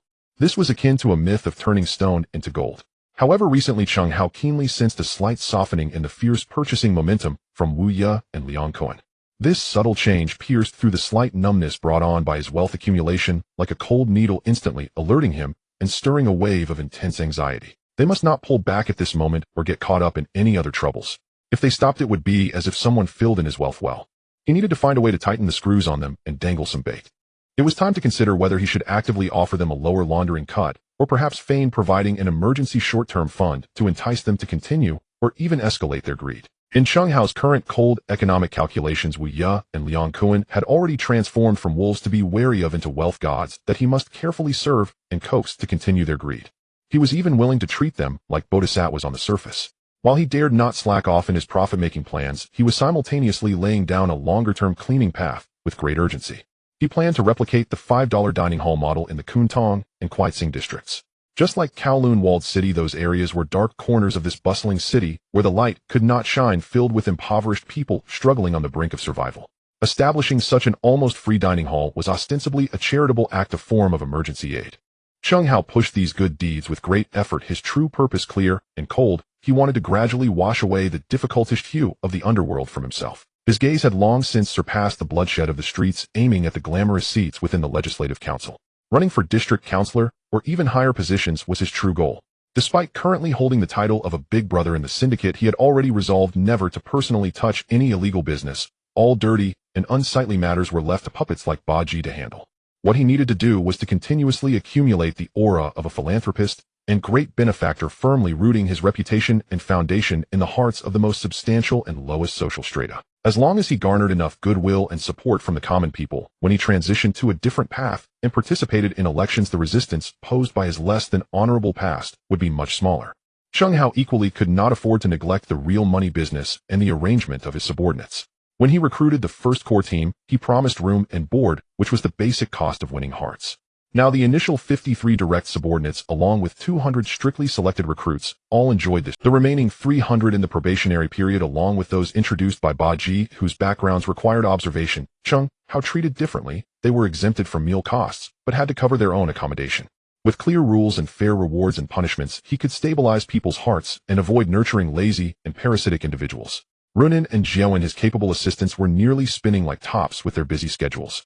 The unified style of simple renovations for the 20 convenience stores had just been completed and put into operation, and they were immediately to follow up with preparations for several more high-end chain restaurants. Unlike convenience stores, restaurants require a well-thought-out environment and decor. One cannot simply put up some wallpaper as a facade. Proper renovations must be conducted with every aspect from design to material selection and construction being meticulously overseen, which naturally prolongs the timeline. It is estimated that from finalizing plans to opening it would take about 2 to 3 months for a restaurant. Chung Hao had a clear plan. Once these restaurants were completed, they would not only provide a more stable and clean cash flow, but also fundamentally resolve the daily dining needs of his ever-growing team, and could even serve as venues for entertaining various connections in the future. With the issue of food resolved, Chung Hao immediately turned his attention to housing. He needed a sufficiently large and impressive landmark that could accommodate his future plans. The blueprint in his mind was to find a building where the lower floors would serve as the headquarters for Kaishan Human Resources Company and Jiuzhou Security Company. The middle floors would be converted into dormitories for his subordinates. The upper floors would be reserved for the residences of senior management and his own private space. And the top floor must have enough space and structure to build a helipad for helicopter landings and takeoffs. This was not only about face, but also substance, a symbol of power. However, while the ideal was grand, reality was somewhat stark. He currently had nearly 1,000 people under him, and finding a building that could accommodate so many located in a suitable area in the West District with an owner willing to sell the entire property was akin to finding a needle in a haystack. If the building wasn't too old and troublesome to renovate, the owner would be asking for an exorbitant price, or the location would be unsuitable. This matter weighed heavily on his mind, leaving him feeling somewhat troubled recently. Just as he was frowning over the unsatisfactory information sent by several real estate agents, the internal intercom at the front desk rang. The voice of the receptionist came through the speaker, carrying a hint of barely detectable tension. Boss, Mr. Baji is here at the front desk. He says it's urgent and must see you immediately. Chung Hao raised an eyebrow, somewhat surprised and more than a little impatient. This old trickster had already received his 300,000 mascot salary for this month, without any deductions. Why was he rushing here now? Had he squandered that money so quickly and needed to beg again? Or was there some new trouble brewing from Hongxing that Jiang Tianxing sent him as a messenger or to probe the waters? Bring him up. Chung Hao suppressed the slight annoyance in his heart and ordered in a deep voice. Regardless, Baji was still a useful information window and shield for him within Hongxing, so he couldn't be too harsh on the surface. At the front desk, Baji stood there properly, even refraining from casually plopping down on the leather sofa in the waiting area as he used to. Out of the corner of his eye, he quickly glanced towards the fully transparent security monitoring room, where several members of Juzhou security, dressed in uniform black combat attire with robust builds and sharp eagle-like gazes, were blatantly locking their eyes on him. There was no emotion in their gazes, only a pure scrutiny and cold sense of oppression that made Baji feel as if he were being watched by a predator, sending chills down his spine. He had no doubt that if he dared to make any move, or if Chung Hao gave the order, these seemingly lethal machines would rush out, without hesitation, pinning him to the ground like an eagle catching its prey. At that moment, he felt as if his old face, which had survived in the underworld for decades, would be thrown into Victoria Harbor to feed the fish. Thus, he obediently awaited the front desk announcement, unconsciously straightening his back, and only after receiving explicit permission did he carefully walk toward the private elevator that led directly to the top floor, accompanied by a silent security guard. As he passed through the spacious office area, Baji was increasingly fascinated, or rather his sense of fear deepened. The scale and grandeur of Kaishin Human Resources Company had expanded significantly since his last visit, and the internal layout was distinctly divided in the right area. Dozens of idle personnel lounged about, merely clocking in for work each day to collect their 50 yuan salary, while enjoying 3 free meals, which to him was still a solid proof of Chung Hao's foolish wealth. While the left area, newly developed and occupying almost half the space, displayed a shiny brass sign for Juzhou Security Company, with nearly 200 individuals in uniform black attire, strong builds and stern expressions, some undergoing physical training, some practicing combat techniques, and others simply standing still, exuding an atmosphere of strict discipline that sharply contrasted with the laziness and lethargy of the right side. Baji thought to himself that even if some audacious gang attempted to gather all their strength to cause trouble here, they would likely be dealt with by these black-clad men as easily as chopping vegetables, leaving them so thoroughly beaten that they would forget their own surnames. Entering the spacious, starkly minimalist office that exuded a strong sense of control, the heavy solid wood door closed silently behind him. Baji's face immediately filled with a nearly fawning, cautious smile, and he unconsciously bent his waist into a pleasing arc. Chung Hao sat behind a large black sandalwood desk with a massive floor-to-ceiling window behind him overlooking the coastline of the West District. He did not rise, merely waved his hand casually to signal the security guard to leave. "Brother G, what brings you here today on such a fine wind?" Chung Hao leaned back slightly, his fingers gently tapping on the smooth surface of the desk, a faint smile playing on his lips as he looked at the man before him, who was nominally still his big brother, but was now groveling. Baji quickly waved his hands like a fan, shaking his head vigorously, his tone filled with fear. "Oh, Brother Hao, please don't call me that. It embarrasses me. It embarrasses me. You know what your status is now, and what I, Baji, am. I am fully aware of my position. Just call me Baji, or when you call me Brother G, it makes me anxious. My legs feel weak." His overly humble demeanor, almost as if he wanted to shrink into the ground, amused Chung Hao, while also raising a hint of mild impatience. According to the old rules of the Underworld, Baji was a legitimate big brother to whom he had presented invitations, offered tea, and bowed in respect, albeit more out of circumstance and mutual benefit. However, in the face of the wealth, power, and influence that Chung Hao now commanded, such hollow titles were lighter than a piece of scrap paper. He kept Baji around as a useful facade, a mouthpiece, and a trash bin for dirty work. As long as he stayed sensible and did not create trouble, Chung Hao had no objection to letting him maintain the empty title of Big Brother, receiving a generous pension each month as long as they could maintain face. Yet observing Baki's current demeanor, tense and wary as if he himself were some ravenous beast, it was Jiang Chun who appeared overbearing and ungracious. All right, Brother G. Sit down, no need to stand." Chung Hao furrowed his brow and gestured toward the high-backed chair opposite his desk, its rigid silhouette suggesting anything but comfort. "There's no one else here. No formalities required. Was this month's payment not delivered by Blowing Water Chong? Or was the amount incorrect?" "Delivered? Yes, absolutely. Not a single cent short. Precisely on time." Baki hastily assured him, perching gingerly on the very edge of the chair with his torso leaning forward, a posture of such stiff restraint it evoked a primary school student's first meeting with his headmaster. Chang is the most reliable man alive. Whatever you command, brother, how he executes flawlessly. You may rest your mind completely. Though inwardly terrified of Cheng Hao, especially after hearing how she had hospitalized Jiang Tiansheng, this dread had burrowed deep into his marrow. Yet the 3 million Hong Kong dollars in cold hard cash, delivered monthly, felt undeniably real, scorching, intoxicating sweet beyond measure. He embraced it willingly, to do nothing at all, merely bear the hollow title of West Ring's spokesman, and receive 3 million each month. Who wouldn't welcome such fortune? He would even burn incense before Cheng Hao's portrait every morning and evening. If only the payments continued without interruption. Then why rush here so urgently? What is it? Cheng Hao leaned forward slightly, his fingers tapping once, twice, measured unhurried, against the polished surface of the desk. A soft, deliberate tap-tap echoed in the stillness, carrying with it an unmistakable note of impatience. I have many matters pending. Speak plainly. Baki moistened his dry lips, then instinctively glanced back at the thick, soundproof oak door, fearful as though someone might be eavesdropping just beyond it. Drawing closer, he lowered his voice to a breathy whisper. Brother Hao. It's like this. I heard that Mr. Jiang and his wife Miss Fong Ting were both admitted to Mary Hospital yesterday. Though Mr. Jiang had strictly ordered Chun Yao and the others to seal their lips. Hong Kong is a city where rumors flow like water, and Mary Hospital being among the most elite private institutions, teams with affluent patrons and public figures. Eyes are everywhere. Though Miss Fong Ting wore an oversized hat and dark sunglasses to conceal her face, half of it swelled grotesquely, the bruising unmistakable to any discerning observer. Mr. Jiang himself also appeared injured, reportedly suffering severe neck discomfort. When senior enforcers from other Hunghing branches rushed to visit Chun Yao, turned them all away, citing Mr. Jiang's absolute need for quiet convalescence, not even allowing them a glimpse of his face. But he paused, nervously scanning Cheng Hao's face for the faintest flicker of expression, then dropped his voice even lower, so close it became near audible only to the ear. But Chun Yao pulled me aside privately and told me Miss Fong Ting suffered a moderate concussion, and Mr. Jiang lapsed into brief unconsciousness after being strangled. He said the perpetrator was your foremost warrior, Su Shi.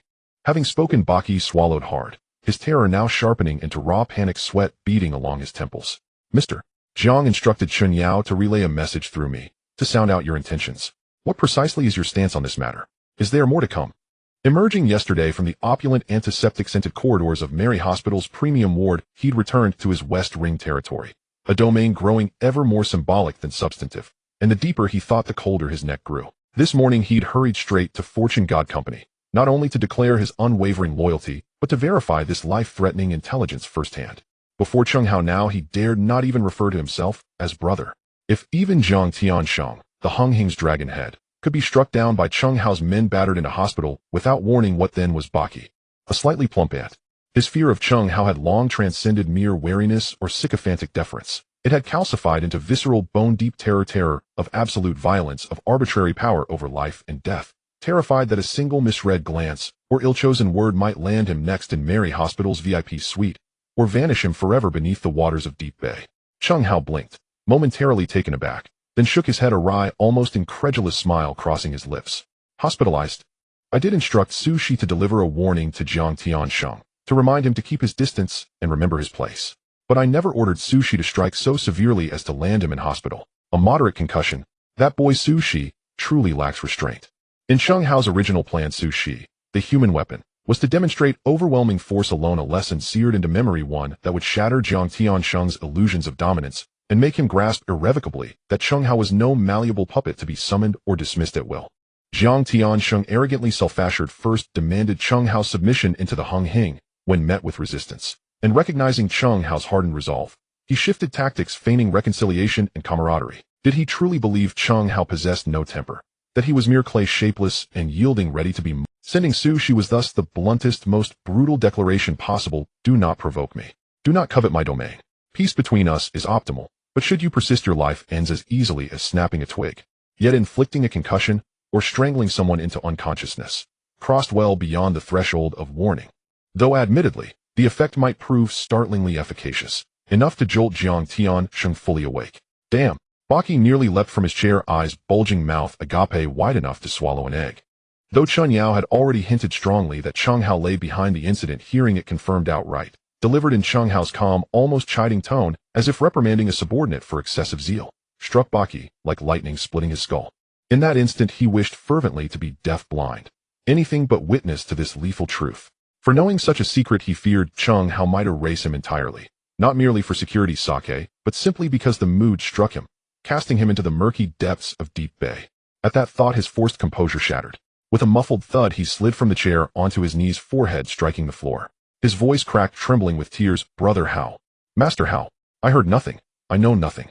I came only to pay my respects today. Nothing else was. Please show mercy.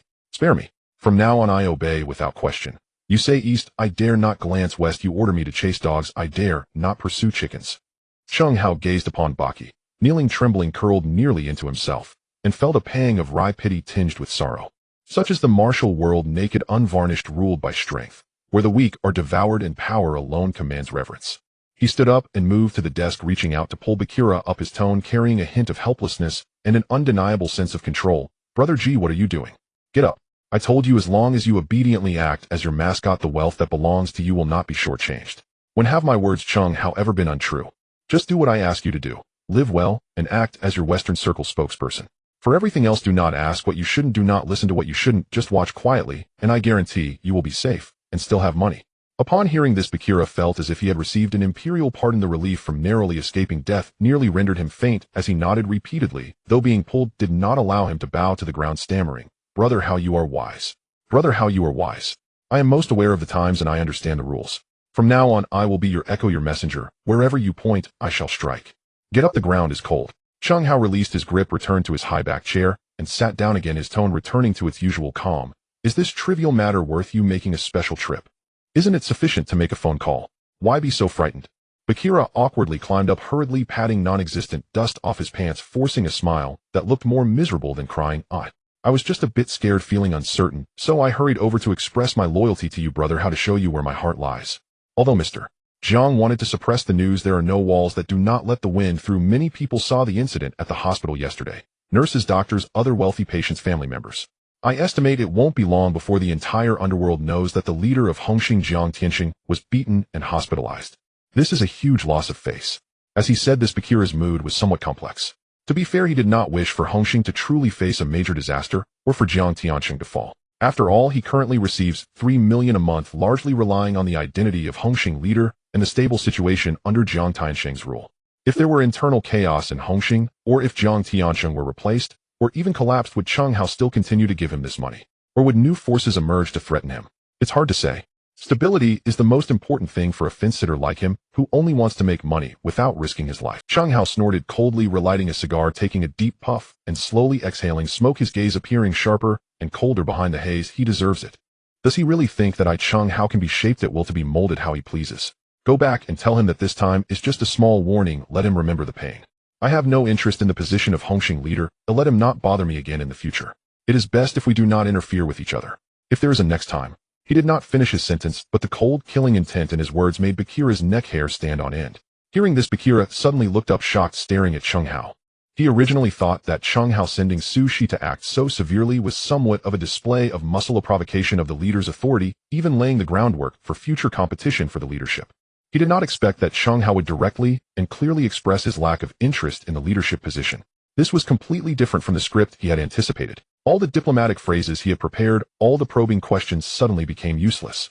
His face flushed red, and then pale, feeling that his previous performance of begging on his knees and swearing an oath had made him look like a jumping, self-satisfied clown, while Chung Hao had already seen through everything.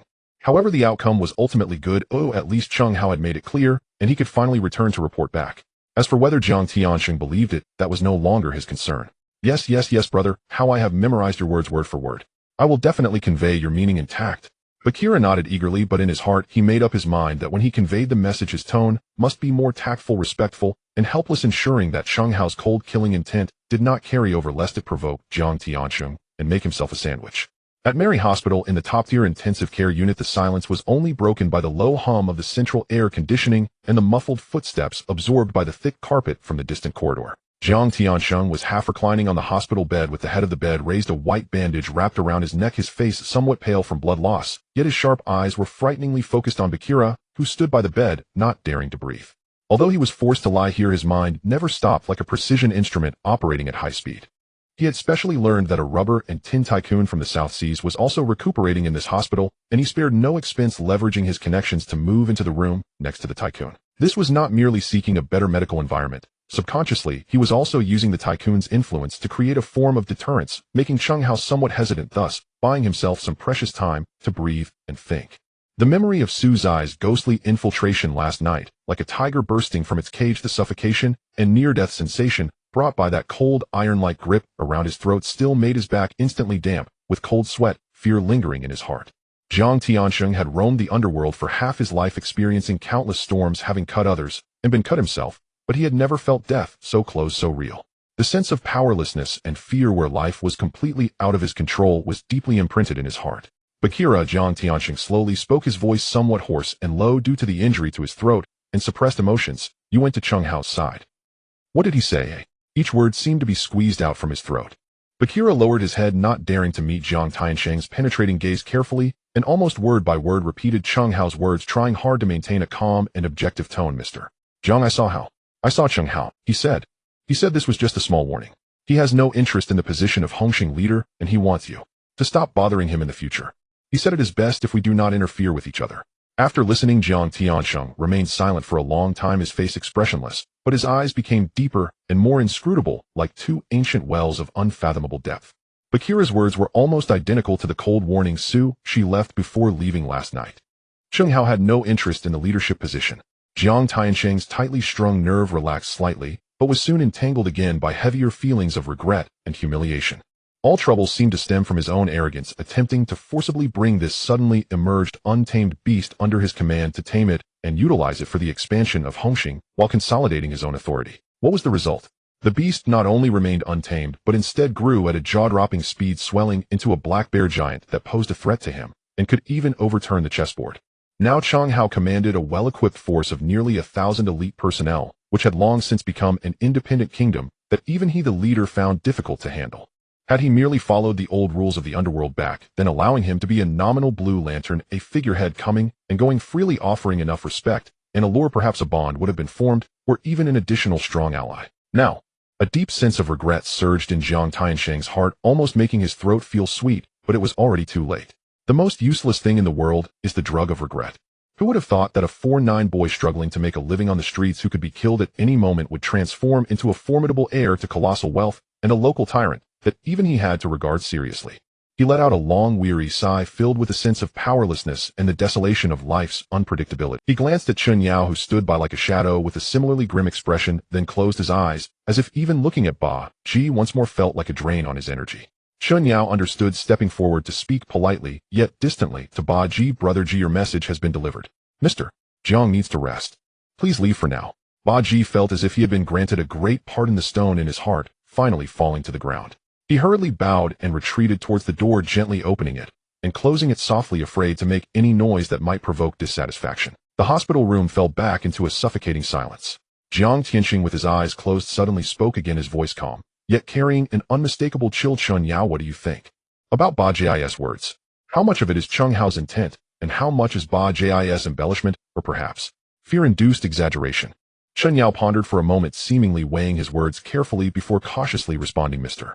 Jiang, while Ba Ji is slippery and not very reliable, he wouldn't dare to spread rumors about matters concerning life and death and the overall situation of the organization, nor would he distort them too severely. Moreover, judging by how he looked when he came in just now, it seems he didn't fare well with Chung Hao and was quite frightened. What he is now is merely a puppet placed in front of Chung Hao, a mouthpiece, yet it seems he is rather satisfied with the current situation. After all, receiving 3 million every month without needing to manage anything while being able to wield authority under the title of Hall Master, who wouldn't be satisfied? Chun Yao couldn't help but feel a tinge of envy, but he quickly suppressed it. Jiang Tiansheng's lips curled into a cold, mocking arc. Satisfied? Of course he is satisfied. 3 million Hong Kong dollars automatically filling his pocket every month, while Chung Hao hands over all the troublesome and shady dealings of the organization to him, allowing him to sit back and share the profits without lifting a finger. Such a good deal of lying down to collect money was something he wouldn't have dared to dream of. This was something Ba Ji had once let slip while drunk in a nightclub, and it was no longer an absolute secret among the true core of Hongxing's higher-ups. When Jiang Tiansheng heard this back, then he merely sneered, thinking Ba Ji was useless and Chung Hao was foolishly rich. Now reflecting, Chung Hao was far from foolish. He was clearly exceedingly cunning, effortlessly securing Ba Ji, a local tyrant, with a small amount of money and a hollow title, while firmly establishing his own influence within Hongxing. Chen Yao nodded, continuing his analysis with an even more serious tone. Chung Hao claims he has no interest in the position of leader. I believe that is mostly true. He has billions in assets to inherit and a bright future as a wealthy magnate. His identity as a member of the organization instead serves as a burden, an indelible stain that would bind him when it comes to many legitimate businesses he wants to pursue and dignitaries he wishes to associate with. I suspect that his grand recruitment drive this time, aside from expressing dissatisfaction with the unfair treatment he received in the organization, is primarily for the more practical reason of needing sufficient self-defense power to protect himself from the United Number Gang, Dongxing's Crows, and the Smiling Tiger. Moreover, those he recruited are currently tied to the companies operating under his name, such as Kaishan Human Resources and Zhuzhou Security, and have not officially been listed in our Hongxing's roster. Aside from the initial 53 core brothers who followed him in his struggles, and the batch of people Ba Ji later introduced who originally belonged to the Hongxing Xihuan Hall, the 500 or so new recruits cannot truly be considered formal members of Hongxing. They only heed Chung Hao's orders. This analysis deepened Jiang Tiancheng's feelings of regret, spreading like poisonous weeds in his heart. Had he known today, he should have used a more conciliatory approach back in Temple Street, or even spared no effort to eliminate him in his infancy. Unfortunately, there is no if only in this world. One misstep leads to another. Forget it, you may leave for now. I'm tired and want to be alone. Jiang Tiancheng waved his hand, his tone filled with deep, unmistakable fatigue, a weakness born from dual wounds to both spirit and body. Revenge. That thought had indeed flickered in the darkest corners of his heart, but it was immediately suppressed by the colder reality, crushed to pieces. It was not that Jiang Tiancheng was capable of adapting and recognizing the situation, rather he currently lacked the strength to confront Chung Hao, especially that terrifying assassin Su Shi. Su's eyes skills displayed last night were ghostly and ruthless, sharp and precise, unlike anything he had ever seen. Perhaps only those legendary true warriors or top assassins could rival them.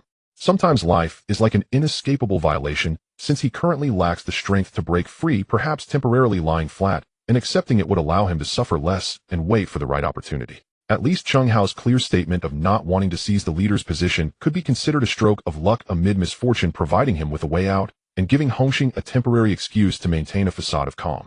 Chen Yao looked at Jiang Tiancheng, who suddenly seemed to age 10 years, his profile revealing a tragic aura of a fallen hero, silently sighed, respectfully bowed, and quietly retreated, gently closing the heavy soundproof door of the hospital room. In Chaiwan, at Ma Wangjian's territory, the meeting place on the turf, the air was thick with the smell of cheap cigar smoke and an inexplicable restlessness. Liang Kuan, Fat Li, and Ma Wangjian were seated around a large root-carved tea table, the kung fu tea before them long cold, with no one having the heart to drink. They had just returned from visiting Mary Hospital, each harboring their own doubts and private agendas.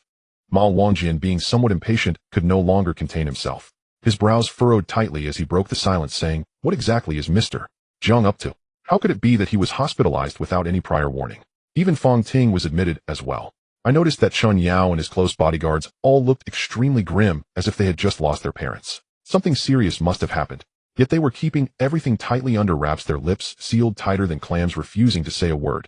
Chun Yao was refusing to see anyone, even blocking us, the hall masters outside.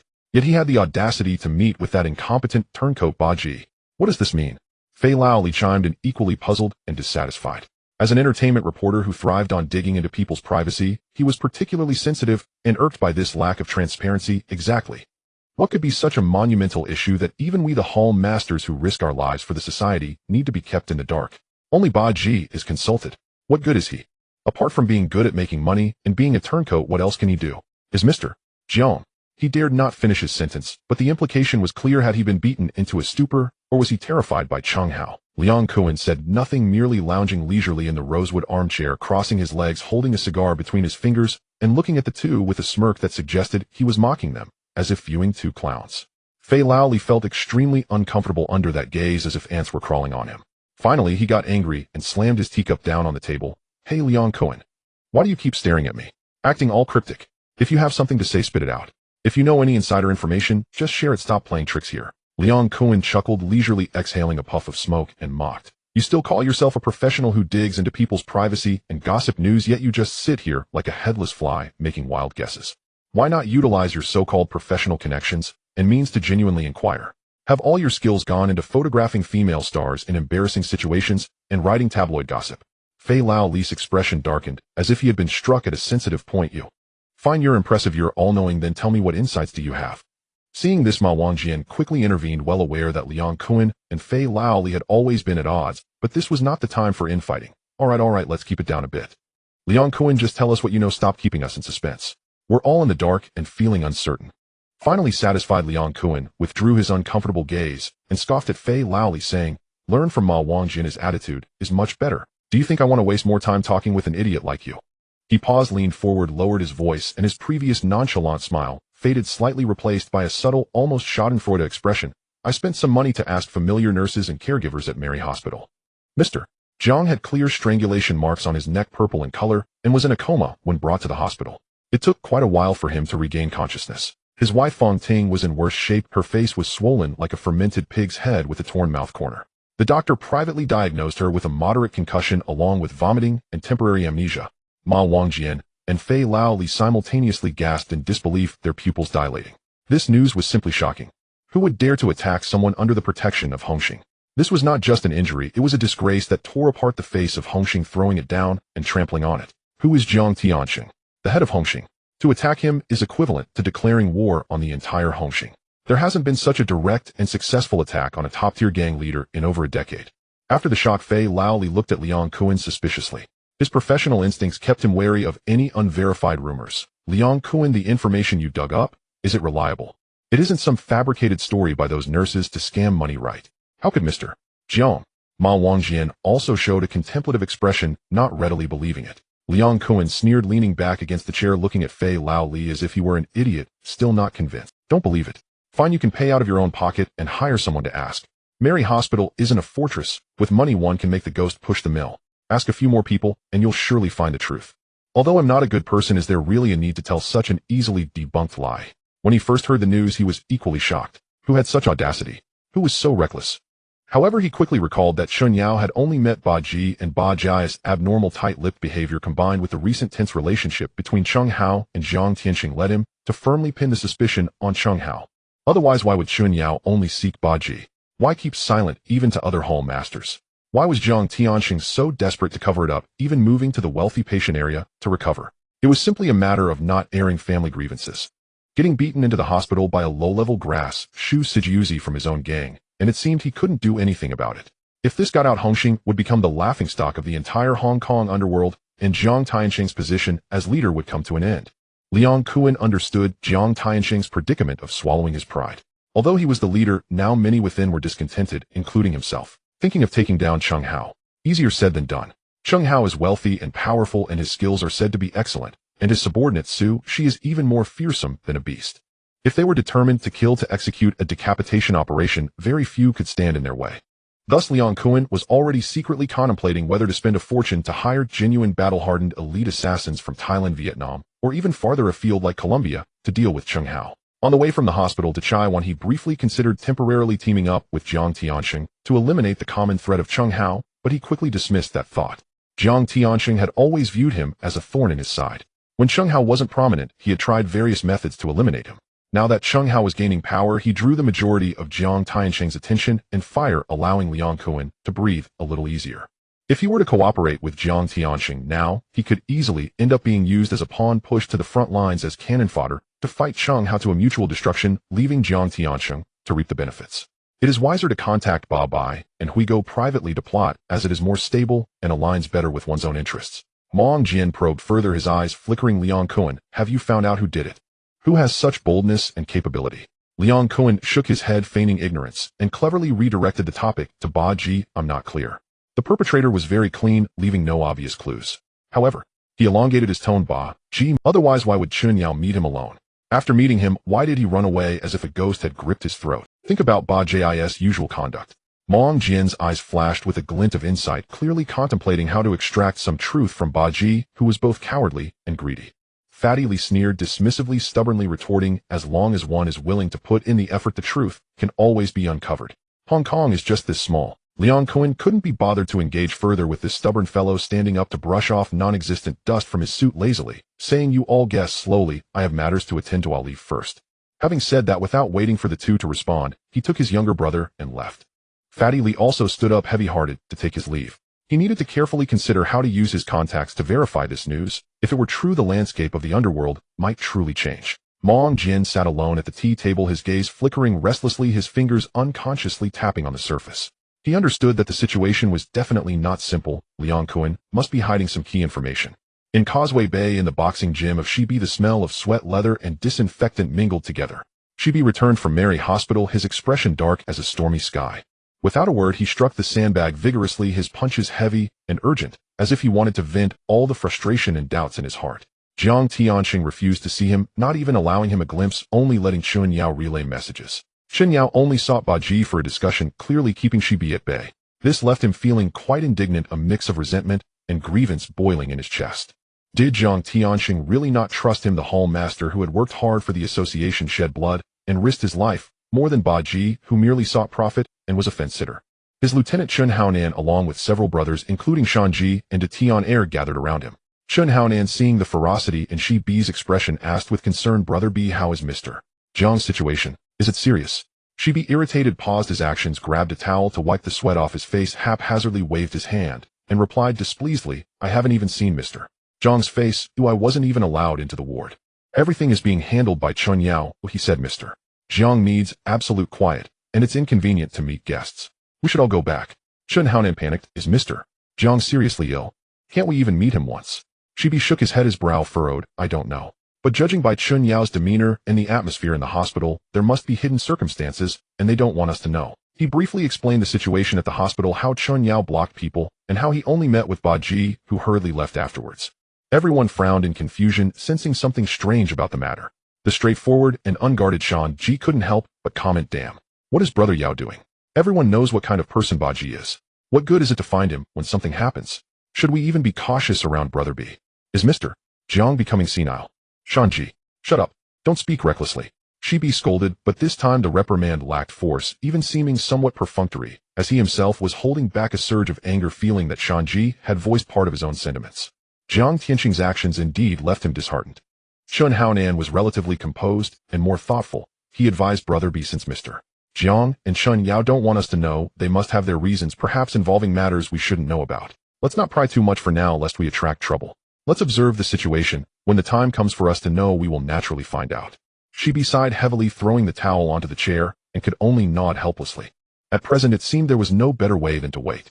However, this feeling of being kept in the dark, excluded from the inner circle, was really frustrating. In the West District, under the somewhat aged but spacious building of the Fortune Manpower Company in Shektong, Ling Zuer tightly pulled her unwilling sister Ling Shanshan, who was almost being dragged along, standing under the recruitment notice pasted on the glass door, looking up with her beautiful almond-shaped eyes filled with disbelief and a sense of worldview shock. The content of the notice was extremely simple, even absurd: 50 Hong Kong dollars a day to work at this company, which provided free lunch, dinner, and supper. Ling Zuer was dumbfounded, her lips slightly parted. This is not a recruitment for employees. This is simply paying people to be guests, to be young masters and young ladies. What kind of company exists like this in the world? What exactly does Chung Hao want to do? Does he have so much money that he doesn't know where to spend it, opening a company for charity to shelter idlers? Ling Shanshan pouted, rolling her eyes, trying to break free from her sister's grasp, her gaze continuously darting into the company, filled with curiosity and a rebellious spirit of exploration. She was completely unwilling to come here. Her dream was to follow someone as imposing and commanding as Chung Hao, to be a sister who could summon the wind and rain and lead a group of younger brothers wearing leather jackets and pants with a cold gaze, striding with confidence. That would be so cool. But this was not the place for that. It looked like a confusing company where she couldn't understand what it was about to be a 9-to-5 worker watching others' faces. However, her sister Ling Zuer returned from that $5 canteen yesterday, had a long talk with her, and was extraordinarily firm. This morning, she acted decisively, dragging her out of her warm bed, without even letting her have breakfast, and headed straight here. The two sisters hesitated at the door for quite a while. Ling Zuer took a deep breath, as if making some kind of determination, pulling the still reluctant Shanshan, and pushed open the heavy glass door. The scene inside opened Ling Zuer's eyes, or perhaps made her even more confused and uneasy. The interior of the company was spacious, but clearly divided into two completely different areas. The right area had some simple tables and chairs with dozens of men and women of varying ages and styles, some sitting or lying down, some drinking tea and reading newspapers, others chatting idly, and some even dozing off, each appearing languid and aimless, filling the area with a sense of decadence and laziness perfectly matching the recruitment notice outside. The area on the left, however, was a completely different world, spacious and bright, the floor polished to a mirror-like shine, separated by transparent glass partitions with a shiny and solemn metal sign at the entrance reading Jojo Security Co. Ltd. Inside, 2 rows of robust men in uniform black combat suits and military boots stood neatly, some engaged in static training, their postures as upright as pines, their gazes sharp as eagles. Others were practicing in pairs, their movements swift and decisive, the sound of fists and feet colliding creating a dull thud, while others were training with equipment, their muscles bulging and sweat pouring down. The entire area was filled with a chilling, efficient, and disciplined atmosphere, contrasting starkly and absurdly with the laziness and decadence of the area on the right. Ling Zuer felt anxious, increasingly convinced that this place was mysterious and unpredictable, pulling her sister along, wanting to leave. This certainly did not look like a proper company, rather it resembled a bizarre combination of a training base and a shelter for some secret organization. Ling Zuer. What a coincidence. A crisp voice filled with surprise, yet somewhat uncertain, came from the side. Ling Zuer turned around to see 2 young girls dressed in stylish beige business suits, their makeup exquisite, carrying designer handbags, stepping out from an office inside, their faces showing surprised expressions upon seeing her. It was Runin and Jiewin, who she had walked the runway and shot advertisements with in the modeling industry. She had long heard that they were fortunate enough to have been noticed by Chung Hao, signed a contract, and promised opportunities to participate in film shoots, which made many struggling models like her envious. She never expected to encounter them here. Runin Jiewin. It's you. Ling Zuer was also a bit surprised, but then smiled. Meeting acquaintances in such an unsettling environment, even if only as casual acquaintances, eased her anxiety slightly. Jiewin, possessing an excellent memory, immediately greeted her enthusiastically, accurately recalling Ling Zuer's name. Runin also smiled and nodded in acknowledgement, her attitude friendly. After a few pleasantries, Ling Zuer, somewhat embarrassed, explained her purpose, pointing to her sister Shanshan, who looked defiant and was glancing around restlessly, saying she brought her to find something proper to do and learn a few things to prevent her from associating with those delinquents and joining gangs. Runin and Jiewin exchanged glances, both revealing understanding yet helpless smiles, shaking their head. When they first followed Chung Hao, they witnessed his ability to turn the tide and his immense financial power. They had entertained thoughts of quickly rising through gang influence, even fantasizing about becoming a big sister. However, after spending considerable time by Chung Hao's side and witnessing the bloody and cruel reality behind the glamorous facade of the gang, along with Chung Hao's own struggle to escape his dark background and yearn for sunlight, they truly understood that such a path, though seemingly imposing, was fraught with thorns and was a dead end that would be hard to turn back from once taken. Chung Hao himself seemed to be constantly striving to wash away that dark layer. Much of what he did now, rather than expanding the gang, was more about desperately building a clean and vast commercial and charitable empire, allowing him to safely transition to a legitimate lifestyle. Runin and Jiewin often privately felt grateful that they had met Chung Hao back then, which led to their current stable footing and decent life. They had often worriedly thought that had they made a slight mistake back then and allied with other seemingly glamorous yet truly predatory gang leaders, they would have long been discarded like a used piece of clothing after being played out. Once those thugs grew tired of them, their fate would likely be forced into those dimly lit streets, leaning against doorframes, putting on forced smiles, trading their bodies for the last bit of remaining value. This was not an alarmist threat, but rather something they had seen and heard too many times while mingling on the fringes of that circle. The real ending of many washed-up female artists or fallen models in those Milan entertainment venues. Ling Zuer glanced at the absurd job listing at the entrance of Kaishan Human Resources and felt anxious, filled with doubts. Runin and Jiewin could completely understand her concerns, even empathizing. When they first saw that listing, they also thought the boss was either a fool with too much money to burn or had ulterior motives. They had carefully advised Chung Hao that the announcement was ridiculous and should be taken down. But Chung Hao just smiled and waved his hand, not taking it to heart at all. Runin noticed Ling Zuer's unease and smiled reassuringly, saying, "Zhu, don't worry. This listing may seem a bit unconventional, but what we do at our company is all legitimate business." Besides, she continued with a tone of familiarity and pride, "Brother, Hao's current ventures aside from the Kaishan Human Resources you've already seen include the Jojo company responsible for security, as well as the Haoyijia chain supermarket, which has opened over 20 stores and is still expanding. Additionally, film companies, chain restaurants, and business hotels are also in the works. Oh, and recently a trading company called Taishin Group was registered in Thailand, and it's quite substantial." Listening to this series of names, Ling Zuer's worries gradually dissipated, replaced by surprise. She never expected Chung Hao, without announcing anything, had already laid the foundation for such a large business. Upon hearing the term film industry, she immediately understood that Runin and Jiewin must have been recruited by Chung Hao, preparing to develop in the film circle. This indeed was a good path. Yet looking at Runin and Jiewin's attire and demeanor, they appeared more capable than the typical delicate female stars, and it seemed they had withdrawn from the modeling circle for some time, while the film company had yet to take shape. Facing Ling Zuer's puzzled gaze, Jiewin smiled helplessly and explained, "We are currently under Kaishan Human Resources. Brother Hao had promised to open a film company and mentioned he would have us as the leading ladies. However, there are so many miscellaneous tasks within the company that often pull us in to help, and this has delayed the film company matters to the present with not even a proper preparation team set up yet. Ronan, with a bit of playful annoyance, added half-jokingly, I think he never truly intended to start a film company for us. He simply saw that we were somewhat efficient in our work and wants to train us as professional managers to handle his business. Upon hearing this, Ling Zuer couldn't help but feel a twinge of envy. Filming movies certainly seemed more glamorous than modeling and might even be more lucrative. But the film industry in Hong Kong has always been dominated by male stars, and female actresses who can shoulder leading roles without relying on scandals and nudity are as rare as phoenix feathers and unicorn horns. Most so-called leading ladies are merely beautiful embellishments in malicentric stories or eye-catching tools in certain niche genres. She believed that with Runan and Juan's temperament, they would never stoop to filming those risque films. Conversely, becoming a professional manager, though not as dazzling as a superstar, offers stability, tangible power, and long-term development. In the film industry of Hong Kong, handsome men and beautiful women are as numerous as the fish in the river, but how many truly achieve success and accumulate substantial wealth? Most are merely fleeting stars. The admiration in Ling Zuer's eyes was distinctly visible, bringing a sense of satisfaction and pride to Ruanan and Jia. Being envied for having chosen the right person and having a promising future is always a delightful feeling. Seizing the moment, Ruanan urged with a smile, Zuer, stop modeling, it's both exhausting and unstable.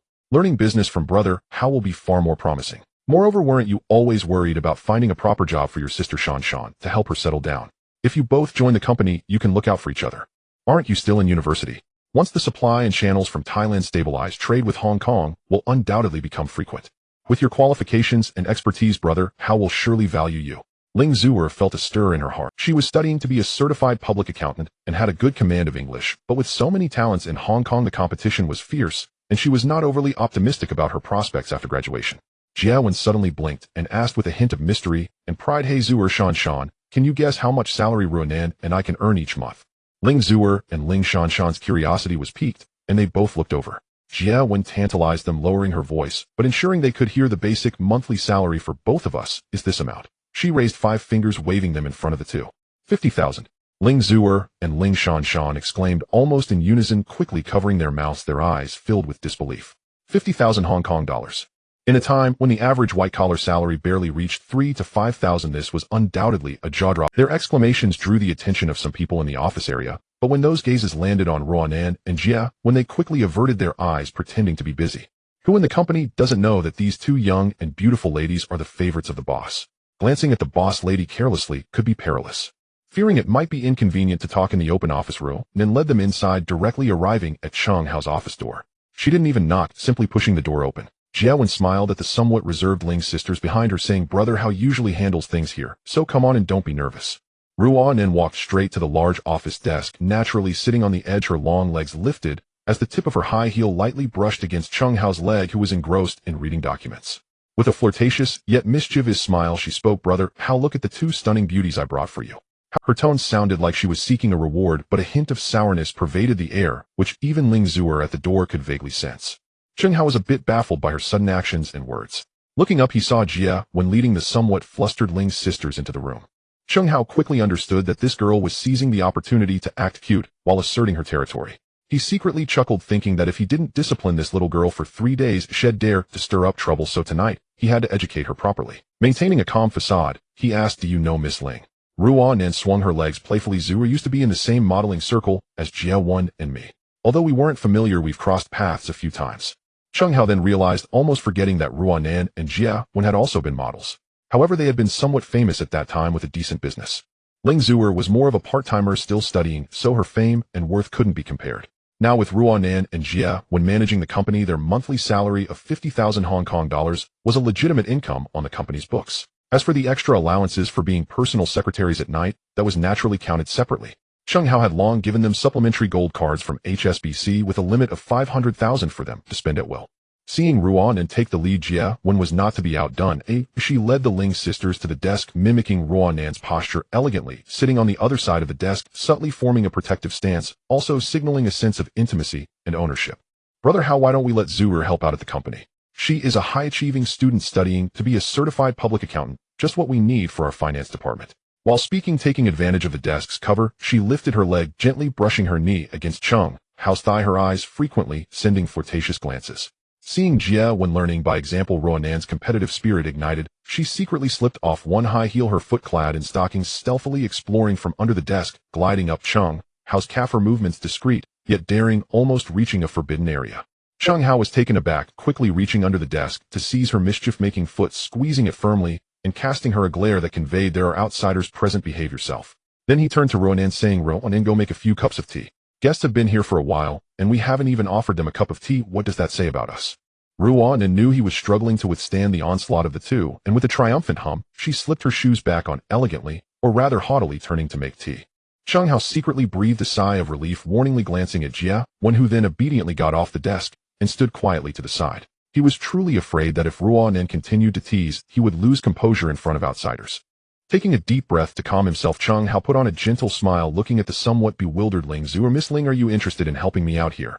The company is expanding and urgently needs reliable talent.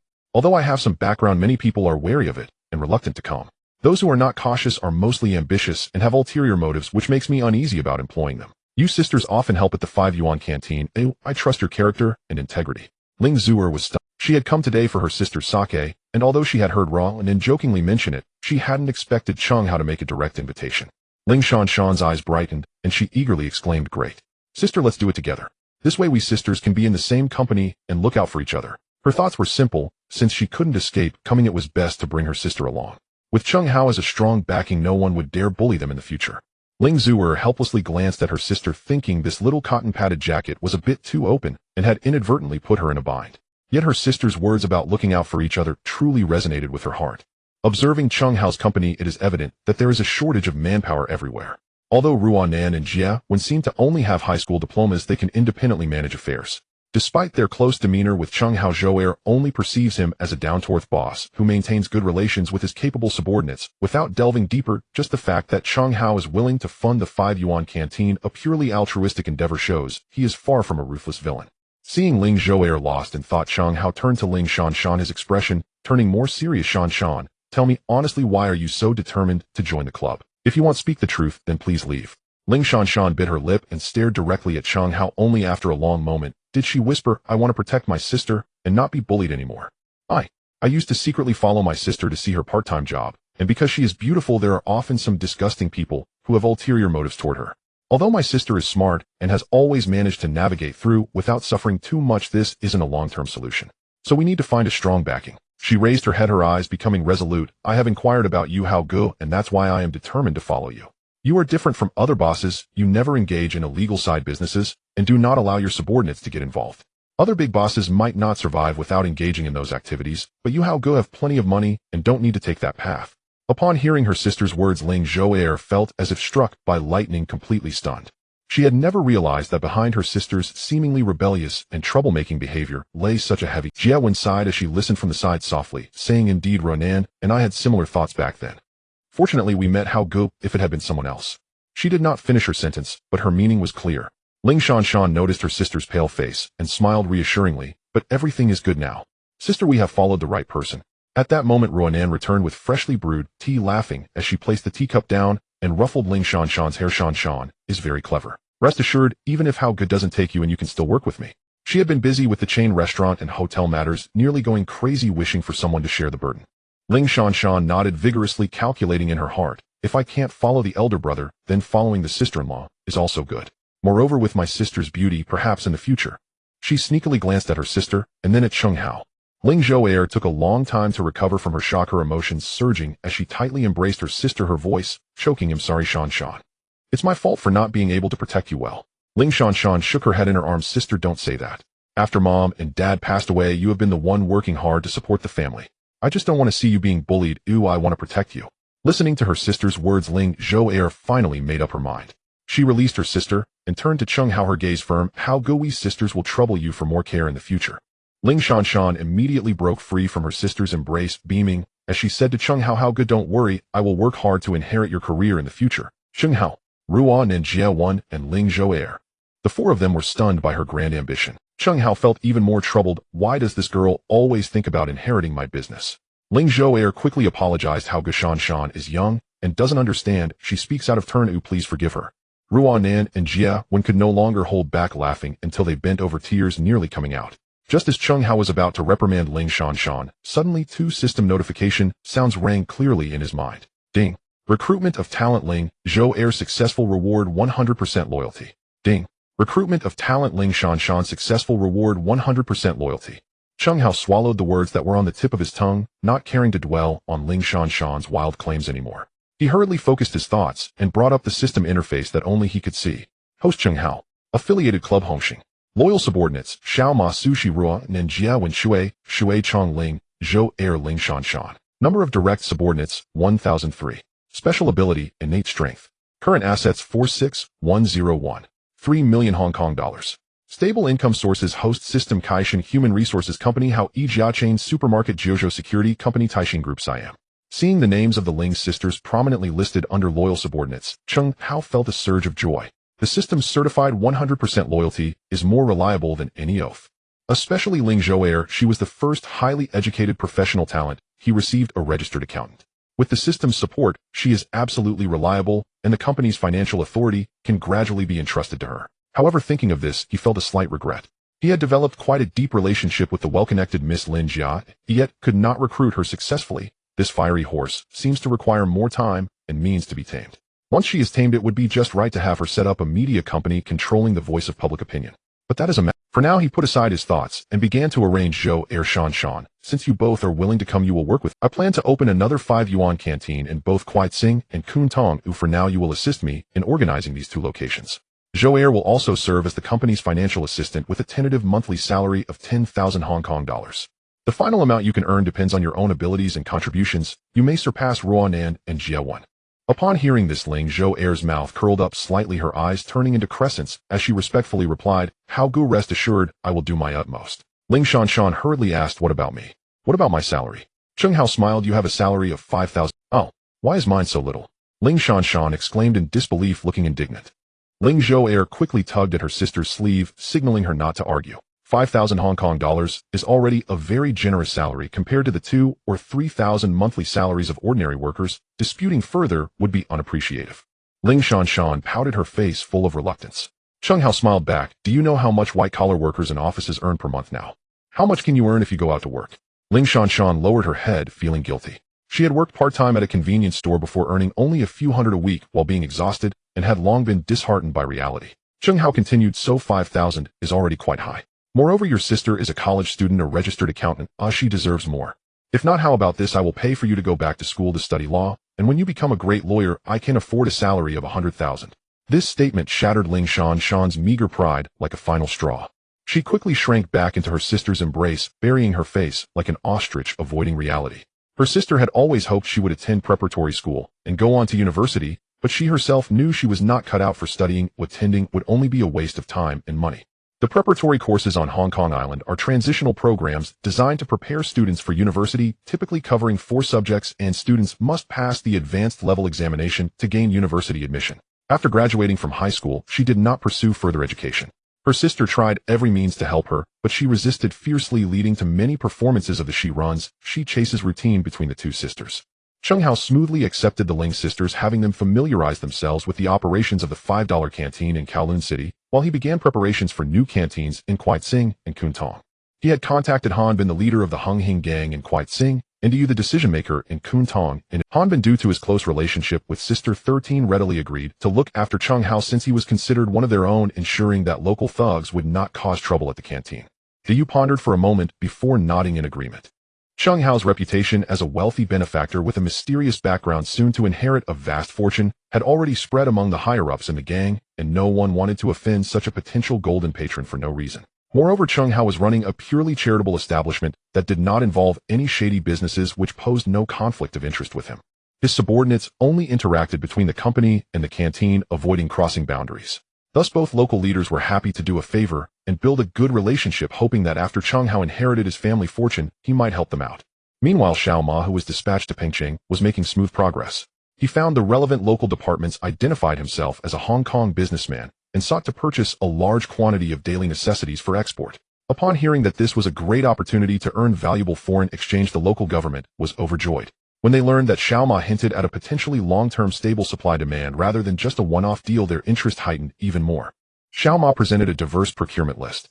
Although the quantity of each item did not seem particularly impressive at first glance, the total volume was quite substantial.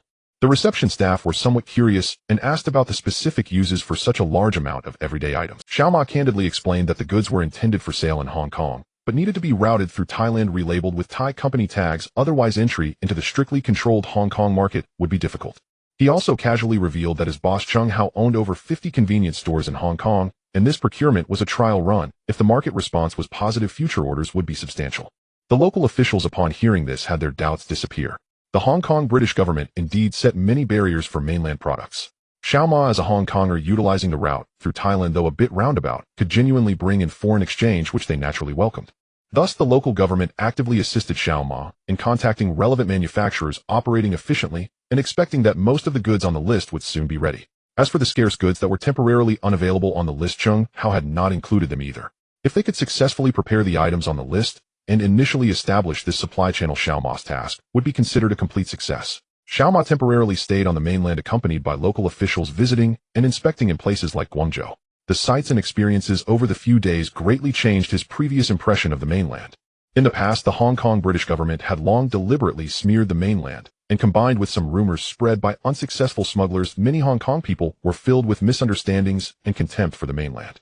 Seeing it with his own eyes this time, although overall still relatively poor, the vibrant vitality, vast market, and the people's desire for a better life left Xiaoma in shock. He recalled how top Hong Kong tycoons like Hui Yingdong had already begun investing in the mainland, further confirming. He decided that upon returning, he would have a good discussion with Chung Hao to explore other business opportunities in the mainland beyond this trade line. Returning to Hong Kong's Mong Kok, the office of Chinkuan Film Industry, with its gaudy sign, was shrouded in gloom. Liang Kuan slumped in the boss chair, sighing incessantly. His loyal subordinate Sha Chong stood beside him, equally troubled. Boss, what are we going to do? We have over 10 million worth of goods stuck here. Liang Kuan, already distressed, shouted in anger. What to do? You ask me, who should I ask? Initially, they only saw the enormous profits from Chung Hao's goods buying spree, and in their greed, they blindly followed suit and stockpiled, without considering the actual market absorption capacity, forgetting that they did not have a vast and stable retail network like Chung Hao's Hao Yijia supermarket. Now the goods were piled up in the warehouse, becoming a hot potato. He had also tried to explore new markets, but other regions were the territories of different gangs, who would allow an outsider to come and sell goods and snatch business. Even if he was willing to cut prices, the other party might not appreciate it, and could end up offending the major malls and suppliers behind those territorial gangs. Those people had complicated backgrounds, and were not lone wolves like Chung Hao. Liang Kuan considered them too formidable to provoke. Even if he wanted to slash prices by 50% or even lower in a desperate clearance sale, he couldn't find anyone willing to take on such a massive quantity of goods. Bang! The office door was suddenly slammed open. Ba rushed and looking panicked and terrified, shouting, Liang Kuan, something big has happened. My goods, all my goods are stuck. Around 10 million worth. I am done for. What do I do? Liang Kuan in pain covered his face, feeling even more helpless. Bob's situation was even worse. He himself had little money, and most of the funds he used to follow the buying spree were borrowed from Liang Kuan. Now that the goods couldn't be sold, he could not only lose profits, but also fail to recover his principal, and he would have to cover interest. The crows of Dongxing and the Laughing Tiger were likely also in the same predicament. These few had tasted some sweetness initially, and went on a reckless rampage, completely ignoring the market's capacity and their lack of sales channels. The promotional strategy Chung Hao later implemented, offering a 50% discount for seniors over 60 with an ID card at Hao Yijia supermarket, struck them like a precise punch, catching them off guard. All those bargain-hunting seniors and housewives flocked to Hao Yijia, while the goods they had stockpiled became increasingly unwanted. Ironically, even at this moment, they had not fully realized that Chung Hao's seemingly naive and wealthy promotion was likely a trap set for these greedy followers. Liang Kuan, driven to distraction by Bob's noise, cursed, what use is it for you to cling to me? The money I've got tied up is more than yours. Babai, upon hearing this, felt as if his spine had been pulled out, collapsing to the ground. He had originally hoped Liang Kuan would have a solution, but he forgot that Liang Kuan himself was also deeply minded. However, after a moment's thought, he realized that the crows of Dongxing and the Laughing Tiger were probably not faring any better. Since it wasn't just him having a bad time, he felt somewhat strangely relieved. Bang! The office door was violently kicked open once again. Liang Kuan was momentarily stunned, then erupted in anger, slamming his hand on the table. Which fool dares to kick my door? Believe it or not, I'll tear you apart and sell you. He was furious, and the words came out fiercely. A cold voice responded, keep cursing, and let's see how you plan to tear me apart and sell me. When it comes to tearing people apart and selling their parts, do you think your Hongxing can do it better than our Dongxing? Liang Kuan looked over at the voice, only to see Crow with a sullen face accompanied by a smiling tiger with a false grin walking straight in. Liang Kun's insults choked in his throat. Crow walked up to the desk and coldly stared at him. Continue. Why have you stopped cursing?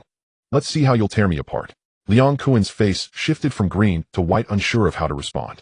The smiling tiger patted Crow on the shoulder, trying to ease the tension, though his face bore no smile. All right, Crow, don't get worked up. We are not here to argue, but to discuss how to solve the problem. The smiling tiger's face, which always held a false smile, tried to maintain a calm demeanor, but his eyes had lost their warmth. He first patted Crow, who was still fuming like a rooster ready to explode, signaling him to calm down, before turning his gaze to Liang Kun, who was sitting in the main seat with his legs crossed.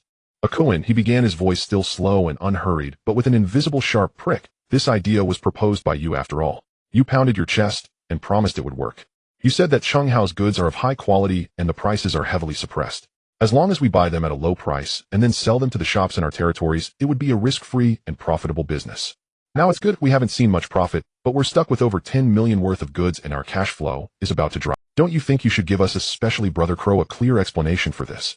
It turned out that the smiling tiger and Crow had also followed Liang Kun and Bob's path. At first they tasted a bit of sweetness from using illegal cash to sweep goods and cashing out at half price. They immediately became greedy, crazily sweeping up various valuable goods that could be stored for a long time from Chenghao's convenience store and then forcibly stuffing them into the small shops and vendors on their turf. But the small shop's ability to digest was ultimately limited, and Chenghao had established a rule of half price for seniors over 60.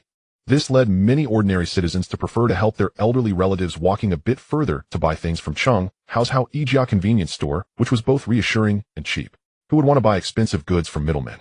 Even if the smiling tiger used half price to buy from Chenghao and then sold it to shops at a 50 markup, and the shops further marked it up for citizens, the final price was not much different from the normal retail price at Chenghao's store, which held no appeal for the public. Even if the smiling tiger used half price to buy from Chenghao and then sold it to shops at a 50 markup, and the shops further marked it up for citizens, the final price was not much different from the normal retail price at Chenghao's store, which held no. Now you know to come to me for an explanation.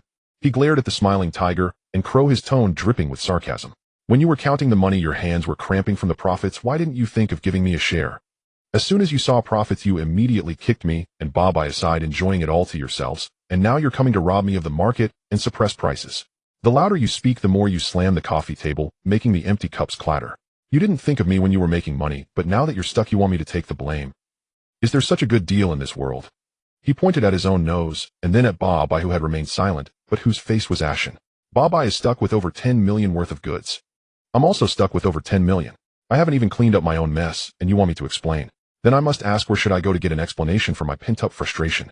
Liang Kun's barrage of rebuttals, sharp and pointed, pushed all the blame away. The smiling tiger and Crow exchanged glances, their expressions turning sour. They originally thought this idea was Liang Kun's, and he should have some backup or solution. They didn't expect that Liang Kun himself was also deeply trapped, and his resentment was even greater than theirs. Crow, who already had a violent temper, could no longer hold back after being provoked by Liang Kun. He suddenly stood up, pointing his finger, almost touching Liang Kun's nose, and exploded in curses. Liang Kun, I curse your mother. Stop rambling here. Whether it's you or Bob, this plan was initiated by you, and now that it's messed up, you have to take responsibility. If you don't come up with a solution today, don't even think about joining forces against Chenghao. I'll first bring my Dongxing gang to tear down your shoddy place. Although Bob was also annoyed with Crow, he was tied to Liang Kun's interests. Seeing Crow so arrogant, threatening Liang Kun on his own turf, he too stood up suddenly and shouted sternly, Crow, you dare to try it? Do you really think that a Kun and I are made of paper? Others may fear you, Dongxing, but I do not. If you have the guts, come and see if we fall first, or if your Dongxing can take advantage on our territory. The atmosphere instantly became tense, the air filled with the smell of gunpowder, as if a single spark could ignite it. The smiling tiger inwardly cursed Crow for being more of a hindrance than help, hurriedly tugging on Crow's arm to pull him back. Causing infighting at this moment, while Chenghao hadn't even been touched, would be the height of stupidity for their alliance. Liang Kun was already boiling with anger from being pressured by the goods. Seeing that Crow dared to be so arrogant in his territory, he was even more furious. He darkened his face, slowly rising, his eyes sharp as knives fixed on Crow. Crow, has your brain been caught in the door? Dare to shout in my place? Do you believe that with a single word I can have you leave horizontally today? As soon as he finished speaking, the conference room door was slammed open violently. Silly Chong burst in with 7 or 8 henchmen wielding machetes, their faces fierce, instantly surrounding Crow and the smiling tiger in the middle, the glint of the blades shining coldly under the lights. A layer of cold sweat broke out on Crow's forehead. Though he usually pretended to be fearless, he was actually someone who feared the strong and bullied the weak. Now surrounded by knives with his life hanging by a thread, his fierce demeanor vanished without a trace, leaving only panic in his eyes as he instinctively looked at the smiling tiger. The smiling tiger's heart sank as he secretly cursed Leon Cohen for being a madman, yet he forced a smile, raising his hand to pacify the situation. Brother Cohen, calm down please. We are all our own people, why resort to knives and guns? It would be embarrassing if outsiders see this. He spoke quickly, trying to ease the situation. Our true adversary is Chung Hao. We swore mutual support and shared peril. How dare we turn on each other after only a few days? If word gets out, Chung Hao will laugh himself hoarse. Leon Cohen stared at them for several seconds, his chest rising and falling as he weighed the pros and cons, then let out a cold snort and waved dismissively at Sha Chong. Only then did Sha Chong and the others lower their knives, but they remained poised like tigers at the doorway, refusing to withdraw. Xiao Mian, who exhaled in quiet relief, wiped the cold sweat from his brow and swiftly steered the conversation back to the matter at hand. Brother Cohen, blaming anyone now is pointless. What matters most is how we offload this shipment and convert it into cash. Every day it sits idle is pure loss. You are the master strategist. Any brilliant ideas? Babai fixed his gaze intently on Leon Cohen. Xiao Mian, who spoke rapidly. I believe there's only one desperate measure. Not truly a solution, but the only path left. Sell it immediately at our acquisition cost. The price we paid when we swept it off the streets. But we can't approach the shops again. They've already absorbed large quantities recently, and now lack the capital to absorb more. He paused, then voiced the plan that left everyone present feeling humiliated and bitter. We'll have to distribute it ourselves, directly to residents on the street, or even down to the smallest scrap dealers. Even if we break even, or take a slight loss, we must recoup our capital and fast. Sell goods ourselves, set up street stalls. When Wuya heard this, his eyes bulged as though he'd just been told an absurd joke, his earlier fear momentarily eclipsed by sheer incredulity. He sneered. Leon Cohen, you actually came up with this half-baked scheme. It's no different than waiting to die. You expect my men to hawk shampoo and canned goods on the sidewalk. I'd rather die than suffer such disgrace. Leon Cohen shot back, his gaze icy. Fine. Brother Wuya, you're so capable. Why don't you propose something superior? I'm all ears. Wuya was left speechless. Had he possessed a better solution, he'd have deployed it long ago. There'd have been no need to come here and shatter alliances. Xiao Mian, who quickly stepped in to mediate, clapping Wuya reassuringly on the shoulder. Enough, let's drop it. This isn't ideal, but it's still better than letting it rot. Let's go. Back to handle it. With that, he half-pulled, half-led the seething Wuya out of the room, thick with tension. Once outside Leon Cohen's turf, Wuya shook off Xiao Mian, whose hands still bristling with resentment. Xiao Mian, who, just like that, just walk away. Xiao Mian, who glanced back at the house, lowered his voice and spoke with quiet reproach. Walk away? And what else would you do? Don't you know who Leon Cohen is? Had I not held you back, just now Sha Chong's blades would have fallen without hesitation. On his own territory if he eliminated you, blaming it on some flimsy pretext. Do you truly believe Dongxing would launch an all-out war against Hung Hing to avenge you? Let's go, before he changes his mind. Hearing this, Wuya fell silent, chastened, and a flicker of genuine fear stirred in his gut. Babai watched their retreating figures and spat hard onto the ground. Damn it, what kind of fool is that? Brother Cohen, why didn't you detain them just now? They're insufferably arrogant. Leon Cohen shot Babai a look reserved for utter fools. Detain them? Then ignite full-scale war with Dongxing. Will you lead the charge, or shall I? Babai shrank back, mute. Leon Cohen waved irritably. Enough chatter. Get back and figure out how to move your shipment. And don't forget, you owe me a massive sum with interest accruing daily. At those words, Babai's face darkened like scorched iron. Inwardly, he cursed Leon Cohen's ancestors to the 18th generation, but dared not protest aloud, slinking away in abject humiliation. The next morning, as Babai agonized over how to dispose of that accursed shipment, a subordinate burst in, pale-faced and breathless. Yes, sir. It's bad, terrible. The warehouse. Our storage depot. A cold dread seized Babai's gut. He shot upright. What about the warehouse? Speak clearly. It's been broken into. The guard was knocked unconscious, and everything valuable inside. It's all gone. Babai's head rang like a struck gong. Darkness swam before his eyes. He rushed out with a cadre of men racing toward the dilapidated, secluded warehouse where they'd stockpiled their swept goods. There the heavy iron gate hung wide open. Its lock violently shattered, twisted grotesquely on its hinge. One night watchman lay slumped beside the door unconscious.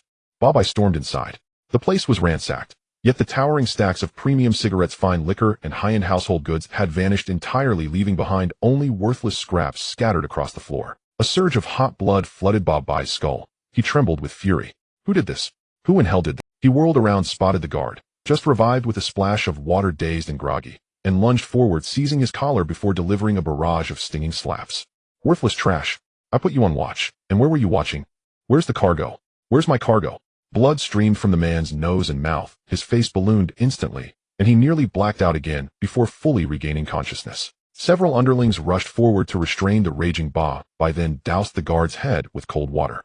Fully awake now, and meeting Ba Bai's murderous glare, the man broke into terrified sobs.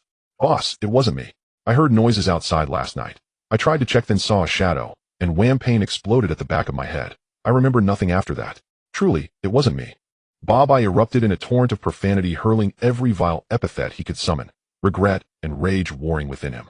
Why hadn't he posted more guards? Gasping for air, he forced himself to think.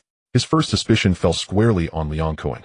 He dialed Leon Cohen's number, ringing several times before being answered. "Hello."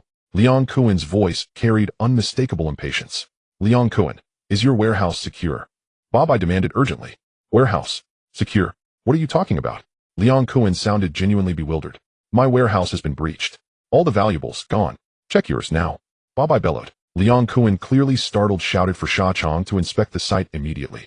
Ba Bai gripped the phone, pacing anxiously, clutching a fragile hope that this was merely a targeted strike against him alone. Soon Sha Chong's report crackled through the line, followed by Leon Cohen's voice markedly relaxed. "Mine is untouched. The goods are all accounted for." Ba Bai's heart plummeted into abyssal silence.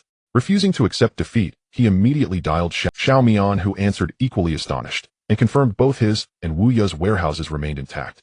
He even urged Ba Bai to tighten security immediately. After hanging up, Ba Bai collapsed onto the frigid concrete floor of the warehouse, his face ashen. He alone had been struck. Nearly 10 million in goods vanished without a trace. This is not all. He also owes Leon Cohen a hefty sum of usury loans, and with this recent loss the whole is approaching 20 million. This enormous debt is beyond what he can repay, even if he sells himself.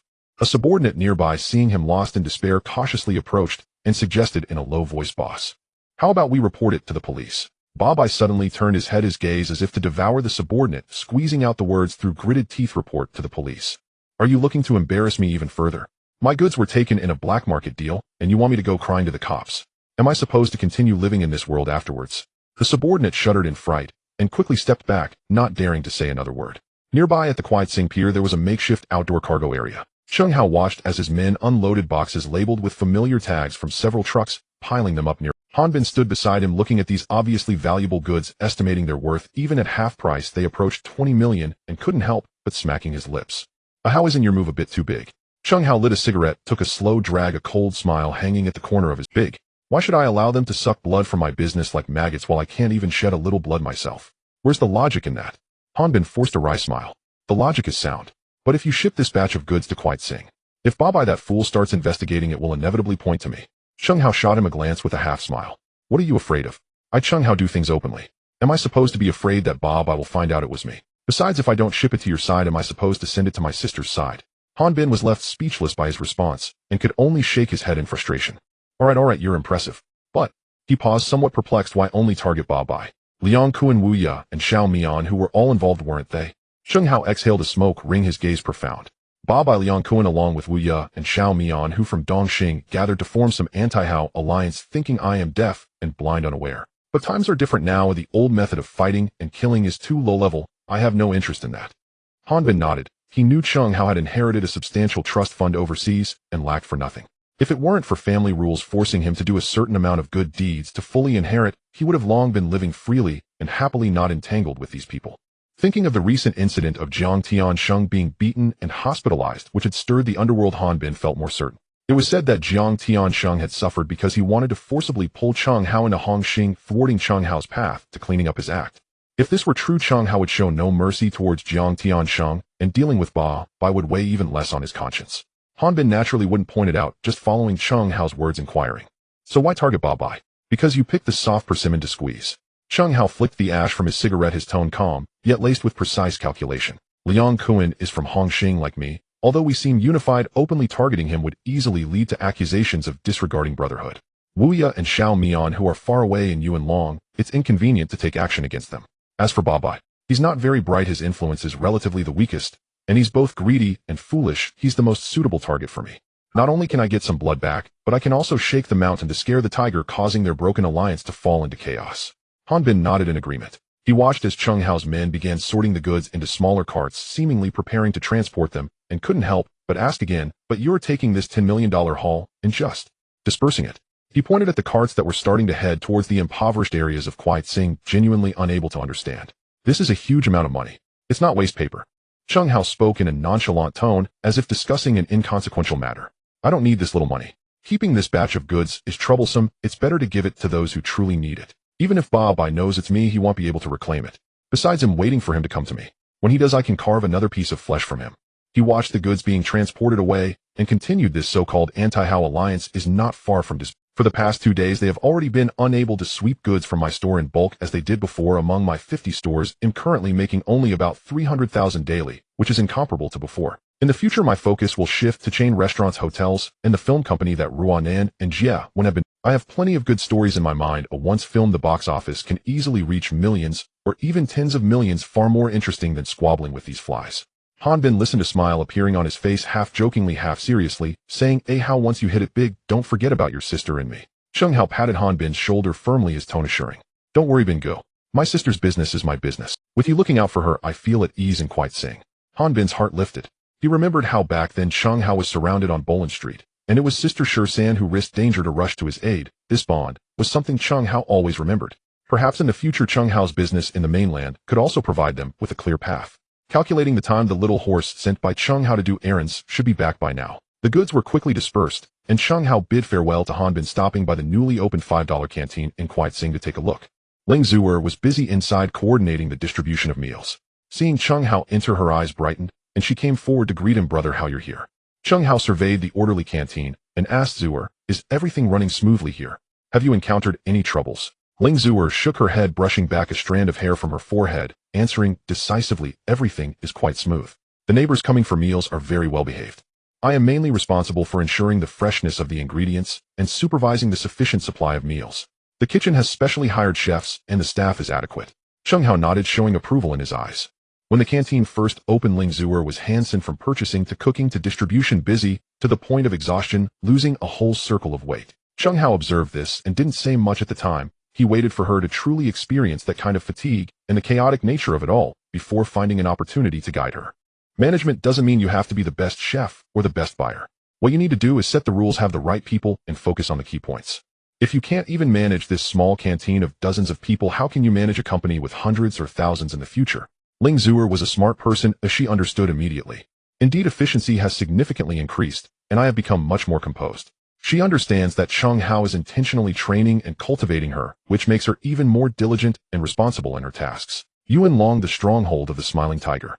After receiving a call from Ba, the Smiling Tiger immediately dispatched more personnel to guard his important warehouses, especially the location where the batch of swept goods was stored.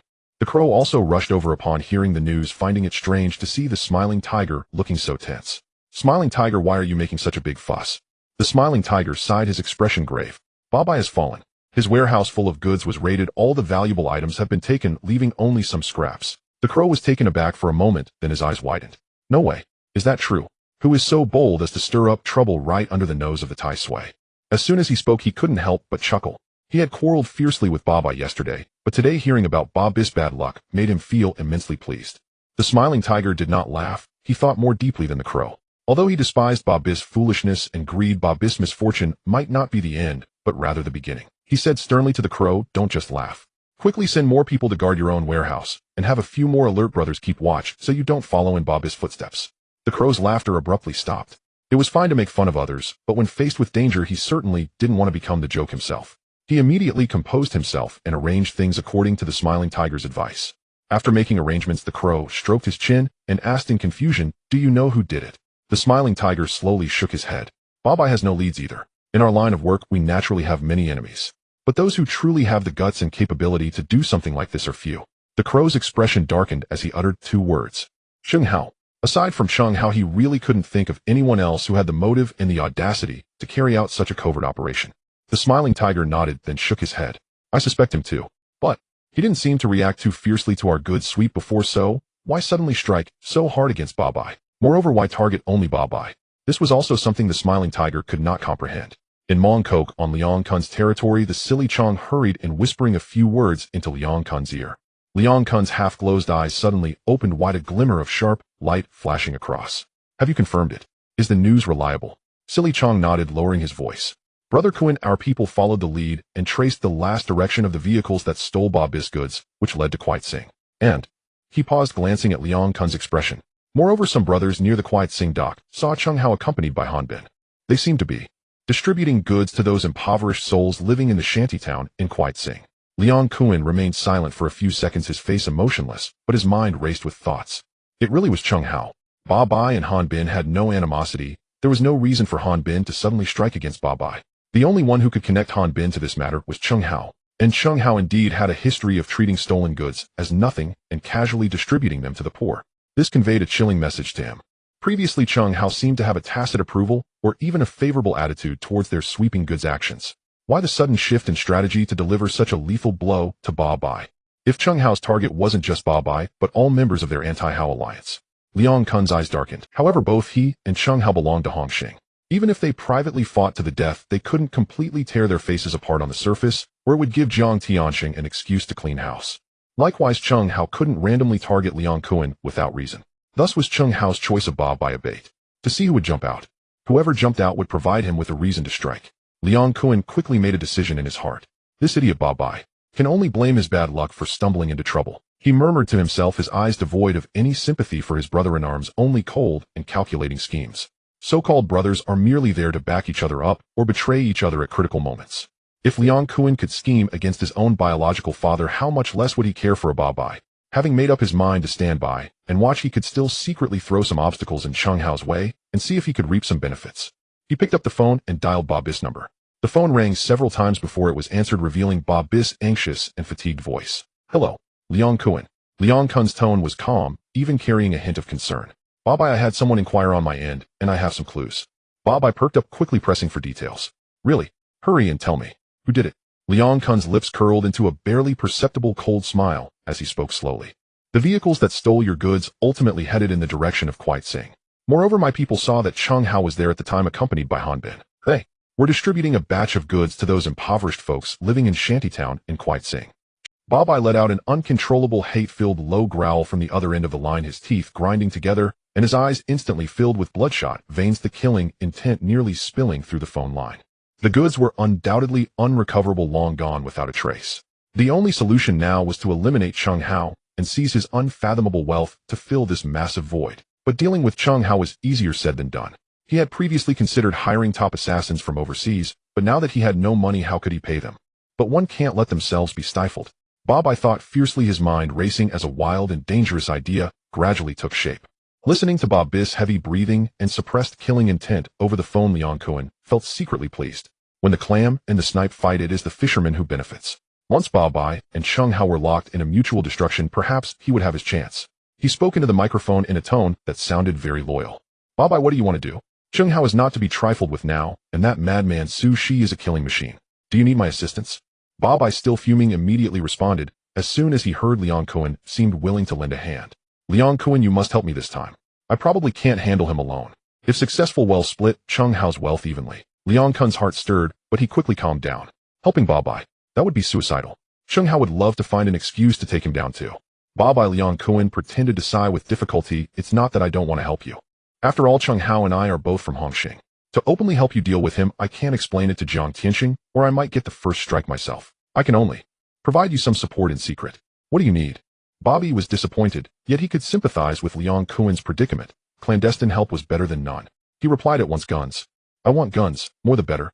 Quality pieces. Chung Hao has many men and Su Shi fights like a demon, but without firepower we can't hold them. Liang Kuan sucked in a breath. He had not expected Bobby to be so ruthless, demanding to use firearms outright and in large numbers. But on second thought, firearms were indeed the most effective, perhaps the only means now to confront Chung Hao and Su Shi.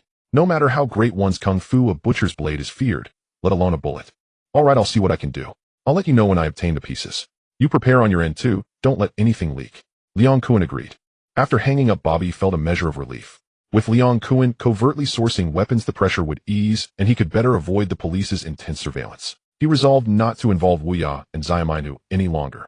Those two pigs were good only for brawling, and trouble risked leaking information and were utterly useless.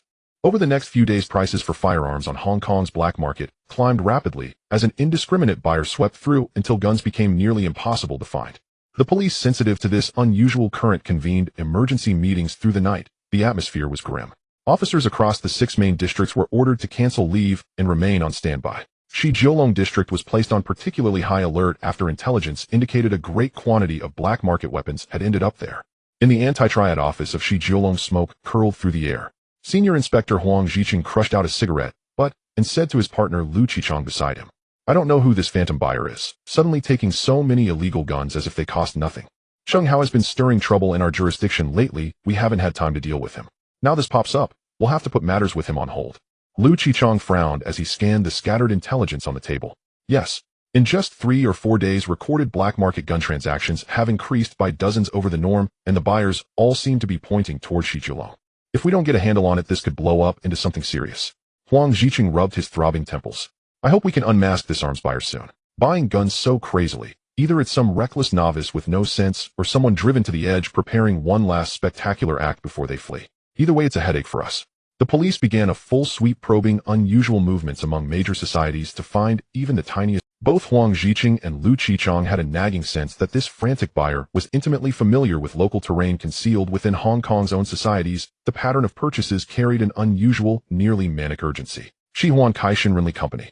Cheng Hao breathed a little easier when he saw that the two sisters Ling Zuer and Ling Shanshan were gradually getting the hang of daily affairs. But when he checked the daily revenue report for the Heoyijia convenience store system, his brow knit again. Income had plunged. The nightly tenfold bonanza now yielded only a little over 3 million, a world away from the more than 20 million a day at its peak. He summoned the system panel that only he could see. Host Cheng Hao. Affiliation Hongxing. Loyalist Xiao Ma Su, Shi Runan Jiawen Shui Shui Chong Ling Zuder Ling Shanshan. Direct subordinates 1003. Special ability innate godlike strength. Assets 52,611. 3 10,000s of Hong Kong dollars.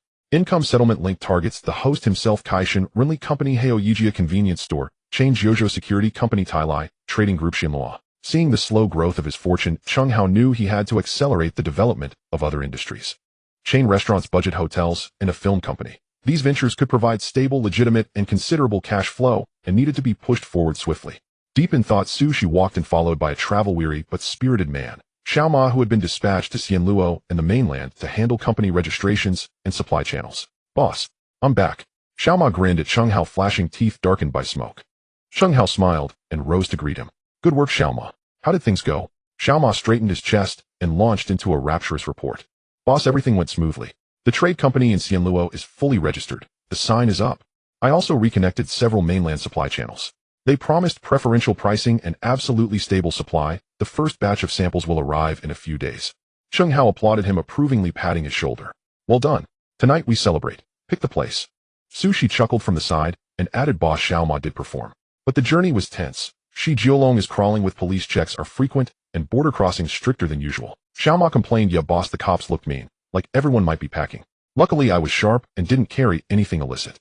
Cheng Hao nodded and briefly relayed the tip Shui Chong had gathered about someone crazily buying up black market. Xiao Ma, who had once worked with a counterfeit currency ring and was naturally attuned to underworld winds, stroked his chin as he analyzed. Boss buying such volumes without regard to cost. Either a reckless fool fresh to the game or someone forced to the edge planning one huge score and then to vanish. But doing this will surely alarm the cops, so I doubt they can hide long. Cheng Hao nodded, not overly concerned. They do their thing, we do ours. As long as they don't bite off something that drags us and let them be. Tonight we celebrate. No talk of troubles, and don't come home sober. Xiao Ma happily agreed. His eye caught Ling Zuer tidying papers behind a nearby desk. His expression brightened, and he whispered to Su Shi, "Hey, Aishi, did the company hire a new sister? She's pretty. Haven't seen her before." Su Shi stifled a laugh, nudging him with an elbow. "Don't get your hopes up.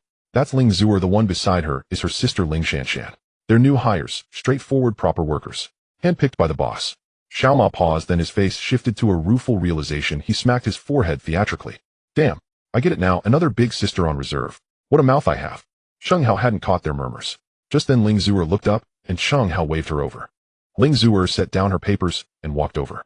"Boss, anything wrong?" Cheng Hao pointed at Xiao Ma as he introduced him. "Zuer, this is Xiao Ma, an old hand at the company who has been with me for many years. He had just returned from a long trip to Xianluo and the mainland and had accomplished a great deal. Tonight we are holding a welcome dinner for him. You and your sister should come too, make it lively. Just mind things here while I am out." Ling Zuer smiled graciously at Xiao Ma and inclined her head.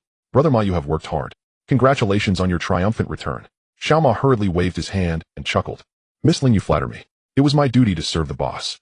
Watching Ling Zhu neat and capable, yet gentle Xiao Ma thought to himself that the boss taste in women remained as sharp and as ruthless as ever. He leaned close to Su Shi and murmured in a voice meant only for the two of them, lamenting, "Ah, what a pity, another sister-in-law. It's hopeless now." Ling Zhu, standing a little nearer, caught the phrase sister-in-law and felt two faint blushes bloom on her cheeks. She was puzzled, but dared not ask, simply smiling politely before returning to her work. She was bent over arranging the front desk files when someone called out, "Sister-in-law."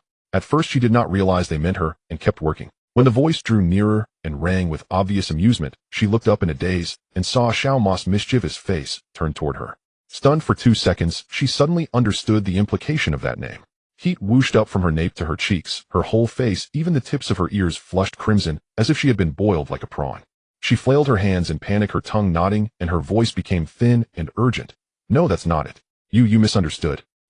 Cheng Hao and I are not that kind of relationship." Xiao Ma folded his arms and laughed at her embarrassed display, shaking his head with an expression that said, "I know everything. No doubt about it, no doubt at all. You might deny it now, sister-in-law, but I bet my word it won't be long before you aren't denying it. I'm good at reading people. Remember how Runin and Jiawen started? They all denied it at first. Then what happened?" He squinted conspiratorially and left the rest unsaid. The remark was like a torch set to Ling Zhu, burning her from head to toe. She felt steam rising from the top of her head, her heart pounding so hard it seemed to burst, blood roaring in her ears, her mind a blank. If Xiao Ma continued, she thought she might faint on the spot or wish to sink into the ground. "Xiao Ma."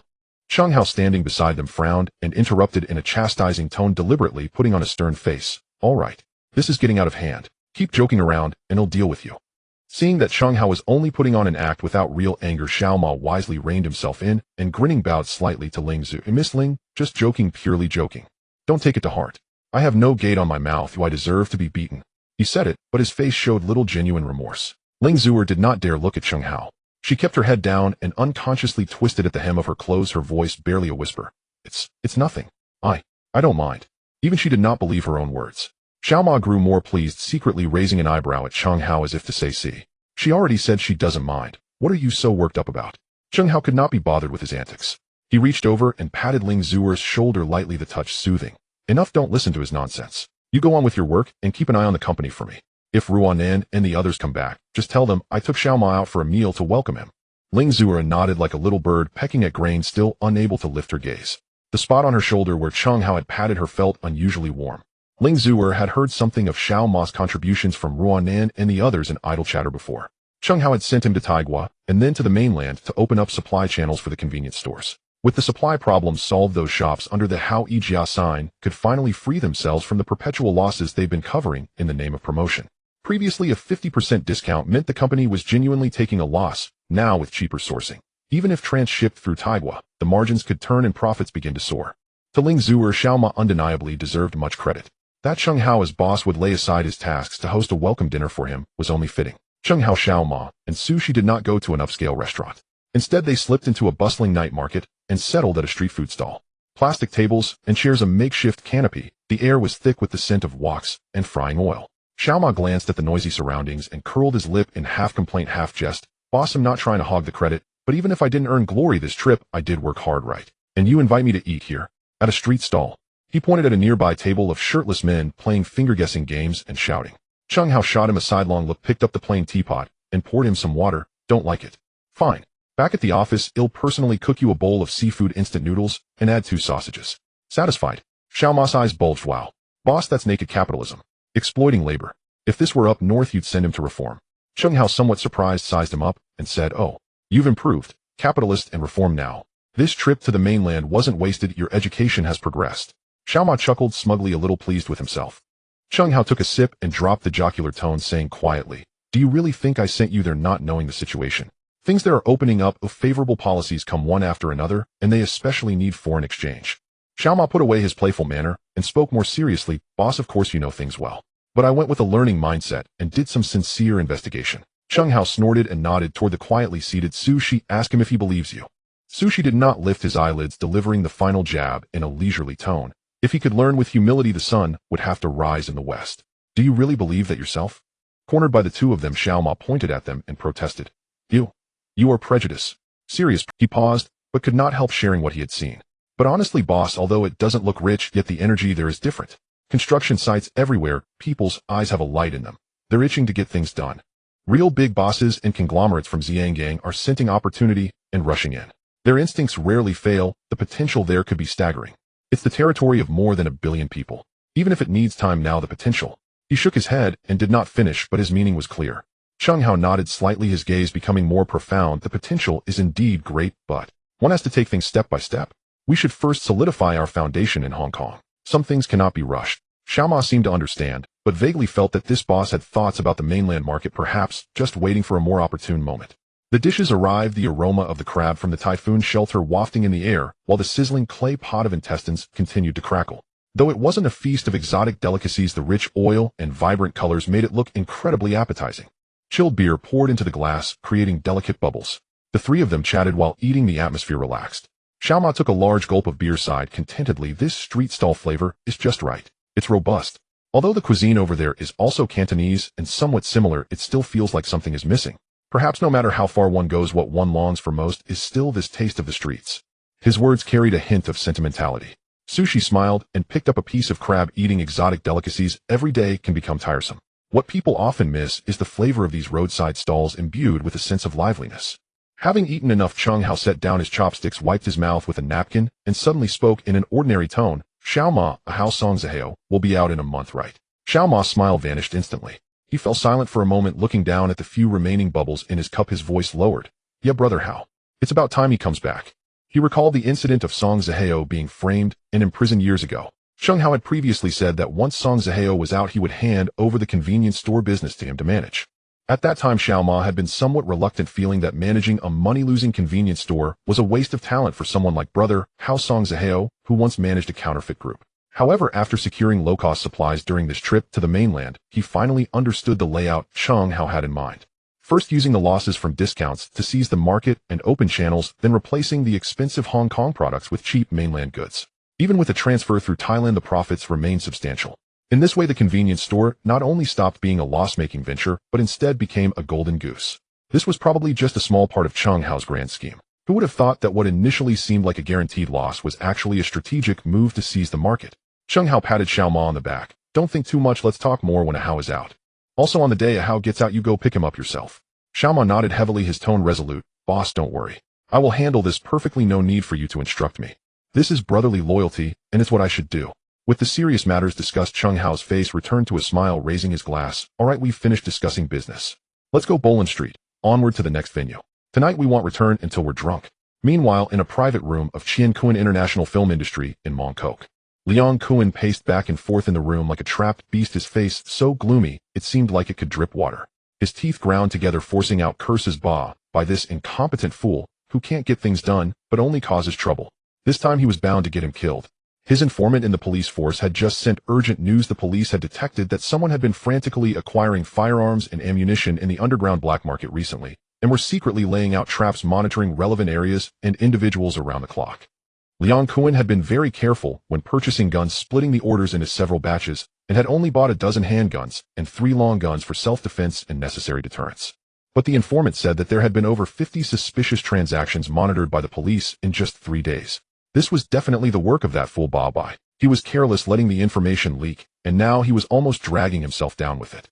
Leon Kuen was furious, nearly exploding, and immediately called for Babai. Babai pushed the door open, an impatient expression on his face, as if disturbed. Leon Kuen, what's the rush? Can't you explain over the phone? He was busy coordinating the gun purchases from various places, and didn't want to come unless Leon Kuen's tone was firm. In his eyes, nothing was more important than acquiring enough firepower to eliminate Cheng Hao. Seeing Bob Biss' nonchalant expression, Leon Kuen's anger flared up. Do I look like I want to handle your petty matters? Can't you be more discreet when buying guns? The cops are already onto this, searching all over Hong Kong. Babai was alarmed at first, stunned for several seconds, then his expression changed, forcing a smile. You must be joking, right? Is this a funny joke? He was skeptical, or rather unwilling to believe. Leon Kuen was nearly choked by this comment. If it weren't for fear of being implicated, he really wanted to distance himself from this fool immediately. He now regretted ever making a blood brother with someone as brainless as Babai, and even helping him connect with gun suppliers, making it hard for himself to escape, whether going up or down. Babai noticed that Leon Kuen's expression did not seem feigned, and though he felt uneasy, he decided to harden his resolve, and retorted, Leon Kuen, when did you become as timid as a mouse?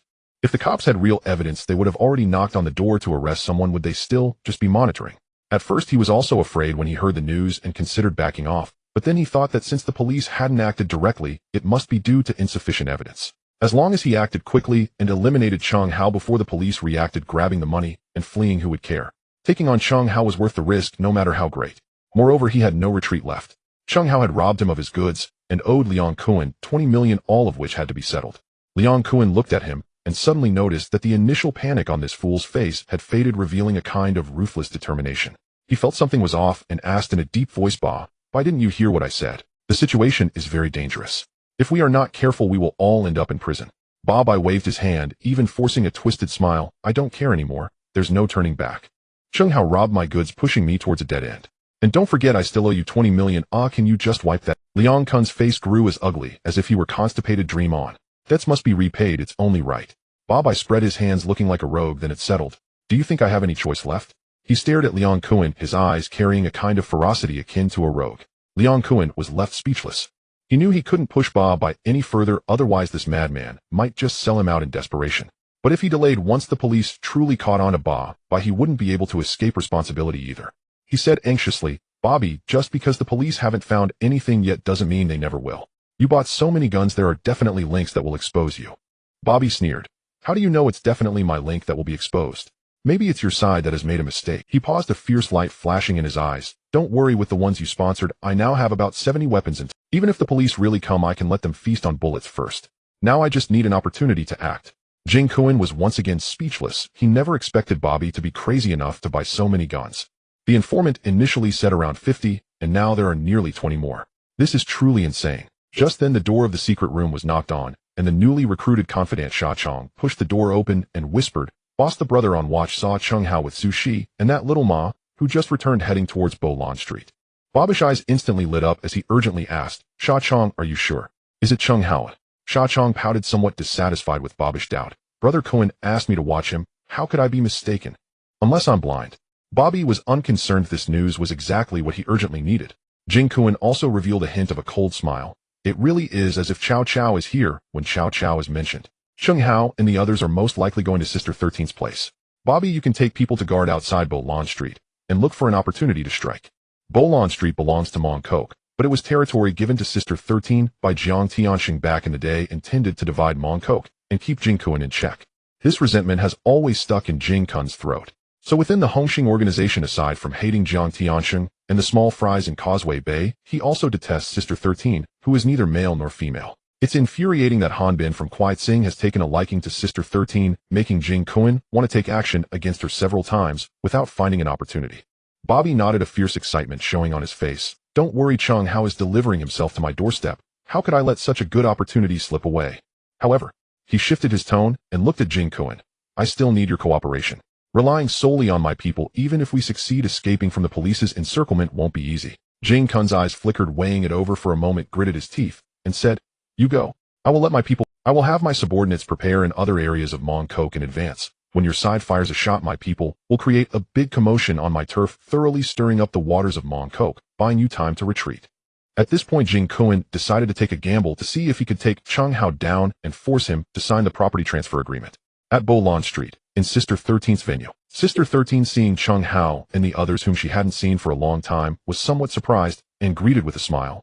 "Oh, what a rare guest. It's been so long since you came here. I thought you forgot this old place of mine." Little Ma immediately began to complain. "Sister, it's not that we don't want to come, but we can't help it." Sister 13 asked in surprise, "Oh, Little Ma, what you say is true. It has indeed been a while since I last saw you. I heard from How that you were sent out to do something." Little Ma smiled. "Yes, I just returned to Hong Kong. So the boss finished receiving me and directly brought me here to relax with you, Sister." Sister 13 looked at Chung Hao in astonishment. How, what new trick are you trying to pull this time?" "I can tell you having money doesn't mean you can squander it. I see your convenience store is offering a 50% discount every day. Oh, it's no wonder you're losing money. Listen to your sister's advice. You can slowly reduce the discount. There's no need to cut it to 50% all at once. 70 or 80% is also fine. Even if you earn a little less, it's better than losing money every day like this." She genuinely felt anxious for Chung Hao, knowing he had money, but he couldn't burn it like this. Even if you want to do good, it has to be sustainable. Don't go bankrupt before you inherit your family's wealth. That would be— Chung Hao knew Sister 13 meant well, smiling as he explained, "Sister, don't worry, it won't be long before my convenience store stops losing money." Sister 13 remained skeptical. "Really? Don't try to fool me." Little Ma chimed in, "Sister, the boss isn't lying to you. I went out this time just for this matter. Only then did Sister 13 believe him patting Chung Hao's shoulder. This should have been the case. Losing so much money every day for no reason makes me feel heartbroken. Those bastards under Jing Kuan must have taken advantage of you too, right? However, you really took down Bobbish goods. That was quite satisfying. She wasn't surprised that Chung Hao knew about this. Han Bin, that dog, basically had no secrets in front of Sister 13. Chung Hao teased, Sister, does Bin and I Han Bin report everything to you? Sister 13 raised her chin a bit smug. Of course, what would Han Bin dare to hide from me? Chung Hao revealed a mischievous smile then. Did Bin and I report how much of his secret stash he has hidden? Sister 13's expression changed, glaring fiercely at Chung Hao. You little brat, are you itching for a beating? Why bring that up? Chung Hao laughed heartily. As a man, even if he is a dog, he should have some secret stash, otherwise being monitored and everything makes life. Sister 13 naturally understood this principle, so she didn't pursue the topic any further, especially since Han Bin himself was the boss of Kwai Tsing and couldn't let her fully control the finances, otherwise how would his subordinates view him? Sister 13 didn't want to continue this topic and instead joked, how I heard you've added 2 beauties by your side, are they sisters? You little rascal, are you playing around? Does Ru Nan and Jia Wen have any objections? She didn't forget to make up for what Chung Hao teased her with earlier. Little Ma was stunned and looked at Chung Hao. Boss, is that true? I only saw one Ling Zhu. Sushi smiled and explained, Ling Zhuer's younger sister is called Ling Shan Shan, and she works over in Kuntong. It's far from there, and we haven't set up a company location yet, so you haven't seen her. Zhuer came back early because she has matters to attend to in Kwai Tsing, and also needs to manage the company's finances, so she finished her work and returned to settle accounts. Little Ma understood, and then sulkily muttered, how boring. So all the beauties in the company belong to the boss. Alas, he exaggeratedly sighed. Looks like I can only develop outside now. Sister 13 was almost laughing at him. However, what Little Ma said was also true. The core women in Chung Hao's company seemed to have a close relationship with him. Ru Nan and Jia Wen are already rare beauties. Sister 13 couldn't help but be curious about what the 2 Ling sisters looked like to catch Chung Hao's eye. She knew Chung Hao had high standards when it came to choosing people. Chung Hao shook his head. Sister, when did you become so gossipy? But you're mistaken about one thing, Azure and the others are just my employees, not the kind of relationship you imagine. Sister 13 smiled knowingly. Am I not familiar with you? Didn't Xiaoma just say it? Even your subordinates think so, what more do I need to say? This remark made Su Shi and Xiaoma burst into laughter. Indeed, even if Chung Hao himself had no such intentions, the way Ling Zhuer looked at him was evident to many in the company. The admiration and subtle affection in her gaze were impossible to conceal. Chung Hao waved his hand. All right, enough. Today is mainly to welcome Xiaoma. Sister, you take care of the arrangements. Sister 13 decided to stop. While the going was good, as going too far would be inappropriate. She knew Xiaoma's preferences. The accompanying drink girls she summoned were all voluptuous, skilled in flattering, and adept at making people happy. Sure enough, they delighted Xiaoma, leaving him grinning ear to ear, completely oblivious. Chung Hao and Su Shi were relatively casual. Chung Hao looked down on these women of the night. Su Shi, on the other hand, was resolute, unaffected by the allure of beautiful faces. He did not dislike women, or rather he was conservative and preferred decent girls from reputable families.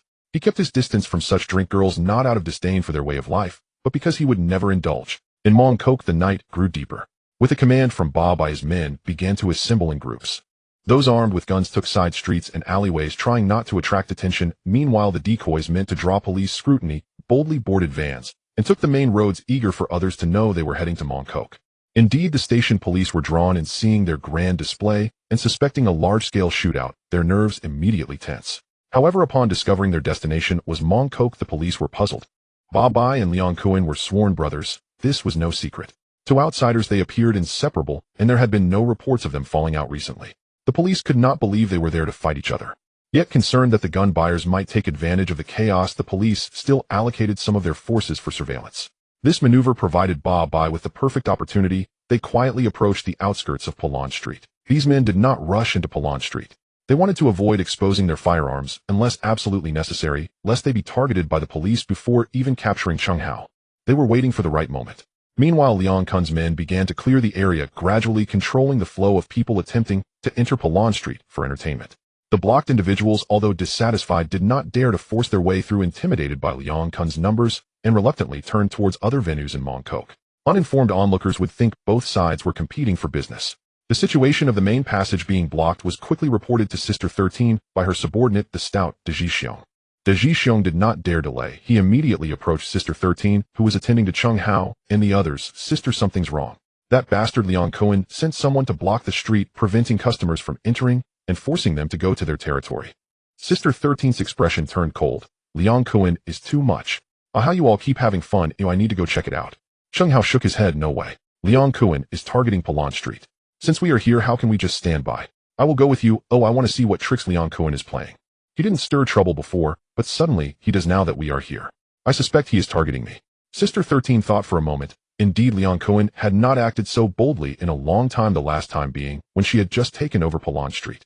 Recently, there had been no conflicts between the two sides. His sudden move was indeed suspicious.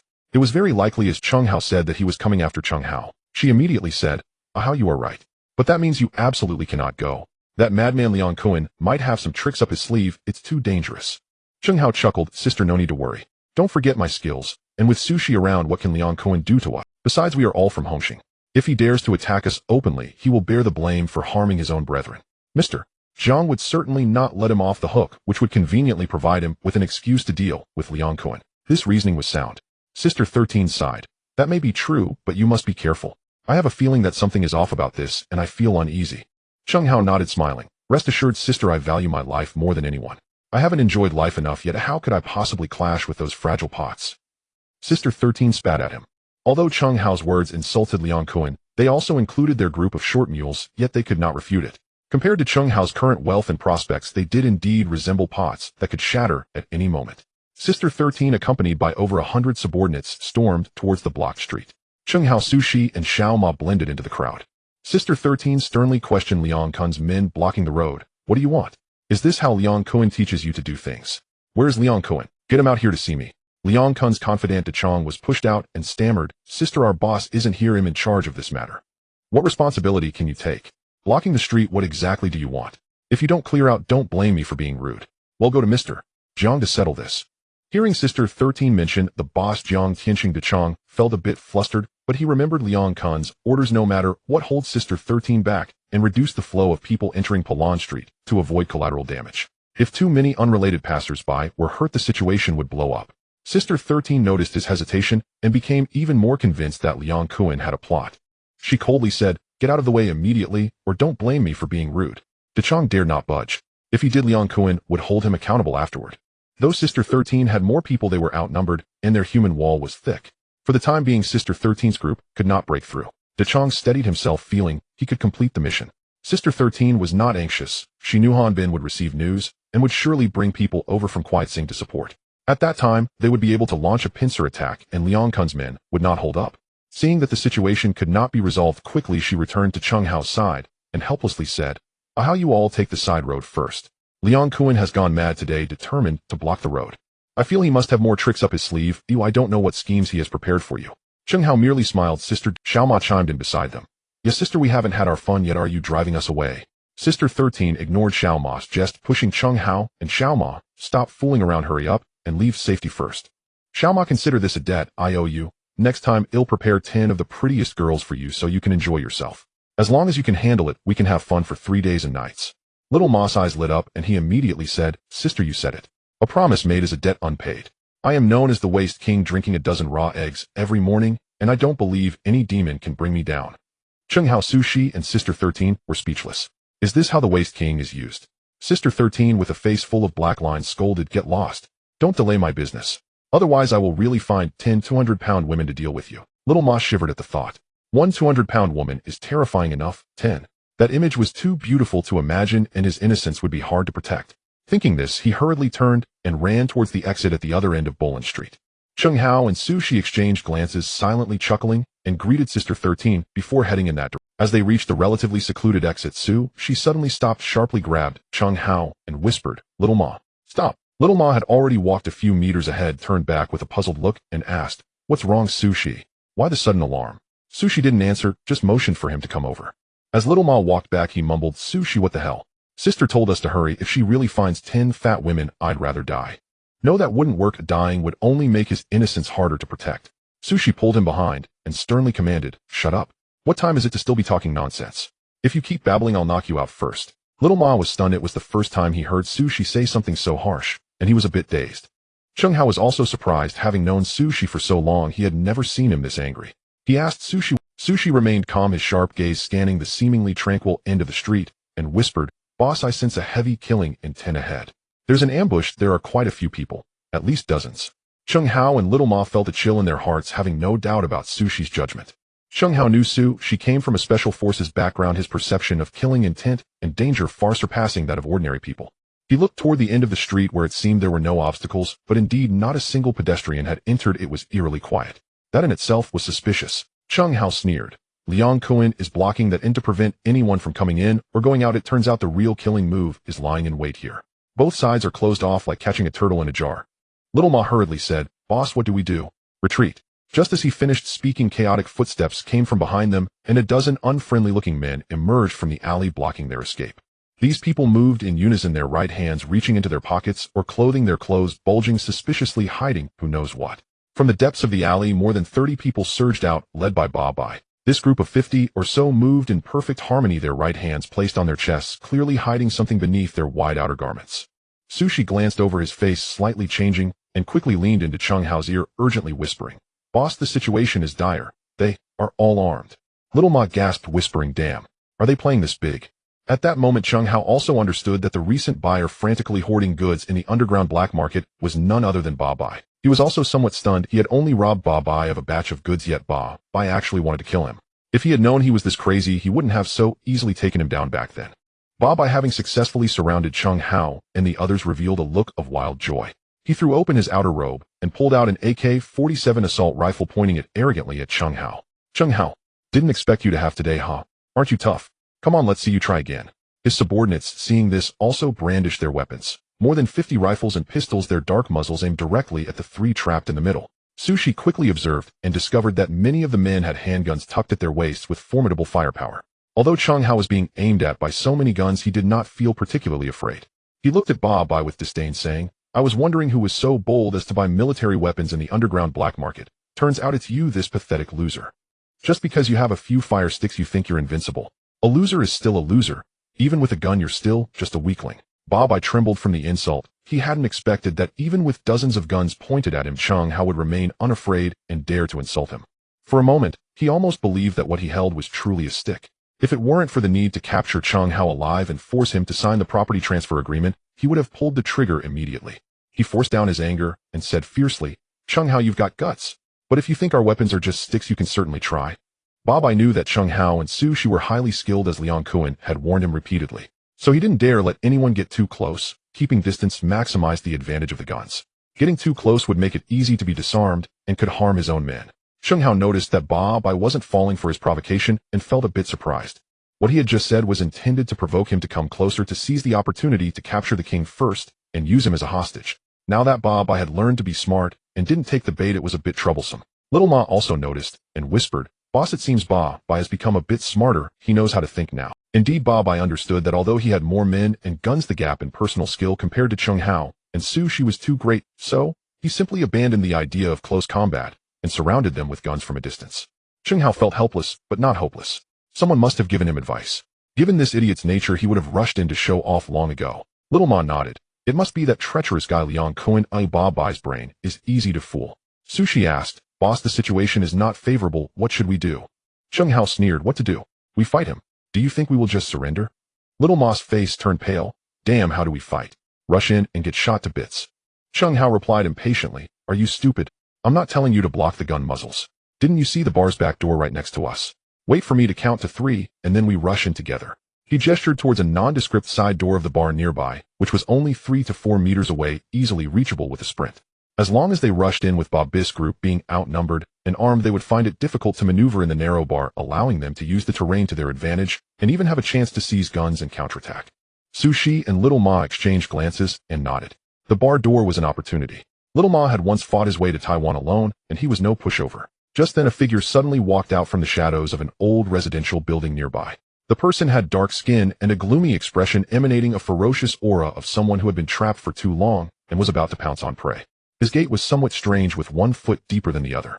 Sheng Hao and Sushi were both startled upon seeing this person, immediately realizing he was a master. Sheng Hao felt the figure looked familiar, and upon seeing his feet, he noticed the boots seemed deliberately elevated, and he suddenly remembered Feng Yuxiu, the martial arts enthusiast from the movie A Man's Martial World.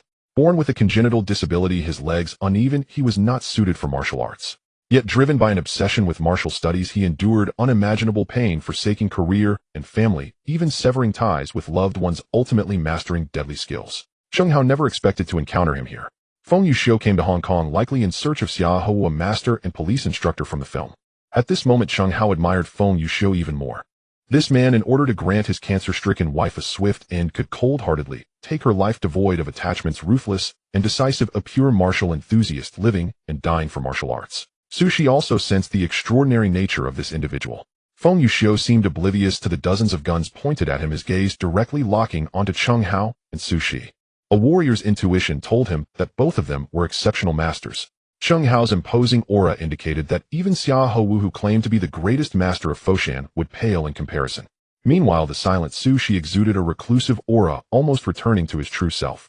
The martial enthusiast Feng Yuxiu felt a surge of joy. He had thought Xia Hou was at his peak, but unexpectedly encountered two masters who were either equal to or even stronger than him. However, the armed fools surrounding them heightened his murderous intent. A warrior should die at the hands of another warrior. That is their fate. Dying beneath a hail of bullets is the greatest mockery. In an instant he pondered how to assist these two in escaping. Cheng Hao glanced at him and said, "This does not concern you, leave quickly. To avoid accidental injury, bullets have no eyes." Hearing this, Feng Yuxiu deeply regarded Cheng Hao for a moment, fell silent, and indeed turned around, limping away into the shadows. Seeing this, Ba Bai let out a slight sigh of relief. Unless absolutely necessary, he did not want to complicate matters by shooting. His goal was to capture Cheng Hao alive. Cheng Hao suddenly whispered, "On my count 3. Little Ma was taken aback. Wasn't it supposed to be 1, 2, 3 before running? Why count directly to 3? Before he could process it, Cheng Hao grabbed the back of his collar and forcefully hurled him like a sandbag towards the side. Little Ma barely managed to let out a short cry of surprise, ouch. At the same time, Cheng Hao and Sushi sprang into action.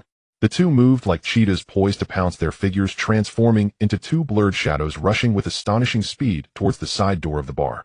Ba Bai and his men were completely unprepared for such decisiveness, especially as they broke the norm, taking action immediately after counting to 3, leaving them momentarily stunned. By the time they regained their senses, Cheng Hao and She had already followed the throne, Little Ma rushing into the bar. Little Ma landed painfully on the floor of the bar, gritting his teeth in agony. She quickly approached, pulling his feet to drag him behind the bar for cover. Little Ma cried out, "Boss, why did you count to 3 directly?" Sushi scolded in a low voice, "Are you stupid? If we counted in order, Ba Bai and the others would be on guard. It had to be unexpected to charge in." Little Ma retorted, "But you can't treat me like a human cannonball. I have..." Cheng Hao scoffed, "Are you not aware of your own abilities? With those old limbs, just run and wait to become a target." Little Ma fell silent. Compared to his life, dignity seemed less important. Outside the bar, Ba Bai saw the prize slip away. Although it hadn't truly escaped, it had hidden inside the building, infuriating him. Damn it. Get in there. Anyone who resists break their arms and legs. He was anxious. Time was tight. If they delayed any longer, the police would arrive, and they would truly be unable to escape. Outside the bar, Ba Bai's subordinates began to close in on the entrance. Meanwhile, in the shadows not far away, Feng Yuxiu, who had just left, had quietly returned, standing there silently, his murderous intent even stronger than before. A warrior cannot tolerate peers dying beneath a rain of bullets. Ultimately, Ba Bai feared his men getting mistakenly harmed, so he dared not let them charge in recklessly. He only sent 5 to lead the charge, followed by another 10, intending to gradually squeeze into the bar, using numbers and firepower to suppress Cheng Hao. He himself stayed firmly at the main entrance with over 30 loyal subordinates, and sent another 5 to quietly circle to the back door, determined to completely seal off Cheng Hao's escape route, making it impossible for him to fly away. At this moment, the bar was devoid of other patrons. When Cheng Hao and Ba Bai had their tense confrontation at the entrance, anyone with a bit of sense had smelled danger and had slipped out the back door. Thus now in the vast bar, only Cheng Hao, Sushi, and Little Ma remained, which also spared them the trouble of accidentally harming innocents. Having just experienced a life-and-death moment, Little Ma curled up in a corner behind the bar, gasping for breath, his heart racing with fear and anxiety surging within. Taking advantage of the gap before Ba Bai's men fully surged in, She stealthily made his way to the back door. He first listened intently to the sounds outside, daring not to rush out, his gaze sweeping over the stacked empty wine boxes, and an idea struck him. He casually grabbed an unopened beer bottle from the box, popped off the cap, then crouching low, carefully rolled the bottle out through the door gap. Bang! Bang! Bang! Almost as soon as the beer bottle rolled out of the door gap, a flurry of gunfire erupted. Bullets struck the cement floor, sparking, and the beer bottle exploded in response, shards of glass and liquid splattering everywhere. Suzai's heart sank, his expression turning grave. Indeed, the escape route had been blocked. He inwardly cursed those fools who took the back route, shooting without verifying. If stray bullets hit Cheng Hao inside, Ba Bai's dream of kidnapping and extorting would be dashed on the spot. Inside the bar, both Cheng Hao and Little Ma heard the gunfire coming from the back door, their hearts tightening. The escape route was cut off. They had truly become fish in a barrel, forced to fight to the death using the bar's complex terrain. Outside the main entrance, Bob I also heard the gunfire from the back door, his face changing drastically, cursing furiously. Which blind fool is shooting wildly? Damn it, look clearly. If Chung Hao gets shot, I won't get a single cent. Everyone be careful. The subordinates guarding the main entrance also cursed the idiots at the back. Once gunfire erupted, the neighbors were alarmed, and the police would arrive in an instant. Wasn't that just asking for? At the other end of Boland Street, Sister 13 was confronting the foolish Chong. Suddenly, she heard a dense gunfire coming from the direction of the streets, and her complexion instantly turning ashen. She abruptly turned her head, glaring fiercely at Fool Chong, demanding, "Fool Chong, is this your doing again?" Fool Chong felt a chill at her gaze, but still stubbornly defended, "You don't slander me. I don't know anything." Before he could finish, the gunfire from the streets erupted again, fiercer and more intense. Bang, bang, bang.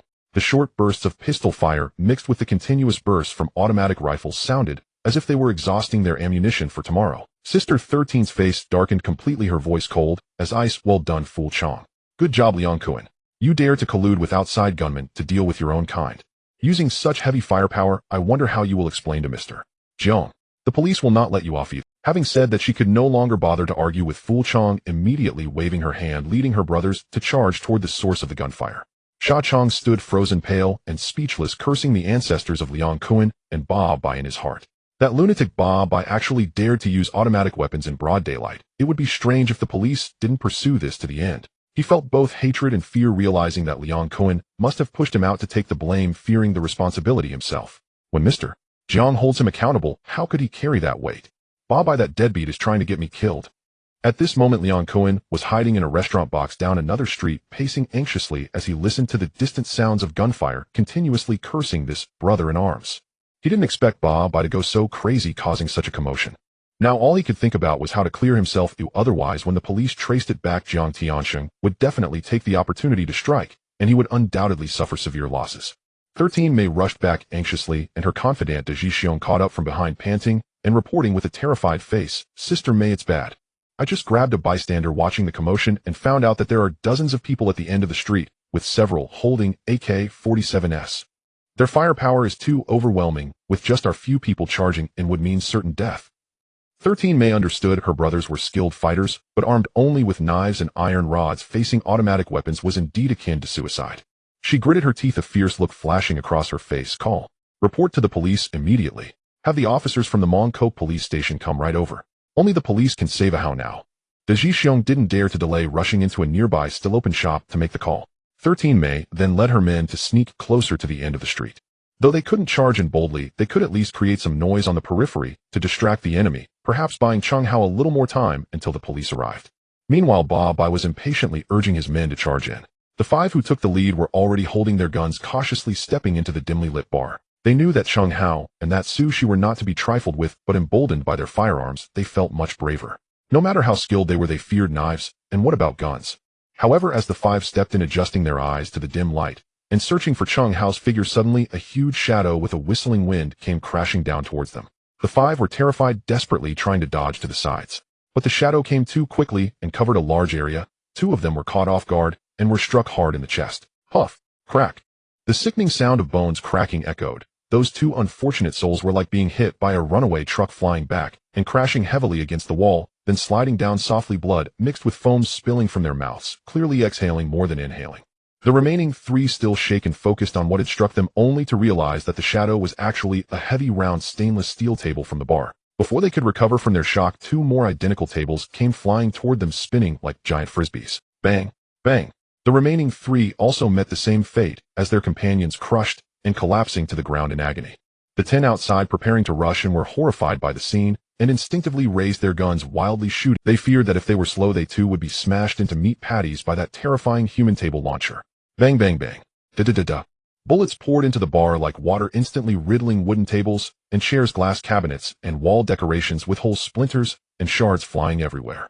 Ba Bai, seeing the chaotic gunfire inside, was initially stunned, then quickly reacted, jumping and shouting, "For the love of God, stop. If people die, there goes the money. Not a cent left." Hearing his shout, his men finally released the triggers in fear. But it was already too late. Many, gripped by fear, had kept their fingers on the triggers, and now their magazines were empty. This group of people was a rabble working for money without proper training, and when startled, they just kept firing. Ba Bai cursed angrily, grabbing a younger brother to shield himself, and bravely peeked into the bar. Inside was a scene of chaos with bullet holes and debris everywhere, making him furious as he shouted, "Are you all out of your minds? You were scared by just 3 people like this?" He shouted again, "What are you still standing there for? Go in and see if Chung Hao is dead." At that moment he regretted bringing along such fools. With the gunfire so intense the police were definitely on their way. The more than 30 subordinates behind him also looked grimly at the 10 chaotic shooters in front, their hearts filled with hatred for the 5 who had first fired near the back door. If it weren't for those fools firing near the back door, and if the front group hadn't fired randomly, they might have already subdued Chung Hao and tied him up. Now with the gunfire ringing out, the situation had escalated completely. Even if they managed to get the money in the end, it would be hard to find a foothold in Hong Kong in the future. The 10 in front also realized they had caused a huge mess, hurriedly replacing magazines while steeling themselves to Chung Hao, not waiting for them to fully enter, grabbed a relatively intact thick table and swung it like a giant fly swatter, fiercely slapping towards the 2 charging gunmen. Bang! The 2 screamed as they were sent flying, crashing into a pile of tables and chairs. The others, horrified, quickly raised their guns to aim at Chung Hao. At that moment she darted back like a ghost from the back door, holding 2 makeshift Molotov cocktails made of alcohol and rags lit with a lighter, and threw them with all his might. Bang! Bang! The 2 Molotovs struck perfectly among the crowd, flames bursting forth, igniting the clothes of 2 gunmen, while others caught sparks and panicked, abandoning their weapons and rolling on the ground desperately, trying to extinguish the flames. Sushi seized this fleeting opportunity, rushing forward like a leopard, closing in on the 2 gunmen, frantically dodging the flames, his hand gleaming with the kitchen knife he had taken from the back kitchen, slicing accurately across their throats. As blood sprayed, he deftly kicked the 2 still smoking handguns on the ground towards the young man hiding behind the bar. "Catch it. Xiaoma, consider this a debt I owe you. Next time I'll prepare 10 of the prettiest girls for you so you can enjoy." Among the group his skills were the worst. In the past he was merely a bystander in fights. But now with dual guns in hand, everything felt different. He checked the magazine, surprisingly full, and couldn't help but reveal a fierce smile. Bang! Bang! Bang! The gunshots erupted in the confined space, this time fired by Little Ma. The gunmen on the ground, writhing in agony or trying to get up, were instantly hit in vital spots by bullets, twitching a few times before falling silent. Outside the bar, Bai and his subordinates listened as flashes of gunfire erupted inside, followed by chilling screams, then a few clean gunshots, and soon after the cries abruptly ceased, leaving everyone stunned. How long had they been inside? Another setback. Out of the 50 men Bai brought, more than a third had already been lost without even touching Chung Hao's clothes. One subordinate trembled, his voice shaking. "Boss, something's not right. We've lost dozens more. Their weapons. They must have fallen into Chung Hao's hands. It's going to be hard to capture any alive now." Bai took a deep breath, a fierce glint flashing in his eyes. He knew there was no turning back now. "If we can't capture them alive, then we kill them," he said harshly. "If we let him leave alive today, we're the ones who will die. Have you forgotten how formidable Chung Hao and his subordinates are? Once they recover, it won't be easy for us to escape." At this point there's nothing more to say. The subordinates recalled how Chung Hao had almost beaten Bai to death in front of everyone with a wolf fang club, and the recent grim fate of their companions inside made their hearts chill. Having offended someone like Chung Hao, who had money, men, and incredible strength, they knew that if they didn't strike first, they wouldn't even sleep soundly in the future.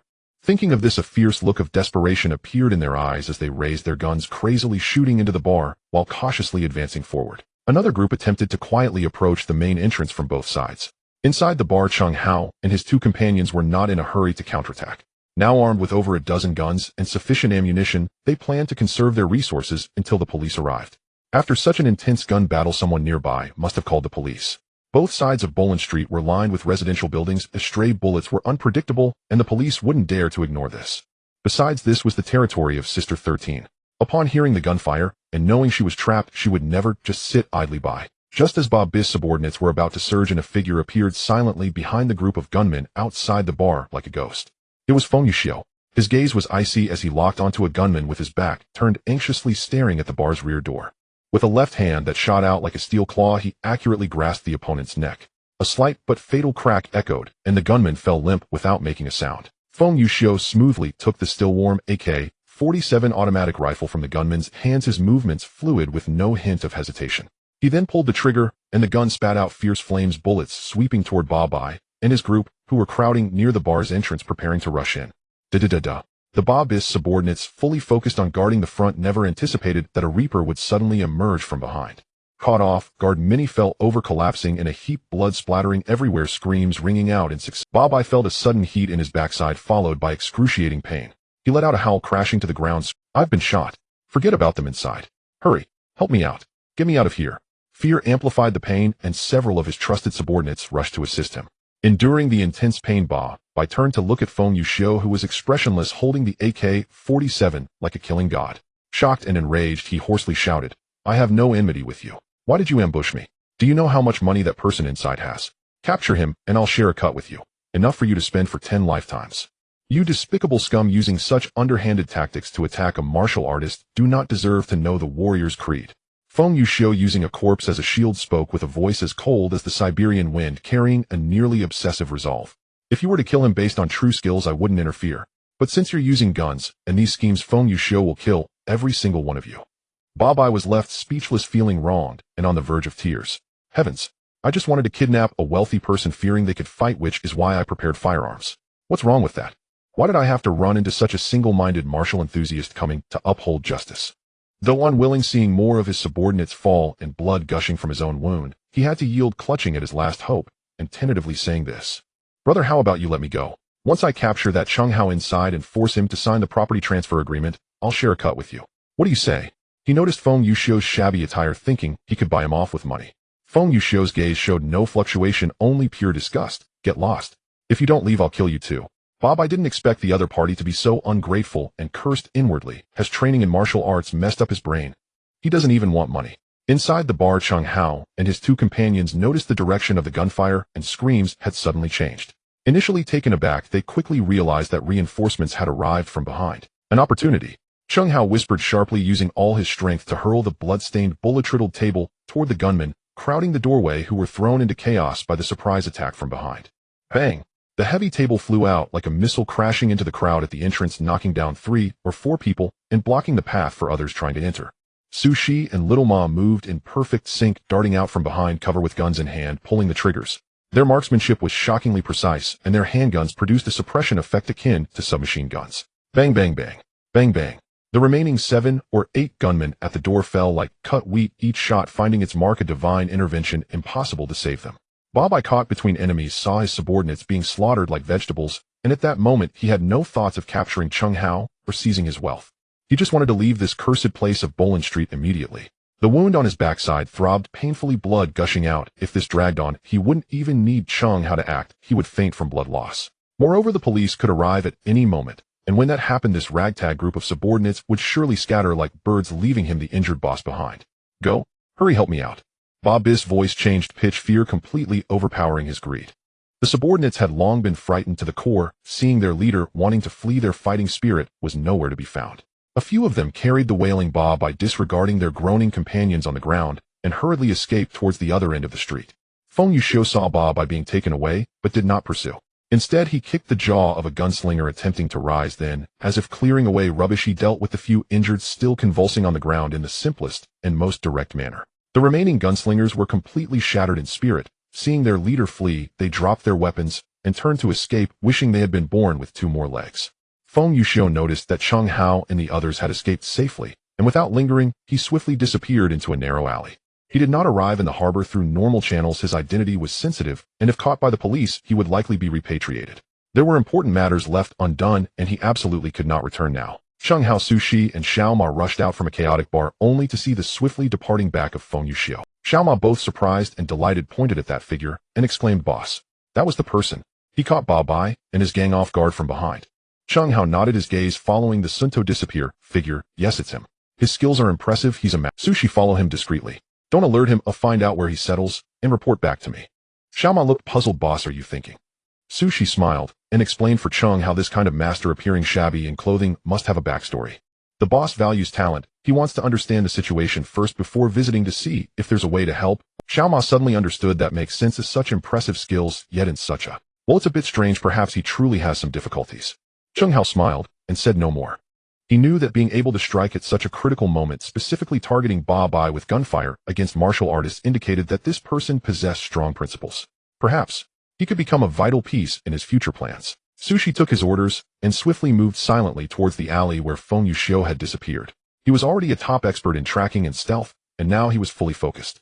Not long after Su Shi left, hurried footsteps approached, and San Mei along with her subordinates finally arrived. Seeing the bodies scattered at the bar entrance and street, San Mei's face turned pale as she rushed to Cheng Hao, scrutinizing him from head to toe. "How? Are you okay?" I was just blocked by that fool Chong at the street corner. As soon as I heard gunfire, I knew things were bad. I had to Ji Xiong call the police immediately and hurried over with the brothers. What about Su Shi? Is he alright? She didn't see Su Shi and her expression changed again. Cheng Hao quickly reassured her sister, May, don't worry, Su Shi is fine. I sent him to handle something. Earlier when Ba Bai attacked us, we were saved by a righteous hero who ambushed Ba Bis men from behind. Otherwise we wouldn't have escaped so easily. That hero helped us significantly, yet left without a word. I told Su Shi to find him. This kindness must be remembered and properly thanked. San Mei nodded repeatedly, her face showing appreciation. How you're right, one must repay kindness, it's the right thing to do. She then nervously glanced around and sighed, I never expected Ba Bai to be so insane, bringing so many. Fortunately, you have great fortune and survived this calamity. At a glance, there were already over 10 bodies outside the bar, and there were likely more inside. In this short time, over 30 lives had been lost. San Mei was secretly astonished. If she had been in that dire situation, she would have likely been shot to pieces long ago.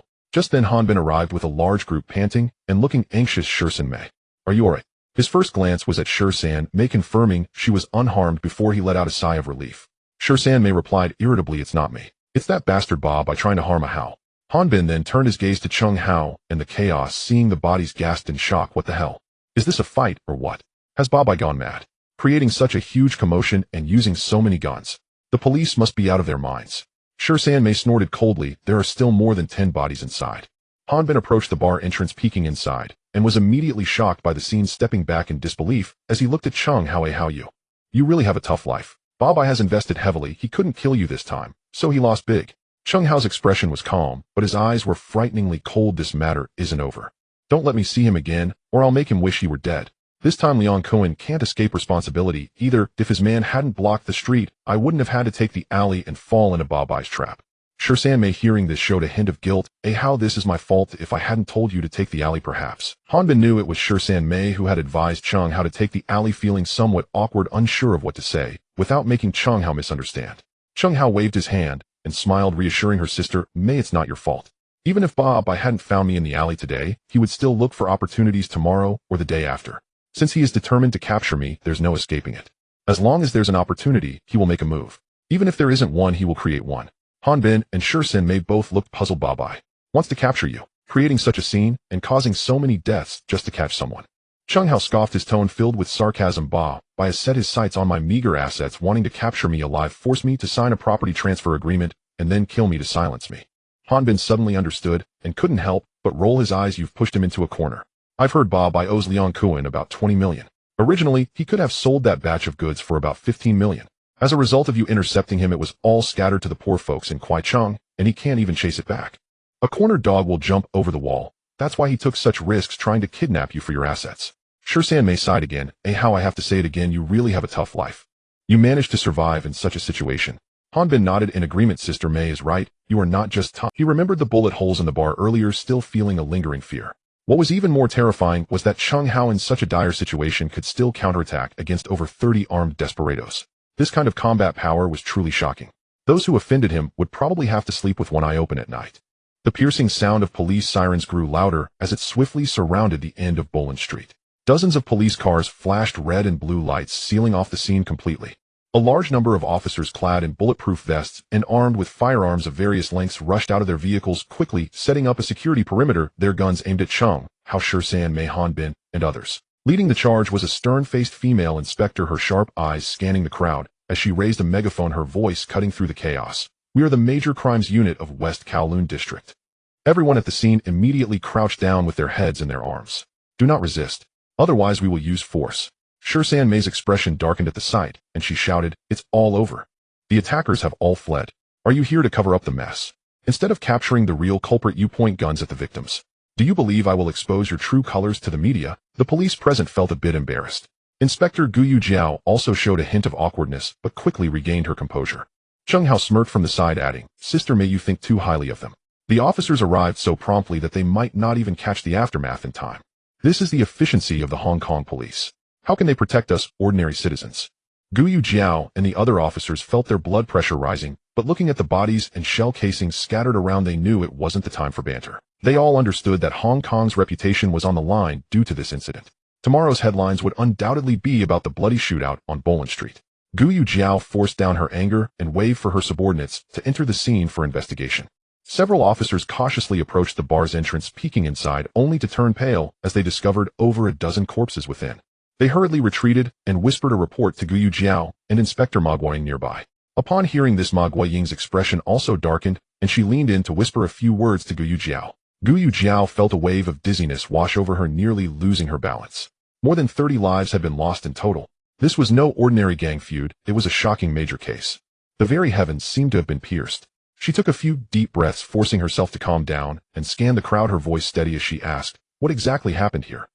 Who are you people? What is your connection to this incident?" Shisan, Mei, and Han Bin exchanged glances, and in unison pointed to Cheng Hao, with Shisan, Mei speaking up, "The dead on the ground are the subordinates of Ba Bai.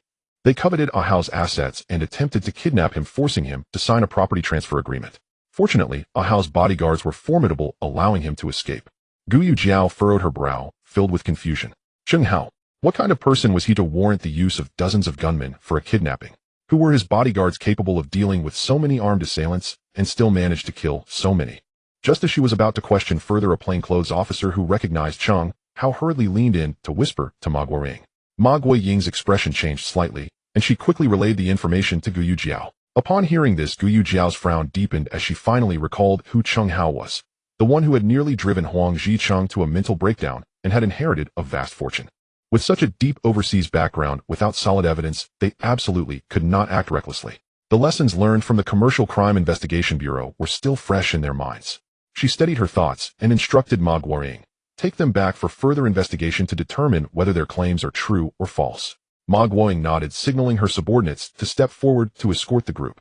A rather impatient female officer, Su Shaoli, stepped up ready to cuff Cheng Hao. Xiaoma immediately stepped in front of Cheng Hao, coldly stating, "What do you think you're doing? Understand this, we are the victims, not the criminals." Shisan Mei and Han Bin's subordinates also glared angrily. Su Shaoli was unyielding, sternly declaring, "Whether you are criminals or victims is not for you to decide. It must be determined through investigation. Until the situation is clarified, you all are suspects. Comply and put on the handcuffs, or do not blame us for being rude." Su Shaoli was straightforward and held a strong disdain for the arrogant demeanor of these gangsters. Her partner Li Zhanfeng quickly pulled her back, signaling her not to be so aggressive. If it turned out that Cheng Hao and the others truly were the victims in the end, treating them this way could invite complaints that the police department couldn't handle.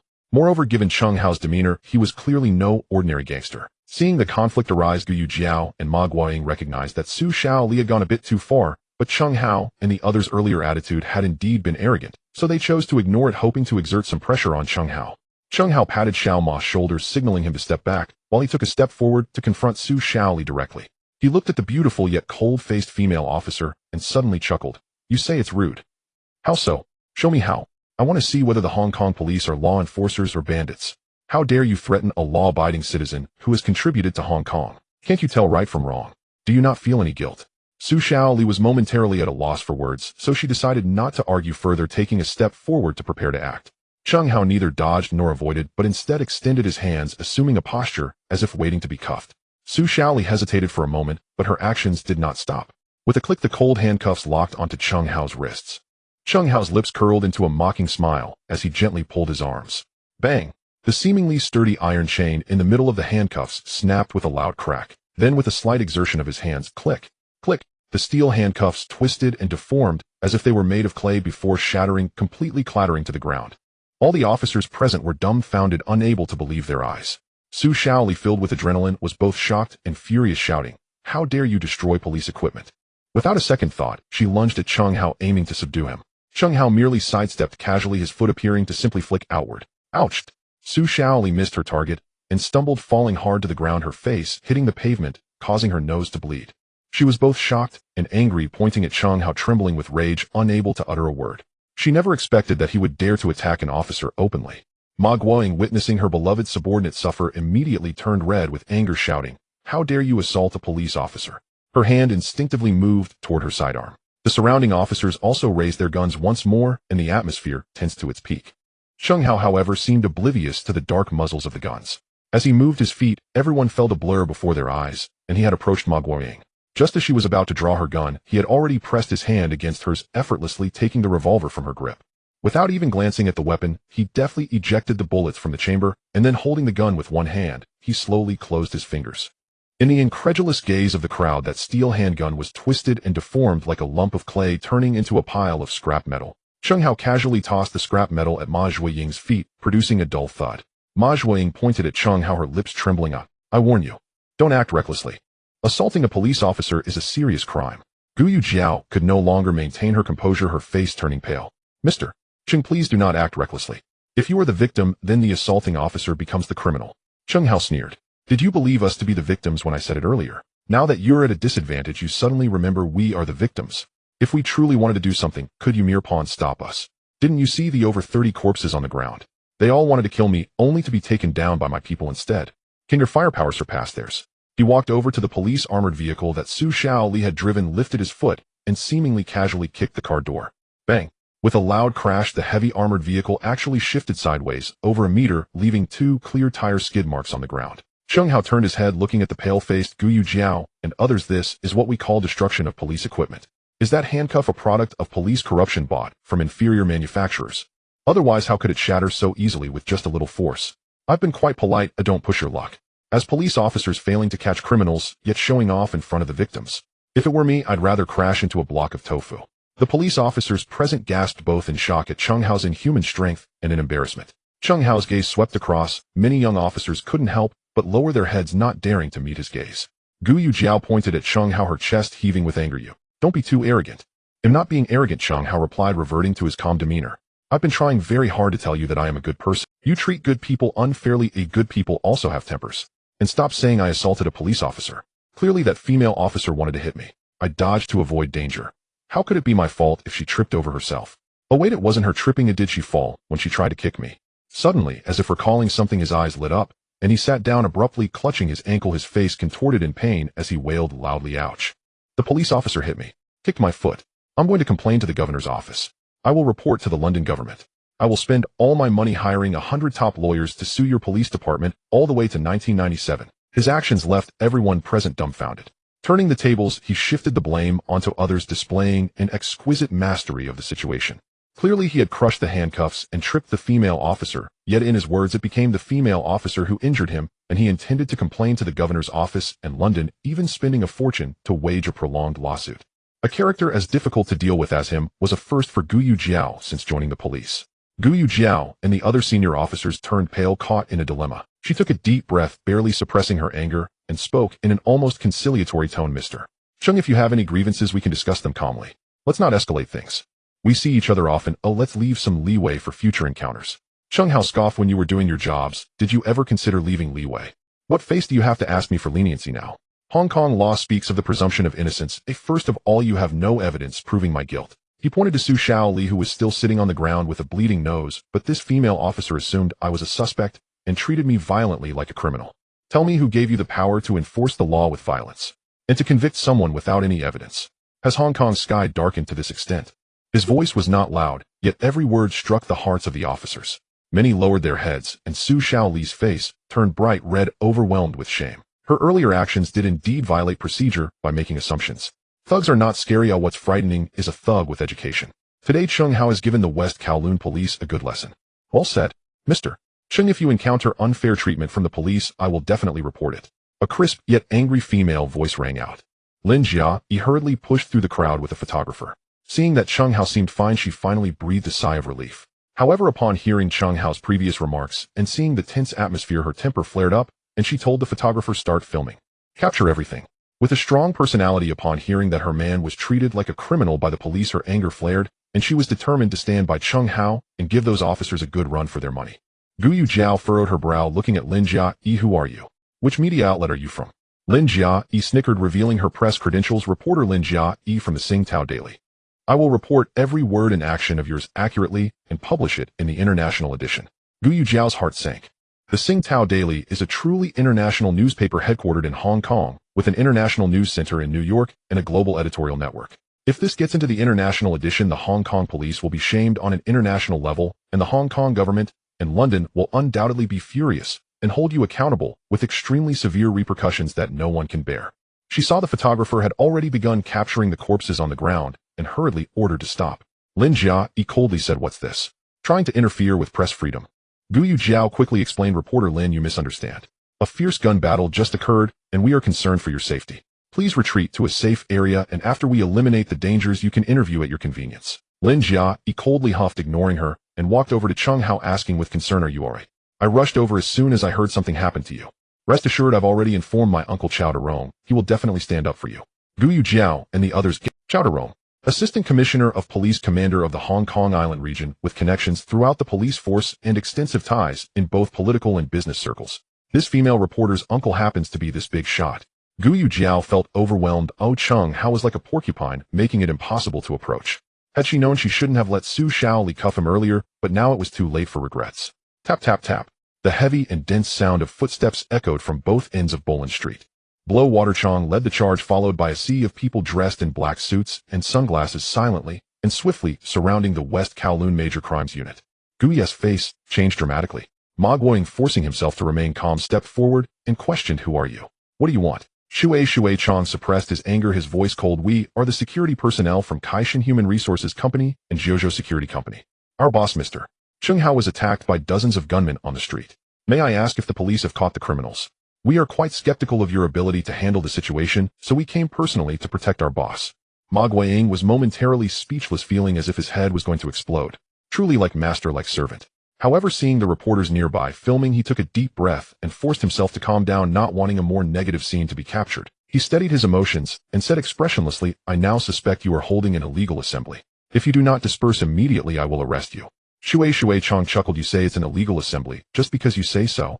Let someone bring our company's documentation to show this, madam, so she knows we are a legally registered company." Ling Shanshan immediately took out the prepared document copies and handed them over. Ma Guoying gritted his teeth as he took them for verification, only to find that they were indeed legitimate registered company documents. Shui Chong said with a light laugh, "Madam, the documentation is legal and compliant, right? Please stop slandering us for a legal assembly. We are simply legitimate security personnel here to protect our boss, who was just attacked." Ma Guoying was furious, pointing at the documentation of Kaishan Human Resources Company. "I have no objections to protecting the boss, but what about this person from Kaishan Human Resources Company? Don't tell me they are also security." He wanted to see how the other side would explain. Shui Chong, however, remained unperturbed, as Chung Hao had long provided a strategy for such situations. He sneered, "What kind of person goes blind at such a young age? What are you talking about? If your eyes weren't blind, wouldn't you see that the bosses of both companies are the same person? We just made some internal personnel adjustments. Do we need to report that to you? What does Kaishan Human Resources imply? Can't you figure it out from the name?" Jiuzhou Security was concerned about insufficient manpower to protect the boss, so they verbally requested Kaishan Human Resources to temporarily dispatch some personnel. Everyone present is from Jiuzhou Security. They are just divided into regular and temporary workers. Do you understand? If you still don't get it, I suggest you read more books to comprehend human language. Ma Guoying was nearly choked by his barrage of words, feeling as if he might faint. Around them, the subordinates of Shirsen Mei and Han Bin cheered, witnessing the police being repeatedly put down in front of one person, and it was even in Chung Hao's presence. Shirsen Mei and Han Bin secretly laughed. They had also felt frustrated about the handcuff incident earlier. Now seeing the West Kowloon team furious, yet helpless, it felt as refreshing as eating ice cream in the summer. The people brought by Shui Chong stood in silence, neatly lined up, and were as quiet as a mouse, but their spirits were high, indicating they were well trained. Shirsen Mei and Han Bin watched in amazement. Ordinary gangsters wouldn't understand such discipline. Those who could be trained like this possessed combat capabilities that far exceeded imagination. Guyu knew she couldn't gain any advantage in a verbal confrontation side, and approached Chung Hao, lowering her voice, nearly pleading, "Mr. Chung, can you let your people withdraw for now? I admit we were wrong earlier, and I sincerely apologize. However, I still hope you can come back with us to assist in the investigation. This incident resulted in the deaths of over 30 people. Without clarifying the matter, we cannot explain it to the public. Otherwise, no one will have a good time." Ultimately, she set aside her pride and sought peace. Chung Hao looked at her drastic change in attitude and smiled. "I actually preferred your earlier rebellious demeanor." Guyu's expression darkened even further, but she dared not retort. Chung Hao, seeing her like this, also lost interest in further provocation. "All right, I will go back with you to assist in the investigation. If Babai wants to kill me, I hope you can catch him quickly. A thug capable of gathering dozens of gunmen to fire in a busy market is not just a criminal, but can also be considered a terrorist." He waved to Shui Chong. Shui Chong hurried over, anxiously asking, "Boss, are you okay? I just received a call from Deji Xiong, and I was almost scared to death." Big Sis and the others were also very worried. They were supposed to come together, but I stopped them. For safety's sake, I sent them to IKEA first. Chung Hao nodded in satisfaction. "You did well. Going to IKEA is indeed a good choice. Right next to it is the police headquarters of Hong Kong Island. Even Babai wouldn't have the guts to cause trouble next to the police." Guyu rolled her eyes at this and had to admire Chung Hao's cunning. A person from a gangster background actually set up his company next to the police headquarters, turning it into a natural protective umbrella. Now she finally understood why Huang Jicheng had fallen so badly. A character as troublesome as Cheng Hao was truly a nightmare for the police. She now only hoped to quickly prove Cheng Hao's innocence and never have to deal with this person again in her life.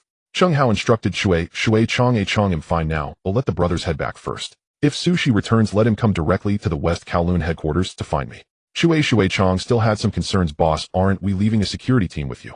I'm afraid. Cheng Hao waved his hand, just leave a small team. Don't worry too much, or once the investigation is over they will naturally escort me back. They wouldn't dare not to escort me. If I had an accident on the way back, the police couldn't bear that responsibility. Gu Yu and the others were once again left speechless. Oh, Cheng Hao was absolutely right. Shui Chong then ordered the main force to retreat back to Saiwan while he personally selected 12 of the most elite individuals to form a small team to accompany Cheng Hao to the West Kowloon headquarters. Lin Jia, he also expressed the desire to go along. Ling Shanshan wanted to stay, but was forcibly pulled away by Shui Chong. After Feng Yuxiu hurriedly left Bolon Street, he did not return directly to his residence. He deliberately chose the most secluded and deserted alleys, taking a huge detour, and only turned back after confirming that there were absolutely no tails behind him.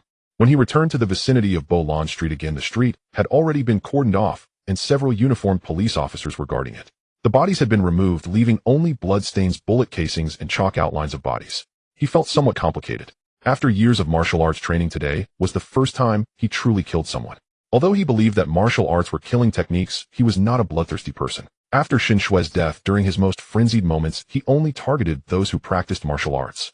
Although he killed to save someone today, he was uncertain if the police would trace it back to him. He hurriedly walked to the small shabby room, less than 20 square meters, where he and Xin Shui were temporarily staying. As he pushed the door open, Xin Shui, who had been anxiously waiting by the window, immediately came over and asked, "Aishio, are you alright? I just heard a lot of gunfire outside." Feng Yuxiu patted her hand, gently reassuring her. "It's fine. A group of kidnappers attempted to abduct someone, but the police are already here. Don't worry." Xin Shui felt somewhat relieved, but still had doubts. The gunfire had been so intense that it was frightening. What kind of kidnapping required such firepower? However, since Feng Yuxiu said so, she chose to trust him and did not ask further. Feng Yuxiu said, "Aishue, hurry up and pack. We need to leave here." Xin Shui looked puzzled and asked, "What's wrong? Isn't it fine here?" Feng Yuxiu shook his head. "You heard the gunfire too. It's no longer safe here. We need to find a safer place." Xin Shui nodded. For her, it didn't matter where they stayed as long as she was by Feng Yuxiu's side. She began to quietly pack a few simple belongings. Fortunately, they didn't have much, and soon they had packed 2 small bags. Feng Yuxiu took the larger one while Xin Shui carried a small handbag, and together they quietly left their temporary home. Unbeknownst to them, Su Shi, who had been keeping a distant watch outside, was secretly glad that he hadn't rushed to leave. Had he given in to his impatience and returned to report to Cheng Hao first, by the time he came back they would likely have vanished. Watching them hastily leave with their bags, it was clear they were afraid the police would come, preparing to flee or go into hiding. Feng Yuxiu and his wife were not locals. Their arrival in Hong Kong was likely not very legitimate, which Su Shi understood. Moreover, he observed that Xin Shui looked quite unwell, coughing lightly from time to time, clearly suffering from an illness. With such a sick person dragging along another sick person, how far could they really run? How long could they hide? Just as they were about to leave the vicinity of Bolin Street, Su Shi finally revealed himself from his hiding spot, blocking Feng Yuxiu and Xin Shui's path with a swift motion. "This friend, please hold on." Upon hearing the voice, Feng Yuxiu instinctively reacted by shielding Xin Shui behind him, his eyes wary and sharp as he gazed at Su Shi. He recognized Su Shi as one of the few experts who had been attacked at the bar earlier, but he didn't understand why the other party would block their path and follow them here. He asked in a deep voice, "What do you mean by blocking our way? Don't forget I helped you earlier. Is this how you repay?" Su Shi displayed a calm smile and waved his hand. "You've misunderstood. I'm not here to cause you trouble. My boss wants to thank you in person, so he sent me to invite you." Feng Yuxiu did not lower his guard, saying, "If he wants to thank me, why doesn't he come himself?" Su Shi explained with a smile, "He would like to, but he can't come at the moment. The earlier incident has caused quite a stir, and my boss is likely being taken back by the police to assist in the investigation. So when he saw you leaving, he had me follow you. However, you're quite cautious going in such a big circle before coming back." Upon hearing this, Feng Yuxiu's pupils constricted sharply, and a storm surged within his heart. Had Su Shi been tailing him since he left Bolin Street? And yet he had remained completely unaware. For someone who regarded martial arts as life and was extremely confident, this was an intolerable blow. His mental state nearly collapsed on the spot. If Su Shi had malicious intent, wouldn't he have had no idea how he would? Seeing her husband's drastic change in expression, Xin Shui gently reached out to hold his hand, tenderly stroking the back of it, her voice soft yet firm. "Aishio, don't be arrogant, and don't lose heart. There are always greater heights beyond the heavens. Yet I believe you will always be the best." Under his wife's soothing words, Feng Yuxiu gradually calmed his frantic emotions. He looked at Su Shi's vigilance still present, but now mixed with seriousness and a trace of yearning. He slowly spoke, his voice carrying the fighting spirit of a martial artist facing a stronger opponent. May I ask you to teach me a few moves? Upon hearing Feng Yuxiu's words, Su Shi felt a sincere admiration for this man who was crazy about martial arts. The speed at which Feng Yuxiu regained his composure was quicker than he had expected, surprising even someone like Su Shi who was accustomed to seeing experts. This was certainly partly due to his wife Xin Shue's timely call, but more fundamentally, it was likely the nearly obsessive determination within him that was at play. Su Shi smiled faintly and said, "You can come to find me for sparring anytime in the future. But for now, let's leave this place first. I suspect your way of coming to Hong Kong is probably not very legitimate. If the police have their eyes on you, it could be troublesome." Su Shi observed Feng Yuxiu and his wife's mannerisms and their somewhat worn clothing, concluding that they had come from the mainland and seemed to be financially struggling living in such a small room. Although Feng Yuxiu longed to spar with an expert like Su Shi, he was not a reckless fool without caution. With his wife Xin Shui beside him, if this was a trap, it would be one thing for him to be caught, but he could not let her be implicated. He suppressed his impulse to immediately agree to spar and asked in a deep voice the most pressing question. "I just want to know one thing right now, who exactly is your boss?" Su Shi smiled, seemingly anticipating the question. "I thought you would wait until you meet the boss to ask him directly. Since you've asked, I'll tell you without hesitation. My boss is Cheng Hao, the owner of Hao Yijia convenience store." Upon hearing this, Feng Yuxiu lowered his head in thought, feeling the name sounded somewhat familiar. Xin Shui beside him brightened and quickly leaned closer to his ear, lowering her voice to remind him. "Aishio, the owner of Hao Yijia is that kind-hearted person who runs the $5 canteen." Feng Yuxiu's head shot up, his doubts replaced by surprise as he stared intently at Su Shi. "Your boss is really the one who runs the $5 canteen?" Su Shi was slightly taken aback, then quickly understood, nodding with a hint of affirmation in his tone. "Yes. The 3 $5 canteens in Kuntong, Kwaicheng, and Kowloon City are all funded by my boss Cheng Hao." In Su's eyes, view his boss' actions were indeed a genuine act of kindness, as they truly helped those poor people who could not afford food. Upon hearing Su Shi confirm this, the tense expressions on Feng Yuxiu and Xin Shue's faces, along with the wariness in their eyes, instantly eased significantly. The couple was currently in a tight spot, often relying on the $5 canteen for their meals. Xin Shui had often remarked that the owner of the canteen had a heart of gold. Feng Yuxiu did not voice it, but he kept this kindness in mind. They exchanged glances, seeing relief and resolution in each other's eyes, and nodded towards Su Shi. "We will go with you," said Feng Yuxiu. In Hong Kong, the primary concerns for survival are housing and food. Solving one of these issues alleviates half the pressure. If both can be resolved, it signifies a preliminary establishment of one's footing. Feng Yuxiu knew that by following this boss Chung, at least he wouldn't have to worry about meals for the time being. The earth-shattering gunfight on Boland Street, despite the police's efforts to seal off information and control the scene, was too loud to be completely concealed, with dozens of casualties. Numerous community organizations and district councils exerted significant pressure on the police force, demanding a deadline for solving the case to stabilize social emotions, insisting that Hong Kong should not turn into. Numerous community organizations and district councils exerted significant pressure on the police force, demanding a deadline for solving the case to stabilize social emotions, insisting that Hong Kong should not turn into a battlefield. In the interrogation room of the West Kowloon Serious Crimes Unit, the lighting was harsh. Chao Darong had to brace himself and come to West Kowloon for his niece Lin Jiai's matter. The district commander, originally considering his seniority and reputation, was inclined to reluctantly do him a favor by giving Cheng Hao a slight consideration. Just then he received a clear directive relayed from the commissioner of police, coming directly from the higher-ups of the Hong. It turned out that the Blackstone Group and Sidar law firm from the Lighthouse Nation had formally submitted a sternly worded protest to the Hong Kong government through their consulate. The core message was, "Mr. Cheng Hao is an important businessman from our Lighthouse Nation, holding substantial assets in your territory and paying taxes, lawfully contributing to your economy. If the Hong Kong government cannot even guarantee his basic personal safety, we will consider dispatching security personnel for special protection." The Hong Kong government was greatly troubled by this veiled protest and could only issue strict orders to the police. They must treat the matter concerning Cheng Hao with extra caution, and without conclusive evidence proving his wrongdoing, they must not deliberately create difficulties or allow unnecessary diplomatic disputes to arise. At this moment, Consul Amondelis was on his way to the West Kowloon police station, demanding that the police conduct Mr. Cheng Hao's inquiry efficiently and civilly, and not delay, without reason, to avoid causing unnecessary misunderstandings. The district commander breathed a sigh of relief upon receiving this imperial edict. Now, he didn't have to be conflicted. He could perfectly execute the superior's orders while also doing a favor for Chao Darong, achieving a win-win situation. As for the emergency meeting called by the police headquarters to discuss the investigation of the Boland Street shooting case, that was another matter entirely. Chao Darong received internal reports, and his face turned pale. Lin Jiai anxiously asked, "Uncle, what's wrong? Is Hao in trouble?" Zhao Darong sighed deeply, his tone complex. He is fine. Not only is he fine, but now it seems no one can touch him. With the backing of the Blackstone and Sidar giants from the Lighthouse Nation, without ironclad evidence, anyone who touches him will invite trouble. Upon hearing this, Lin Jiayi's anxious heart finally eased somewhat, but she felt a bit awkward about her uncle's stance. In the interrogation room, Cheng Hao sat leisurely, even a bit bored.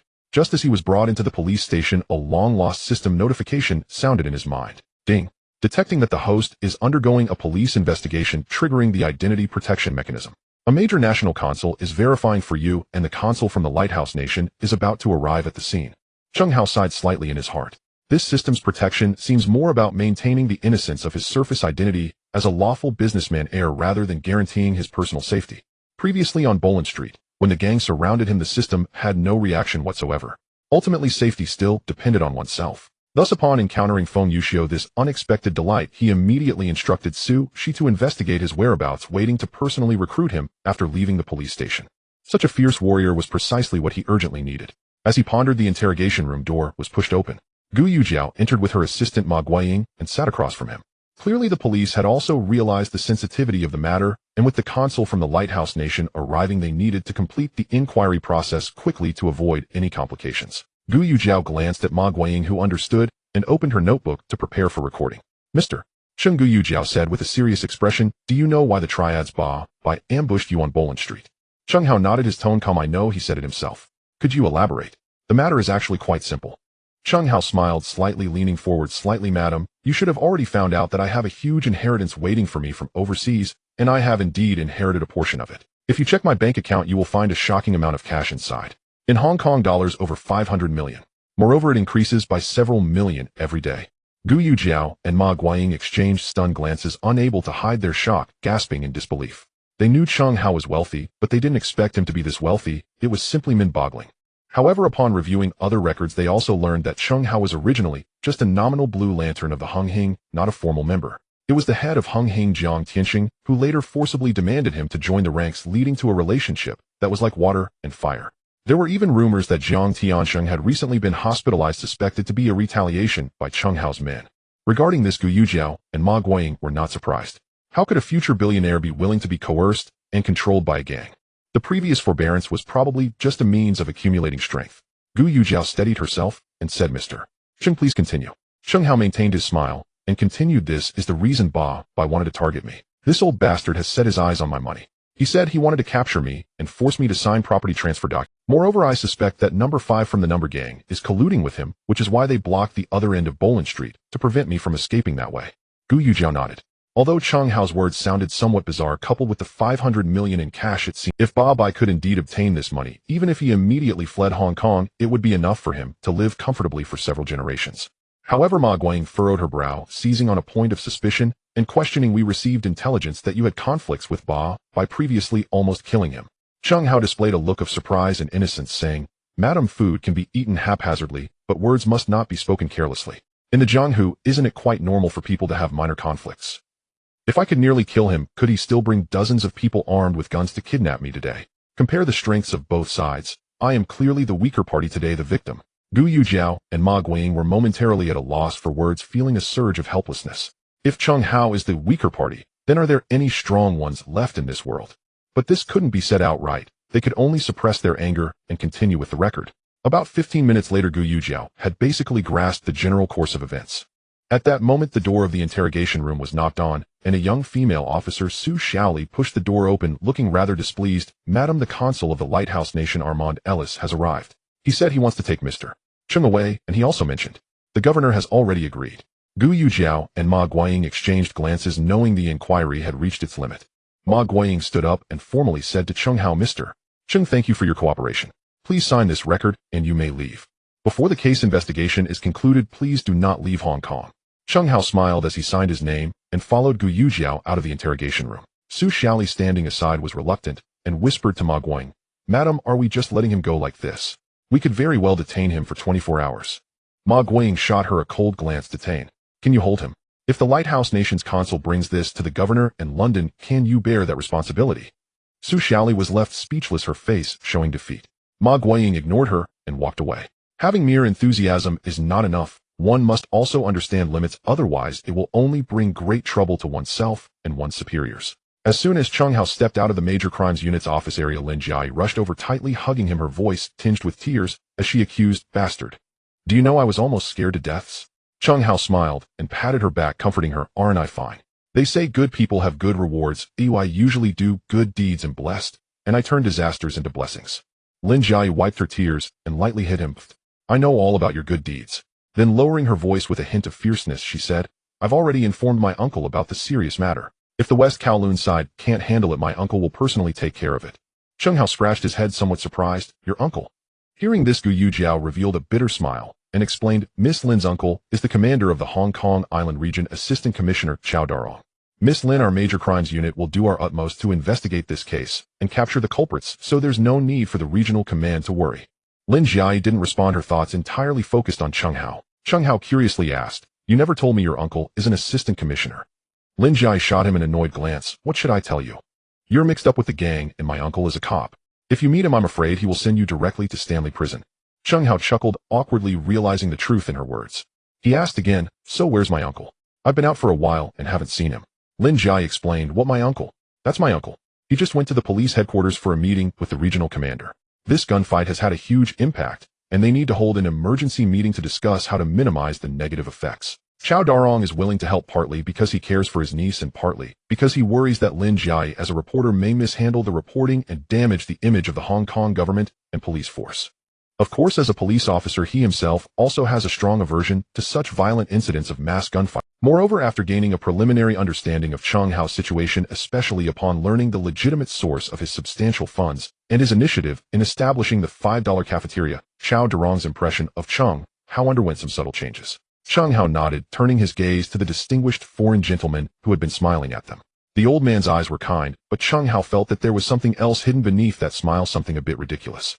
The old man stepped forward and introduced himself in fluent but accented Cantonese, and Chung Hao realized that this was Consul Armand Ellis. Armand smiled at Chung Hao and said, "Mr. Chung, there is no need for politeness.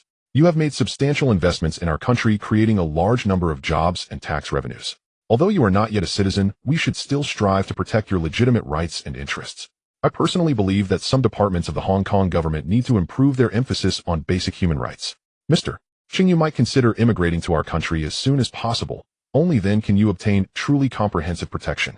Gu Yujiao, overhearing this, nearly lost her temper, barely holding it in. Chung Hao is clearly a member of the gang and a grassroots figure. How can you just for money shamelessly speak such nonsense? But she didn't dare to retort, fearing it would anger the consul and affect the career of her foreign husband, who served in the police force. Chung Hao politely smiled, expressing his gratitude. Seeing that his purpose was achieved, Armand prepared to leave. However, Chung Hao called out to him, "Consul, please wait a moment. I still have a few friends who haven't come out." Armand looked towards Gu Yujiao. Gu Yujiao sighed inwardly, but had to maintain a smile on her face, saying, "They should have been questioned by now. Oh, I will ask someone to bring them out right away." She then instructed her subordinate to release Han Bin 13's sister and others. Soon Han Bin 13's sister and several of Chung Hao's core subordinates were brought out. Chung Hao smiled as he approached, saying, "Everyone, are you all okay? Did the officers give you any trouble? If so, let me know, and I will help you file a complaint." Lin Jiai chimed in from the side. "I can also expose them from all angles." Gu Yujiao felt a throbbing pain in her temples and wished this group would disappear immediately. 13's sister looked at the foreign old man in surprise and quietly asked Lin Jiai, "Jiai, who is this foreigner? Why does he have such a strong presence?" Lin Jiai smiled and whispered back, 13's sister, this is the consul of the Lighthouse Nation in Hong Kong, Mr. Armand Ellis." 13's sister and Han Bin both gasped and shocked their gazes towards Chung Hao, completely transformed. Chung Hao has actually made connections with such a high-level figure. The two exchanged glances, both seeing the same determination in each other's eyes. No matter what, they must hold on to Chung Hao's leg tightly from now on. Noticing Gu Yujiao's impatience, Chung Hao deliberately smiled and said, "Madam, if you want to know anything, just ask me directly. I'm generous enough to tell you that I sent Han Bin to Thailand to open a company. Can you guess what things from Thailand are quite popular here in Hong Kong?" His words were half true and half false, hiding a trap. Gu Yujiao was indeed drawn and instinctively pondering. Thailand is close to the Golden Triangle, and many of the raw materials or finished products of prohibited drugs on the market in Hong Kong are smuggled through Thailand. This information seemed quite significant. However, she felt something was off. With Chung Hao's wealth, why would he risk? Moreover, he spoke so openly about it. No, Chung Hao was misleading. He never said he was going to smuggle, just that he would send Han Bin to Thailand to establish a company. If he was running a legitimate company and the police made a fuss over it, it would only serve to incriminate them. with Lin Jiai lurking nearby if she leaked the news about the police unjustly investigating a legitimate businessman to the media. The Hong Kong police would definitely find themselves in trouble. Gu Yujiao broke out in a cold sweat, thankful for her keen intuition that kept her from being deceived. She composed herself and put on a professional smile. Mr. Cheng, you must be joking. With your wealth you would never engage in such illegal activities. Cheng Hao showed a regretful expression. Madam, you've seen through me, what a pity. Gu Yujiao chuckled. It's not a pity, it only makes me understand what kind of person Mr. Cheng is. Oh, what kind of person am I in madam's eyes? Gu Yujiao ceased her smile and said with a serious tone, Mr. Cheng, you are unlike any of the gang members we've dealt with before. The identity of the gang and those shady businesses must be worthless in your eyes. Thus I do not believe you would engage in smuggling. You seem irreverent, but in reality. She paused, not finishing her thought. Cheng Hao smiled faintly, remaining non-committal, ready to leave. Just then a furious shout came from behind. Don't let... Everyone was startled, turning towards the sound. A man with a face somewhat resembling a dog was rushing over, panting heavily. It was Inspector Huang Ziqing from the anti-Triad group. Gu Yujiao felt a surge of anger and stepped forward to block him. Huang Ziqing, what do you want? Huang Ziqing's face was filled with rage, pointing at Cheng Hao. Madam, why did you let Cheng Hao go? We in the anti-Triad group still have a case that requires his cooperation. Even if your serious crimes unit has finished questioning him, he should still be handed over to us. In the case of the gunfight on Boland Street, I have evidence indicating it involves gang retaliation, which falls under our jurisdiction. Your serious crimes unit has no authority to handle this alone and must transfer him. Gu Yujiao's forehead throbbed with veins. This fool was completely oblivious to the situation. Huang Ziqing's rank was insufficient. He had not received any direct orders to release the suspect. He only knew that Cheng Hao was an important figure in the gang and was involved in a major case solely focused on making an arrest for merit, completely unaware of the consulate's involvement. If he angered the consul, could he, Huang Ziqing, bear the responsibility? Gu Yujiao suppressed her anger and whispered, I know you are unwilling, but this is an order from above. Release him immediately. If you have nothing to do, you can keep an eye on the remnants of Lian He and stop causing trouble for our serious crimes unit. Huang Ziqing refused to comply, defiantly retorting, Madam, I have received no orders to release him at all. Why don't you tell me whose order it is? It can't be that you are covering for Cheng Hao and taking matters into your own hands, right? Gu Yujiao was almost left breathless. The orders from above were relayed from the governor of Hong Kong to the commissioner and then to the district commander, passed down to her. A mere senior inspector like Huang Ziqing had no right to directly receive such orders. But she couldn't say this outright. Amand Ellis, who had been growing impatient, turned to Gu Yujiao with a cold expression after hearing Huang Ziqing's words. Is this the efficiency and working style of your police force in this territory? You can disregard orders from your superiors. Gu Yujiao was anxious, beads of sweat forming on her forehead as she hurried to explain misunderstanding. Consul Ellis, you have misunderstood. He is not from our serious crimes unit. He belongs to another department. She wished she could directly say that this person was meddling in others' affairs. So infuriating. Seeing the foreign elder standing beside Cheng Hao and pointing at him, Huang Ziqing was even more furious and blurted out, who are you? Who do you think you are? Anyone associating with Cheng Hao must not be a good person. Gu Yujiao's vision darkened, realizing this is bad. Amand cast a disdainful glance at Huang Ziqing, too lazy to waste words, and turned to Gu Yujiao with an even colder tone. Is the Hong Kong police judging by appearances? I, the distinguished consul of the lighthouse nation in Hong Kong, have been labeled as not a good person by your colleague. This is an insult to me personally and a disrespect to my country. Gu Yujiao had already cursed Huang Ziqing in her heart 1,000 times. At this moment, Huang Ziqing finally realized something was wrong. Looking at Gu Yujiao's pale face and the consul's frosty expression, he stammered, Madam Gu, this gentleman, who exactly is he? Gu Yujiao almost squeezed out the words through gritted teeth. Huang Ziqing, listen carefully. This gentleman is Mr. Amand Ellis, the diplomatic consul of the lighthouse nation in Hong Kong. With a thunderous noise, Huang Ziqing felt the world spin, his legs softened, and he nearly knelt down on the spot. Only then did he realize whom he had just insulted. A figure who even the governor would treat with respect, and he actually called him not a good person. His father was from country Y, and he wouldn't dare speak to the consul of the lighthouse nation like that. This was tantamount to insulting the father of fathers. Huang Ziqing's face turned ashen and cold sweat. He scrambled in front of Amand, nodding and bowing, forcing a smile more unsightly than crying. Ellis consul. Misunderstanding. A huge misunderstanding. I was just not thinking clearly and spoke nonsense, but please don't take it to heart. My admiration for the lighthouse nation is as boundless as the rivers, unending, and like the floods of the Yellow River, uncontrollable. More intimate than my own father. His shameless display of submission made everyone present scoff and Cheng Hao Xiao Mago's sister 13 and Hanbin need not be mentioned. Even Gu Yujiao felt embarrassed. Her assistant Ma Guoying happened to pass by and furious whispered, what a disgrace. Sister 13 also spat softly. After so many years in the world, I have truly never seen such a shameless person. Ma Guoying instinctively glanced at Sister 13 upon hearing this. Sister 13 looked at her too. In that moment, the two women standing on opposite sides exchanged a fleeting glance of mutual understanding. Of course, this understanding lasted only a tenth of a second before both snorted in unison and turned their heads away. Although one was a soldier and the other a thief, they both felt disdain and disgust for Huang Ziqing's obsequious behavior towards foreigners. Although Hong Kong was a British colony, the blood flowing in their veins was ultimately Chinese, and they would soon be going home. To be so obsequious towards foreigners now was truly foolish. Amon displayed no interest in Huang Ziqing's performance, even feeling a bit nauseated. He turned to Cheng Hao, his tone slightly softened. Mr. Cheng, let's go. If I stay here for another minute, I fear I might lose my temper and hit someone. Huang Ziqing's face was truly disgusting. Cheng Hao nodded, took Lin Jiayi's hand, and walked toward the police station's entrance under the complicated gazes of the crowd. Behind them were only the helpless gazes of Gu Yujiu and Ma Guoying, as well as the lifeless Huang Ziqing slumped on the ground. After leaving the police station, Amand simply bid farewell to Cheng Hao before driving away. Sister 13 and Hanbin also took their leave, each returning to their respective territories. Cheng Hao, however, needed to head back to Shihuan, first stopping by Central to pick up Ronan and Jiawan. In Sister 13's car, she lit a slender lattice cigarette, taking a deep puff, and sighed. Ahao is truly unfathomable. Even the consul of the Lighthouse Nation came personally to protect him. This is no ordinary feat for a typical underworld boss. The driver, the burly head horse, tightened his grip on the steering wheel upon hearing this. Cheng Hao's power has completely surpassed the imagination of people like them, the short mules. Sitting in the passenger seat, Hanbin responded, "From now on, we must do everything possible to build a good relationship with Ahao. No matter what happens, as long as he speaks, we must stand by his side. We don't seek benefits in daily matters. We only hope that in critical moments he remembers our favor and lends us a hand." Sister 13 nodded, exhaling a smoke ring. "Exactly. Don't sweat the small favors. The most important thing is to make Ahao feel that he owes us a favor or that we are of use to him." The two of them hit it off instantly, seeing determination in each other's eyes. Remembering the gunfight from earlier, Hanbin still felt a chill. That Bai really deserves to die. Over 50 men, more than 70 guns, and they couldn't handle just 3 people. Luckily, Ahao is fine. I bet Bai and Liang Kuan are probably furious right now. Sister 13 sneered. Now that Ahao is fine, they are the ones in trouble. Ahao's temper will never let them get away with it. Hanbin's eyes sparkled with determination. Liang Kuan helped Bai in secret this time. Given Ahao's temperament, he will definitely settle the score.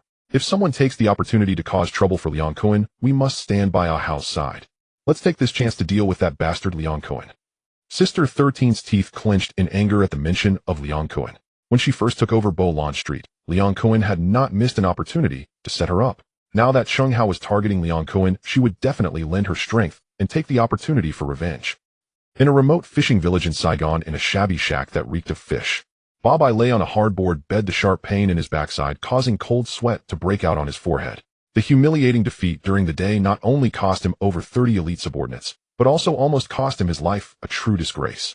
Moreover, with things escalating to this extent, the police would surely pursue the matter vigorously. There was no way out. The only silver lining was that he could no longer afford the compensation for those 30-plus dead men, which saved him some trouble. A little brother approached cautiously with a rusty kitchen knife. "Boss, as you said, since we can't find a doctor, I'll have to use the knife to help you take out the bullet." Bai jumped in fright, cursing, "Take out the bullet, at least find a sharper fruit knife. Using a cleaver for bones, do you want to chop off my butt and sit on it?" The little brother looked aggrieved. "Boss, this place has no village in front of it, and no shop behind it. Even a fruit knife is hard to find. A kitchen knife is a knife. Oh, be careful, maybe it can work." Bai was so angry he nearly leapt off the bed, wincing at the pain. Get lost, get lost. I see you want to harm me and take my place as the boss." The little brother didn't dare to say another word and retreated with the kitchen knife in hand. Bai took a few deep breaths and told another little brother, "Go bring me the big brother phone." The little brother handed over the heavy big brother phone. Bai, suppressing the pain, dialed Liang Kun's number. The phone rang for a long time before being answered, and Liang Kun's surprised voice came through. "Bai, hey, you're not dead yet." Bai replied irritably, "What do you hope I'm dead?" Liang Kuan chuckled awkwardly, trying to smooth things over. "Of course not. I heard you were shot. I was very worried. Now that I know you're okay, I can rest assured." He deliberately brought up the shooting incident. Bai was even angrier, but had to admit, "I don't know where this mainland brat came from ambushing me. I was shot, but not fatally, but it's just a bit troublesome." Liang Kuan was even more curious, hearing him being so evasive. "Oh, where did you get hit? Is it serious?" Bai hesitated for a long time before gritting his teeth and squeezing out 2 words through clenched teeth. But the other end of the line fell silent for 2 seconds, then erupted into unabashed laughter. "Huh. But hey, Bai, you really are a talent. You can get shot in such a unique way. Luckily, it was off by 2 inches, otherwise your happiness for the rest of your life would be gone." Bai was filled with shame and anger, roaring, "Liang Kuan, that's enough. If you keep laughing, I'll fall out with you. Leon Cohen struggled to contain his laughter, but the teasing in his tone was impossible to hide. Sorry, I couldn't hold it back for a moment. But speaking of which, it's a blessing in disguise that you didn't hit the bone with such thick but meat. You can consider yourself fortunate. Bob, I knew Leon Cohen was mocking him, but now that he needed something, he had to endure it. He changed the subject, his tone growing serious. Leon Cohen, I've hit a dead end this time. I must run. Lend me some money, or else I can't escape. Leon Cohen understood the situation perfectly. Bob, I had been pushed to a dead end by Chung Hao, and in desperation, he had kicked against the iron plate. Now that things had been exposed, the police were pursuing him. Chung Hao would not let him go either. There was only one way out: to run. Moreover, Bob Biss' escape meant he might not return for a long time. Lending him money was likely to be like a meat bun hitting a dog. But if he didn't lend it, and Bob I got caught by the police or detained by Chung Hao and spilled the beans, that would be troublesome. The thought of killing him to silence him flashed through Leon Cohen's mind, but was quickly suppressed. With over 10 defeated subordinates and more than 20 guns around Ba, by a direct confrontation would also cost him dearly. If he were to lose, he would be in deep trouble. It wouldn't be worth it. After much consideration, Leon Cohen decided to lend a bit of money, treating it as a hush money, hoping that Ba would remember this bit of favor and not speak recklessly.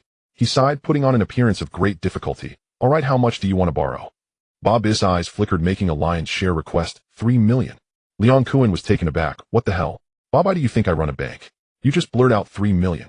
Bob quickly explained, I really have no choice. A dozen brothers need to escape, and they all need money for food and drink.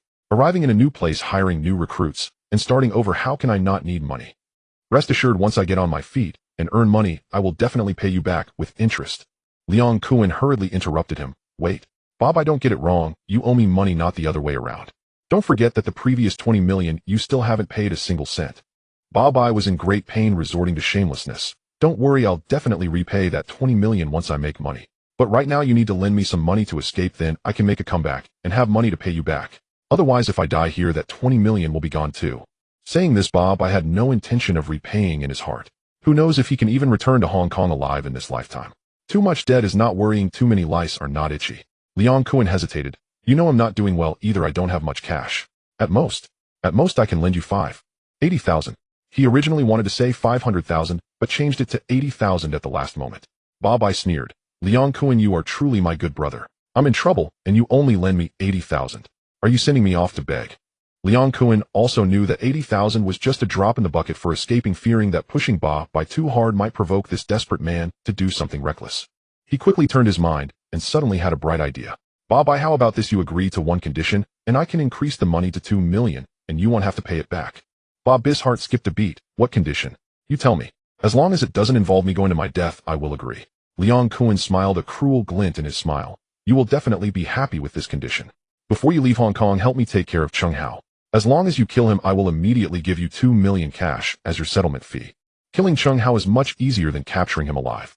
Bob still had a gun, and as long as he found the opportunity, he could shoot from a distance, not believing he couldn't take him down. Bob was indeed tempted.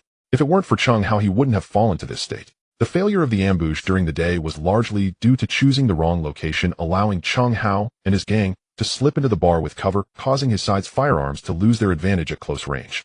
If it had been an open area with dozens of guns shooting wildly, Chung Hao would have long since turned into a beehive. He gritted his teeth. Killing Chung Hao is fine, but the money must be given to me first. Leon Cohen panicked. Don't worry, tell me where you are, and I'll bring the money over immediately. Bob firmly rejected. No need for you to come over. You prepare the money. After I kill Chung Hao, I'll naturally come to find you for the money. Leon Cohen, remember this. If you dare to pull any tricks, I'll risk my life to drag you down with me. After saying that, without waiting for Leon Cohen to respond, Ba hung up the phone with a snap, slamming the big brother phone onto the ground. His wound was pulled again, causing him to grimace in pain, but the fierce light in his eyes grew stronger. Chung Hao, Leon Cohen. He murmured these two names filled with deep hatred.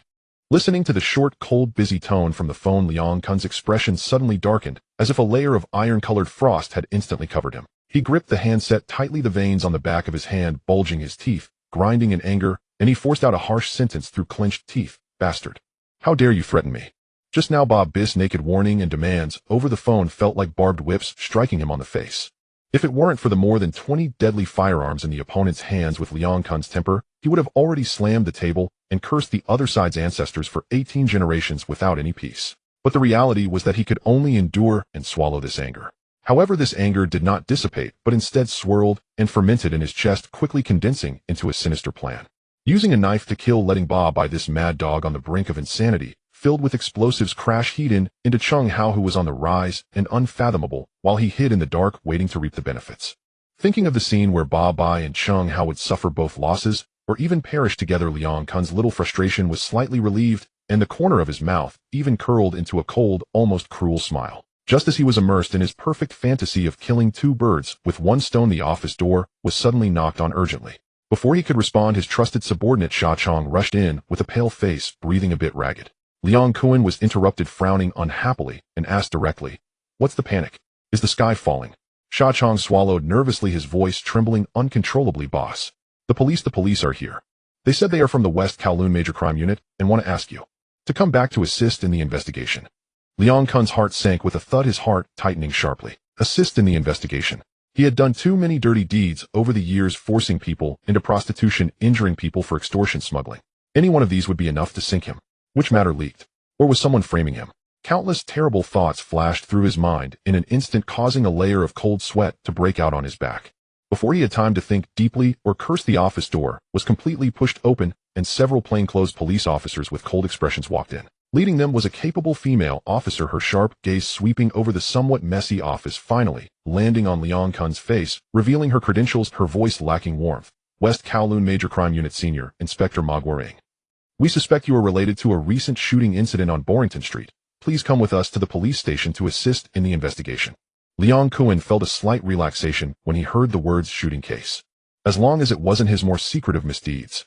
He quickly adjusted his facial muscles, forcing a smile that could barely be considered calm, even a bit slick, and bowed slightly to Ma Guoring. "Madam, you really know how to joke. I, Liang Kun, have always been a law-abiding citizen running a bar, doing a bit of small business. I've never even seen guns or cannons. How could it possibly be related to me?" Ma Guoying's lips curled slightly, not hiding the sarcasm in her eyes. She had long heard of the anti-Triad team's attempts to soften and their helplessness towards these gangsters. She was too lazy to waste words, directly took a red-stamped document from the officer accompanying her and waved it in front of Liang Kun. "This is a court-issued search warrant and assistance order. Do you need me to read it to you?" Seeing that formal document, Liang Kun knew he couldn't escape.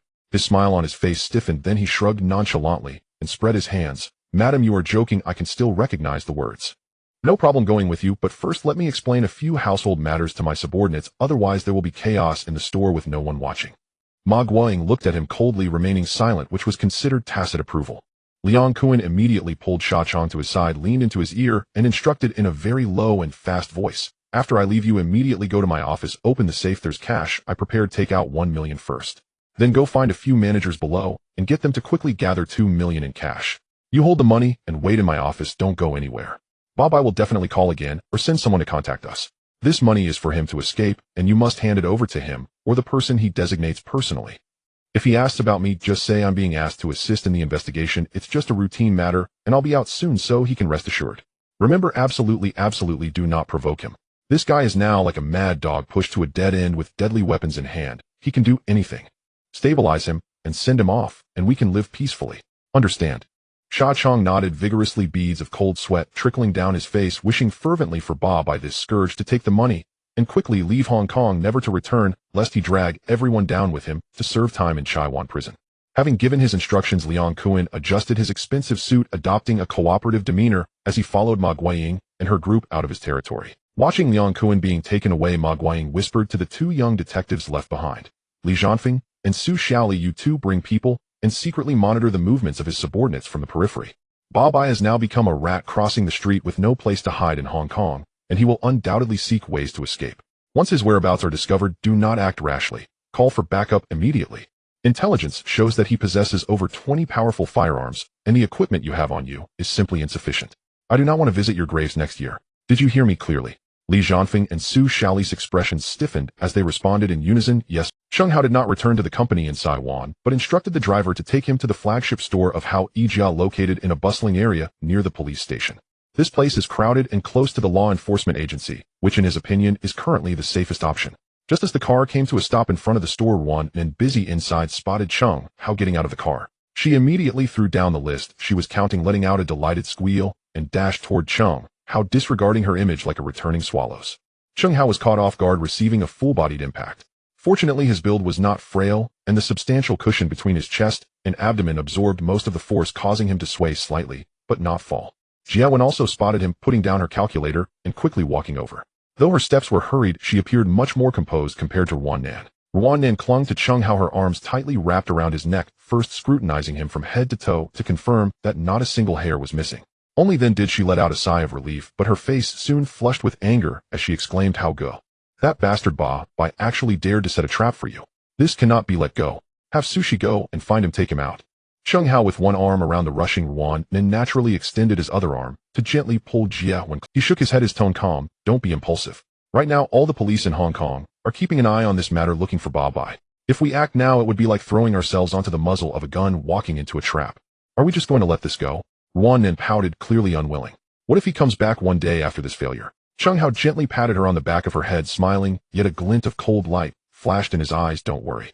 He won't have that next time." At that moment, Ling Zuer seemed to hear the commotion outside and stepped out of the store. Her eyes were still a bit red and swollen, clearly having cried.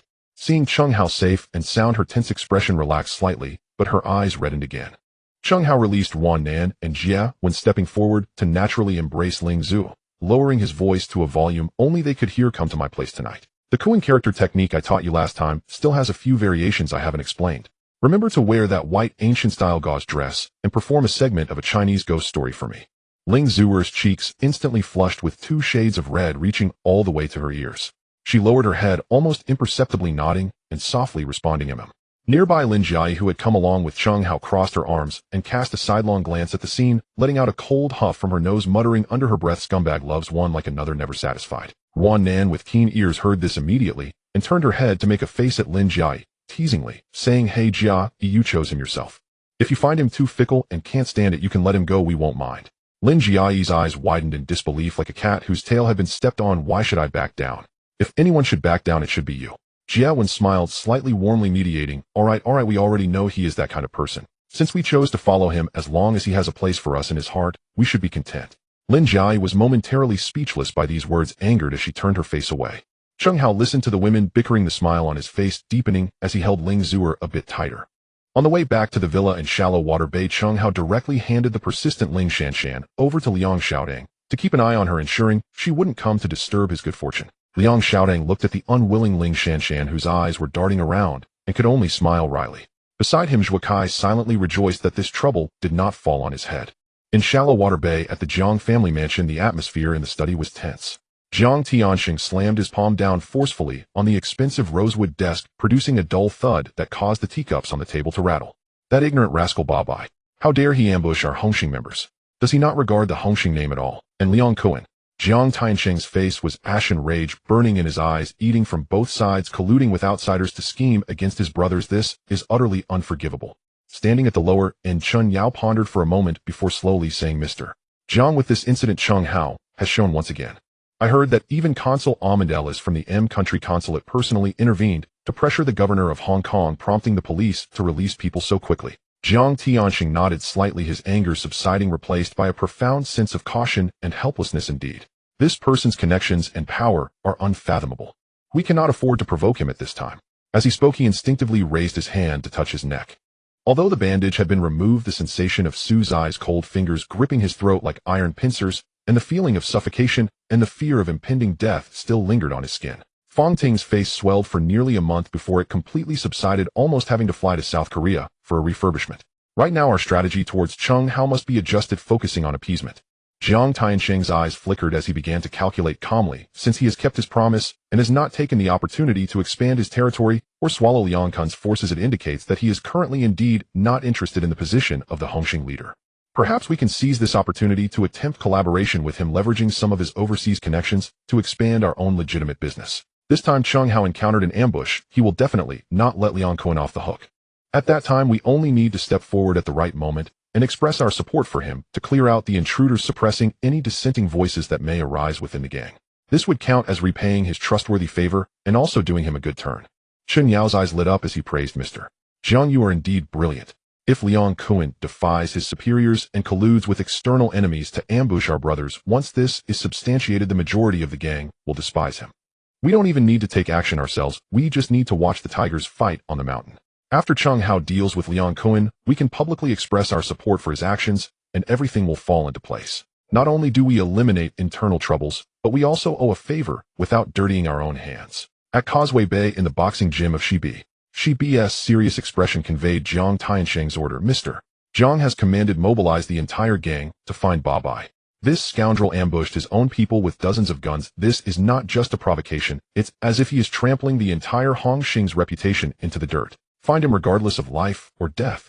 Upon hearing this, Shanji frowned and instinctively said, Be good, finding Ba Bai is no problem, but should we also inform the police? Will this make us seem like we in Hongxing? What the hell do you know? Shibi interrupted sharply before he could finish. Ba Bai has over 20 guns. These are guns, not watermelons. Do you want to charge in with your brothers and test if the bullets are hard with your flesh? You want to be a hero, but I haven't lived enough yet. Chun Haonan, being more composed, pulled at Shanji, who was about to rebut, and quietly advised, Shanji, Be Go is right. This matter has escalated too much. Once guns are involved, the nature changes completely. The police will definitely take this seriously. By providing clues, we can assist the police in quickly eliminating this extremely dangerous factor, and we can also explain ourselves to Mr. Jiang, demonstrating that we fully executed his orders. Going head-to-head would be counterproductive. Shanji finally realized the danger and closed his mouth. De Tianair scratched his head and asked, Be good and go, should we also bring some weapons for self-defense when we go out? What if we really run into trouble? Chun Haonan firmly shook his head. Absolutely not. Right now, all the police in the harbor are focused on Ba Bai's case. The atmosphere is tense. Anyone caught on the streets with weapons at this time will be seeking death. Even jumping into the Yellow River would not clear their name. We are only responsible for finding him. Once we locate him, we report immediately, and more professional people will handle it. Everyone listened, feeling it made sense, and nodded in agreement. The entire Hongxing began to mobilize, while only Liang Kun was invited to assist in the investigation. His subordinates were left leaderless and temporarily inactive. Ba Ji is a solitary commander with no one to move. He reported the situation to Shui Chong, who then relayed it to Cheng Hao. Cheng Hao simply replied, Got it, let's discuss it when I return. Not long after, Cheng Hao returned to the Kaishan Human Resources Company in Xihuan. As soon as he entered the office, she was already waiting with a couple who looked a bit downcast, but had sharp eyes. The man was lean and strong with thick limbs and slightly bulging temples, clearly a trained fighter. The woman had a pale face, occasionally covering her mouth to cough lightly, showing signs of illness, yet remnants of her former beauty could still be seen in her brows. When Cheng Hao saw the two, a satisfied smile appeared on his face as he asked, Sushi, you secured them so quickly? Sushi nodded and succinctly reported, Feng Yuxiu Shin Shui. The couple had been relying on 5 yuan dining hall for sustenance recently, and were living in dire straits. Feng Yuxiu possessed excellent martial arts skills, but in order to treat his wife's illness, he had exhausted his family fortune and was left with no way out. So when I mentioned it, they agreed after some consideration. Cheng Hao sighed, his gaze resting on the constantly coughing and weak Shin Shui, and he said seriously to Feng Yuxiu, Master Feng, your wife's illness cannot be delayed. I, Cheng Hao, speak with integrity. I will fund the establishment of a legitimate martial arts school for you, hiring you as the chief instructor specifically to train my subordinates and also ensure the safety of my important family members. As for all the expenses needed for your wife's treatment, regardless of the amount, I will bear them all. Shin Shui, having heard rumors of Cheng Hao's infidelity and seeing that he seemed to have no shortage of women around him, initially had some disdain and skepticism. But at this moment, hearing his sincere words, especially that phrase, I will bear all the costs for her treatment, made her gaze waver slightly. Feng Yuxiu looked at his wife's haggard appearance, then at Cheng Hao, a complex figure rumored to be ruthless, yet capable of establishing the 5 yuan dining hall. A fierce struggle flashed in his eyes, ultimately replaced by a resolute gratitude. He suddenly bent his knees and thudded to kneel before Cheng Hao, his voice choked yet firm. Mr. Cheng, if you can save my wife, a Shui, then my life, Feng Yuxiu, will belong to you from now on. Through mountains of blades and seas of fire, I will not hesitate. Cheng Hao quickly stepped forward, personally helping him up and patting his shoulder firmly. Master Feng, you are too kind. From the moment he helped Feng Yuxiu up, only he could hear a cold mechanical voice ringing in his mind. Recruitment target, Feng Yuxiu achieved. Initial loyalty, 100,100 max. Special talent module activated. Good. Cheng Hao felt a sense of relief in his heart and immediately instructed Sushi arrange for Miss Shin Shui to be sent to the best private hospital in the West District for the most comprehensive examination right away. Use the best ward and request the best specialist. Money is no problem. The examination results came out quickly, indicating that Shin Shui was suffering from early-stage malignant lung disease, and the situation was not optimistic, but fortunately, it was discovered relatively early. The attending physician stated that long-term rest and systematic treatment would be needed, and the process would be lengthy with exorbitant costs, but if it could be controlled, there was a great hope of extending her life by 10 to 20 years. Without hesitation, Cheng Hao waved his hand, arranging for Shin Shui to be placed in the hospital's highest-level VIP ward, equipped with a dedicated medical team for 24-hour care. Feng Yuxiu looked at the advanced equipment in the hospital and the professional diagnosis from the doctors, then at his wife finally receiving proper care. The tough man could not help but feel his eyes redden his loyalty to Cheng Hao deepening unwaveringly. In the central district on the empty rooftop of a skyscraper, the night wind howled, carrying the chill of late autumn, shattering the distant neon lights into fragments. The moon hid behind thick clouds, with only the city's own light pollution casting a dull orange hue across. Liang Xiaodang shrank his neck, rubbing his hands as he stepped onto the rooftop, quietly complaining about the dreadful weather and the foolish choice of this location for a meeting. He looked around and called out in a hushed voice, "Gong, sir. I'm here." After a while, a figure dressed in a dark trench coat, also pale from the cold, stepped out from behind a giant air conditioning unit near the edge. It was his superior, Gong Jiape. Gong Jiape approached him, his breath forming white mist in the cold air. Liang Xiaodang couldn't help but complain again. "Boss, can we meet somewhere warmer next time? It's freezing up here." Gong Jiape ignored his complaint and got straight to the point, his tone urgent. "Has there been any new movement from Cheng Hao? Babai ambushed him. He can't possibly have no reaction at all." Liang Xiaodang shook his head, his expression puzzled. "That's the strange part. Not only did he not send people to seek revenge on Babai, but he also ordered all his subordinates to behave themselves and not to provoke trouble or secretly seek out Babai. He said that capturing people is the police's job. We in business shouldn't overstep our bounds." Gong Jiape displayed an incredulous expression. After suffering such a huge loss, nearly losing his life, he can actually hold back from retaliating. This doesn't fit the logic of the underworld, nor does it match Cheng Hao's previous behavior. Liang Xiaodang nodded. "Yes, I also find it strange. His current style of conduct is increasingly resembling that of a purely legitimate businessman, even somewhat opening chain stores, running charitable soup kitchens, investing in film production, conducting business properly, paying taxes on time, and his subordinates are now well disciplined, with almost no signs of involvement in illicit activities. I want to find something on him, but I have no way to start." At the same time, in an inconspicuous ice house a few streets away, Zhuokai sat in a corner booth across from his mentor and friend Guoshuahua. They each had a cup of iced milk tea in front of them, but neither had touched it. Guoshuahua stirred the ice cubes at the bottom of his cup slowly and asked in a low voice, "What is Cheng Hao's attitude towards Babai in this matter?" Zhuokai frowned, his response almost identical to the intelligence Liang Xiaodang received. "He is very restrained, one might even say unnaturally calm.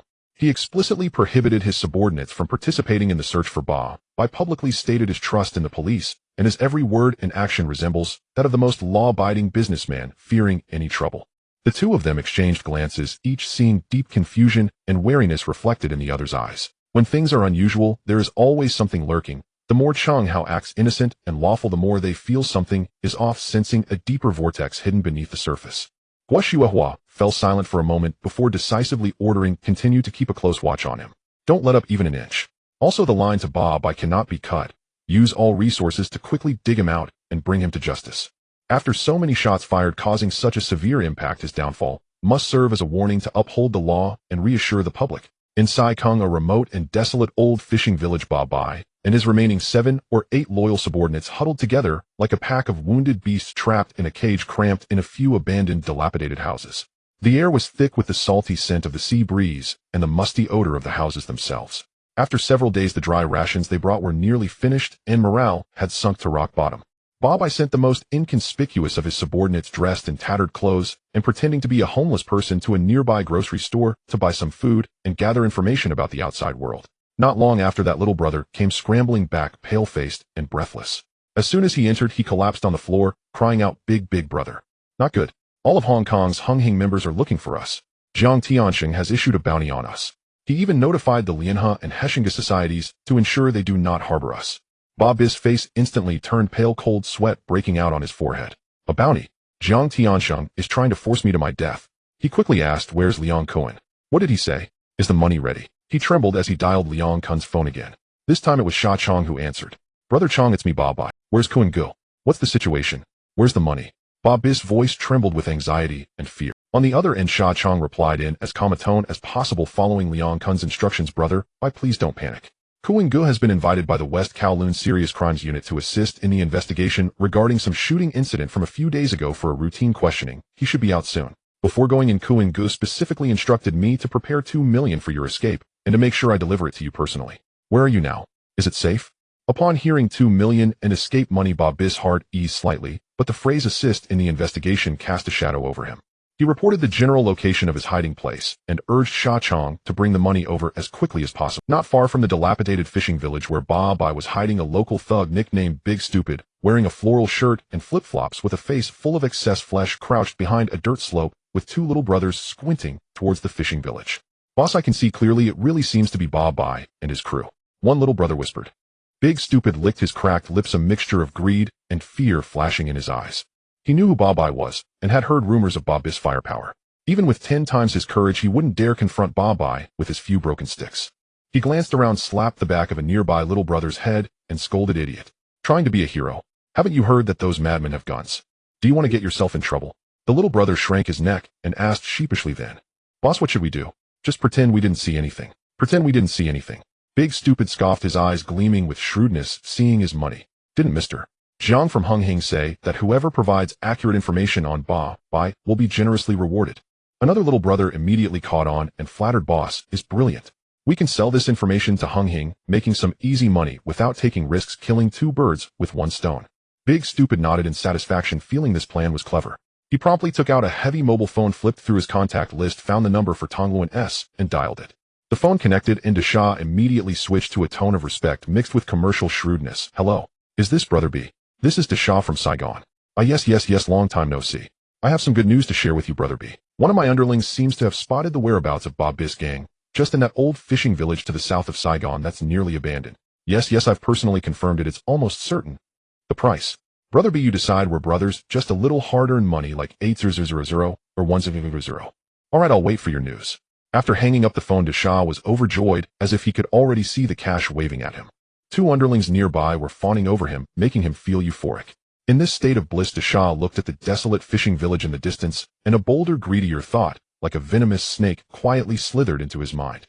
In a hidden auto repair shop's backyard in Saigon, the smell of machine oil and cheap cigarettes hung in the air. Several of Desha's underlings were surrounding him, excitedly praising his recent decision to sell the information about Ba Bai's location to the small Brother B in Causeway Bay, which not only could make money, but also could use others to do the dirty work. Desha squinted his eyes, listening to the coarse flattery, his lips curling in a smile, clearly enjoying it. However, just as one underling was passionately describing him as killing two birds with one stone, both wise and brave, Desha suddenly raised his oil-stained muscular arm and made a shushing gesture. The noise abruptly stopped, and the underlings looked at each other in confusion, not understanding why the boss suddenly interrupted this delightful moment of flattery, their faces showing puzzled expressions. Desha slowly surveyed the clueless faces of his underlings, feeling even prouder inside, even developing a sense of superiority, as if he were the only one sober among a crowd of drunks secretly despising their dullness. He thought the new idea that had just flashed in his mind was ingenious, simply beyond words, while these fools had yet to— "You bunch of pig-headed fools, can't you think a little harder?" Desha said, his tone filled with disappointment that they weren't smarter, mixed with a hint of pride for being smarter himself. Since this information about Ba Bai can be sold to the small Brother B for money, why can't it be sold again? Think with your dog brains. Who else on the entire island hates Ba Bai the most and wants him dead other than small Brother B? An astute underling quickly chimed in. Chung Hao. Ba Bai's last attempt to ambush him failed, resulting in heavy losses for himself. A person like Chung Hao definitely holds grudges and absolutely wants Ba Bai dead. So the boss means sell this information to Chung Hao again and make another profit. Desha nodded in satisfaction, feeling that this underling finally had some insight. He raised his voice as if announcing a great business plan. Exactly. If it can be sold to small Brother B, why can't it be sold to Chung Hao? People die for money and birds die for food. Earning one more penny is still earning. Who would complain about having too much money? After saying this, he smugly took out the heavy brick phone, preparing to dial. Just as his finger touched the button, his movement suddenly froze, and the smug look on his face also solidified. He seemed to not know Chung Hao's phone number. The underlings looked at him, suddenly frozen, their expression strange, and all curiously asked, "Boss, why aren't you calling? What are you waiting for?" Desha's face showed a hint of embarrassment, and he opened his mouth, his voice lowered, mumbling, "Well, I don't know." The scene fell silent for a second, then erupted in a bout of suppressed laughter and helpless sighs. The underlings wanted to laugh, but didn't dare, to their expressions twisted, feeling that this situation was both absurd and comical. Desha felt his face was losing face, a wave of heat rising.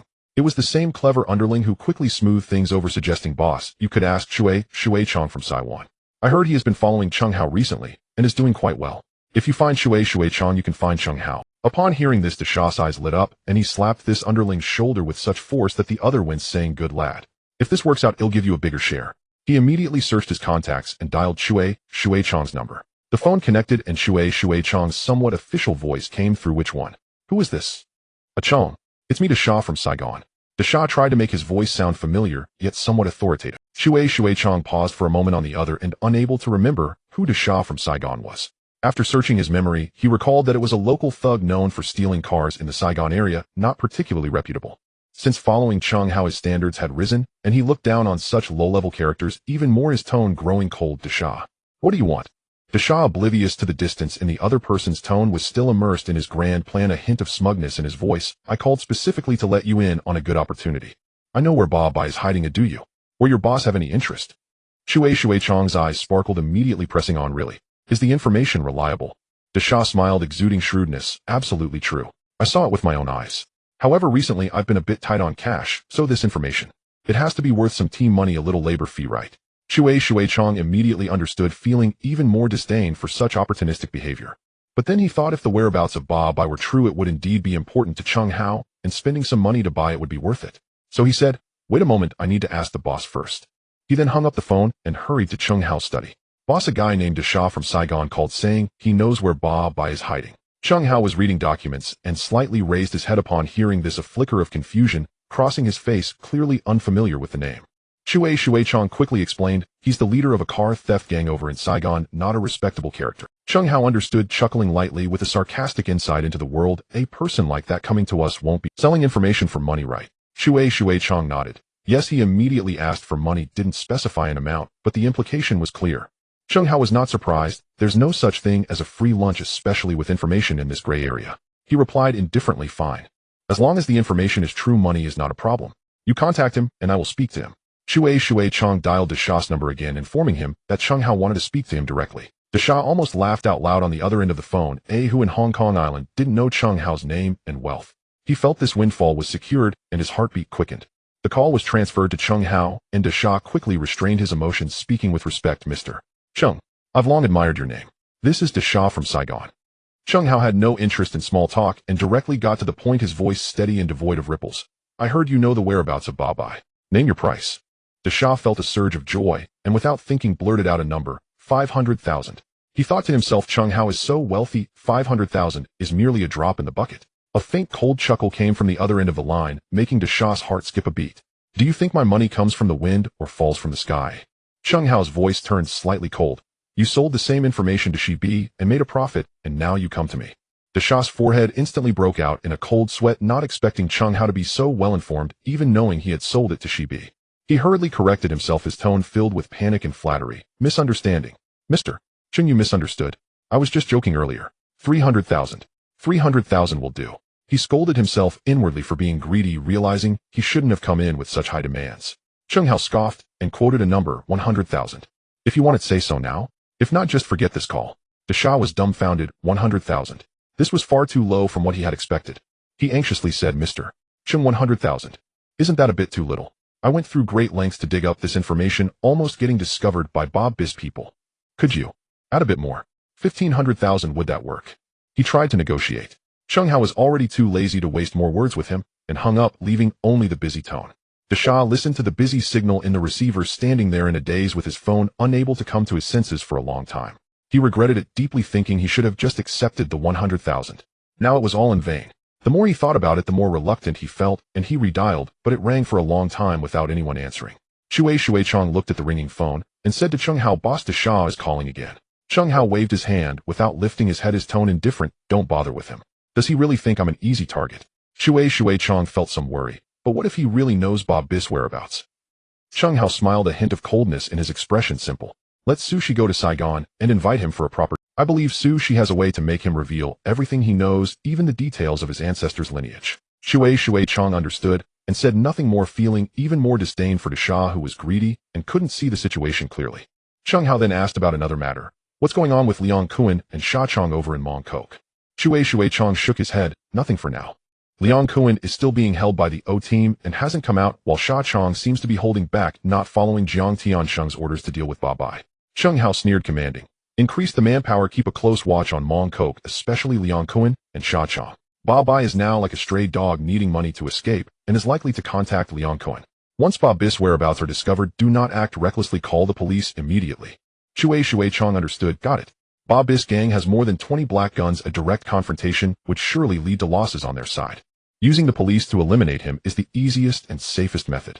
He immediately went to arrange personnel and notified Su Shi to invite Desha. On Desha's side, he was still cursing for not getting Chung Hao's money, completely unaware that disaster was approaching. He yelled at his subordinates, "Chung Hao is such a miser. The richer they are, the more stingy they become." It's no wonder he was ambushed by Ba Bai.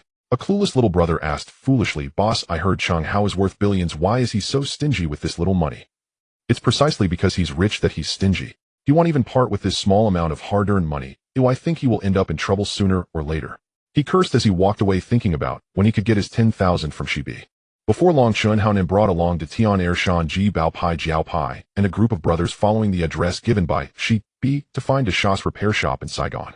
Seeing that it was Chun Haonan and his group of young men rather than Shibi himself, Desha felt a bit surprised and somewhat displeased, thinking Shibi was not taking this seriously enough. He sized up Chun Haonan and asked, "Brother Nan, isn't it? Why didn't Brother B come in person?" Chun Haonan's expression was calm and his tone was indifferent. "Brother B is busy. We can handle such small matters. The money is here, but what about the information?" He knew very well that Shibi was already a figure in Copper Gong Bay, the decision-maker, and sending capable subordinates to handle such details of tracking Ba Bai was the norm, ensuring the task was done, while the credit also went to Shibi, avoiding unnecessary trouble by personally getting involved. If Shibi came in person, it would be more noticeable, and the credit would do little to enhance his status. Although Desha felt a bit disappointed by Shibi not coming, money was still the most important thing. His wife, anxious beside him, interjected, "Brother Nan, did Brother B give any instructions?" "The money." Chun Haonan smiled and took out a square wrapped in newspaper from his pocket, placing it on the greasy table. "Brother B said, as long as Ba Bis whereabouts are confirmed, this 100,000 will be yours." Seeing the money, Desha immediately beamed with joy, grabbing it and weighing it in his hands while flattering. "Brother B is truly reliable. He keeps his word. Much better than that miser Chung Hao." In his moment of pride, he let something slip. Chun Haonan's eyes flashed coldly, and he quickly exchanged a glance with the Tian Air and Shanji. The few of them suddenly understood this bastard was indeed trying to play both sides, selling the same information to both parties. Chun Haonan sneered, stepping closer and staring at Desha. "Oh, from what you said, you still want to sell the information to Chung Hao. You have quite a boldness, aren't you? Afraid of Chung Hao finding out and not seeing the sun tomorrow?" Desha's heart sank, realizing he had misspoken. But since things had come to this, he decided to be shameless, spreading his hands. "I did want to sell it to him, but he didn't want it. What can I do? He thinks it's too expensive." Chun Haonan continued to sneer, his tone mocking. "It's perfectly normal for Chung Hao to reject your information. Do you think with his connections he can't find out by himself? With your kind of petty thieves, what right do you have to negotiate with Chung Hao? Do you know how powerful Chung Hao and his subordinates are? Ba Bai brought over 50 men, all armed, set an ambush, and what happened? Over 30 of them were killed in a counterattack by Chung Hao. Do you know how many people were by Chung Hao's side at that time? Just 2. Ba Bai almost suffered a complete loss, escaping like a dog. Chung Hao and his 2 men killed over 30 armed individuals without a single scratch on themselves." Desha and his gang gasped in shock, their faces changing color. Previously, they only knew that Ba Bis' ambush on Chung Hao had failed, resulting in many casualties, but they were unclear about the specifics and thought it was a fierce battle with mutual losses. They never expected that Chung Hao's side had achieved victory against the odds nearly overwhelming them. Desha felt a wave of fear wash over him. Had he known Chung Hao was this formidable, he wouldn't have dared to negotiate, and he should have offered the information for free, perhaps even establishing some connections. Chun Haonan, seeing they were intimidated, continued to strike, his tone full of disdain. "What a delusion. Who is Chung Hao? He now scorns even the underhanded dealings of the gang, running his own company for legitimate business. You lowly thieves selling stolen parts, do you even deserve to catch his eye? You aren't even worthy to hold his shoes." Hearing this, Shanji and the others couldn't help but burst into laughter, looking at Desha and his group as if they were clowns.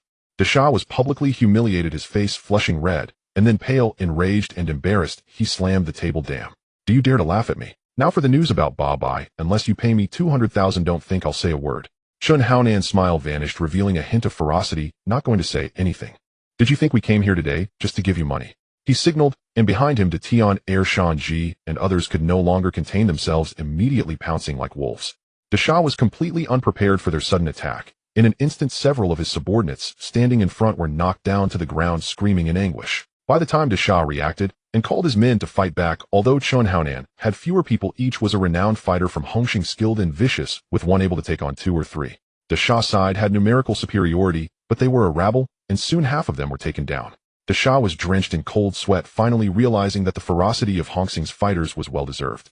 As he momentarily lost focus, Chun Haonan closed in, delivering a vicious uppercut that landed squarely on his chin.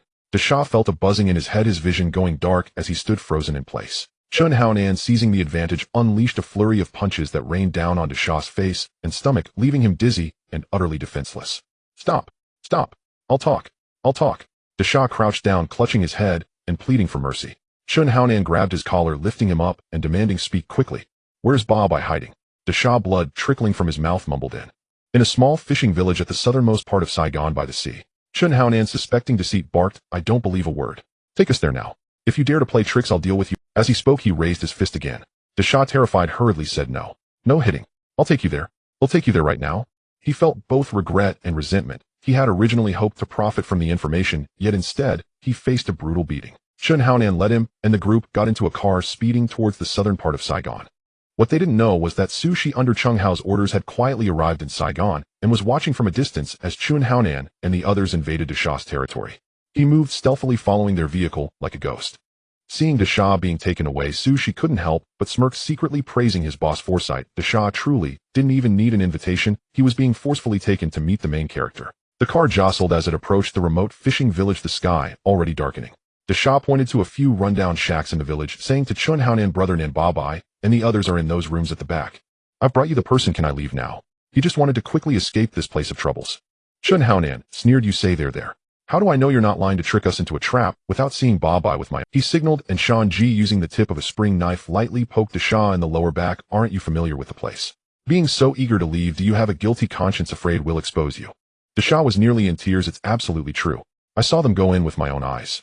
Chun Haonan looked at him with amusement. "Empty words won't suffice. You can't leave until we see Ba-Bai." He waved his hand, instructing two subordinates to keep an eye on Desha. Desha's face turned ashen, realizing he was doomed today. Meanwhile, inside the dilapidated house in the fishing village, one of Ba-Bai's subordinates was on lookout in the corner when he suddenly spotted several unfamiliar cars arriving at the village entrance, a group of people sneaking and peering into the village, dragging someone along. He was taken aback, scrambling into the house and urgently reporting in a low voice, "Boss, not good. A group of people has come to the village entrance, and it looks like they're coming for us." Ba-Bai, who was drowning his sorrows in alcohol, nearly dropped his glass at the news, exclaiming in shock, "I hid in such a desolate place, and I can still be found."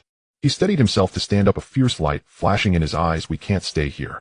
First take care of that tail outside, and we'll move immediately." He immediately dispatched 5 subordinates to sneak out the back door, planning to encircle Chun Haonan and his uninvited guests from behind. All of this was seen by Su Shi, who was lurking nearby at a high point. He rubbed his forehead in disbelief, internally criticizing, "Is Chun Haonan's group made up of fools? They startled the snake, and yet they didn't even realize they were being surrounded from behind." He watched as the 5 of Ba-Bai's subordinates, armed with guns, quietly approached Chun Haonan's group from the side, while Chun Haonan and his crew remained oblivious, focused on interrogating Desha. Su Shi sighed. Although his boss said not to worry about Hongxing's people, they were still part of the same gang in name, and it wouldn't be right to stand by and watch them suffer. He casually picked up a small stone from the ground, flicking his wrist. The stone shot out like a bullet.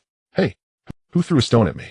One of Ba-Bai's subordinates, who was sneaking forward, was hit in the back of the head by the stone. Though it wasn't heavy, he was startled and couldn't help but cry out. This shout immediately exposed their position. Chun Haonan and the others, hearing voices and cries from behind, turned in shock, only to see 5 men with Black Star pistols glaring at them from the edge of the nearby woods. They broke out in a cold sweat. Almost simultaneously, several armed men rushed out from the fishing village, the rest of Ba-Bai's subordinates. They were caught in a pincer attack. "What are you standing there for? Run into the woods." Chun Haonan reacted quickly, shouting as he turned and sprinted towards the dense thicket. De Tian Air and the others immediately followed suit, fleeing for their lives. Ba-Bai's men opened fire without hesitation. Bang, bang, bang. The gunfire shattered the tranquility of the fishing village. The last runner, Desha, already battered and bruised, slowed his movements. As he turned around, blood splattered from his back. He didn't even let out a groan before collapsing to the ground, his body twitching a few times before going limp, instantly turned into a sieve. Chun Haonan and the others glanced back at Desha's grim fate, their souls fleeing in terror, running even faster, wishing they had 2 more legs. Chun Haonan desperately dashed into the woods, while frantically pulling out his phone to call Shibi. Shibi was waiting for good news. Hearing the hurried panting and faint gunfire on the phone, his heart sank. "Anan, what happened?" Chun Haonan gasped, his voice filled with fear. "Brother B, as soon as we arrived at the village entrance, Ba-Bai's men found us. They have guns. They're chasing us. Hurry and bring people to rescue us. If it's too late, well, all be done for." Shibi's mind went blank, panicking like an ant on a hot pot. While calming Chun Haonan to hold on, He anxiously called Jiang Tianxing to report. Jiang Tianxing was also stunned on the other end of the line, completely unprepared for Shi BS men to be so reckless, actually going to the enemy's lair for close reconnaissance. Wasn't that akin to seeking death? He immediately ordered, "Call the police at once. Tell them the address. Hurry." Shibi realized that only the police could arrive the fastest. He wanted to contact Chunhaonan again, but when he dialed, all he heard was the message, "The number you have dialed is temporary." It turned out that while rushing, Chunhaonan's shoulder was grazed by a stray bullet, causing a fiery pain, and his phone slipped out of his hand into the grass. He didn't dare to stop and pick it up. Sushi was calmly observing everything from a distance, then quickly dialed Chung Hao's number. "Boss confirmed, bye-bye is in this fishing village at the southernmost part of Shigong. Chunhaonan and the others have messed up, alarming, bye-bye, and are currently being hunted. The Shah from Shigong has already been killed, and Chunhaonan's group is unaccounted for." Chung Hao was silent for a second on the phone before letting out a cold sneer, "A bunch of useless fools. Don't worry about their lives, keep a close watch on bye-bye, and don't let him escape." Understood. Sushi hung up, continuing to observe the movements in the fishing village like a lurking leopard. Chung Hao immediately dialed the phone of Senior Inspector Gu Yujiao. "Madam Gu, I have news for you." Chung Hao's voice revealed no emotion. Gu Yujiao was troubled by the slippery eel that was bye-bye. Upon hearing this, she perked up, almost standing up from her chair. "Really? Where are the people?" Chung Hao doused her enthusiasm with cold water. "Don't get too excited. There is news, but the scene is a bit chaotic. A bunch of hot-headed youths from Hongxing Shi BS group, not knowing where they got the news, rushed over first, resulting in them startling the snake. Now they are being chased by BIS men with guns." Gu Yujiao gritted her teeth in anger, cursing. These gang members who achieve nothing but create chaos. All they know is how to make trouble. After cursing, she realized Chung Hao's identity on the other end of the phone and quickly, awkwardly corrected herself. Mr. Chung, I didn't mean you. I was talking about Shi BS people." Chung Hao chuckled nonchalantly. "Small matter. The situation now is that the local snake in Shigong who sold the news to Shi B has already been killed by BIS men. Shi BS men are unaccounted for. BIS' exact hiding place is a small fishing village in the southern part of Shigong near the sea. I have someone watching over there who can provide you with his contact information. You police can maintain communication with him to grasp real-time developments." Gu Yujiao's expression was serious. The news came timely, but the situation was indeed tricky. She immediately noted down Su Zai's contact information, then suddenly stood up, rushing out of the office, and ordered her busy subordinate Ma Guing, "Immediately notify the Shigong police station that there is a major situation. Gather the major crimes unit and the SWAT team. There's credible intelligence that Bai and his armed gang are hiding in the southern XX fishing village of Shigong. Act immediately. Be quick." Almost simultaneously, the Shigong police station received a report from villagers about the intense gunfire coming from the direction of the fishing village, matching the address. Both sides of the police forces quickly coordinated, all knowing that BIS gang was extremely vicious, armed with a large number of firearms, and once their whereabouts were exposed, they might act out of desperation, necessitating immediate arrest. Fortunately, there was an informant, Su Shi, on site, continuously monitoring, able to provide real-time intelligence. The gunfire in the fishing village had temporarily ceased. Chunhaonan de Tian Er Shan Ji Bao Pai and Jiao Pai, relying on their youth and familiarity with the terrain, desperately sprinted deep into the woods. BIS men chased for dozens of meters, seeing them dive into the dense thicket, worried about ambushes inside. They also slowed their pace, searching while remaining vigilant. Chunhaonan and the others dared not stop running until they felt their lungs were about to explode. Only when they felt they had distanced themselves from the fishing village did they dare to collapse behind a large tree, gasping violently. Shanji had several scratches on his face from branches. Wiping away his sweat, he cursed, "Damn, how did BIS men know we were coming? Is it that bastard Desha who sold us out?" Chunhaonan gasped, shaking his head. "It shouldn't be Desha. It's possible that another group also learned the news and arrived earlier than us." Shanji questioned, "Did that group expose us?" Chunhaonan carefully recalled the earlier perilous scene, analyzing. "It doesn't seem like it. I heard someone behind shout that they were hit by a stone, and then the people ambushing us from behind were exposed. It should be that group secretly monitoring who saw us being attacked from both sides and intervened by throwing stones at the people behind, effectively saving us. Otherwise we would have been trapped at the village entrance and turned into a beehive." De Tian Er, still shaken, asked, "Brother Nan, then who saved us?" Chunhaonan recalled that Desha had mentioned wanting to sell news to Chung Hao, beginning to form a guess in his heart. It could be Chung Hao's people. Desha said he tried to sell news to Chung Hao. Although it didn't go through, knowing Chung Hao's style, once he got wind of it, he would definitely send someone to verify the authenticity. Their people probably arrived first, just in time to see us surrounded. Jiao Pai, what's wrong with you?" Suddenly a cry from Bao Pai, filled with tears, broke out. Everyone turned to look, only to see Jiao Pai leaning against a tree, his face as pale as paper, a patch of crimson on his chest rapidly expanding. He had been shot. After a wild sprint, he had lost too much blood and was now gasping for breath. "Brother, hang on. We're taking you to the hospital right now." Bao Pai cried out in panic, frantically pressing his hands against the wound on his brother's chest, but crimson blood gushed relentlessly through his fingers. Xiao Pai lifted his hand with immense difficulty, gripping his younger brother's wrist. His lips trembled faintly as he whispered, voice barely audible, "Bao Pai, don't waste time on me. Go with brother Chen Haonan. Hurry." With his final ounce of strength, he shoved his brother toward Chen Haonan. Then his arm fell limp, his gaze rapidly clouding into vacancy. "Brother." A gut-wrenching wail tore from Bao Pai's throat as he collapsed onto his brother's body, shaking him desperately. Yet Xiao Pai breathed no more. Chen Haonan's eyes burned red with grief, but he knew sorrow had no place here, not yet. He strode forward, seized the sobbing, near-fainting Bao Pai by the shoulders, and yanked him away from Xiao Pai's corpse. Then with a sharp, stinging slap across his face, he growled low and fierce, "Bao Pai, your brother is gone. Snap out of it. Do you want his death to mean nothing?" Bao Pai's men could be closing in at any moment. Stunned by the blow, Bao Pai's cheek blazed. But for the first time since the horror began, a sliver of clarity pierced through his anguish. He raised his head, eyes wild, bloodshot, blazing with incandescent hatred. "I'm going back. I'll kill Bao Pai myself. I'll make him pay for my brother's life." Chen Haonan studied Bao Pai's face, then turned to Tian Air and Shanji, both wearing identical masks of grief and fury. He knew forcing them to flee now would shatter their brotherhood forever. He drew a slow, steadying breath and spoke with grave intensity, "Go back. Don't think I don't long to. But do you truly believe we'd survive such a recklessness? Bao Pai must already know this place is compromised. He's likely preparing to vanish even now. We'll follow, not to fight, but to watch. Once we confirm where he flees, we alert Brother B and Mr. Jiang. They'll mobilize forces, or even call in the police. Justice will come. It only requires patience." Bao Pai wrenched free of Chen Haonan's grip and roared, "I don't care if you go or not. I will go back. Even if I die, I'll drag Bao Pai down with me." Chen Haonan met Bao Pai's unyielding gaze, and knew resistance was futile. He turned to Tian Air. The latter clenched his fists, voice hoarse, "Brother Haonan, Xiao Pai was our brother too." Shanji, all levity vanished from his face, spat a bloody wad onto the ground, and snarled, "Damn right. We live and die together. Brother Haonan, you say the word, and we follow." A surge of warmth rose in Chen Haonan's chest. He knew these brothers stood with him unshaken. He nodded firmly, "Good. Then we go back. But remember, our mission is surveillance, not suicide. Find Bao Pai's new hideout. That is victory. Let's move." For men, hearts seething with sorrow and vengeance, slipped silently back toward the fishing village.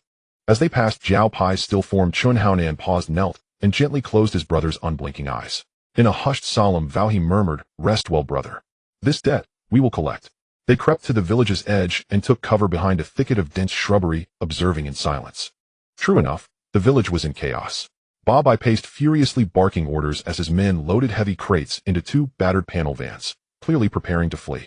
"Boss, we lost them. Those 4 brats vanished into the woods. Couldn't catch them." One underling rushed back panting. Bao Pai exploded, slapping him hard across the face, "Useless. You couldn't seize 4 people and let them escape." The man cradled his stinging cheek, voice trembling. "We had them surrounded." But suddenly a stone came flying from nowhere, striking Ago. That's when they spotted us. "I think someone else is lying in wait nearby." Bao Pai stiffened, his pulse quickening. Could there be another player watching him, beyond Shibi? Fear coiled cold in his gut. He dared not linger. "Hurry, load up, fast. This place is finished. Move out now." His men scrambled. One glanced toward the village entrance, where Chen Haonan's 2 cars sat abandoned, and eyes narrowing pulled out his pistol. 3 sharp cracks echoed as he emptied rounds into both tires. Pop, pop, pop. The tires burst, instantly collapsing into deflated husks. Bao Pai nearly choked, storming over to kick the man hard in the ribs. "Are you an idiot? Why shoot the tires? Just drive the damn cars away. You'd have 2 more vehicles." The man staggered, dazed and pleading. I thought they might chase us." Bao Pai stared speechless, then gave up. He vaulted into one van already packed and bellowed, "Forget it." Engines roared to life. Dust billowed as the 2 vans sped wildly down the village's sole dirt road toward the unknown. On a distant hillside, she watched it all unfold, motionless and precise. He started his own car, hidden along the roadside, and tailed them at a careful distance, relaying Bao Pai's direction, vehicle descriptions, and movements in real time via encrypted channel to Guyu Jiao. Guyu Jiao and Ma Guoying had already deployed a large contingent of officers, converging tightly on the southern outskirts of Saikong. Upon receiving Sushi's report, Guyu Jiao issued immediate commands. Target is in 2 silver panel vans exiting XX Fishing Village via dirt road heading north, likely aiming for the main highway. Set up roadblocks at all critical junctions leading to Saikong Road. Second unit flank from rear and cut off retreat. A vast silent net of pursuit snapped shut, while Bao Pai remained utterly unaware.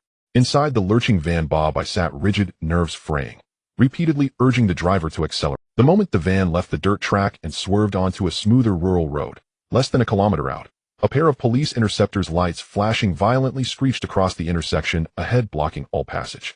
Officers shouted through megaphones, "Vehicles ahead. Pull over immediately for inspection." Bob Bye's blood froze. He screamed, "Reverse. Reverse now." The driver wrenched the wheel. Tires shrieked. The van fishtailed wildly on the narrow lane. But the instant they spun around, before the engine could roar forward, the rear crossroad erupted with 3 more police cruisers, sealing their escape completely.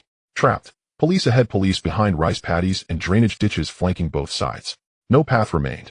No wings to fly.